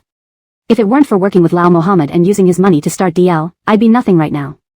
It's good that you have principles, but there's no need to go overboard. Finding a regular job or delivering food with that girl, what's the point? Even in the next life, my Ricardo would still look down on you. Ebert initially planned to tough it out, but Bert's words made him reconsider. Yes, having talented friends is also a resource. Why shouldn't he use them? What can we do if we work together? Do you have a new investment project? Or should I work security for you? Bert laughed. I really don't have anything new. I'm getting older, and my ambitions have stopped here. Plus, with the old man's health issues, I often have to visit the hospital, leaving me no mood to stir up trouble. But Lau Godwin and Lau Mohammed surely have something going on. You should ask them. They chatted for a while and decided to head to the DL club. Unexpectedly, Bert received a call from Ebert's father while on the road. At that moment, Bert was driving with his phone connected to the car Bluetooth, loud enough for everyone in the car to hear. Hello, Bohan. Bachwan. Did Ebert come to you? Bert glanced at Ebert sitting beside him. What's wrong? Please tell me. He definitely came to you. Humph. That kid has been bold enough to stand up to me only because he has friends like you backing him. Before, when he did small rebellious acts and ran away for a few days, hanging out with friends, I ignored it. But this time, it involves marriage, which requires full attention. I've lived in Fabianching for many years and built a reputation. This time, you mustn't help him. I've already called Ainsworth and Aiden. I'm serious, Bohan isn't joking. Anyone who helps him is opposing me. Don't think I won't lose face and cause a scene at your place. Bert's expression changed. Bohan, you and Arvin are father and son. Is it necessary to go this far? Can't you talk it out calmly? Though young, Arvin isn't stupid. He likes that girl for a reason. Why can't you? Don't give me that. At my age, what women haven't I seen? I don't need you teaching me how to judge people. So remember, you're forbidden from helping him. Your family's situation isn't great either. If I create a scene, it will harm your father. Think carefully. After saying this, Ebert's father hung up. In the passenger seat, Ebert looked like thunder had struck him. Stop the car. Arvin. Stop the car, stop. What he said is true. Your family is in a tough spot too. Causing a scene would be bad for your Ricardo. I can't become a burden to your family. Then what about you? At worst, I'll find a job, maybe deliver food. Not being his son, not letting him see me struggle, damn it, living as an ordinary person and leading a simple life might be good enough. He values money so much, let him take it to his grave. Regardless of whether Ebert thought this way, anyone would feel angry at times. Perhaps due to never enduring hardships, Bert couldn't quite understand why their generation placed such high value on wealth. Back home, Ebert was exhausted and fell asleep almost immediately after a brief chat with Pauline. Halfway through the night, waking up, Pauline and Grand Viviana were sleeping on mattresses on the floor. Ebert lay between them. Do you two feel like you're suffering by staying with me? Of course not. Pauline knew that if not for her, Ebert wouldn't be living this way. Ebert felt no grievance, so why should she? I think having food, drink, and my love by my side, along with a steady job, is enough. As long as we don't desire too much, this life is pretty good. But Ebert had resolved not to let Pauline deliver food anymore. You should study at home and continue your education. Tomorrow, I'll look for a job. Being a returnee with design and management experience, supporting you and Grand Viviana shouldn't be a problem. Ideals are abundant, but reality is harsh. The next day, Ebert sent out polished resumes to multiple companies. Unfortunately, not a single response came back. After 2 days of waiting anxiously, Ebert called the HR of one company to inquire, expecting the worst. Your resume and background are fine, Mr. Marvin, but have you considered if you've offended anyone in the industry? His father was truly ruthless. Not only forbidding his friends from helping him but also blacklisting him across the entire industry. Would he be content until seeing Ebert kneel? Ebert refused to bend. Initially aiming for higher-paying professional roles, he lowered his standards and applied for any available position. However, even at this lower threshold, he still received no calls. After 2 more days, Ebert gave up on job hunting. It seemed fate destined him for food delivery again. Taking over from Pauline to deliver food sounded reasonable. Yet even this wasn't possible now. Both his and Pauline's numbers were blacklisted in the system, they couldn't even log in. Ebert laughed bitterly. Pauline, seeing him smile foolishly at the screen, assumed something positive had happened and asked what was going on. Did you get good news about the job? Tense from the stress of finding work, both Pauline and Grand Viviana had been on edge. Ebert noticed they spoke to him cautiously, making him feel uncomfortable. He wanted to bring happiness to Pauline, that was why he was with her. No, but I just thought of a way to earn money without a job. Freelancing suits me better, fast income, earning by merit. Nana, let's try wholesale fruit trading. Using trucks to buy fruits from one market and sell in another. I know many wholesalers from my previous business. I still have those connections. As long as Ebert remained hopeful and happy, Pauline supported him no matter what. Except, they lacked a truck. Well, but what about the vehicle? I'll borrow some money from my friends to buy a second-hand one. No. Pauline suddenly interrupted seriously. Ending up like this because of me and the gap with your friends makes me feel terrible. I don't want you to borrow from them. Our second-hand truck's cheap. I have money, I'll give you the money to buy one. Translation ends. Hashtag chapter 459, adversity reveals true feelings. Pauline had been frugal, and the jewelry Ebert had given her remained untouched. After sorting everything out, she found that she had nearly 100,000 yuan in savings. Ebert was both astonished and deeply moved. No wonder people always say to marry a thrifty and diligent wife who can manage the household well, such diligence really comes in handy during tough times. A used car wouldn't cost much money, so Ebert took 2 gold bangles he had bought for Pauline and set out. He went to the largest fruit wholesale market in Fabiansheng and found the distribution manager, someone who had once worked under him, without any trouble. Ebert didn't beat around the bush. He directly told Thorntoniger that he was currently in a tight spot, without a job, and wanted to join his fleet to do some small fruit reselling business, asking him for some help. The distribution manager readily agreed without hesitation, despite being surprised. He was amazed that this young master from a wealthy family was still playing the runaway trick at almost 30. However, he knew that Ebert was the only son of the Marvin family, not to mention how popular the website he created was or the substantial business empire his parents had built in Fabiansheng. Young men often quarrel with their families and leave home for a few days but eventually come back. He would always be Gary Marvin, this was an indisputable fact. Helping him now would definitely benefit him later once Ebert regained his status. Ebert knew the distribution manager was smart and thanked him, patting him on the shoulder. Then he said, but I don't have a car, nor much money. Do you have any decent used cars? Recommend one to me, and I'll buy it. The distribution manager hastily replied, Mr. Marvin, there's no need for such formalities. We are old acquaintances, why would you need to buy it? I have plenty of cars here. Just pick whichever you like and drive it. Buying it would be an insult to me. Ebert, understanding the distribution manager's motives, smiled and said, I'd rather buy it. What if I accidentally damage it? Just a used old car, even if it breaks down, what's the harm? If you keep saying polite things, it will look like you're looking down on me. Ebert thought about it and agreed. He wasn't sure if he could make this venture work, and spending tens of thousands up front would be quite risky. At worst, he'd owe him a favor. After selecting the car, the distribution manager enthusiastically showed him around, introducing various rules. That night at 1 o'clock, Ebert got up, drove the car, and joined the team delivering fruits. This fruit wholesale market collaborated with seasonal fruit farmers all over the country, transporting freshly harvested fruits nationwide. The distribution manager took care of Ebert by assigning him the task of buying fruits at wholesale prices and selling them at market prices in smaller markets in Fabiancheng or nearby counties. Because Ebert only had one vehicle, Thorntoniger gave him many conveniences, which he appreciated. He decided to handle 3 smaller local fruit wholesale markets in Fabiancheng. From driving to the destination, queuing for loading, and returning to unload at each market, settling accounts, leaving at 1 in the morning, and coming back around 8 in the evening, it was a long day. Sweating profusely, drenched in sour sweat, Ebert felt like his hands and legs were weighed down with lead, but he was genuinely happy. When he returned home, Pauline, smelling his sour stench as if he had just been pulled out of a garbage heap, was heartbroken. She wiped him down with a towel while Ebert happily calculated the day's earnings. How many tons of fruit did we get, how much per ton, how much we sold it for, after all expenses? We made over 2,000 RMB today. 2,000 RMB? If he could earn this much every day, they could make several 10,000 a month, and hundreds of thousands a year. While this paled in comparison to Ebert's previous ventures, for Pauline and their current situation, it was unexpectedly rewarding and provided a good path forward. That's fantastic, Arvin, you're amazing. You're really incredible. Ebert basked in Pauline's admiration, envisioning a bright future. This is just the beginning. On my way back, I thought a lot. Maybe I should give more profit sharing to the distribution manager. Let's not take his hospitality for granted. We can ask for more markets, hire a few drivers, add a few more vehicles. Even if we only make a few hundred RMB per day, our income would double. Or maybe, after some time, I could sign contracts directly with orchard owners. In short, as long as they didn't give up, opportunities would always arise. Ebert thus began working diligently, going out early and coming home late every day for a week. Within a week, everyone in the fleet knew about this mysterious young master. Damn, is he crazy? With such a wealthy family and billions of assets to inherit, he comes to compete with us. Has he lost his mind? What do you know?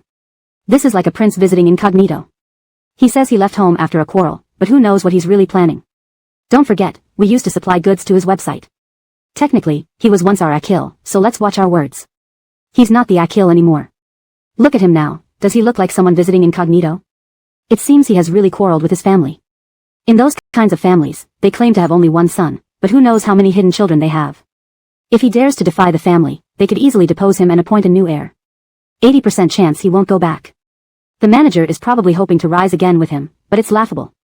The manager has his reasons. As long as it doesn't affect our earnings, why should we care? Although Ebert wasn't affecting their earnings, he received VIP treatment daily, priority in loading and dispatching, assigned to better wholesale markets, and finishing work earlier than others. No matter what he had done before, he was now just another driver, and seeing him treated preferentially made others uncomfortable. Most people tolerated this due to his background, but some couldn't hide their discontent and grumbled openly or indirectly. Ebert felt the hostility but didn't care. These people were rough, older, smelly, and mostly uneducated, not the type of people he needed to impress. On the day Ebert completed his first week, coincidentally, it was also the distribution manager's birthday and the fleet's 6-month anniversary. The manager had promised to treat the entire team to a meal. Despite Ebert's reluctance, he agreed to attend, considering the favor he owed. Thus, Ebert attended the dinner, giving Thorntoniger face. End of chapter 459. Chapter 460, A fallen phoenix is worse than a chicken. Since there was work the next day, and they had gotten off work late that evening, to save time, Thorntoniger booked a large private room at an affordable restaurant not far from the wholesale market. Over a dozen burly men crowded into the room. The air was filled with sour body odors, cigarette smoke, and coarse conversations. Ebert found it very uncomfortable.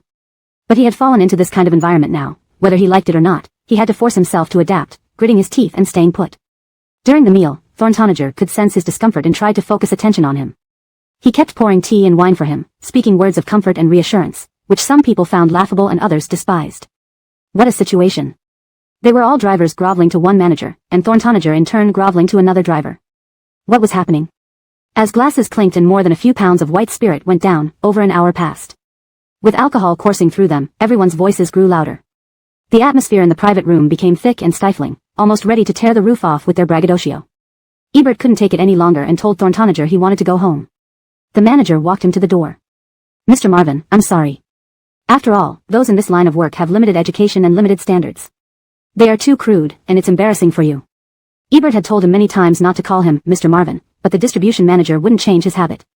Don't be so formal with me. We all need to relax occasionally, I understand. Good, good.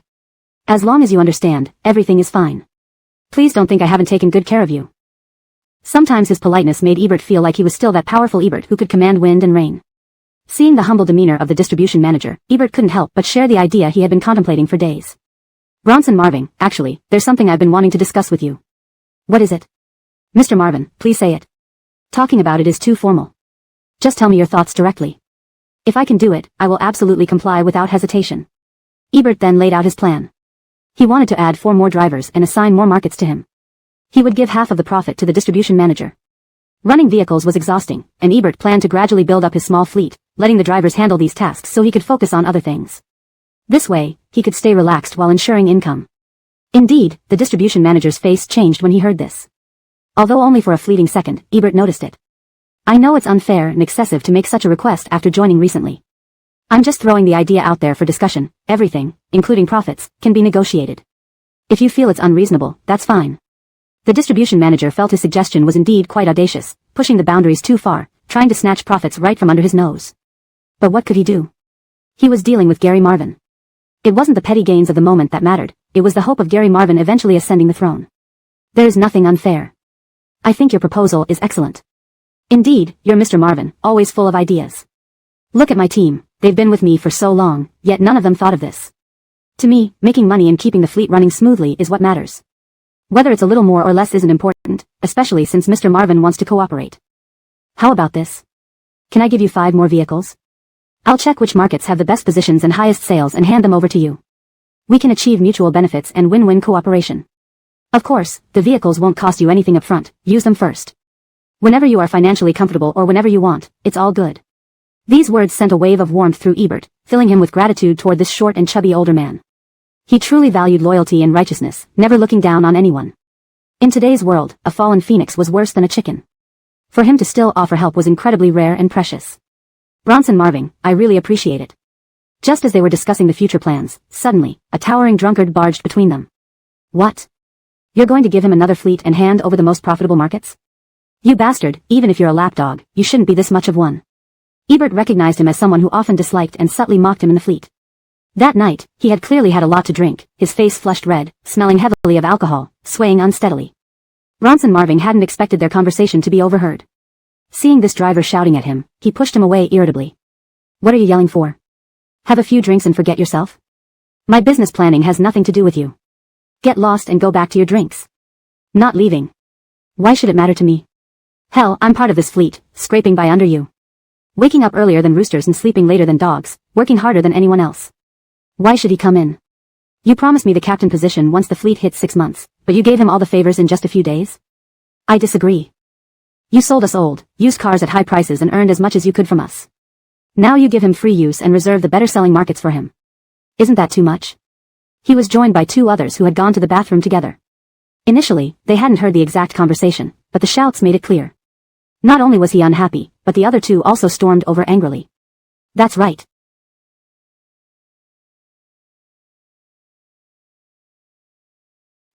We've been slaving away under you, beyond living expenses, what do we get? You give all the perks to him, making our lives harder. We disagree. They were all burly men who had done manual labor for years. Bronson Marvin was completely surrounded, unable to even lift his head. Ebert stepped forward to intervene. Let's talk it out calmly. No need to be impulsive. If you have complaints, direct them at me. Without him stepping in, it might have been okay, but by intervening, the group, emboldened by alcohol, directed their anger towards him. Why don't you do something else instead of coming here to snatch our food? How shameless. Your father's rich, right? Go home and inherit the family business. Why meddle here? Yeah. Maybe you're just boasting.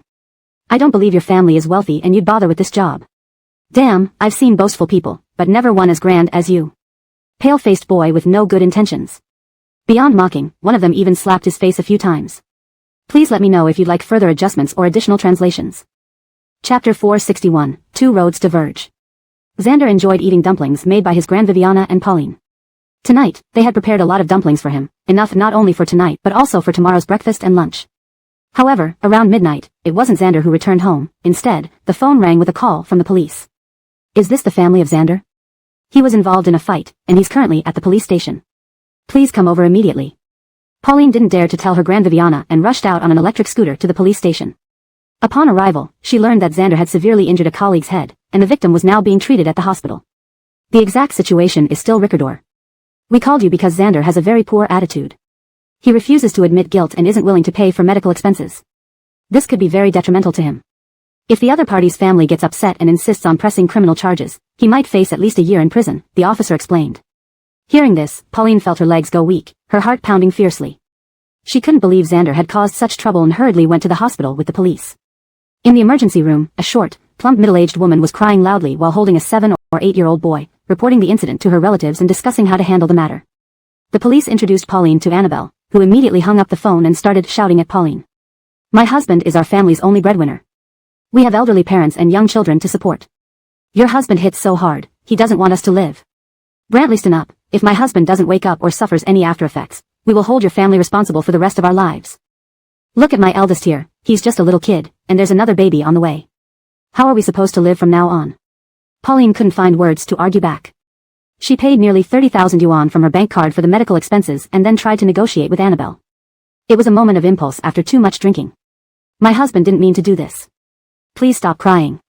Once your husband wakes up, we'll discuss the situation and do everything we can to treat him. We'll spend whatever it takes, as long as you don't press criminal charges against us, okay? Seeing Pauline's cooperative attitude and willingness to cover all costs, Annabelle finally calmed down somewhat. The regional sales manager, witnessing Xander's arrest, knew he had to act. This was a prime opportunity to restore Crown Prince Marvin's status. If he could get in touch with Rodniervin and help release Xander, it would earn him favor with both Xander and Rodniervin. After considerable effort, he finally obtained the contact number for Xander's father and informed him of the situation. Learning that Xander had been involved in a fight and taken into custody, Xander's father also rushed to the hospital. Just as Pauline had managed to soothe Annabelle, she turned around to see Xander's father rushing in. For a moment, she stood frozen in place. Xander's father had already heard about the incident from the sales manager, so he approached Pauline directly. Looking into her eyes, Pauline blushed and hesitantly called him Ricardo. Xander's father nodded and said gravely, "Follow me." They reached the stairwell, and Xander's father stared intently at Pauline. There's no point in beating around the bush. There are only two paths ahead for you. 1, you break up with Xander, and I'll take care of the rest.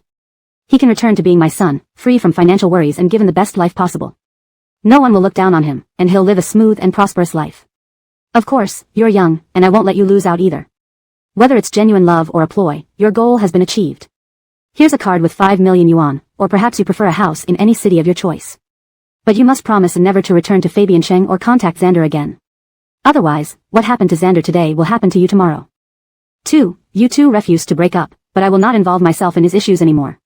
Whether this turns into a criminal case and he ends up in jail, or a civil case requiring a large sum of money to settle privately, I won't intervene, nor will I allow anyone else to help. You don't have that kind of money, do you? That means you'll be deeply in debt with no house, no car, no job, and mountains of debt. Choose wisely, it should be easy for someone as smart as you. Pauline was no fool, but she never considered herself intelligent. When it came to matters of the heart, she simply knew that she loved Xander, and Xander loved her. He had become like this because of her.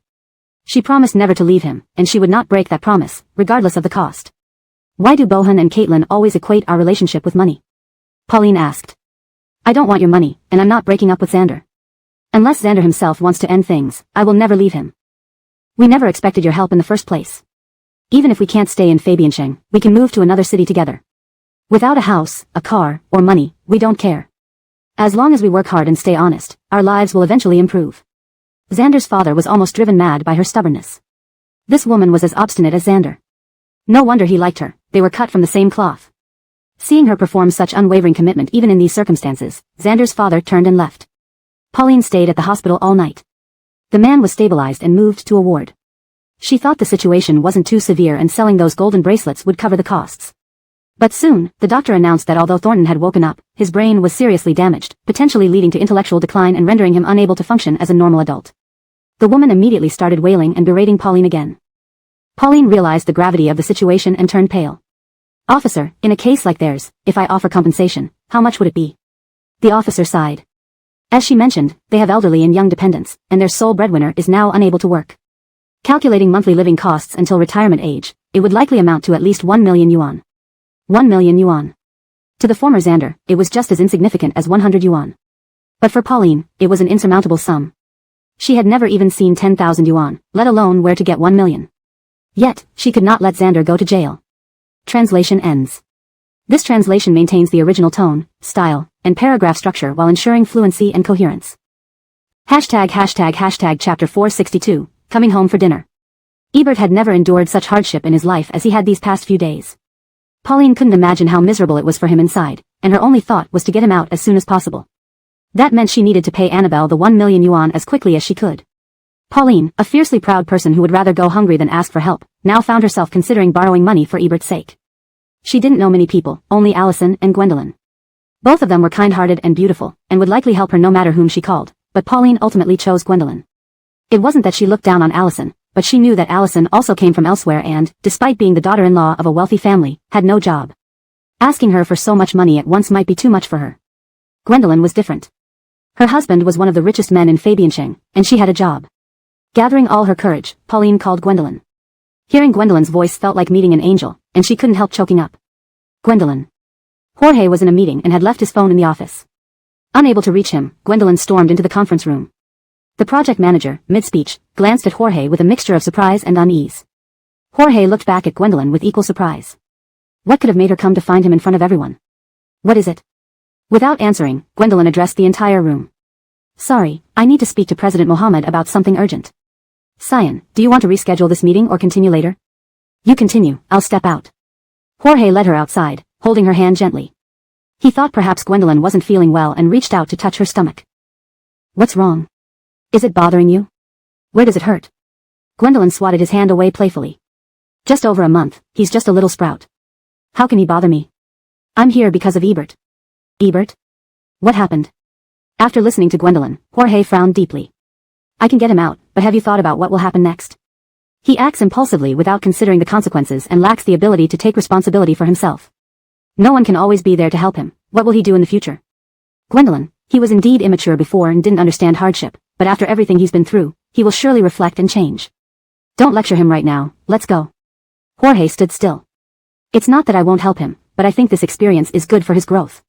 1 million isn't much, he should be able to handle it on his own. He needs to become the pillar of support for his family, and if he can't deal with this small setback. Gwendolyn understood his point but was still upset. Why shouldn't I think you're heartless? Of course, you are. For you, 1 million isn't much, and for the old Ebert, it wasn't much either, but for them now, it's a huge amount. Why not help? Are you afraid of exhausting yourself or scared of Bohan Marvin getting angry? Or do you fear Ebert won't repay you? As a businessman, don't you hate losing deals? Fine, since you're so stingy, I'll go myself. I'll pay 2 million, make them sign the settlement, and get Ebert released immediately. Let's see if I can't get things done without you. With that, Gwendolyn stormed off angrily, and Jorge hurriedly caught her. Heaven forbid, anyone else can misunderstand me, but you shouldn't say such things. We've been married for so long, and now we're even expecting our second child. You know. Perhaps it was the emotional impact of pregnancy or Gwendolyn's deep empathy for Pauline that made her burst into tears. Have you considered why Ebert has become this way? It's because he loves Pauline and doesn't want to be separated from her. Look at the entire Fabiancheng, no, the whole country. How many wealthy heirs would give up their luxurious lives for a poor and humble girl? Would you, if put in his place, leave your princely status to sell fruit just to live with Pauline? I know it's unfair to say that, but I am genuinely scared this 1 million will break them apart. I've been there, I understand Pauline's pain. Ebert has suffered because of her, and her guilt and suffering outweigh anyone's. If we don't help her, she'll have to turn to Bohan Marvin. Do you really want to see her leave Ebert?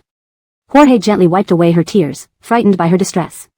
Sorry, I was too blunt. I'm an idiot, heartless, and failed to consider the emotional aspect.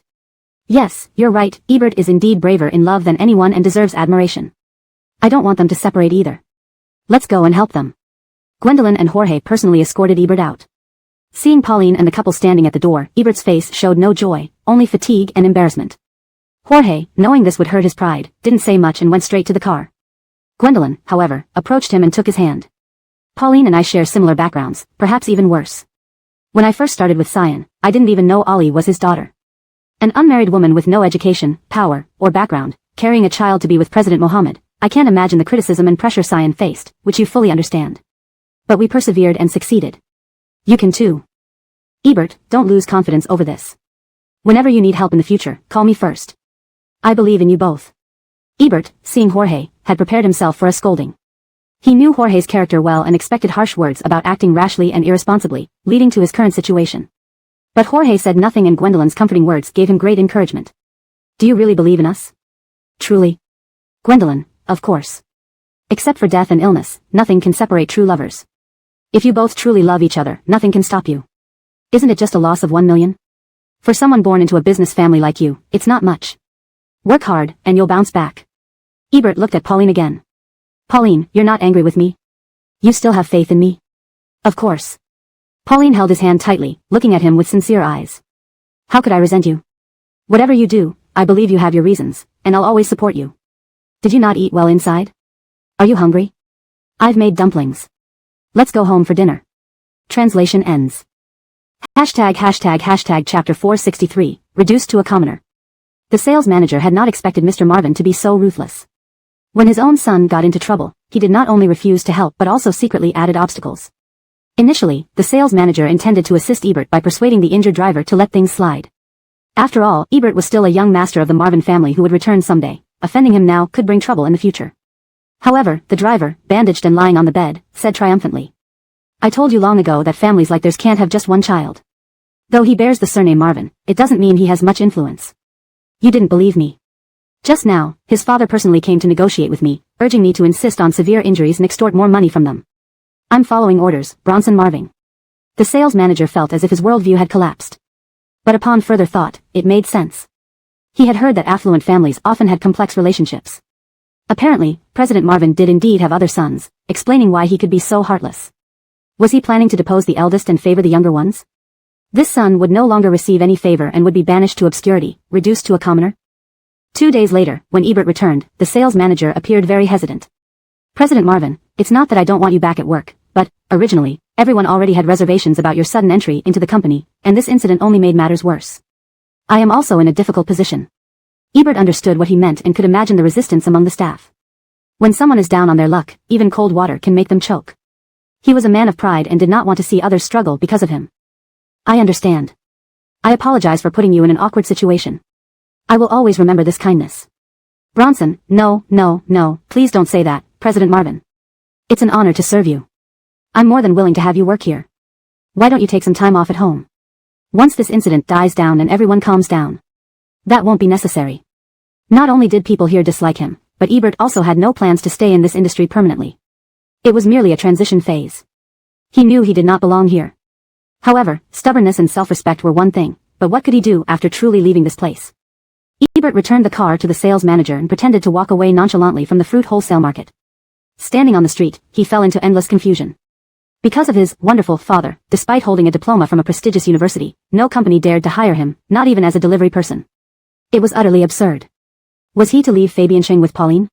It wasn't that he was unwilling to leave Fabiancheng, but Ebert felt it wasn't yet the right time. Although he was displeased with his father's actions, he still cared deeply about his Viviana. From childhood to adulthood, her love and sacrifices for him were unforgettable. Despite their differences over marriage, it didn't mean Ebert loved her any less. He just wanted to achieve something before facing her again. Standing on the street, watching the crowd rush by, Ebert suddenly had an idea. If the fruit wholesale market was one path, then what about the vegetable wholesale market? He couldn't stay in this industry, but he could switch to a related one. There, he would have no acquaintances, nothing to hold him back, and a chance to start anew. Thinking thus, at around 1 a.m, Ebert arrived at Fabiancheng's largest vegetable wholesale market. Like the fruit wholesale market, this place was bustling early in the morning, with vehicles loaded with vegetables lined up. Drivers hollering commands and various akils coming in to buy goods thronged the area. Not knowing who was in charge, Ebert stood in a corner observing. As the clock struck 6 a.m, he finally spotted someone who fit the bill.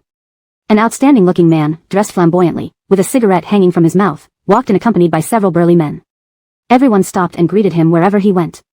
Seizing the moment, Ebert ran up to him. Excuse me, are you Thorntanager of this market? Taller by half a head, Ebert wore a designer black t-shirt, black casual pants, and white sneakers from home. He had a clear demeanor and fair features. The man glanced up, examining him from head to toe. Who are you? What do you want? Hello, my name is Ebert. I'd like to discuss a business deal with you. Ebert extended his hand, but Thornton did not reciprocate. Instead, he sized Ebert up again, spat out the cigarette, and cursed. Discuss a business deal with me? Are you even legal? You're barely grown, talking business? Your parents must be nuts sending you out at this hour. Interesting. The bodyguards pushed Ebert aside. Get lost. The Akil is busy. Ebert, though pushed back a couple of steps, remained composed. I'm of age. Here's my ID to prove it. I'm serious, not joking. Give me a chance, just 5 minutes. Ignoring him, Thornton continued walking, with his entourage pushing Ebert away. You'll make deals with anyone. Your goal is profit, not charity, right? I have a fleet and need supplies. I just want a small margin of profit. Let me make a living, please give me a chance. I can offer lower prices than others, benefiting you with no drawbacks. Please listen to me for a few moments. The man halted, turning his sharp gaze towards Ebert. Stop restraining him. Let him come forward. Face to face, they locked eyes. How old are you? Ebert handed over his ID, revealing not just his age but also his address. The man paused, eyes narrowing. What did you do before? Why enter this business now? Ebert told the truth, graduating from a top overseas university, initially doing fashion design, then opening a website which he later sold due to personal issues. He chose this industry because of limited capital. People needed food to survive, so dealing with food was a sure way to earn a living. Impressed by his sincerity, Thornton softened slightly after listening to him speak. Returning the ID, he said. If you can offer lower prices, this deal deserves discussion. But I'm busy now. Leave your number, I'll call you when I'm free. Chapter 464, You Look Familiar. Xander hurriedly gave him his phone number. Watching Thornton save the number and casually put his phone back in his pocket, Xander was still uneasy. You won't make me wait too long, will you? Damien, I know it doesn't matter to you whether you do business with me or not, but this is really important to me. I hope you can take it seriously. Xander was the first person who dared to stop him and urge him to do business. The man couldn't help laughing at his persistence. Young man, you're too young and can't keep your cool. Being so impatient is not good for business. In dealing with business, you shouldn't be too concerned about gains and losses, otherwise, you'll be overjoyed when you profit but might despair when you lose. I don't deal with people who are too obsessed with gains and losses. Whether we do business or not depends on how you perform. Go home and wait patiently. With that, Thornton continued walking, and Xander didn't chase after him. He had to admit that Thornton's words were correct. When doing business, one shouldn't be overly concerned about gains and losses. Xander knew this. But his current anxiety stemmed from being too poor and eager to prove himself. He had neither the time nor the patience to wait step by step. With no choice now but to be impatient, Xander could only go home and wait idly for 2 days. Around 9 o'clock on the evening of the second day, he finally received a call from Thornton. I'm at Golden Years, and my drinking session will end soon. Wait for me at the entrance. Xander hurriedly called Pauline over. Do you have any money left? Give me some. I'm going out to talk business, and it's better if I bring some gifts. Pauline had no cash left, only a few bracelets. She gave Xander 2 gold bangles. Is this enough? It's enough, Xander replied, kissing her on the forehead. Trust me, I'll buy them back for you soon. Wait for me at home. Xander went to a jewelry store to exchange the bangles for cash, then bought 2 boxes of high-end tea before heading to Golden Year's entrance. In the past, he wouldn't have even considered such a restaurant. But standing there anxiously today, he wished this business could be his. The man said he would be done soon, which made Xander rush anxiously, afraid of arriving late. However, after waiting for more than half an hour at the entrance of Golden Years, Thornton still hadn't come out. Afraid of missing him, Xander called, but nobody answered. Not daring to call again lest he annoy Thornton, Xander sent a message saying he was already at the entrance, but received no reply. Standing upright beside the greenery near the steps, Xander waited endlessly for almost 2 hours, well past 11 o'clock, yet still saw no sign of Thornton. Had he drunk too much and forgotten about him, or had he already left? While speculating in his mind, Xander hesitated to disturb him further. Just as he was feeling anxious, he suddenly saw a woman wearing a tight dress, with long hair draped down, stumbling out in high heels. Clearly intoxicated, she staggered around, struggling to find her direction. Even so, she persisted in navigating down the stairs. As she nearly stumbled, Xander hastily set down his box and rushed forward, catching her. Careful. A mix of alcohol and faint perfume wafted up as Annabelle fell into Xander's arms. Looking up at him through bleary eyes, she was a beautiful sight. Are you a chauffeur? You arrived just in time. Here's the key. The car it's over there. She shoved the toy-studded car keys into Xander's hands. It turned out to be a McLaren. Whose daughter was she? Alone in such a fancy restaurant and drinking so heavily? Holding the keys, Xander helped her down the steps with one hand. I'm not a chauffeur. I'm here waiting for someone. This is your car key, hold on to it. They'll call you when the chauffeur arrives. You're not a chauffeur? How could you not be? You look so familiar, Annabelle mumbled, unable to stand steadily. No sooner did Xander try to release her than she slumped back into his arms. Let me get you to your car first. Where is it? Pointing vaguely in a direction, Annabelle seemed lost. Xander tried the key, fortunately finding the car nearby. Helping her to the car, they reached it just as a motorbike-driven chauffeur approached. "Excuse me, did you request a chauffeur service? Your phone ends with 3376. "Yes, it's me." "So, you're not a chauffeur?" Annabelle responded, still leaning on Xander. Opening the door, Xander seated her in the passenger seat and fastened her seatbelt. The chauffeur circled the car, confused. "Sorry, what kind of car is this? I've never driven it before. Can my motorbike fit inside?" Xander opened the front trunk, revealing a space usually large enough for a foldable bike, but now stuffed with luxury items. "Move these to the back. Place yours." After assisting her, Xander intended to leave, but Annabelle shouted, "Don't touch my bags. Don't touch them. They were bought especially for gifts, took a lot of effort. Don't ruin them. Keep away from my bags." Seeing those branded boxes, the chauffeur worried about damaging them but also about getting home without his motorbike, looking helpless at Xander. "What should we do, sir? Should you cancel the order? My motorbike needs a place to fit, and you need to pay for my return fare. Also, I genuinely can't drive this car, anything might go wrong. How incompetent are you? If you can't drive, why did you become a chauffeur?" Though intoxicated, Annabelle's hearing was sharp. The chauffeur blushed, embarrassed by her criticism. Unwilling to get involved, Xander started to walk away but was interrupted by Annabelle's shouts. "Cancel if you want, wish I hadn't called you. And don't you dare leave. You're driving me home." Ignoring her plea, Xander spotted Thornton he'd been waiting for emerging from the restaurant, supported by several subordinates. "Damien," Xander hurried toward him. "Damien, my foot." The man, clearly drunk, ignored Xander. A chubby man pushed him aside. "Get lost. Didn't you see our Akil is drunk? We don't have time for you. Get out of here." Someone pulled up in a black car, and the Akil was escorted inside. Xander had waited anxiously for over 2 hours, only to watch the potential client walk away without saying a word. Sighing, he picked up the expensive tea boxes, preparing to go home. Unexpectedly, turning around, he found the intoxicated woman swaying unsteadily behind him. ##### Chapter 465, Forever Yours. Ebert watched as she wobbled, looking like she was about to fall at any moment. He had no choice but to reach out and steady her. "What's going on? Why are you here again?" The woman leaned into his chest. "He can't drive, that substitute driver isn't good enough. You should take me back. I only know you, so you should drive me home." Ebert's plans had just been dashed, and he wasn't in the mood for her nonsense. But seeing how drunk she was, he couldn't just leave her alone. "Do you remember where you live?" "Sydney Bay." Indeed, as someone who drove a McLaren, living in a high-end neighborhood didn't come as a surprise. Fortunately, Ebert knew the place well, and driving her there wasn't much of an issue. Supporting her, they returned to the car.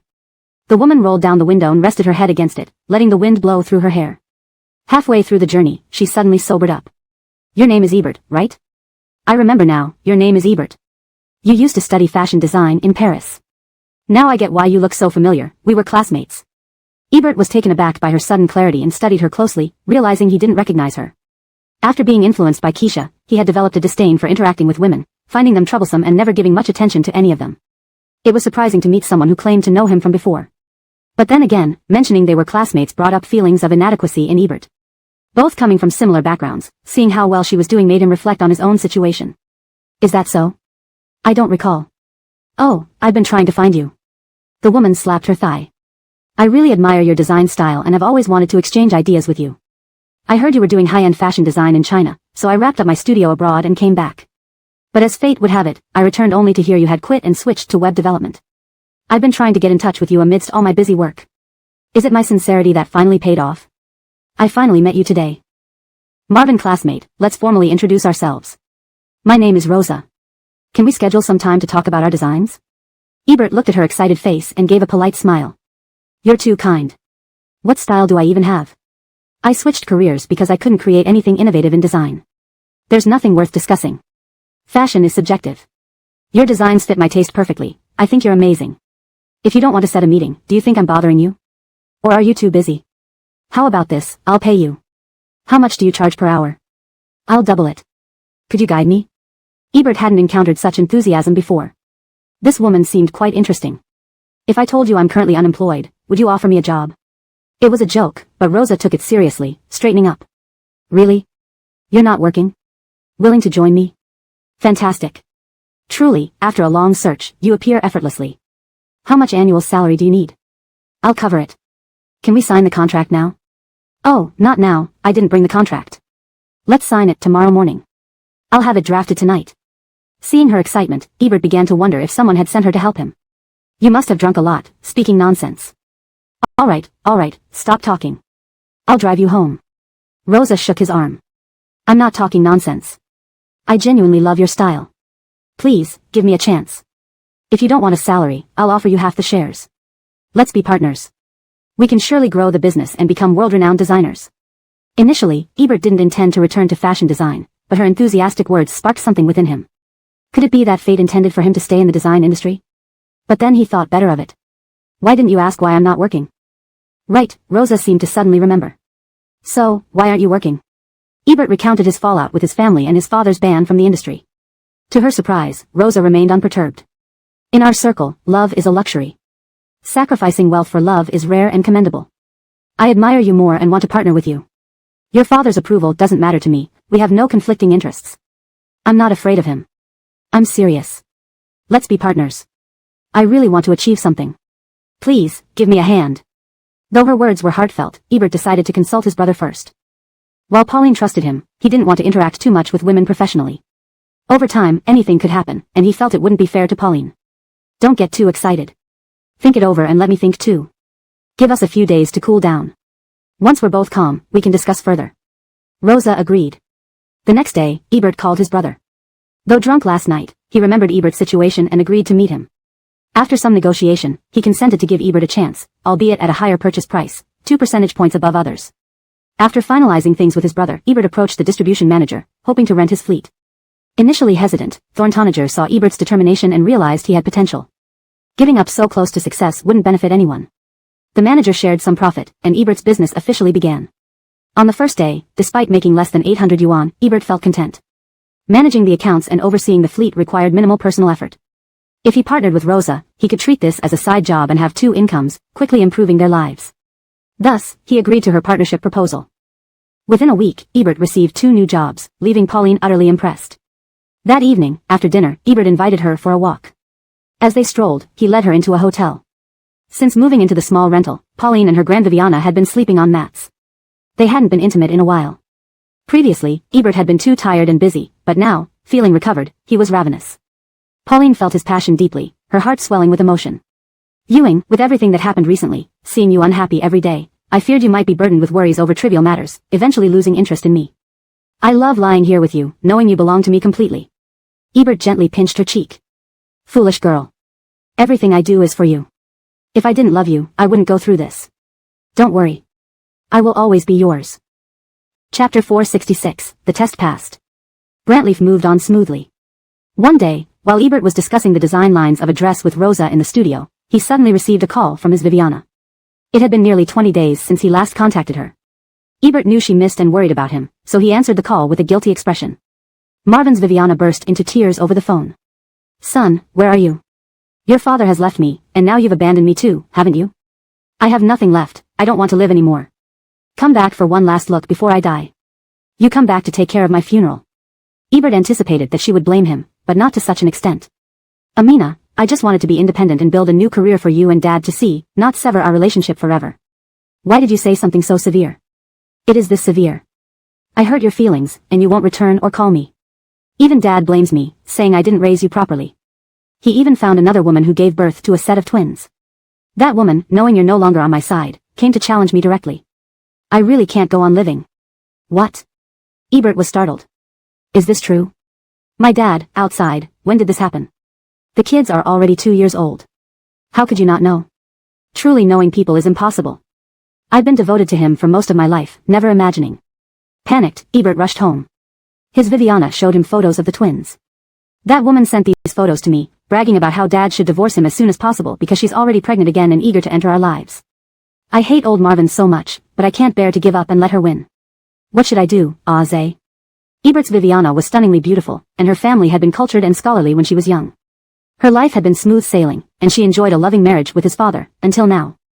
While shocked at his father's infidelity, Ebert also found it somewhat understandable.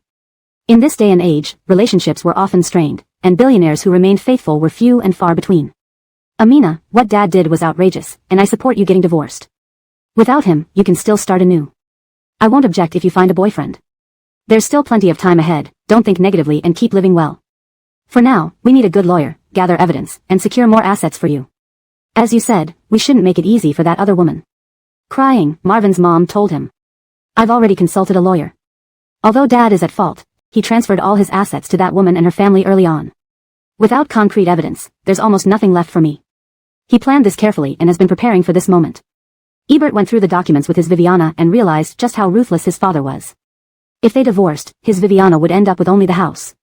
But staying together would devastate her further without impacting his father at all. Ebert didn't hesitate. Divorce him. Even if you get nothing financially, don't waste your remaining time on a scoundrel. Bad people will eventually get what they deserve. We won't stoop to their level.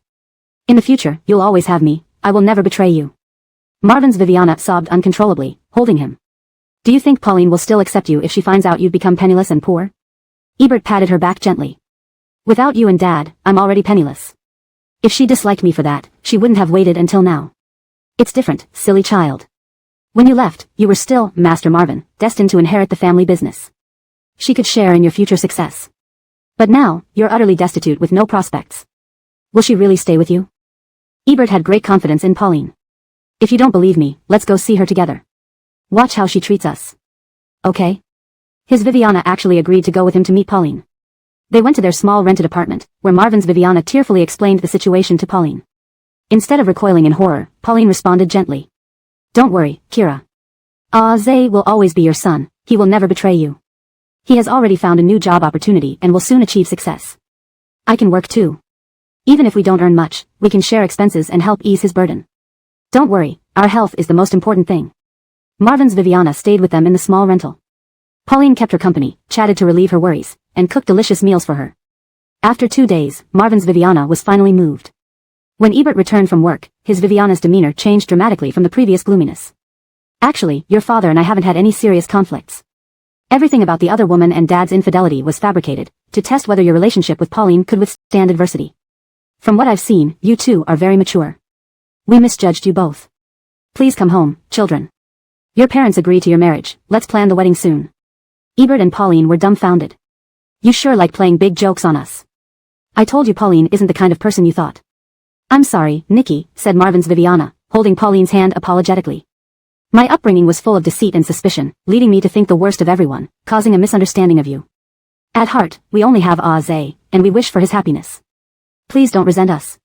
Pauline harbored no resentment. Instead, gaining their approval made her joyful. Even Tang Sanzang faced 81 trials to fetch the scriptures. Compared to that, this is nothing. As long as you and Bohan approve of me and Zay, I don't care about anything else. Suddenly, Pauline pulled away from Marvin's Viviana's hand and turned aside. Sorry, I feel unwell. What's wrong? You've been cooking for me these 2 days but barely eating yourself. You don't look well. Did you catch a heat stroke? Pauline held her chest. Maybe. I'll buy some herbal medicine later. Lately, I've felt acid reflux and nausea, and haven't had much of an appetite. Let me go get it for you, Ebert said, starting to head downstairs. But Marvin Ma stopped him. Wait. Pauline, could you be pregnant? I'll go buy it for you, Ebert offered, ready to rush downstairs. Marvin's Viviana stopped him. Wait. Nikki, could you possibly be pregnant? Chapter 467, Good Fortune Brantley's ahead. What? Pauline is pregnant? Xander suddenly remembered the intense night after he and Pauline made up. They had been intimate multiple times, without precautions. To the hospital. To the hospital. In his excitement, he immediately rushed Pauline to the hospital along with her grand Viviana and Viviana. After a series of examinations, the doctor delivered the good news. Indeed, she is pregnant. And it's 2 embryos. What did that mean? The Marvin family had never had twins before, and both Xander and his Viviana were stunned by the tremendous surprise. The doctor smiled and explained, it means she is carrying 2 babies, either twins or a boy and a girl. Congratulations, May. Marvin's Viviana burst into tears, hugging Pauline tightly. Oh my God, I'm going to be a grand Viviana, I'm going to be a grand Viviana. 2 at once? This is fantastic. I must call your father right away, this will make him so happy. The doctor then proceeded to give Pauline folic acid supplements, set up her prenatal records, and gave instructions on early pregnancy care. While waiting for Xander's father to arrive, Marvin's Viviana couldn't help but ask Xander.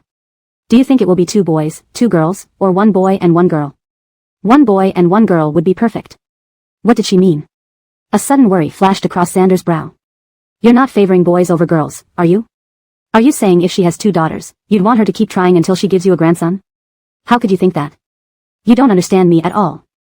Marvin's Viviana explained, I've always regretted not having a daughter after giving birth to you. How could I favor boys over girls? I just hope that, if it's 2 girls, I still wish she could have a son eventually. After all, girls sometimes need their brother's support. Xander understood that perspective. If he had daughters, he wouldn't be able to protect them forever. Having a brother could provide them additional support. But that was a matter for later. We'll see. Let's focus on getting through the first pregnancy first. Just as they finished in the clinic, Xander's father hurriedly arrived. As a grandfather-to-be, he found it hard to express his affection directly to his daughter-in-law, so he simply nodded approvingly at Pauline repeatedly. This is wonderful. Carrying 2 babies makes you a big contributor to our family. Come on, let's go home, and I'll give you a big red envelope. Since Pauline was now officially pregnant, and her parents-in-law recognized her, there was no need for her to stay in a rental apartment anymore. Xander took her and his grand Viviana back to the Marvin family villa. As soon as they entered, Xander's father rushed upstairs and quickly came back down carrying an armful of items. These were passed down from your grand Viviana and great-grand Viviana. Take them, Nikki. They are all yours now. When Pauline opened the box, it looked like something straight out of a drama. Did all wealthy families love passing down jade jewelry? Inside were a beautiful emerald bracelet and a pendant. These had been passed down since the Qing dynasty and are priceless. Wear them and continue the tradition. Pauline hesitated when she heard priceless, looking unsurely at Xander. Xander grabbed her hand and slipped the bracelet onto her wrist. I broke 2 of your bracelets the other day and promised to replace them. This fits perfectly. These will also be passed on to our future daughter-in-law. This signifies that your parents accept you. Wear it. Xander's father then selected several property deeds to give to Pauline. Tomorrow, have your Viviana help you transfer ownership of these properties to your name for security. I chose the best locations with high appreciation potential. Let me know if you're satisfied or if we should exchange them.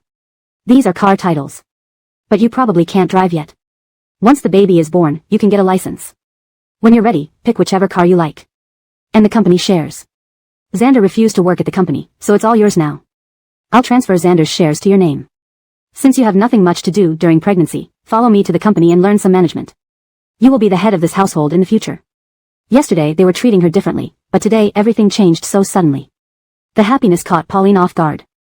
Bohan, Caitlin. Xander's father interrupted, still calling us Bohan and Caitlin? With a baby on the way, you should change how you address us. Xander's Viviana suddenly remembered, oh right, we didn't give you a changing of address gift.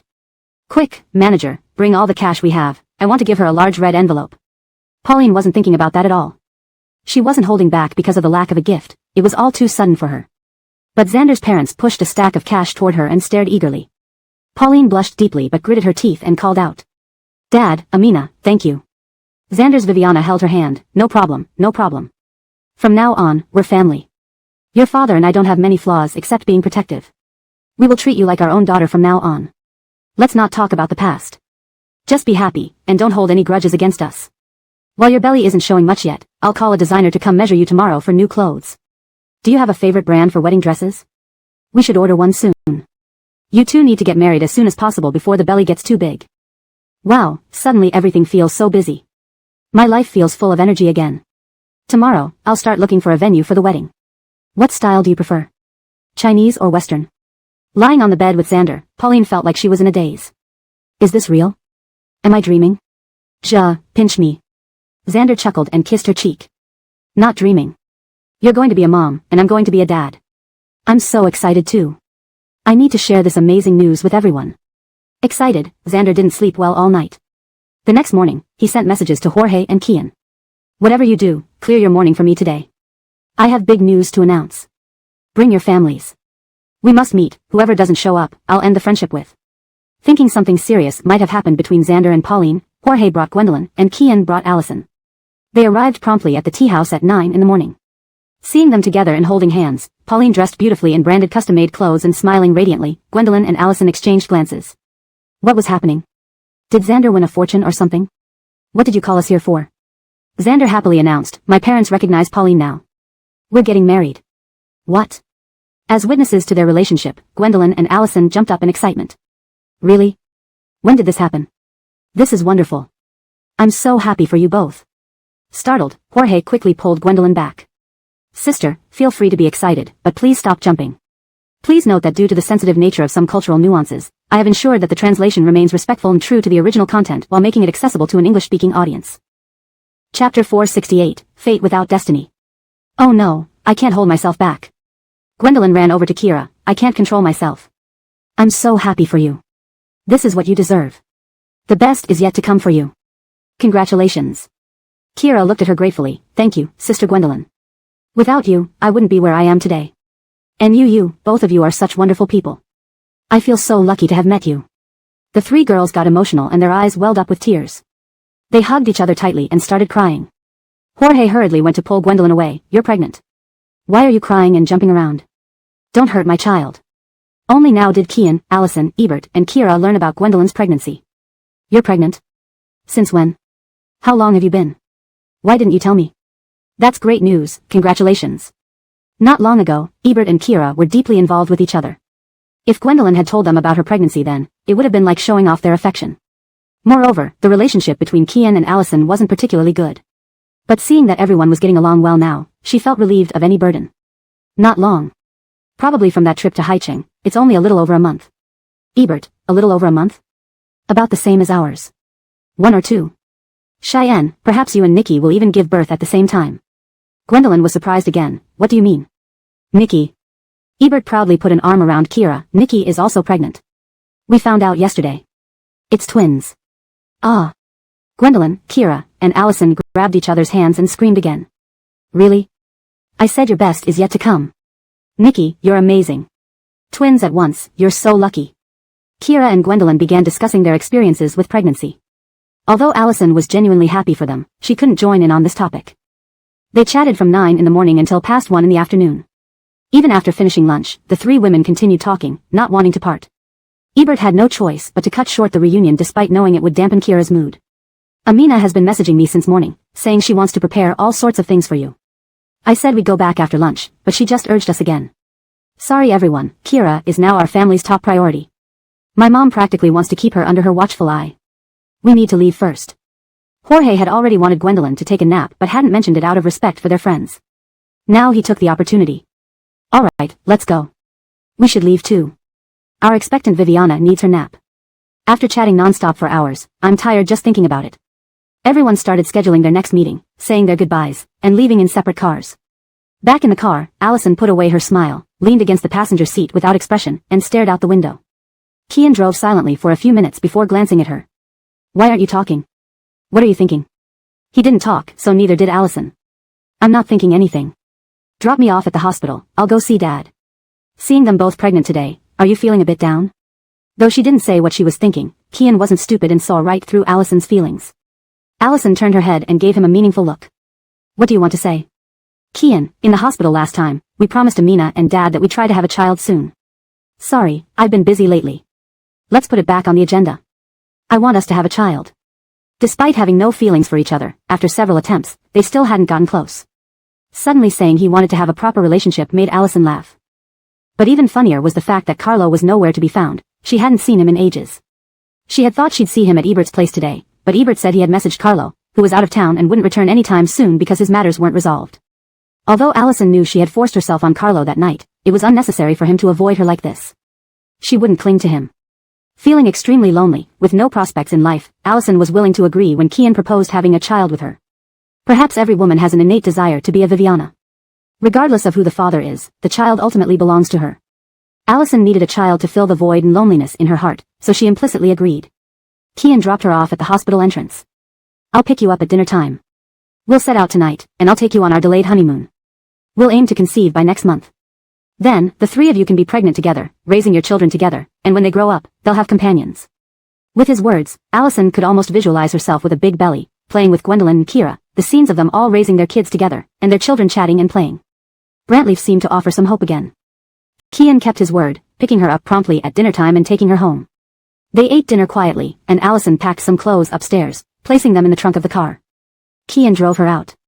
They didn't go far, just to a small tourist town under the jurisdiction of Fabiancheng, planning a few days of quiet seclusion. Just as everything was going smoothly, Jorge's phone rang as they got on the flyover. Initially, he thought it was work-related and didn't plan to answer, but the caller dialed again. Allison didn't mind if he answered the call, she wasn't petty. Answer it. They might need something. Kian pulled out his phone from his pocket. To his surprise, Alessia's name flashed on the screen. Since coming to Fabiancheng, Alessia had contacted him only twice. The first time was at the airport when she lost all her documents. The second time was when she got her first paycheck from her job and repaid the 5,000 yuan she borrowed from him.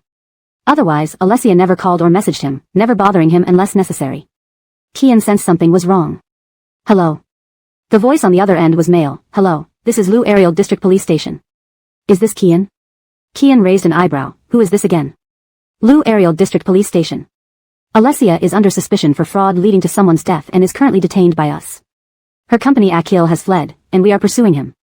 Are you her only family member? Please come here to assist us with the investigation. Watching Kian's expression darken, Allison looked out the window, finding it somewhat amusing. It seems they were destined to remain apart. Sorry, you. Don't worry. Go ahead and deal with it. Drop me off on the side of the road, and I'll take a taxi home. Amuona's eyes were full of gratitude. Thank you, Sister Gwendolyn. Without you, I wouldn't be where I am today. And you, both of you are such wonderful people. I am truly fortunate to have met you. This sentence has been edited for natural fluency and consistency in the target language while preserving the original meaning. The three girls, touched, felt tears well up in their eyes and hugged each other, crying together. Jorge hurriedly pulled Gwendolyn aside. You're pregnant, don't cry or jump around. Don't hurt my child. Kian, Allison, Ebert, and Alicia finally learned that Gwendolyn was pregnant. Note, is translated as Alicia to maintain consistency and fluency in English. You're pregnant? When did this happen? How far along are you? Why didn't you tell me? That's fantastic news, congratulations. Recently, Ebert and they had been going through tough times, and if Gwendolyn had told them about her pregnancy then, it might have seemed like she was misting her happiness. Also, Kian and Allison's relationship hadn't been very good either. But now, seeing everyone getting along well, Gwendolyn no longer felt any burden on her heart. Note, A seems to be a transcription error in the original text. It should be Pauline. Please replace A with Pauline or the appropriate name in your context. Improved version. Recently, Ebert and Pauline had been going through tough times, and if Gwendolyn had told them about her pregnancy then, it might have seemed like she was misting her happiness. Also, Kian and Allison's relationship hadn't been very good either. But now, seeing everyone getting along well, Gwendolyn no longer felt any burden on her heart. Not long ago. Probably during that trip to Haicheng, just over a month. Ebert, a month? That's about the same as ours.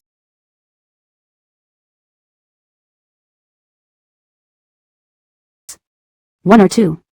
Gwendolyn, maybe you and Nikki will give birth at the same time. Gwendolyn was surprised again. What do you mean? Nikki. Ebert proudly hugged Pauline. Pauline is also pregnant. We just found out yesterday. It's twins. Note, I corrected A to Pauline to maintain consistency in character naming and ensure it reads naturally in English. Ah. Gwendolyn, Alicia, and Allison held hands and screamed in delight again. The original text uses, which should be translated as Alicia rather than A. This ensures the character's name is consistently and correctly represented in English. Really? I said your best is yet to come. Nikki, you're amazing, having twins, how lucky. A and Gwendolyn exchanged feelings about pregnancy. Although Allison was genuinely happy for them, she couldn't really join in on this particular conversation. Note, A seems to be a placeholder or error as it mixes English and Chinese. If A should be a name, it would be better translated or transliterated fully into English for fluency. For this edit, I kept the original term, but typically it should be revised for full consistency. For improved fluency and consistency, if A is a character's name, it could be previously introduced as Pauline or another suitable English rendition. Here's an adjusted version assuming this context. Pauline and Gwendolyn exchanged feelings about pregnancy. Although Allison was genuinely happy for them, she couldn't really join in on this particular conversation. They chatted from 9 in the morning until 1 in the afternoon, finishing lunch but still chatting away. Ebert couldn't bear to dampen Amu's mood any longer. Note, there seems to be an inconsistency with the character name, which should likely be Pauline, in English context for consistency. So, the better edit would be. Ebert couldn't bear to dampen Pauline's mood any longer. Amina has been messaging me all morning, asking to do this and that for you. I told her we'd go back after lunch, but she's urging us again. Sorry, but Nikki is now the focus of our family's attention. My mom wants her under constant watch. We probably need to leave now. Jorge had wanted Gwendolyn to take a nap, but out of respect for their friends, he hadn't said anything. Now he seized the opportunity. Okay, let's go. We'll go too. The expectant Viviana needs her nap. She's been talking non-stop for hours. I'm exhausted just listening. Everyone made plans for the next meeting, bid farewell, and went their separate ways. Back in the car, Allison's smile faded, and she sat expressionless in the passenger seat, looking out the window. Kian drove silently for a few minutes before glancing at her. Why aren't you talking? What are you thinking? Allison remained silent, not responding to his question. Nothing. Just drop me off at the hospital, I'll go see Dad. Seeing those two pregnant, are you feeling a bit disappointed? Though Allison didn't say what she was thinking, Kian wasn't a fool and guessed her sentiments correctly. Allison turned and gave him a meaningful look. What do you want to say? Kian, at the hospital, we promised our parents we'd try to have a baby soon. Sorry, I've been busy lately. Let's put it back on the agenda. I want to live happily with you and have a child together. Despite the lack of affection between them, they hadn't progressed beyond casual encounters. Suddenly saying he wanted to live happily ever after, Allison found it laughable. More absurdly, Carlo had disappeared. She hadn't seen him in a long time. She had hoped to see him today at Ebert's gathering, but Ebert said he messaged Carlo who was away on business and couldn't return anytime soon. Though Allison knew she had forced herself on Carlo that night, it wasn't necessary for him to avoid her like this. She wouldn't cling to him. Feeling lonely and directionless in life, Allison agreed when Kian suggested having a child. Women often had this instinct to be Viviana's, regardless of the father. Allison needed a child to fill the void and loneliness in her life, so she silently agreed. Kian dropped her off at the hospital entrance. I'll pick you up for dinner. Tonight we'll set out on a belated honeymoon, and hopefully get pregnant by next month. Then the three of you will be pregnant together, raising children side by side. The kids will have playmates growing up. Hearing this, Allison imagined herself pregnant alongside Gwendolyn and Pauline, raising children together, and watching their kids grow up together. Brantleaf seemed to regain a little hope. Kian kept his promise, picking her up right at dinner time. They ate dinner quietly, and Allison packed some clothes upstairs, putting them in the trunk. Kian then drove her out of town, planning a few days in a secluded tourist town in the city's jurisdiction. Just as they got on the expressway, Kian's phone rang. He initially thought it was work and didn't plan to answer, but the caller dialed again immediately after. Allison thought he didn't need to pretend in front of her and encouraged him to take the call, understanding he might have important matters. Answer it. What if someone needs you? Without Bluetooth, Kian pulled his phone out of his pocket. Unexpectedly, Alessia's name flashed on the screen. Since Alessia came to Fabiancheng, she had contacted him only twice. Once when she lost her documents at the airport. Another time when she earned her first paycheck and repaid the 5,000 yuan loan. Alessia never bothered him unless there was something urgent. Kian sensed trouble. Hello.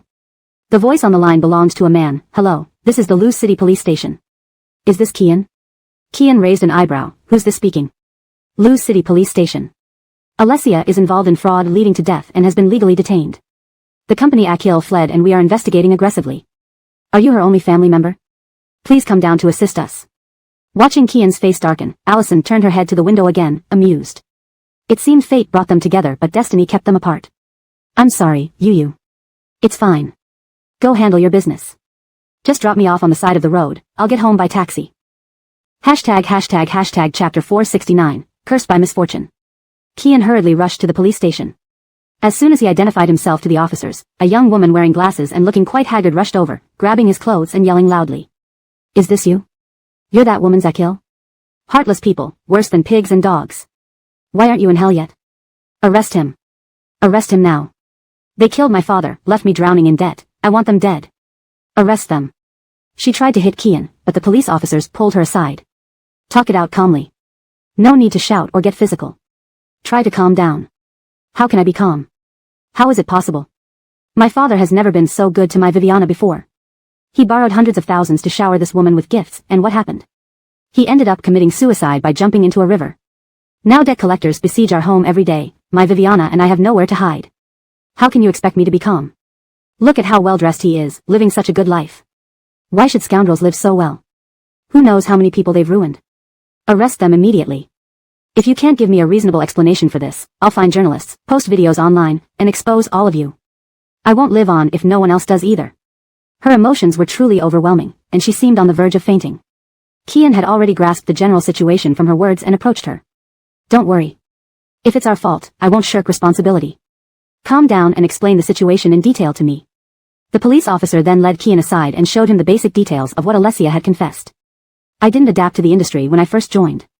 Sitting dumbly in front of the camera, not knowing what to say or do, I had no talent for performing. But my Akil said that as long as I looked good, even just sitting there writing, drinking tea, or scrolling through my phone would earn money. I thought about it, since I could earn 5,000 renminbi the first month regardless of performance, and I don't have proper identification to find other jobs, I gritted my teeth and started. On my first day at work, within an hour, a viewer in the live stream expressed interest and sent gifts. That evening, my Akil taught me how to chat with men, keep them continuously engaged, hide the amounts others donated, and shot my work vlog. Soon, this viewer became my loyal fan. This is how the industry works. Once you have fans, you build a fan group to update them on your schedule. Except for announcing live stream times, I rarely spoke in the group, but this big spender came daily to my streams, showering me with gifts and trying to add my personal contact information. My Akil forbade me from adding him, saying chatting during live streams was enough. Regular male viewers understood that female streamers not adding contacts or meeting meant KPI sponsorships hadn't been met. After watching me stream for about 10 days, he asked in the group how much he needed to donate to get my contact information. Fans replied 200,000 renminbi, minus platform and Akil cuts, leaving only a few thousand in my hands. Actually, they knew the market better than I did. I was shocked when I saw those messages. That night, he donated 200,000 renminbi. We added each other's contacts, and he asked why I signed with a company instead of doing it alone, saying he could give all his money directly to me. I explained I had no idea how to start and had already signed the contract. Without exceeding performance targets or waiting out the contract term, I couldn't afford the exorbitant breach fee. He felt bad for me, wanting to meet up. I declined because I was moving. Hotels were too expensive, and lacking identification, renting an apartment wasn't possible. I moved into the studio, sleeping on the floor, even shooting a vlog about it. My Akil agreed because staying in the studio created a pathetic image while also setting expectations. Spending 200,000 shouldn't entitle him to unlimited access, only requiring online companionship. A week later, he got angry, complaining about spending so much without seeing me. He blocked me, refusing further contact. To pacify him, my Akil bought me a watch to send photos, saying I'd prepared a gift and planned to meet. He calmed down after that. That night, we went to a high-end restaurant. Upon meeting him, I could tell he wasn't wealthy, likely not a rich second-generation heir or businessman. His age and laborer's demeanor were unmistakable. Clearly, he put great effort into dining out nicely. By the end, he grabbed my hand, inviting me to a hotel. My Akil, sitting nearby, arranged a call, claiming a fellow streamer was sick and needed me to cover for her. He was furious, blocking me when I insisted on returning for extra shifts. Afterward, I lost track of him. Really. Without him, other top donors replaced him. My job was making others happy, so I didn't dwell on his fate. I never scammed him, every dollar he spent was willingly given within platform rules. Police officers, everything I said is true. Check the chat records or WeChat logs, nothing's been deleted. Feel free to investigate. The police indeed investigated and found no evidence suggesting Alessia committed fraud. However, her Akil faced charges related to other fraud cases and money laundering. Uncertain if Alessia was involved, she remained detained temporarily. After hearing the full story, Kian pondered for a moment, then summoned a lawyer. After discussing, he told Lizette that he would pay off her father's debts, ending the matter. Other issues lacking proof of Alessia's involvement were deemed irrelevant. She was released. Alessia, escorted by a police officer, walked towards the exit, noticing Kian waiting outside, looking rather embarrassed. But Kian didn't speak, turning around and getting back into his car. Where do you live? Several minutes into the drive, seeing she remained silent, Kian coldly asked. The confession mentioned she lived in the studio, which he assumed was for appearance. Alessia gave him the name of a local urban village, learned from someone else. Kian drove there. Translation provided maintains the original tone and paragraph structure. Chapter 470, Is it you? You don't need to feel embarrassed, I also bear responsibility for your current situation. I encouraged you to become a broadcaster, and when you told me last time that you were working as an entertainment broadcaster, I didn't stop you. This industry is always mixed with all kinds of people, and various situations arise. I should have anticipated the current state of affairs. Alessia already felt guilty and anguished. Hearing his words of comfort made her even more ashamed. No, it's all my fault. I've caused you trouble again. I'm sorry. There's no need to say sorry. I said that I also bear some responsibility. Alright, since this has happened, there's no point in talking about it anymore. Let's leave the past behind. Go back, take a good shower, and get some sleep. There's no rush in finding a new job. Looking at his handsome and steady profile, Alessia wanted to cry but held back. The car soon entered the village. Ahead was a floating bridge, not very long, perhaps only 10 meters, but quite high, with water flowing beneath it. The sound of gurgling water could be heard clearly. Just drop me off here. Beyond the bridge, there's no place to turn around. Hearing Alessia's request, Bert didn't insist further. It wasn't too late yet, he could still go back and pick up Allison and make it to their honeymoon on time. Hopefully, she wasn't angry. Bert stopped the car, and Alessia got out. He watched her walk towards the floating bridge, turned the car around, and set off back. But something felt odd. He kept glancing into the rearview mirror while driving. When he was about 200 to 300 meters away from the bridge, Alessia became a small dot in the mirror. She turned her face towards him, seemingly watching his car. Seeing her in a white dress, with long hair flowing freely, her slender figure standing alone on the bridge, Bert couldn't help but think of Mindy. When she stood alone in the desert, determined to die, did she look like this? Die?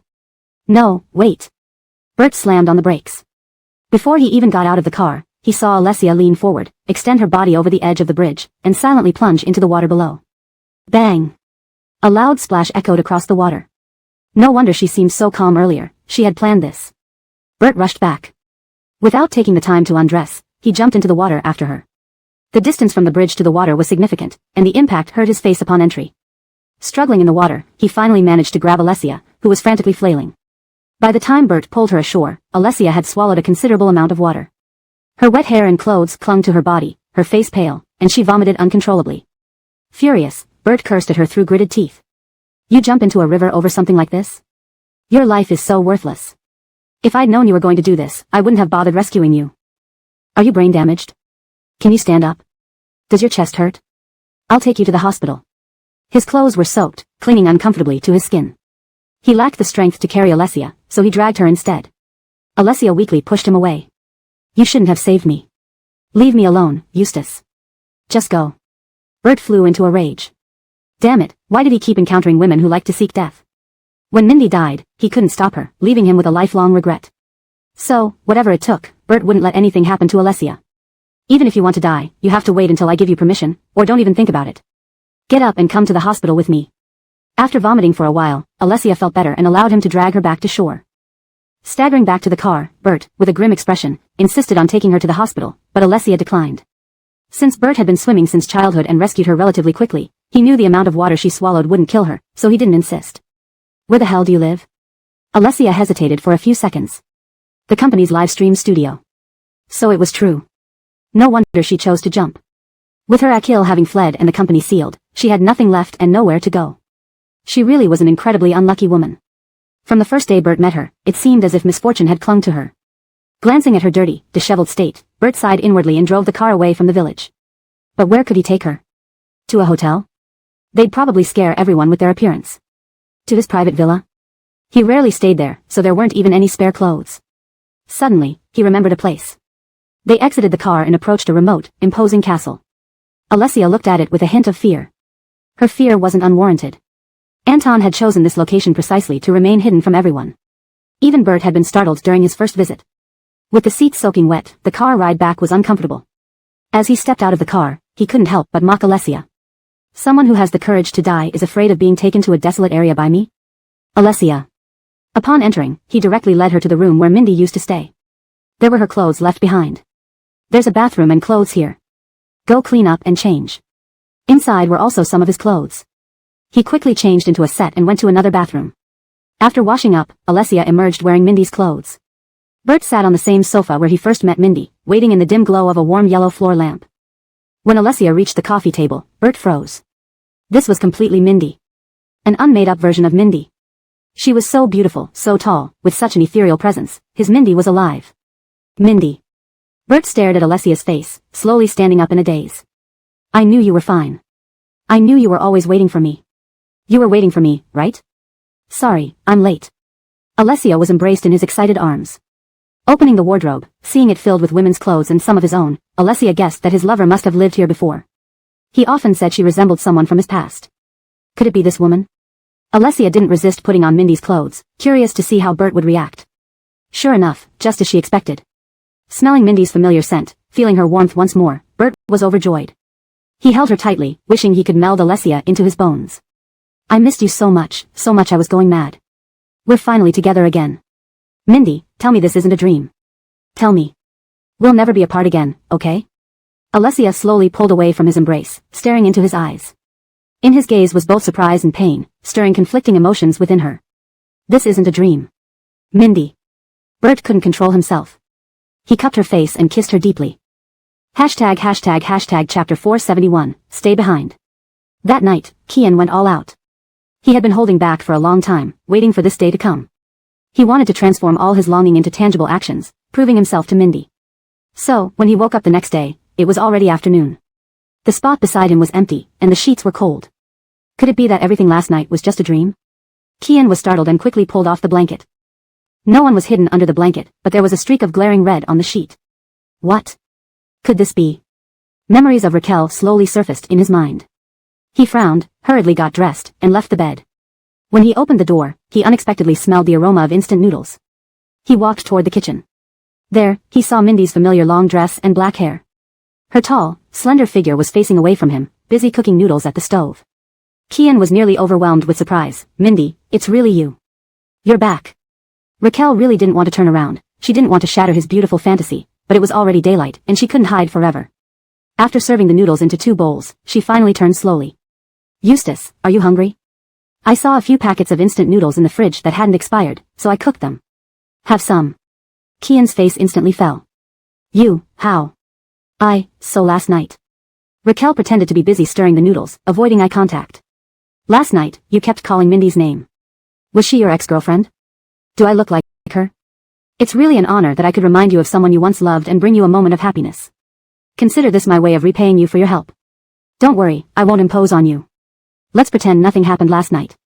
Go eat first. After you finish, I'll need your help to leave. Can I wear this dress for now? My skirt is torn. I'll send it back to you when I return to High Arielg. She said too much too quickly, and Kian was still reeling from the complex emotions. After a while, he regained his usual composure and looked at her.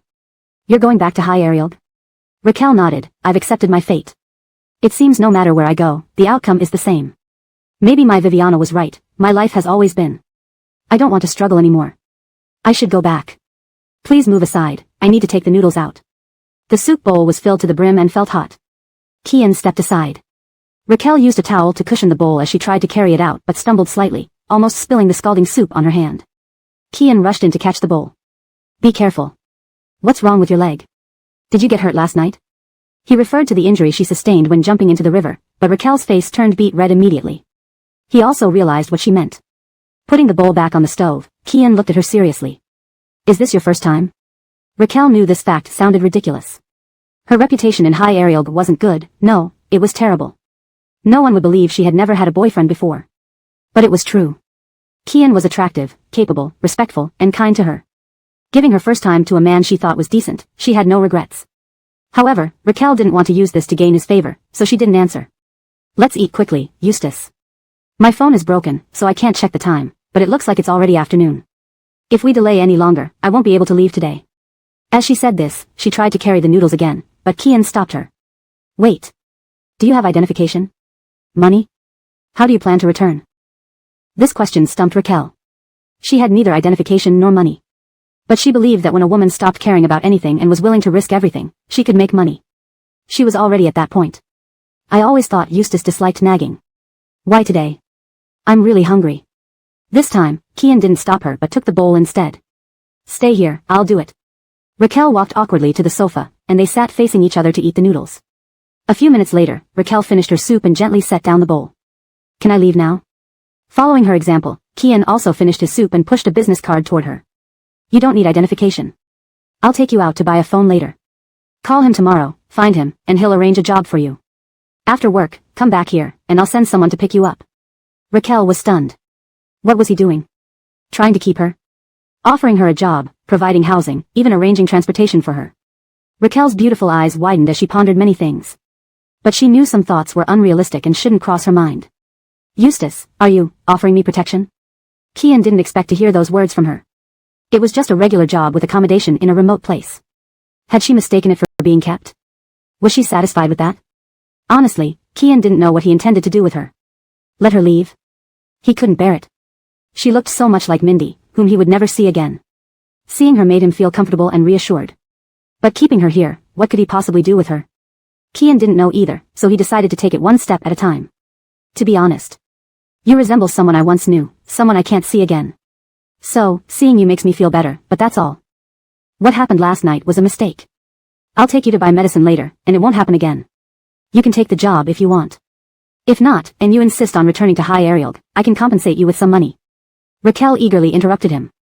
I don't want money. I'm willing to stay. These things meant nothing to Kian, but to her, they were her ultimate goal. Finding a satisfying job far from her troubled family, having a place to live, and being able to see Thornton she liked, wasn't that what she had always wanted? If you're staying, and since you'll be working tomorrow, I need to take you shopping for food, necessities, and clothes. Without a car, traveling alone would be inconvenient, so Kian had to personally accompany her. He told Raquel to pack up. While she was gone, he sighed and called Allison. Unsurprisingly, Allison didn't answer. If he were her, he would be angry too, it was understandable. Kian was contemplating what gift to give Allison to apologize when she unexpectedly called back. Are you done with your matters? Allison's voice sounded indifferent, as if nothing had happened. To be continued. Chapter 472, Material Compensation. After you left last night, I thought it would be boring to go home, so I took a red-eye flight back to Haddoncheng. I wanted to visit my parents. Please let your parents know so they won't think we had a fight. Though Allison's abrupt return to Haddoncheng was due to his own actions and her suppressed anger, Kian deftly brushed it off. All right. Have fun at home. I'll transfer some money to you. Buy your parents lots of gifts for me. The two ended the call amicably. Alessia washed her face, fixed her hair, and then both of them left the villa. After a short drive, the car arrived in the city center. On the roadside, Kian spotted a pharmacy and stopped the car. Hold on. I need to buy some medicine. Inside the pharmacy, an enthusiastic clerk asked what he needed. Kian, wearing dark glasses that hid most of his face, replied with a distant expression. Emergency contraception. The woman gave him a strange look. Just one pill? Yes. The effectiveness of this medication only lasts within 72 hours. It won't work if taken after that, sir. I know. The woman placed the medication on the counter. As Kian reached for his phone to pay, she lingered beside him. Won't you get some condoms as well, sir? We're having a promotion on several brands right now. Buy 2 boxes, get 1 free. Regularly taking these pills can harm your body, especially for women of childbearing age. Too many could make it difficult to conceive later on. Kian remained unmoved by her sales pitch because he was sure he wouldn't have another encounter with Alessia. No thanks. After buying the medication and returning to the car, Kian handed Alessia a bottle of water. She unhesitatingly swallowed the pill. Feeling guilty because she was a virgin who encountered such an irresponsible person, and even had to wear someone else's clothes, the deceased person's, he couldn't help but feel responsible. Only a woman with no power, background, or way out like her wouldn't be angry at him. Any other woman would surely react differently. He felt he could only compensate her materially. Let me take you shopping for clothes. Alessia felt uneasy accepting his gifts since she hadn't done much for him. However, not taking his offer left her helpless. Silently, she followed him into a mall. They entered a high-end store, and several sales clerks eagerly approached Alessia, who possessed a perfect model figure. Even in tattered clothes, she would look stunning, a client they loved serving. Sure enough, Alessia tried on 2 outfits and looked like a runway model. The sales clerks lavished praise upon her, suggesting more outfits, but she believed 2 were sufficient. That's enough, please wrap these up. However, Kian instructed otherwise. Try on more. Choose anything suitable for her. Alessia reluctantly tried on over 10 outfits, each showcasing her unique style. Kian bought everything. Looking at the receipt with its long list of items and the staggering amount, Alessia felt her cheeks burn. One shouldn't spend so recklessly. It was too extravagant. She thought they could leave, but Kian led her to another store. This time, Alessia refused. With this many clothes, it'll take me 2 weeks just to wear through them once. Isn't this excessive? No more shopping, really. Do you not need shoes or underwear? Alessia, speechless, watched as Kian selected 5 pairs of shoes and 5 sets of underwear for her. By the time they finished, she struggled to carry all the bags. Previously, Kian had begged Mindy to shop together without success. Today was one of the rare times he went shopping with a woman. If it weren't for Alessia's struggle with the bags, he wouldn't have taken them to preserve his image. Once he took the bags, their relationship transformed. A tall, handsome man carrying numerous shopping bags while walking with a beautiful girlfriend, they looked like a perfect couple. Alessia moved to the household goods section while Kian put the clothes and shoes in the car. When they met again, Alessia only chose a few basic groceries. Don't you plan to come here daily for fresh produce? Confused, she paused. Why not buy enough for a week? I dislike shopping, he explained. Understanding his point, Alessia added more items to the cart. While she studied the produce, Kian wandered to the alcohol section. Distracted by various labels, 2 children suddenly ran past him. Avoiding collision, he instinctively stepped back, knocking a bottle of wine off the shelf. The bottle shattered. A clerk rushed over, but before she could speak, Kian quickly apologized. I'll pay for it. Sorry. What should I do? The clerk explained while Alessia hurried over. What happened? Did it hit you? It hadn't. Seeing the spilled wine worth $400, Kian remained unfazed. Why didn't you choose more items, he remarked. To Alessia, it was already ample. Brant leaving alone, this would last a week. Gazing at the spilled wine, she felt a pang.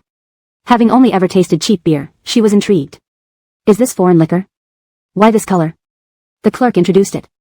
This is imported wine famous for its distinct color and flavor. Would you consider buying it?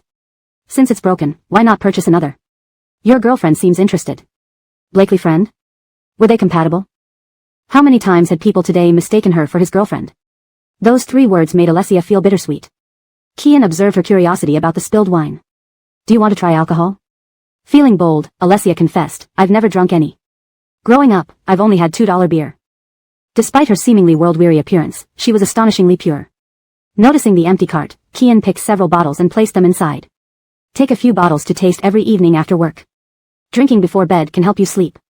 Alessia pushed the cart towards the toiletries section, but her legs still felt sore from yesterday's activities. Kian noticed her hesitation. Put items in, I'll push. Together, they continued shopping amidst the clinking carts and bustling aisles. Hashtag chapter 473, falling asleep again. Alessia wasn't sure if Kian would be staying with her, so she asked an extra question while choosing toothbrushes. Should I buy one or two? One is enough. Buy a set of everything, from now on, you'll be living here alone. His attitude was very clear. Though Alessia felt a bit disheartened, she understood that there could never be anything between her and Kian. She accepted it silently. They bought a bunch of items and went back together. As he dropped her off at the villa's entrance, before Kian could say anything, Alessia spoke up. It's dinner time. Why don't you stay for dinner before leaving? Nothing else, I just want to thank you for your help. My cooking is pretty good. I used to sell Rigiamo in Haicheng, remember? Try my cooking. Indeed, her Rigiamo had been quite delicious. Frankly speaking, Kian regretted not having tried it. Since Allison wasn't home and his parents were at the hospital, Kian didn't have much to do either, so he went inside with her again. He sat on the sofa playing games while Alessia bustled around the kitchen efficiently. The sounds of clinking pots and pans mixed with the aroma of cooking food wafted out. Under the bright lights, the living room was quiet, and Kian suddenly felt a sense of peace and tranquility. Wasn't this how he imagined married life would be? Suddenly, the game lost its appeal. He stood up and walked to the kitchen door. Alessia had her hair tied up high and wore an apron as she worked briskly. Seeing him come over, she turned and smiled. What's wrong? Are you anxious? Are you hungry? No. She looked so much like a devoted housewife that Kian couldn't help but stare. It was strange, how could someone exude both the elegance of a supermodel and the grace of a devoted wife simultaneously? Kian leaned against the doorway, watching her. Need any help? Well, actually, I was about to find you. Alessia picked up some food with her chopsticks and walked over to him. Could you taste this? I'm not sure if you prefer salty or bland. She naturally brought the food to his mouth, and Kian instinctively took a bite. After 2 seconds, just right. That's good. I'll serve it. If you're hungry, you can eat now. She turned off the stove and began plating the dishes. Kian said there was no need to rush and continued watching her. Alessia prepared 4 simple yet well-cooked dishes. Perhaps due to her poor mood lately or because this place was too special, Kian found today's meal especially delicious. He finished 1 bowl and wanted another. Is there more in the pot? Yes. I'll get it for you. Alessia skillfully fetched a bowl and served him more rice. Seeing Kian enjoying his meal made her happy too. Looking at how thin you are, I thought you didn't eat well. Kian replied while eating, not really. I drink alcohol a lot. Speaking of alcohol, Alessia held her chopsticks. I was actually thinking about discussing this with you. I want to drink alcohol too. I'm eager to taste it. Can I have some now? Of course, the alcohol was bought for her to drink. Did he need to approve it? Knowing she hadn't drunk before, Kian wouldn't let her open it himself and fetched 3 bottles for her. White wine, red wine, and whiskey, all opened for her to try. For drinking, Kian even bought 2 elegant wine glasses for her. Alessia carefully poured a little white wine and took a sip, her eyes lighting up. No wonder it costs hundreds per bottle. It's delicious. Eustace, would you like to try it too? Kian hadn't tasted such inexpensive wine and doubted that it could be so good. As the owner of a club, he knew his drinks well. Out of professional interest and curiosity, he poured a little for himself too. Surprisingly, the brand was indeed good, and the taste was impressive for its price. Thus, the two of them sampled all the wines they had opened. Later, Alessia didn't remember what happened next. When she woke up again, she and Kian were lying together, face to face. Seeing his serene sleeping face, Alessia's heart skipped a beat as she quietly sat up. Yesterday, Kian had said he didn't want anything to happen between them again. This situation must be because of the alcohol. Knowing Kian didn't like her, she didn't want to give him the impression that she was trying to cling to him. So, she planned to get dressed and sneak out. Unexpectedly, as soon as she moved, Kian also woke up. Seeing her slender back and clear, yet slightly frightened eyes, Kian slapped his forehead. Alessia hurriedly apologized. I don't remember anything from last night. I got drunk. I'm sorry, Eustace. There was nothing to apologize for. As a man, he had the upper hand in such matters. His repeated choices might still be subconscious, unrelated to Alessia herself. Glancing at his phone, it was only 6:30 a.m. Kian sat up. Why did you wake up so early? What are you going to do? Seeing he wasn't angry and seemed normal, Alessia breathed a sigh of relief. I'm really thirsty. I'll go pour some water. Do you want some? Since it was already this late, Kian decided not to sleep anymore. Yes. You can clean up too, we're heading to work later. Alessia quickly went to boil hot water and hid in the bathroom to freshen up. By the time she came out, Kian was neatly dressed. Perhaps because their conversation the previous day was so definite, they felt awkward meeting each other today, neither looking at the other. Taking advantage of the cooler water, Alessia searched the fridge for ingredients to prepare a simple breakfast. Kian took the water to drink but remembered he hadn't brushed his teeth and lacked a toothbrush here. Checking the bathroom, he saw that Alessia was practical. Despite saying not to buy his, she had bought a set anyway. Last night, he hadn't brushed his teeth before sleeping, making his mouth uncomfortable and dry. Unable to endure it, he stared at Alessia's pink toothbrush, rinsed it, applied toothpaste, and brushed his teeth. Alessia made a simple green vegetable and egg noodle soup, eating it while listening to him make calls. After finishing, Kian said, "I forgot to buy you a phone yesterday. Go to work first, and I'll have someone deliver it later. Everything is arranged, you can go straight in when I drop you off." Alessia nodded in agreement.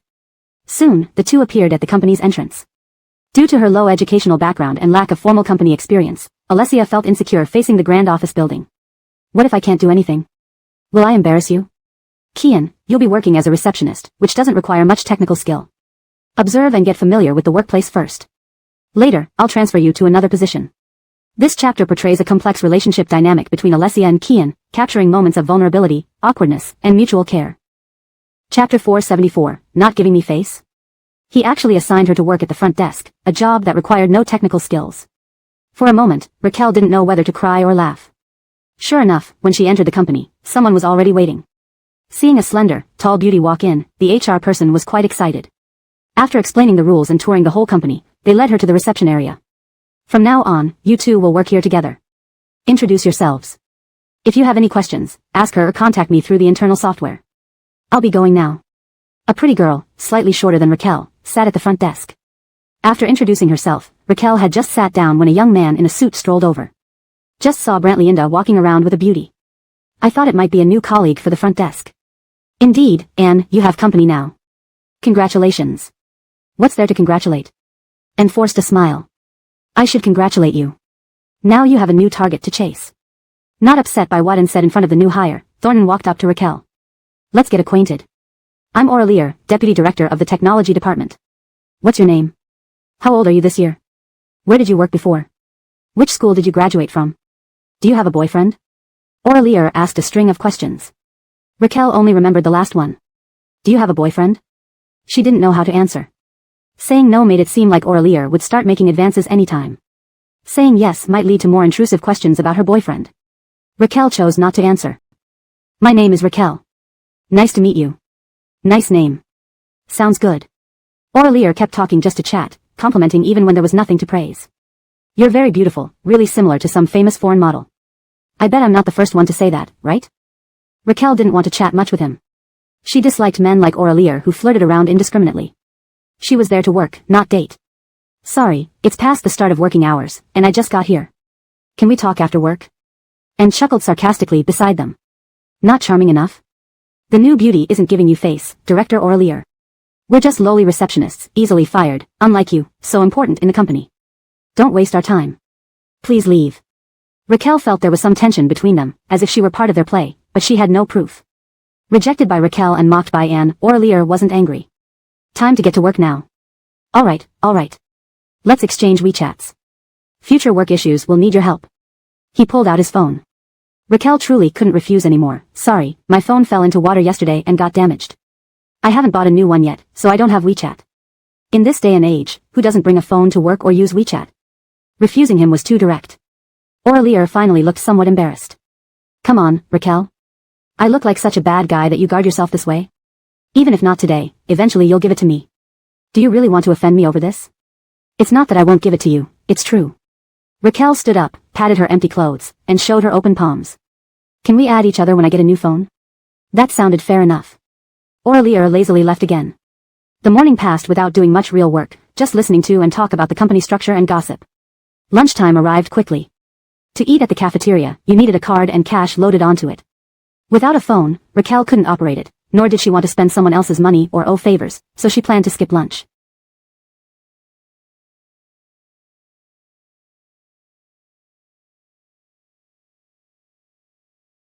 You go ahead. I ate too much this morning and am not hungry. Plus, I'm dieting. With a figure like yours and you're still dieting? Let us live, too. Really not coming? Really not. Thank you. And rolled her eyes and left. Sitting alone at the front desk, watching colleagues pass by, Raquel suddenly heard the phone ring. It was the security guard saying someone was looking for her outside. Raquel remembered Kian saying he'd send someone to deliver her phone, so she hurried out. A Rolls-Royce parked outside, and a driver-like man handed her the latest branded smartphone. I'm Eustace's driver. From now on, I'll pick you up and drop you off every morning and evening. The phone has my number. Before work ends, if there's nothing else, I'll come directly. If something comes up, please let me know in advance.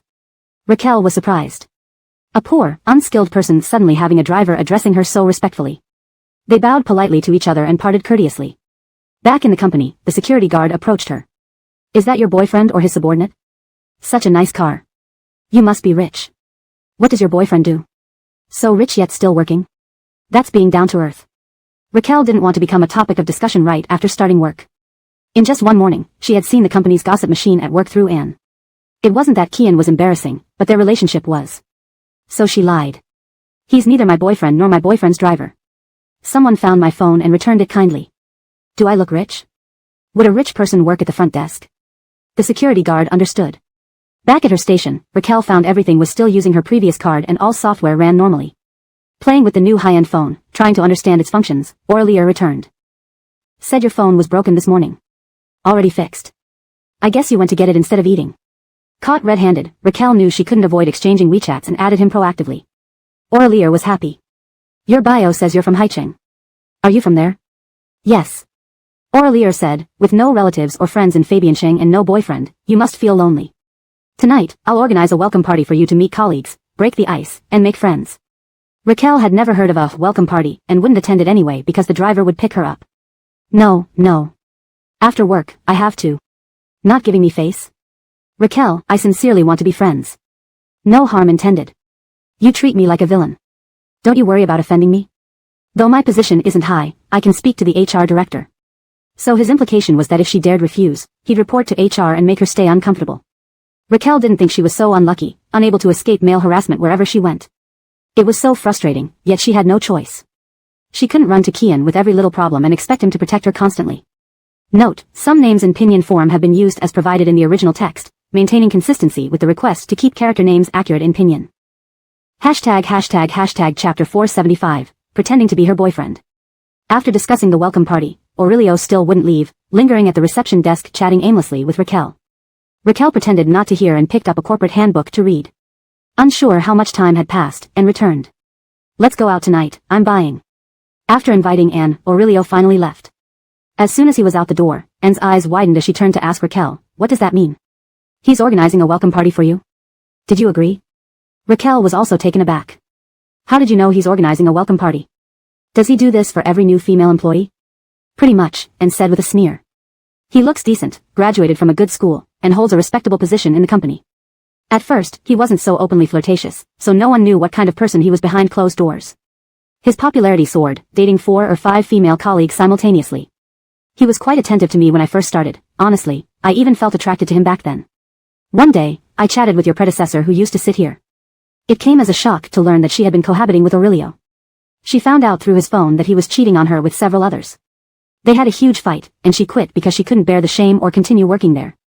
I thought after such an ordeal, Aurelio would settle down. But instead, he became even bolder. The female colleagues who initially ignored him are now out of the picture, and he set his sights on you. How disgusting is that? Raquel knew he was despicable but hadn't realized just how much. What if I don't go? Will he really retaliate like he said? There's a chance. Because I didn't agree, he made things difficult for me lately. Since his Ricardo owns the company, all department heads give him a pass. He acts like a royal relative in court, making everyone miserable despite everyone's disdain. I managed to stabilize him by occasionally going out with him and joking around. And added, you're new here. If you can't stand him, leave quickly without wasting your time. But if this job is important to you, forget what I said. Let him chase you, you don't have to accept. We can string him along together and see how long he lasts. Raquel was grateful to meet someone as straightforward as Anne. Had it been someone devious, she might not have kept this job. In the evening, Anne was also going. Before leaving work, Raquel messaged her driver saying she wouldn't need a ride since she'd be having dinner with colleagues. The driver immediately responded. Where will you eat? What time will it end? Give me the location, and I'll wait for you. Raquel felt it was too troublesome for the driver. She insisted she didn't need a ride since she didn't know when they'd finish and could take a taxi home. The driver had no choice but to inform Kian. Kian guessed that, given Raquel's beauty, she would attract attention at work. But he didn't expect her to dine out with colleagues on the very first day. It felt like she was a little bird in a cage, and once allowed to fly free in the yard, other birds would snatch her away. Kian felt oddly uncomfortable. He called Raquel personally while she was in the restroom. She hadn't wanted to talk much with Kian, but fearing Aurelio wouldn't stop, she recounted everything he had done today. A colleague said he's like royalty because his Ricardo owns the company, and all department heads indulge him. Even if harassed, no one would stand up for me. So, can I say you're my boyfriend tonight? Of course, it's fake, just to fool them. I doubt he'll continue bothering me if I tell everyone I have a boyfriend. Kian lit a cigarette over the phone. Send me the address, I'll treat everyone tonight. You said you're subordinate, and he's superior. How could you let him treat you if you don't want any ties? Raquel hesitated. Earlier, she had noticed Kian deposited 10,000 yuan each into her WeChat Pay and Alipay accounts. Although it was enough for dinner, she didn't want to spend it all in 3 days, giving him the impression she was materialistic. Seeing Raquel silent, Kian understood her worry about money. You don't need to worry about money, just bring them there. Mention my name, there's no need to feel awkward. Think carefully who's more reliable, me or him. Don't ruin yourself for petty gains. Raquel, though reluctant to spend the money, knew Kian was right. Associating with scum like Aurelio would only make her a laughingstock later. Soon, it was quitting time. Aurelio walked out with a few technicians from the IT department, boasting loudly about treating everyone to dinner. Raquel suddenly interrupted him. Since it's a welcome party for me, I'll treat everyone tonight. I've already booked a place, I'll send you the address. Let's go. Aurelio was stunned. Who did she think she was to treat him? Where could she possibly take them? Some roadside diner? Laughing, he took out his phone. You just started and have no income, being from out of town. Why be so competitive? Jokingly, DL Club? Are you serious about taking us to DL Club? He assumed Raquel was penniless and vulnerable. But she sent him the address of DL Club. Raquel didn't know what DL Club meant in Fabiancheng, but she knew Kian told her to do this. Sure. What's wrong? Don't like it? Not only was Aurelio surprised, but the technicians behind him and were astonished. Are you kidding? Is it the same DL Club I know? You just arrived in Fabiancheng, right? Do you know how much one night there costs? Raquel didn't. Realizing everyone was so shocked, she finally understood how much of a favor Kian was doing her. But having made the claim, she couldn't backtrack and admit it was a joke. Besides, her money was only enough for a simple meal. Of course. I've already reserved it. Let's go.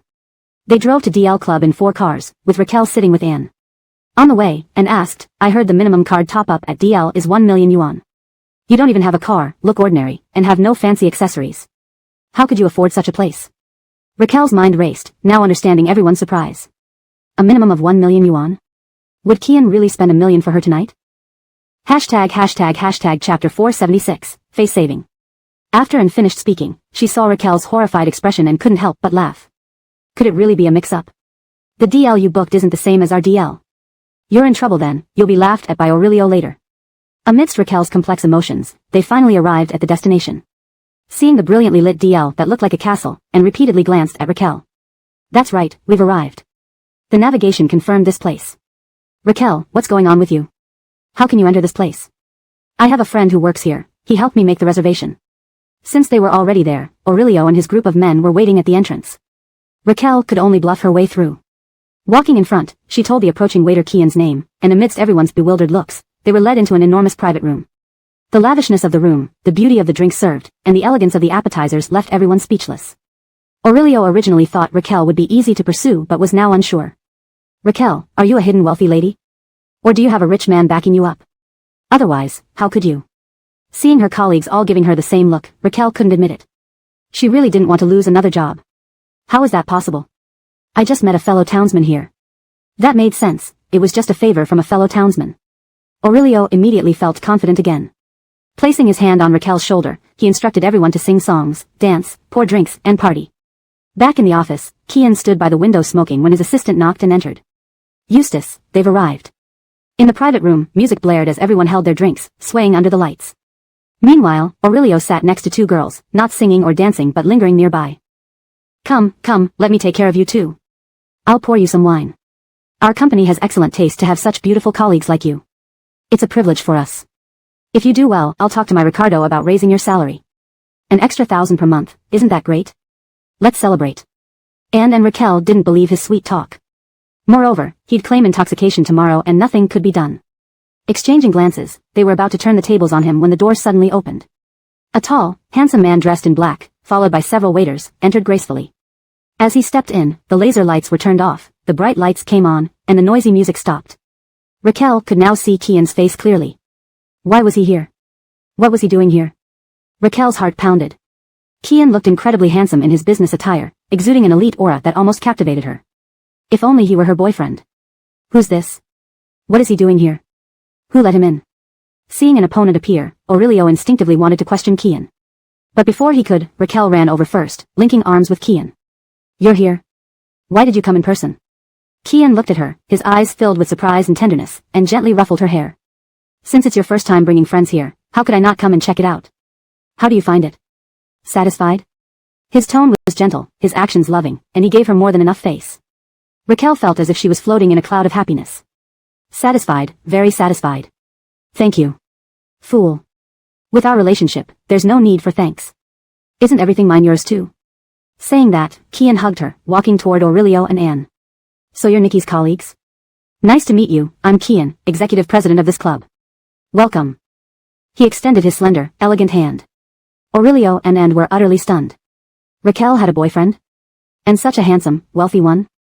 The president of DL Club? What does it mean? He's from the Fabian family of Fabiancheng? Shaking uncontrollably, Aurelio nervously stood up. Hello. I didn't expect. Raquel, you. Kian remained humble and polite. Raquel prefers a low profile. She always complained of being bored at home, so I arranged for her to work at a friend's company for a relaxing job. It's her first time working at a company, so please bear with her and help her if needed. So Raquel was like those quietly wealthy young ladies or housewives in dramas who worked just to experience life? They took his humility seriously, while they were all fooled. Aurelio felt his face burning. Certainly. Eustace, you're too kind. Well, enjoy yourselves. I just came to greet you, but I have other matters to attend to. Nikki, you don't drink much, so don't overdo it. Call me when you're done playing. Kian, as courteous as ever, stayed only a few minutes and left, but the lively atmosphere was gone. Everyone sat politely on the sofa, not daring to eat, drink, or talk loudly, afraid of offending the Achilles' wife. Raquel insisted and eat and drink until she was full. Are you full? Yes. Good, don't hesitate with me. We'll be closest co-workers, so I can't treat you badly. Really full. Thank you. Raquel asked the men, are you all done eating? All the men, who hadn't dared touch anything, nodded frantically. Full. Thanks. Since everyone is done. You all seem tired, shall we call it a night? Raquel left the room with everyone. On the way, every waiter they encountered bowed respectfully. Miss Tang, good evening. Good evening, Miss Tang. Miss Tang. By the time they reached the entrance of DL Club, Aurelio's group felt their legs shaking, their backs drenched in sweat. Now they knew what it meant to hide daggers behind a smile. This was something new. Miss Tang, no need to see us off, we. Raquel maintained her composure. Call me Raquel. We're colleagues, why so formal? Director Aurelio, did you have fun tonight? Don't pretend and complain later. Aurelio nearly died of fright. No, how could I? Everything I said was just jokes. Miss Tang, if you dislike it, I won't do it again, ever. Translation complete, adhering to requested guidelines. Chapter 477, Not Expressing Anything. Allison returned to Haddoncheng and spent a day with her parents. The next day, while accompanying her Viviana shopping at the supermarket, she ran into an old classmate. The classmate was quite excited. Why haven't we seen you since you came back to China?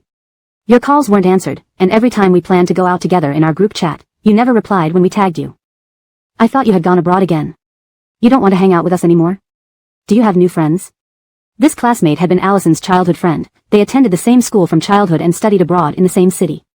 Allison didn't mean to avoid hanging out but had been preoccupied and blocked all messages due to recent troubles. Confronted face to face, Allison couldn't refuse and apologized. My dad wasn't feeling well recently, so I've been staying home more to spend time with my parents. Sorry about that. Let me treat you to dinner tonight to make up for it. The classmate hadn't experienced complex emotions and had a lively and open personality. She agreed immediately. That evening, after dinner, it was still early, and her classmate didn't want to head back home just yet. She insisted on taking Allison to a bar. Allison didn't want to go and was teased. What's wrong? Gone respectable now? You used to be such a social butterfly. Why, ever since the breakup. Speaking of which, guess who I ran into the other day? Allison and Carlo had broken up several years ago. Only this classmate, owing to their close relationship, dared to mention him. Allison seemed dispirited. Who did you meet? A former boyfriend? Or two at once? The classmate exclaimed dramatically, please. My relationships were as dull as water. Nothing much to recall even if we met again. Unlike you. I ran into Carlo. After all these years, and right here in Haddoncheng. Both she and Fu Yuy. Was Carlo in Haddoncheng? Where did you meet him? Are you sure it was him? Definitely. Absolutely certain. We also drank together. Her classmate sighed. Not only did your personality change post-breakup, I found he changed too, much more mature and serious. It feels like that relationship took a toll on both of you, neither of you is as happy as before. Allison didn't know what to feel. Did Carlo's maturity have anything to do with her? Did he still have feelings for her? No, Allison was sure he didn't. If not for her boldly going to Fabiancheng and seeking him out, they might never have met again. And even after reuniting, he avoided her like the plague. Allison put on a brave face. You're overthinking it. He's just here for work, it has nothing to do with me. Classmate, best for it to have nothing to do with you. After all these years, if you're not getting back together, move on and stop torturing yourself with the past. Men are heartless. In their eyes, being overly sentimental is foolish. What about that thing I mentioned last time? There are quite a few eligible young men in Haddoncheng. I can introduce you. Allison's marriage to Kian hadn't been made public, even this classmate didn't know. It wasn't that Allison felt embarrassed or thought Kian wasn't good enough, she just didn't want to bother explaining. Don't want to talk about it now. I'll come to you when I'm ready. Eventually, they went to the bar, chatting idly and drinking a lot. Around 10 p.m., Allison decided to head back. But while waiting for a designated driver, she suddenly felt severe stomach pain. She had been drinking excessively lately, nearly to the point of alcoholism. She thought she had built up her tolerance but apparently hadn't. Seeing her grimace and clutch her stomach, her classmate rushed to her side. Should I take you to the hospital? Are you okay? I'm fine. Probably drank too quickly tonight. I'll buy some medicine for stomach pain at a pharmacy nearby. Classmate, you're too skinny already, and you're ruining your health. Stay out with me more often. If you keep this up, you'll waste away. Don't always stay cooped up at home. The designated driver was still far away, and her friend carefully advised her. Allison thought she could bear it and just find a pharmacy. But the pain worsened until it hurt to breathe. It felt like a hand was gripping her insides, squeezing tightly. She sat down, sweating profusely. Her classmate grew worried. No way, we need to get you to the hospital right now. It might be internal bleeding.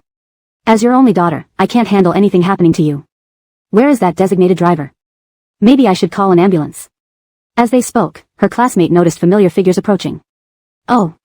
Speak of the devil, there's Carlo. Look. Allison looked in the direction indicated and saw Carlo getting out of a black car with a few male friends from abroad. Her classmate stood up and waved, quickly gathering everyone together. Isn't this you? Long time no see. We thought you weren't in the country anymore. What happened? You look terrible. Her classmate explained, we had a few drinks, and then she started having stomach pain. We called a designated driver and were about to take her to the hospital. Stomach pain? How much did you drink? Who needs a designated driver? Look at her sweating profusely. Hurry, let's go. Fortunately, I didn't drink, and I have a car. Come on, I'll drive you. One of the male friends tried to help Allison into the car, but she subtly dodged. No need. Shianeo and I can manage. Don't worry about us, you guys enjoy yourselves. Upset us? That's too formal. Look who's here. Everyone pushed Carlo forward, signaling deeper meaning. Remember him, Yu? Damien Godwin has been visiting projects in Haddoncheng. He was supposed to return to Fabiancheng today, but I persuaded him to stay. Isn't it coincidental to run into you? Could fate have wanted you to meet? Carlo remained silent. Allison glanced at him, unable to read his expression. Surely he found it annoying, it had been so many years, and people still joked about them. Allison gave a weak smile. Not really, it's been years since we've seen each other. Stop saying silly things, for all you know, he might be married with kids. Not married yet. We asked. That's why we say it, right, Lau Godwin? Haven't seen you in years, ex-girlfriend in such pain, shouldn't you show some concern? Chapter 478, Unwelcome. Encountering Allison again, Carlo felt a complex mix of emotions. He had come to Haddoncheng because it was her hometown. Yet, he hadn't expected to run into her. When he arrived, Allison was still in Fabiancheng. He now found himself both longing to be close to her and fearing any closeness. Originally, he had planned to stay quietly for a while in her hometown before returning, only to find that Haddoncheng was so small, you could bump into acquaintances anywhere. It had been years, yet people were still talking about the relationship between him and Allison. Sigh. Seeing Allison sitting on the ground, holding her stomach, pale and sweating profusely, Carlo felt uneasy but couldn't show it. Fortunately, their old classmates' teasing provided a way out for him. Did you drink without eating? You're such a grown-up. Yet you make this basic mistake. Carlo squatted down, supporting Yuyu's arm. Stop holding it in, let's go, I'll take you to the hospital. Allison tried to pull away from him. After all these days of avoiding him with no word, and now pretending to be a gentleman in front of their old classmates, she hated him deeply. Just as she attempted to shake off his hand, another intense wave of pain hit her, making her feel like she was dying. Carlo immediately picked her up and carried her to his friend's car. His friend offered to come along but was pulled back by Kimberly. Are you dumb? They haven't seen each other in so long, and now they finally meet under such circumstances. Let them have some alone time. Why do you need to tag along? Right. I've got some things to attend to anyway, so no time for this. Old Godwin, you take her to the hospital. Ignoring everyone's hints, Carlo took the car keys, navigated to the nearest emergency room, and soon arrived. The doctor didn't rush into examining her but instead threw out a series of questions. How old are you? Are you married? Are you pregnant? Age makes sense, but why ask if she's pregnant? Could her symptoms be related to pregnancy? Carlo shook his head. She's married but not pregnant. Can you be sure? Married women of childbearing age must confirm pregnancy before certain treatments, to avoid harming the fetus. Why don't you start with a blood test? She's not pregnant, yet they still insisted on a blood test. Isn't this wasting time? Carlo felt frustrated. What kind of hospital is this? Can't they see how much pain she's in? The doctor shrugged. Those are the rules. If you want the tests, we'll do them. If not, you can go to another hospital. We have to follow procedures. If this were Fabiancheng, Carlo would have lost his temper, but switching hospitals would take more time and trouble. So, he held his breath. Carrying Allison, he got the blood test done, which would take about half an hour for results. Watching her tremble in pain, he wished he could endure it for her. Your stomach seems to be perforated. At your age, severe stomach issues can lead to cancer later in life. No more drinking after this. Brantley listened to her tone, as if she were lecturing her own husband. Allison, lacking strength to argue, inwardly resented him. So what if I get cancer? Better dead than having to deal with you. Although in his arms, she kept her eyes closed, never looking at him. Carlo sensed her anger, but what could he do? One was his ex-girlfriend, whom he still loved. The other was his brother, who had grown up with him since childhood, with a seriously ill father. Carlo advised her to stop drinking, yet he himself drank heavily every day, feeling tormented. I know you hate me. But there's no need to torment yourself like this. Who said I hate you? I don't have the time or energy. I'm doing fine, Allison, even while in pain, still defied him stubbornly. But then came another excruciating spasm. Okay, you're not mad at me, and you're doing fine. Stop talking now, try to sleep. I'll wake you when the results are ready. In so much pain, how could she sleep? Allison, drenched in sweat, pleaded, rock me, just like when I was little and my parents used to carry me around the room when I couldn't sleep. I'm in too much pain. She just claimed she was doing fine, and now admitted to suffering. Carlo held her like a doll, pacing up and down the corridor, soothing her like a baby. Does this help? Yes. Please don't talk. While he rocked her, he gently patted her, and although she couldn't sleep, she felt slightly better. Finally, the half-hour wait was over. Carlo rushed to get the results. But the moment he saw the paper, his brows furrowed even deeper. What do these numbers mean? Why so high? Lab technician, she's pregnant. Just give this to the doctor. What? Both Carlo and Allison shuddered in surprise. Pregnant? Are you sure? Startled by his reaction, the lab tech retrieved the report, checking it thoroughly. Is it Allison, blood drawn from window 130 minutes ago? Yes. Then it's not wrong. In these 30 minutes, there's no way a mistake could happen. You two are young, planning for a baby isn't unusual. Is this really so surprising? If they were a couple, it wouldn't be surprising. But Carlo recalled that incident in the car, which happened less than a month ago. He had worried about the possibility of pregnancy and wanted to remind Allison to take medication, but failed to reach her. He thought she would understand the severity of the situation. Allison's complexion worsened. She did take the medication Pauline brought her, but almost instantly vomited it up due to nausea. She assumed it didn't matter, but who knew? Seeing her face grow even paler, Carlo hesitated to speak further. Let's not worry about that now. First, let the doctor treat your stomach pain. Back in the emergency room, the doctor looked at the report knowingly. She's pregnant. That complicates matters. We can't use anesthesia for a gastroscope, and certain medications can't be used. Allison hadn't undergone a gastroscope before, but her father had, and even he, a grown man, couldn't tolerate the pain. She shivered with fear. Don't care if I'm pregnant. Just treat me, I don't want this child. The doctor, seeing the two of them looking well-matched and young, and with the male clearly concerned for her, assumed they were a couple. If she's pregnant, why not keep the baby? I smell alcohol on her. Drinking while pregnant isn't good for the child. But whether to keep it, you should think carefully. I'll arrange the necessary checks. Discuss it with each other and your family elders, don't make rash decisions and regret later.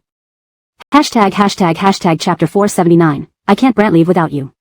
The doctor was about to leave when Allison, still weak but determined, insisted. No need to consult anyone, my body is my choice. If I say no, then it's no. Don't worry, I won't trouble you. Please check me now, the pain is unbearable. The doctor had no other option and glanced at Carlo for guidance. Carlo knew Allison had been drinking a lot recently. It wasn't that he didn't want to take responsibility or accept the child, but given her current condition, having the child wasn't feasible. His heart ached as he turned away. Do as she says. Arrange it quickly. After much ado, Allison finally entered the examination room. While it wasn't a perforated stomach or internal bleeding, her situation was still dire. She was kept under observation, given some medication, and an 4-drip was administered in the infusion room. It was already midnight. After taking the medication and receiving the 4, she finally felt a bit better and fell asleep, pale-faced. Carlo stayed by her bedside. Suddenly, Allison's phone rang, displaying Amina on the screen. Her parents must be worried since she hadn't returned home late at night. Reluctantly, Carlo answered it. Kira, I'm Yuyu's friend. We had a class reunion tonight, and she had a bit too much to drink. She's sleeping with 2 girlfriends. I'll have her call you first thing tomorrow morning, okay? Allison always had a good reputation among the elders, so her Viviana was quite displeased hearing about her drinking and not returning home. With whom? Where are they staying? Yuyu never spends nights out. This is dangerous. Send me the address, and I'll have a driver pick her up. Carlo sent her the hospital's location. One of our old classmates is a doctor. Since she was busy, we just played in her office. You can rest assured, Yuyu is in bed here, and it's absolutely safe. She's already asleep, so let's not disturb her. Seeing that she was at the hospital and that her friend was indeed a doctor, Allison's Viviana relaxed. All right then. Have her come back first thing tomorrow. After the medication, Allison slept soundly. Carlo spent the entire night beside her bed, feeling exhausted. The next morning, Allison woke up around 6. As soon as she moved, Carlo was startled awake. Yuyu. You're awake? How do you feel? Are you better? Should I call the doctor? He hadn't slept well all night, his legs and hands numb from being hunched over, and he had even experienced nightmares. Seeing his tired face, Allison couldn't help but sigh inwardly. She loved and hated this man. He had cast a spell on her for life. I'm fine. It doesn't hurt anymore. Despite this, Carlo insisted on calling the doctor for a thorough checkup. Confirming that she was alright, the doctor advised her to continue taking medication for a few more days. Carlo mentioned that Allison's Viviana had called last night and offered to take her back home after getting the medicine. However, Allison refused, insisting on going to the gynecology department immediately to deal with the child, unable to wait another second. For this unexpected child, one neither of them was prepared for, Carlo had mixed feelings. In the past, they had fantasized about having children together, imagining what their child would look like, whether a boy or girl, how they'd raise the child. Yet, the reality of pregnancy unfolded under such different circumstances. If they couldn't have the child, then they couldn't. Carlo didn't want to say anything overly emotional but felt guilty toward Allison. Your stomach pain just got better. Having surgery so soon isn't good for your health. Can we wait a few more days? I'll stay in Haddonsheng until you recover, and then I'll accompany you. No. Knowing she had cheated while married and was now pregnant with someone else's child, Allison felt immense guilt and could not bear to linger another second. Unable to convince her otherwise, Carlo accompanied her to the gynecology department. After a series of tests and consultations, the doctor informed them that the fetus was only about 30 days old. The embryo is too small for a painless abortion. If you really don't want it, you can only take medication. Initially, the physical harm is minimal, but there are risks. If the abortion is incomplete, you'll need a curettage, which can be very harmful to your body. Curettage? What was that? The doctor explained briefly, making it sound extremely painful. Carlo disagreed and pulled Allison out of the room. In the corridor, Allison stopped, furious at Carlo. You can't understand my feelings. I don't expect you to. But it's my body, and I should make my own decisions. Let go of me. Take the medication if I must. If there are risks, I'll take them myself. It has nothing to do with you. Why are you acting so bitter? The more she said this, the worse Carlo felt. Ever since Allison reappeared in his life, he had bottled up all sorts of emotions and never felt at ease. But she saw him this way. Carlo became agitated. If I had known you hadn't forgotten me, that you still had feelings for me, damn it, I wouldn't have let you marry Kian. I avoided you due to your relationship with him, but that doesn't mean I stopped loving you or was playing games. Do you really not know my character after all these years? Damn it, who doesn't know we broke up in anger back then? After we split, I immersed myself in debauchery daily, trying not to think of you. But every time someone introduced me to a match or I tried to get to know a woman, I couldn't help comparing them to you. No one measures up. Damn it, I can't love anyone but you, do you understand? I thought you hated me and never wanted to see me again, so I held back. I thought you'd find a new partner, fall in love properly, and get married. But instead, you married Kian and appeared before me in a half-dead relationship. Do you think it makes me happy to see you like this? To be honest, when he left you alone that night in Haicheng, I wanted to beat him up. Before, I cowered, pretending nothing happened, not wanting to ruin our friendship.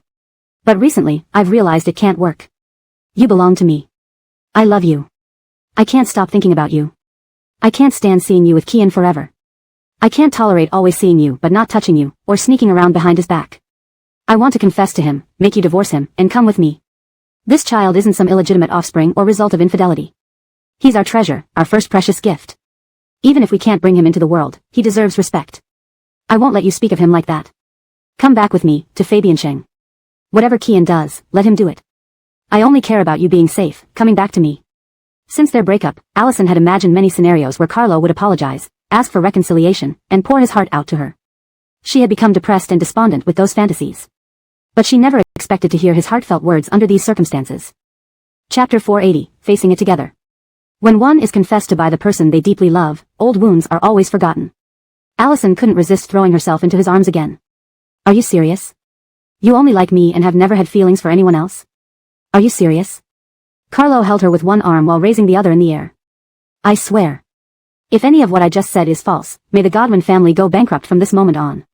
No. I believe you. There's no need to make such a heavy vow. Allison hurriedly covered his mouth. Your words are enough. I've waited so long, it's finally worth it. But even if she were to confess everything to Kian, it would be her responsibility. She didn't want Thornton she loved to be beaten, cursed at, or labeled with all sorts of vile names, possibly losing everyone's support. The situation today was entirely caused by Allison herself. But she wouldn't tell Carlo these thoughts because she loved him too much. She truly loved him more than anything. Caressing Carlo's face affectionately, Allison smiled again. You're right. This is our first child. As long as we both cherish it in our hearts, what do I have to fear? So, I won't worry now, let's talk about it after I recover. But you don't need to stay here with me. I don't plan to stay in Haddon Ariel for long, and my parents manage me very strictly. Even if you stay in Haddon Ariel, I won't have time to see you. So, go back first. We can discuss it further when I return to Fabian Ariel. Allison was incredibly convincing, coaxing Carlo out of the hospital gate. Right then, she received a call from her Viviana, telling Carlo that she would take a taxi home, otherwise it wouldn't look good if her Viviana saw them together. Carlo could only watch her leave. After reassuring her Viviana on the phone and estimating that Carlo was far enough away, Allison returned to the hospital. Doctor, please give me the medication. I've decided to proceed with a medical abortion. The doctor hesitated, seeing such a young and beautiful patient and a tall, handsome partner, he felt reluctant. Are you sure? With such excellent genes, your child would be incredibly beautiful. Once you take the medication, there will be no turning back. Allison was about to break down. Yes, please prescribe it quickly. The doctor prescribed her 2 days' worth of medication, including a type to be inserted, which he kept for himself. Take 1 pill per day, ensuring an 8-hour interval between doses. Do not eat or drink water 2 hours before taking the medication. Normally, there won't be much reaction over these 2 days. After 2 days, come back to the hospital, and I'll administer the remaining medication. You'll observe in the hospital for half a day. If all goes well, the embryo should pass within 3 to 5 hours. I'll ensure it's completely expelled before letting you go, to avoid future complications. She explained clearly, and Allison thanked her. Thank you, doctor. Do you have a disposable cup? I'll get some hot water and take the medicine now. The doctor hadn't expected her urgency. Was that really her boyfriend? Why was she so eager? Brant leaving in a hospital, the doctor had seen countless strange cases. Besides regretting, there wasn't much else to say. Allison fetched water and took the medication. Just as she stepped out of the doctor's office, a gust of wind blew through the hallway, and Carlo rushed back frantically.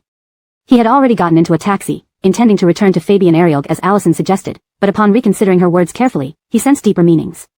Worried that she might do something behind his back, he rushed back in a panic.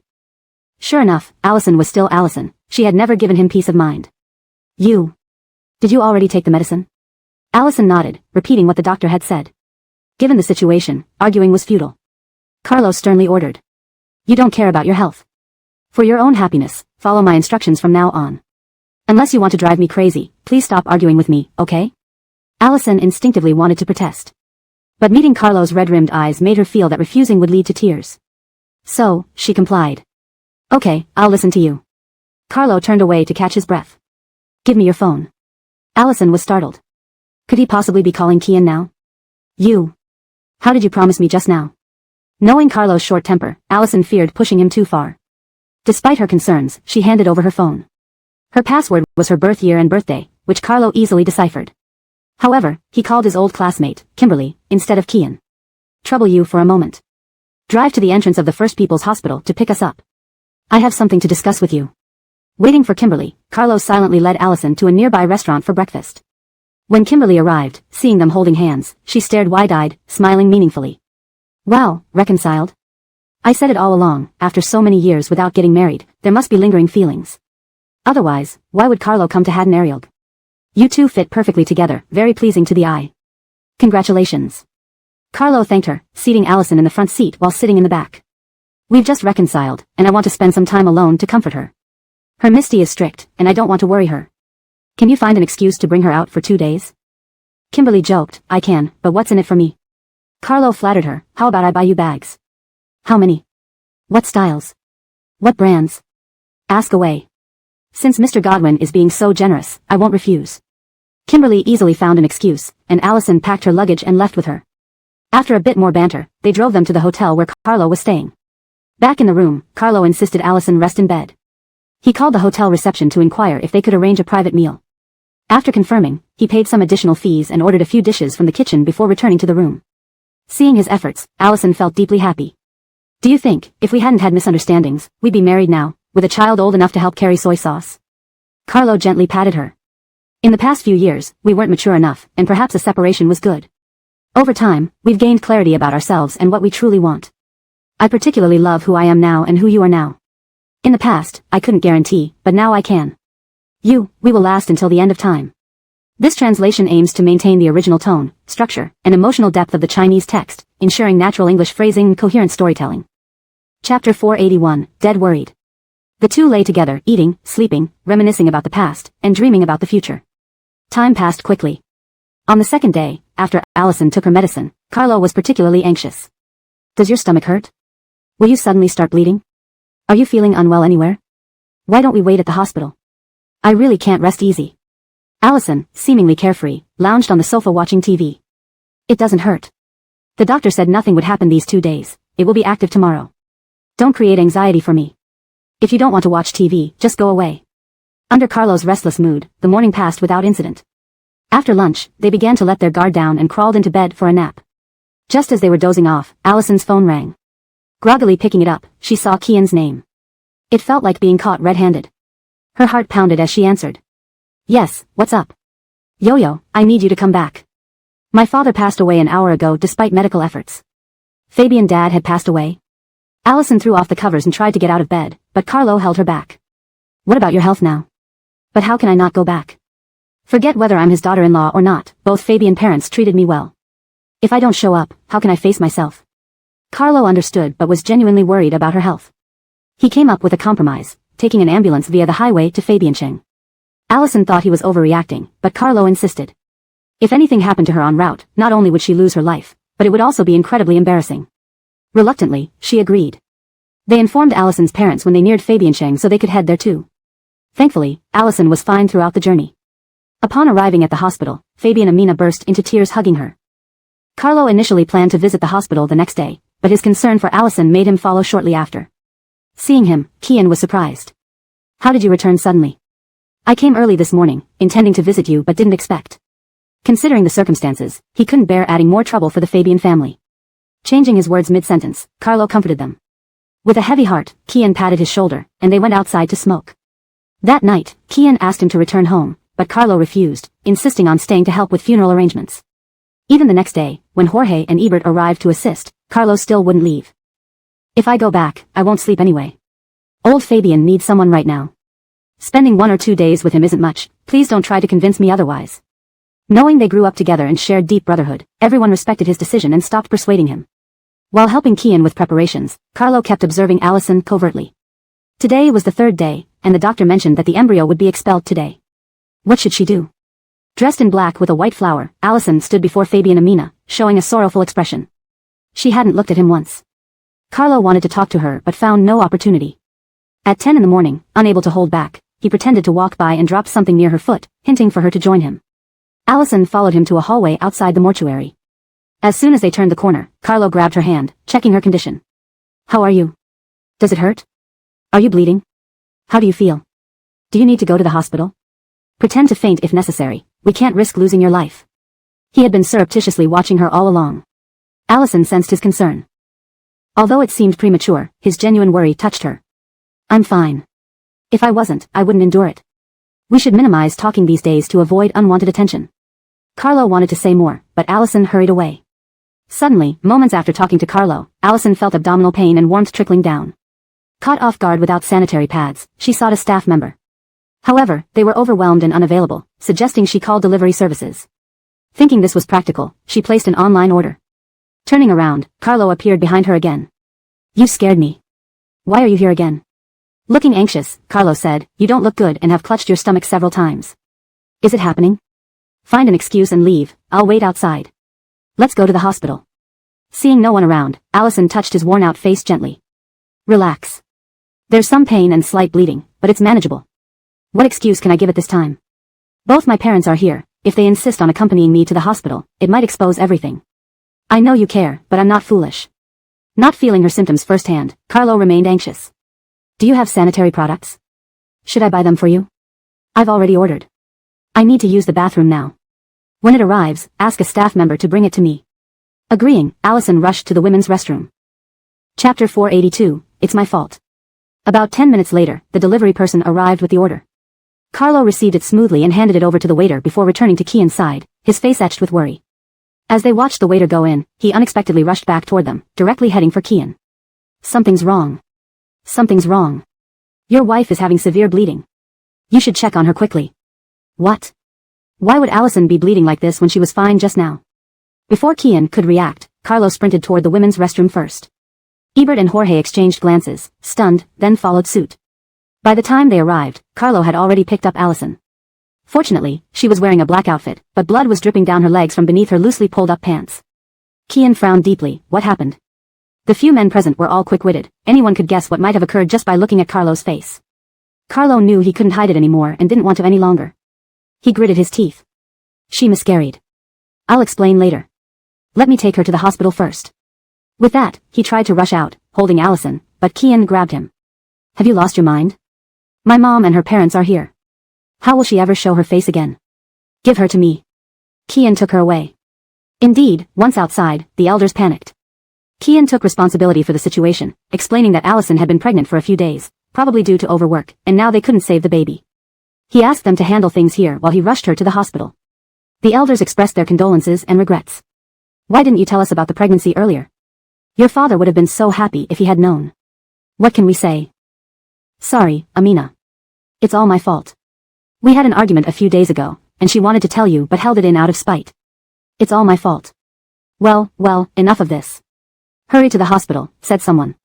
Carlo quickly added, I'll get the car. Ebert, Lau Mohammed, please handle things here. If not for the special circumstances, Ebert would have insisted on going along, but he had to suppress his curiosity. Rushing to the hospital, Allison was immediately taken to the emergency room. Outside the ward, Kian slapped Carlo across the face. He used full force, making Carlo stagger backward. But Carlo didn't dodge. After several seconds, he lifted his head to meet Kian's gaze, blood trickling from the corner of his mouth. This slap is because she got married to you, making me immoral, so I won't retaliate. I accept it. But if you hit me again, I won't stand for it. Lau Fabian, although you married her, you never treated her as a wife. You never consummated your marriage. She didn't cheat on you within marriage. Kian raged. Whether or not it's cheating isn't for you to decide. We've been brothers for years. How could you do this to me? When did you two start seeing each other? If she hadn't gotten into trouble today, how long did you plan to keep this from me? Carlo, you're despicable. Carlo looked at his raging friend. I admit I'm despicable. I should have been honest about our relationship. I've kept it hidden all this time. Blame me all you want, I accept it. But aren't you also at fault? Kian, can you really say you bear no responsibility for what's happening? Remember what you were doing when you went to Haicheng? Remember every night you didn't come home? Just because you're a man, everything you do is right, and she's immoral? You can blame me all you want, but don't blame her. If you had given her even a little warmth, a sliver of hope, she wouldn't have turned back to me. Kian's anger turned to confusion. Turned back to you? What do you mean? You two knew each other before? Carlo stared at him, admitting the truth. Yes, we knew each other before. Remember Brenna friend I had while studying abroad? It was her. We broke up due to a misunderstanding and haven't contacted each other for years. If she hadn't suddenly married you and appeared in front of me, I would never have seen her again in my life. Kian understood now. No wonder Allison knew he didn't love her yet still married him with such despair. She must have been thinking of Carlo all along. Damn it, what a mess. So you still love her? You two planned this reunion since the beginning? Carlo, at this point, nothing matters anymore. The fact remains unchanged. I agree I'm immoral, and you have a right to blame me, but don't blame her. You both are equally at fault. Once everything with your father is settled, please divorce her. I intend to take her away from Fabian, and we won't come back. In the end, you turn out to be the most devoted one, while we are the scum. Kian felt it was ironic. If you believe in yourself so much, why do you want to take her away? To lessen her psychological torment. She feels guilty, especially toward your parents. I don't want everyone to feel awkward when we meet in the future. And did you consider your parents and hers? What about them when you leave? Carlo was surprised that Kian still thought about his parents at this point. We'll cross that bridge when we come to it. In short, I don't want her to be hurt anymore. Who says I'll definitely hurt her? Am I the kind of person who would? After hearing Carlo's words, Kian wasn't angry anymore. Carlo was right, he and Allison were equally at fault. She wasn't idle, and neither was he. He couldn't allow himself only the freedom while forbidding others from seeking happiness. No need to avoid me. I'm not that petty, always thinking of settling scores. If you had told me earlier, I would have agreed to the divorce. Let's not tell my mom for now.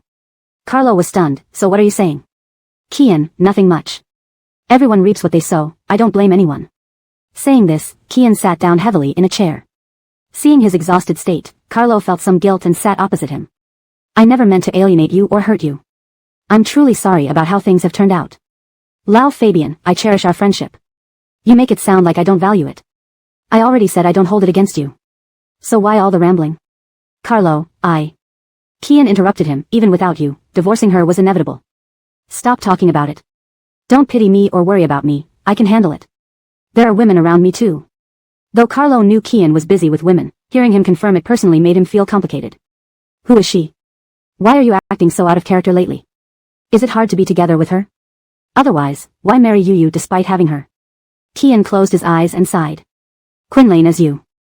I got kicked in the head by a donkey. If we had been brave like Lau Mohammed and Ebert from the start, none of this would have happened. Chapter 483, Emotional Quotient isn't just high. During Allison's one-month hospital stay, Kian had Alessia assigned to his Viviana's side. Although Alessia wasn't eloquent, she was exceptionally adept at household chores and cooking gourmet meals. Originally, Fabian Velma was in low spirits, unable to eat well, but Alessia could always prepare dishes that appealed to her tastes, changing things up in delightful ways. In a few days, Fabian Velma grew fond of this diligent and kind-hearted girl. Alessia chatted with her, took her shopping at pet and plant markets, tilled the land, and got involved in every nook and cranny of life, thus diverting much of Fabian Velma's pain. As a result, the worrying situation Allison anticipated did not materialize. On discharge day, Kian called her right away, inviting her to divorce. They met outside the Civil Affairs Bureau office, where Allison felt quite embarrassed. Kian said, "You don't need to feel awkward. After our divorce, I can also openly be with someone else now, we are equally matched. Since you two have struggled so hard to be together, you must try to live harmoniously from now on. If any scandalous rumors, quarrels, or divorces come up again, don't blame me for laughing at you." That night, Kian returned home with the divorce certificate, surprising Fabian Velma. She was just about to fly into a rage when he pulled Alessia into his embrace. "Amina, don't be angry. Both you and I have very strong personalities, and we're not suitable for each other. We've parted amicably, but the person I truly like is Alessia. And, she is pregnant." Fabian Velma's anger was instantly extinguished upon hearing, "She is pregnant. You. What do you mean by amicable parting? You've done her a great injustice. How can I show my face? If you feel guilty towards her, invite her over for dinner. Let's talk everything out openly to avoid awkwardness when we meet later." Thus, the next day, Kian notified all his close friends to have dinner at his place. Upon learning that Carlo and Allison would attend, Ebert and Jorge were incredulous. What was going on with these two pairs? Were they defying societal norms completely? It was beyond bizarre, they didn't even want to attend. But fearing something worse might happen, causing distress to Fabian Velma, they went with the intention of mediating any conflict, arriving just before lunchtime. Unexpectedly, as soon as they entered the living room, they were greeted by enticing aromas. The dining table was laden with dishes. Fabian Velma was busy chatting happily in the kitchen with someone, bustling around energetically. Gwendolyn and Pauline were in their second trimester, craving food intensely, instantly drawn to the spread on the table. So fragrant. What cuisine is this? Why does it smell so appealing? My stomach growls just thinking about it. Why isn't the food at home this fragrant? No way, I have to check the kitchen. Gwendolyn dragged Pauline into the kitchen. Soon after, several women's cheerful chatter came from inside. At this moment, Ebert and Jorge couldn't help but admire Kian. For such a chaotic situation, he managed to smooth things over, not only preventing Fabi and Velma from being upset but also lifting her spirits. How did he manage that? Kian kept everyone guessing, calling Carlo. You two are the last ones here. What are you dawdling for? Come already, or do I need to personally invite you? Carlo, feeling a bit uncomfortable, drove extremely slowly. Receiving Kian's urging call, he finally sped up. Entering the house, Fabi and Velma happened to come out of the kitchen and immediately ran over to Allison. Yo-yo, you've arrived? Poor dear, you've suffered a lot this month. Baichuan has wronged you. Even though we lack the Viviana daughter fate, I still like you. If you don't mind, will you be my daughter-in-law? Come over often, let's always be family. Ebert and Jorge were stunned. This would have been an utter mess in their hands. Kian's skills were admirable. All the dishes were placed on the table as everyone left the kitchen. Kian then gently guided Alessia, dressed in a plain black dress, simply styled hair, unadorned, and wearing an apron, from the kitchen. Yet, the moment she appeared, Alessia almost dazzled Jorge. No wonder Kian had been acting strangely, ignoring Allison after marriage. It was because. Seemingly anticipating Jorge's look, Kian first glanced at him, then at the crowd. I've gathered everyone today to introduce my girlfriend. No, I plan to register tomorrow, so she's my fiancée, Miss Alessia. She is pregnant, about a month along and needs rest. However, upon hearing my friends were coming, she insisted on cooking, hoping this effort would make everyone happy. She prepared since last night and cooked for over 2 hours today. Isn't asking for applause reasonable? Everyone looked at the gentle and virtuous Alessia standing beside Kian, both smiling faintly, perfectly suited, and gave sincere applause. How did no one notice Kian's high emotional quotient before? He handled the women so skillfully that the men couldn't help but admire him. After thanking everyone, Alessia was seated beside Fabi and Velma as everyone began eating and chatting, discussing pregnancy and future child-rearing plans. The meal was full of laughter and warmth. After dinner, while sitting around chatting, Gwendolyn suddenly received a call from Elida. Since Ainsley opened a bubble tea shop after bringing back her adopted children, she became a kid magnet. Elida and Dolores ran there after school daily, especially on Sundays, lingering there all day. It was another weekend. The nanny had taken her to the tea shop. Why did she remember to call her today? While peeling an orange, Gwendolyn put the phone on speaker. Elida, what's up? Elida's cute voice burst with excitement. Amina, Mom. Guess what wonderful news? Aren't Bohungu and Caitlin Xue really dating? I just heard Caitlin Xue telling Bohungu she's expecting. They are getting married. I'm getting another sibling, Mom, I'm so happy. Jorge, seated elsewhere, snatched the phone, disbelief evident. Elida, what did you say? Repeat it. Excited to eat, Elida refused to repeat herself. Oh, you'll know when you pick me up tonight. Bohungu said they'll send out invitations and candy. They're off to the hospital for a checkup, and Dolores and I want to go too. Dad, I have to hang up. Note, this translation keeps all the names in their original Chinese forms to respect the source text structure. Chapter 484, Perfect Family. Jorge and Gwendolyn immediately lost their interest in chatting and hurriedly drove to the mall, heading straight for Ainsley's shop. The staff was busy working while Ollie and Dom were being taken care of by nannies at the children's play area. Ainsley and Dustin had yet to return. Gwendolyn couldn't wait any longer and pulled out her phone. Should I call or should you? I can't hold it any longer, we need to know what's going on now. They only told us about dating after she's already pregnant. Gu Ariel wasn't very thoughtful. Seeing her pregnant friend getting so worked up, Jorge worried about her health. I'll call. Don't be anxious, sit down and relax. You'll have plenty of time to hear their stories later. Why get so excited? As soon as he dialed Ainsley, Jorge realized that it wasn't just Gwendolyn who was emotional, it was Ainsley too. Damien. She choked up before even finishing her sentence. I'm at the hospital. I have some great news, I'm having a baby. Can you hear me? I'm going to be a mom. Oh my god, this is so incredible. Dustin was trying his best to soothe her from the other end. Emotional swings could be harmful to the unborn child. You and I are normal people, and having a baby is a normal thing. Why are you so worked up? Just calm down, take it easy. Ainsley had been through a lot to get to where she was today, and Jorge felt relieved to see her with Dustin. He truly wished them all the best. Time flew by, and soon it was the end of the year. Gwendolyn and Pauline were nearing their due dates and moved into the hospital together. Alessia and Ainsley were also first-time moms and would deliver in a few months, so they took a keen interest in childbirth and insisted on coming to the hospital to observe. Unable to dissuade them, Dustin and William moved into the hospital too. Upon hearing everyone was at the hospital, Allison wanted to join them. Why do they all get pregnant except me?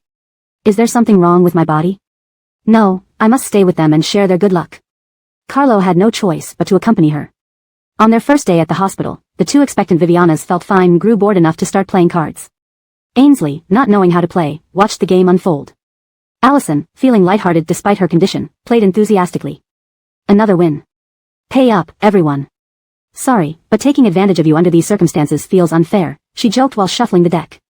Ainsley, observing idly, suddenly blurted out. You sister, you look like you might be pregnant too. People say pregnancy brings a maternal glow and makes the nose appear slightly rounder. Your face seems different.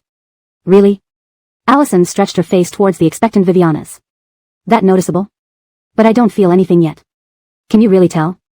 After inspecting her closely, everyone agreed that she did seem pregnant, confirming Ainsley's keen observation. Surprised, Carlo and Allison rushed off for blood tests and urinalysis. Soon, with everyone eagerly waiting, Carlo returned holding Allison's arm. Ainsley, I owe you a huge red envelope. Your prediction is uncanny, just 1 month in, Yu is indeed pregnant. The ward erupted in excitement. It was incredible that their children were conceived in the same year. Laughter turned to tension as Gwendolyn began feeling contractions shortly after. Given her excellent prenatal checks, she chose natural birth. Everyone anxiously waited outside the delivery room. Suddenly, Pauline also started having pains. After more than 3 hours of agony, the delivery room door opened, and a nurse handed a newborn to Jorge. Congratulations. Velma and son are doing well. Go ahead and take a look. They all put on masks and crowded around the baby. Pauline, carrying twins, had chosen a C-section. Shortly after Jorge's son was born, Xander announced the birth of a pair of healthy twins, a boy and a girl. Crowds quickly gathered around Xander's newborns. Everyone spent a joyful new year, each having found love and starting families. In early May the following year, Ainsley safely delivered a beautiful little princess. By September, Carlo welcomed his son. By then, Xander's and Jorge's kids were almost a year old. Watching Carlo with his youngest, Xander teased. Marvina arranged marriages? With so many kids, only our family and the Gus have princesses. Better start preparing early, whoever pleases me will get a deal. Carlo was quick to object. You're talking about arranged marriages again. Didn't you suffer from one yourself? How can you impose that on your kids? All I want is for them to grow up happy and healthy. Everyone nodded in agreement. Feeling snubbed, Xander countered. Don't think you can become a dragon Viviana just because you wish it. Your son just came along, and you're already thinking about a daughter. Not fair to you. Did you hear that? He's using you as a baby-making machine. Everyone laughed as expected, especially when Allison replied without hesitation. Who knows who's using whom? Anyway, if you gave me a daughter instead of a son, I'd be happier. Let's try again next year, I want a daughter. Not bad, Carlo. Maybe you'll catch up to us next year. They all burst into laughter. You're boasting now? Your kid isn't even a year old. Aren't you treating Pauline like a baby-making machine? Xander pulled Pauline closer and kissed her. Nikki, is 1 boy and 1 girl enough? If I want more, will you bear them for me? Yes. Despite Pauline's gentle nature, she stood firmly behind Xander. I've always said 2 children are too few. In a couple of years, let's have 2 more. I'd love that. More laughter filled the air. Jorge whispered to Gwendolyn. Look at them, making kids sound so easy. You make me beg to discuss things. How about we have another in a couple of years? I want a daughter, I miss watching Ollie grow up. Unbeknownst to them, William overheard and chimed in. If you're having more, so are we. Let's have a daughter too, okay? This sparked another wave of laughter. All right, let's all have more. We'll be contributing to the city's birth rate. Ha ha ha. End of book.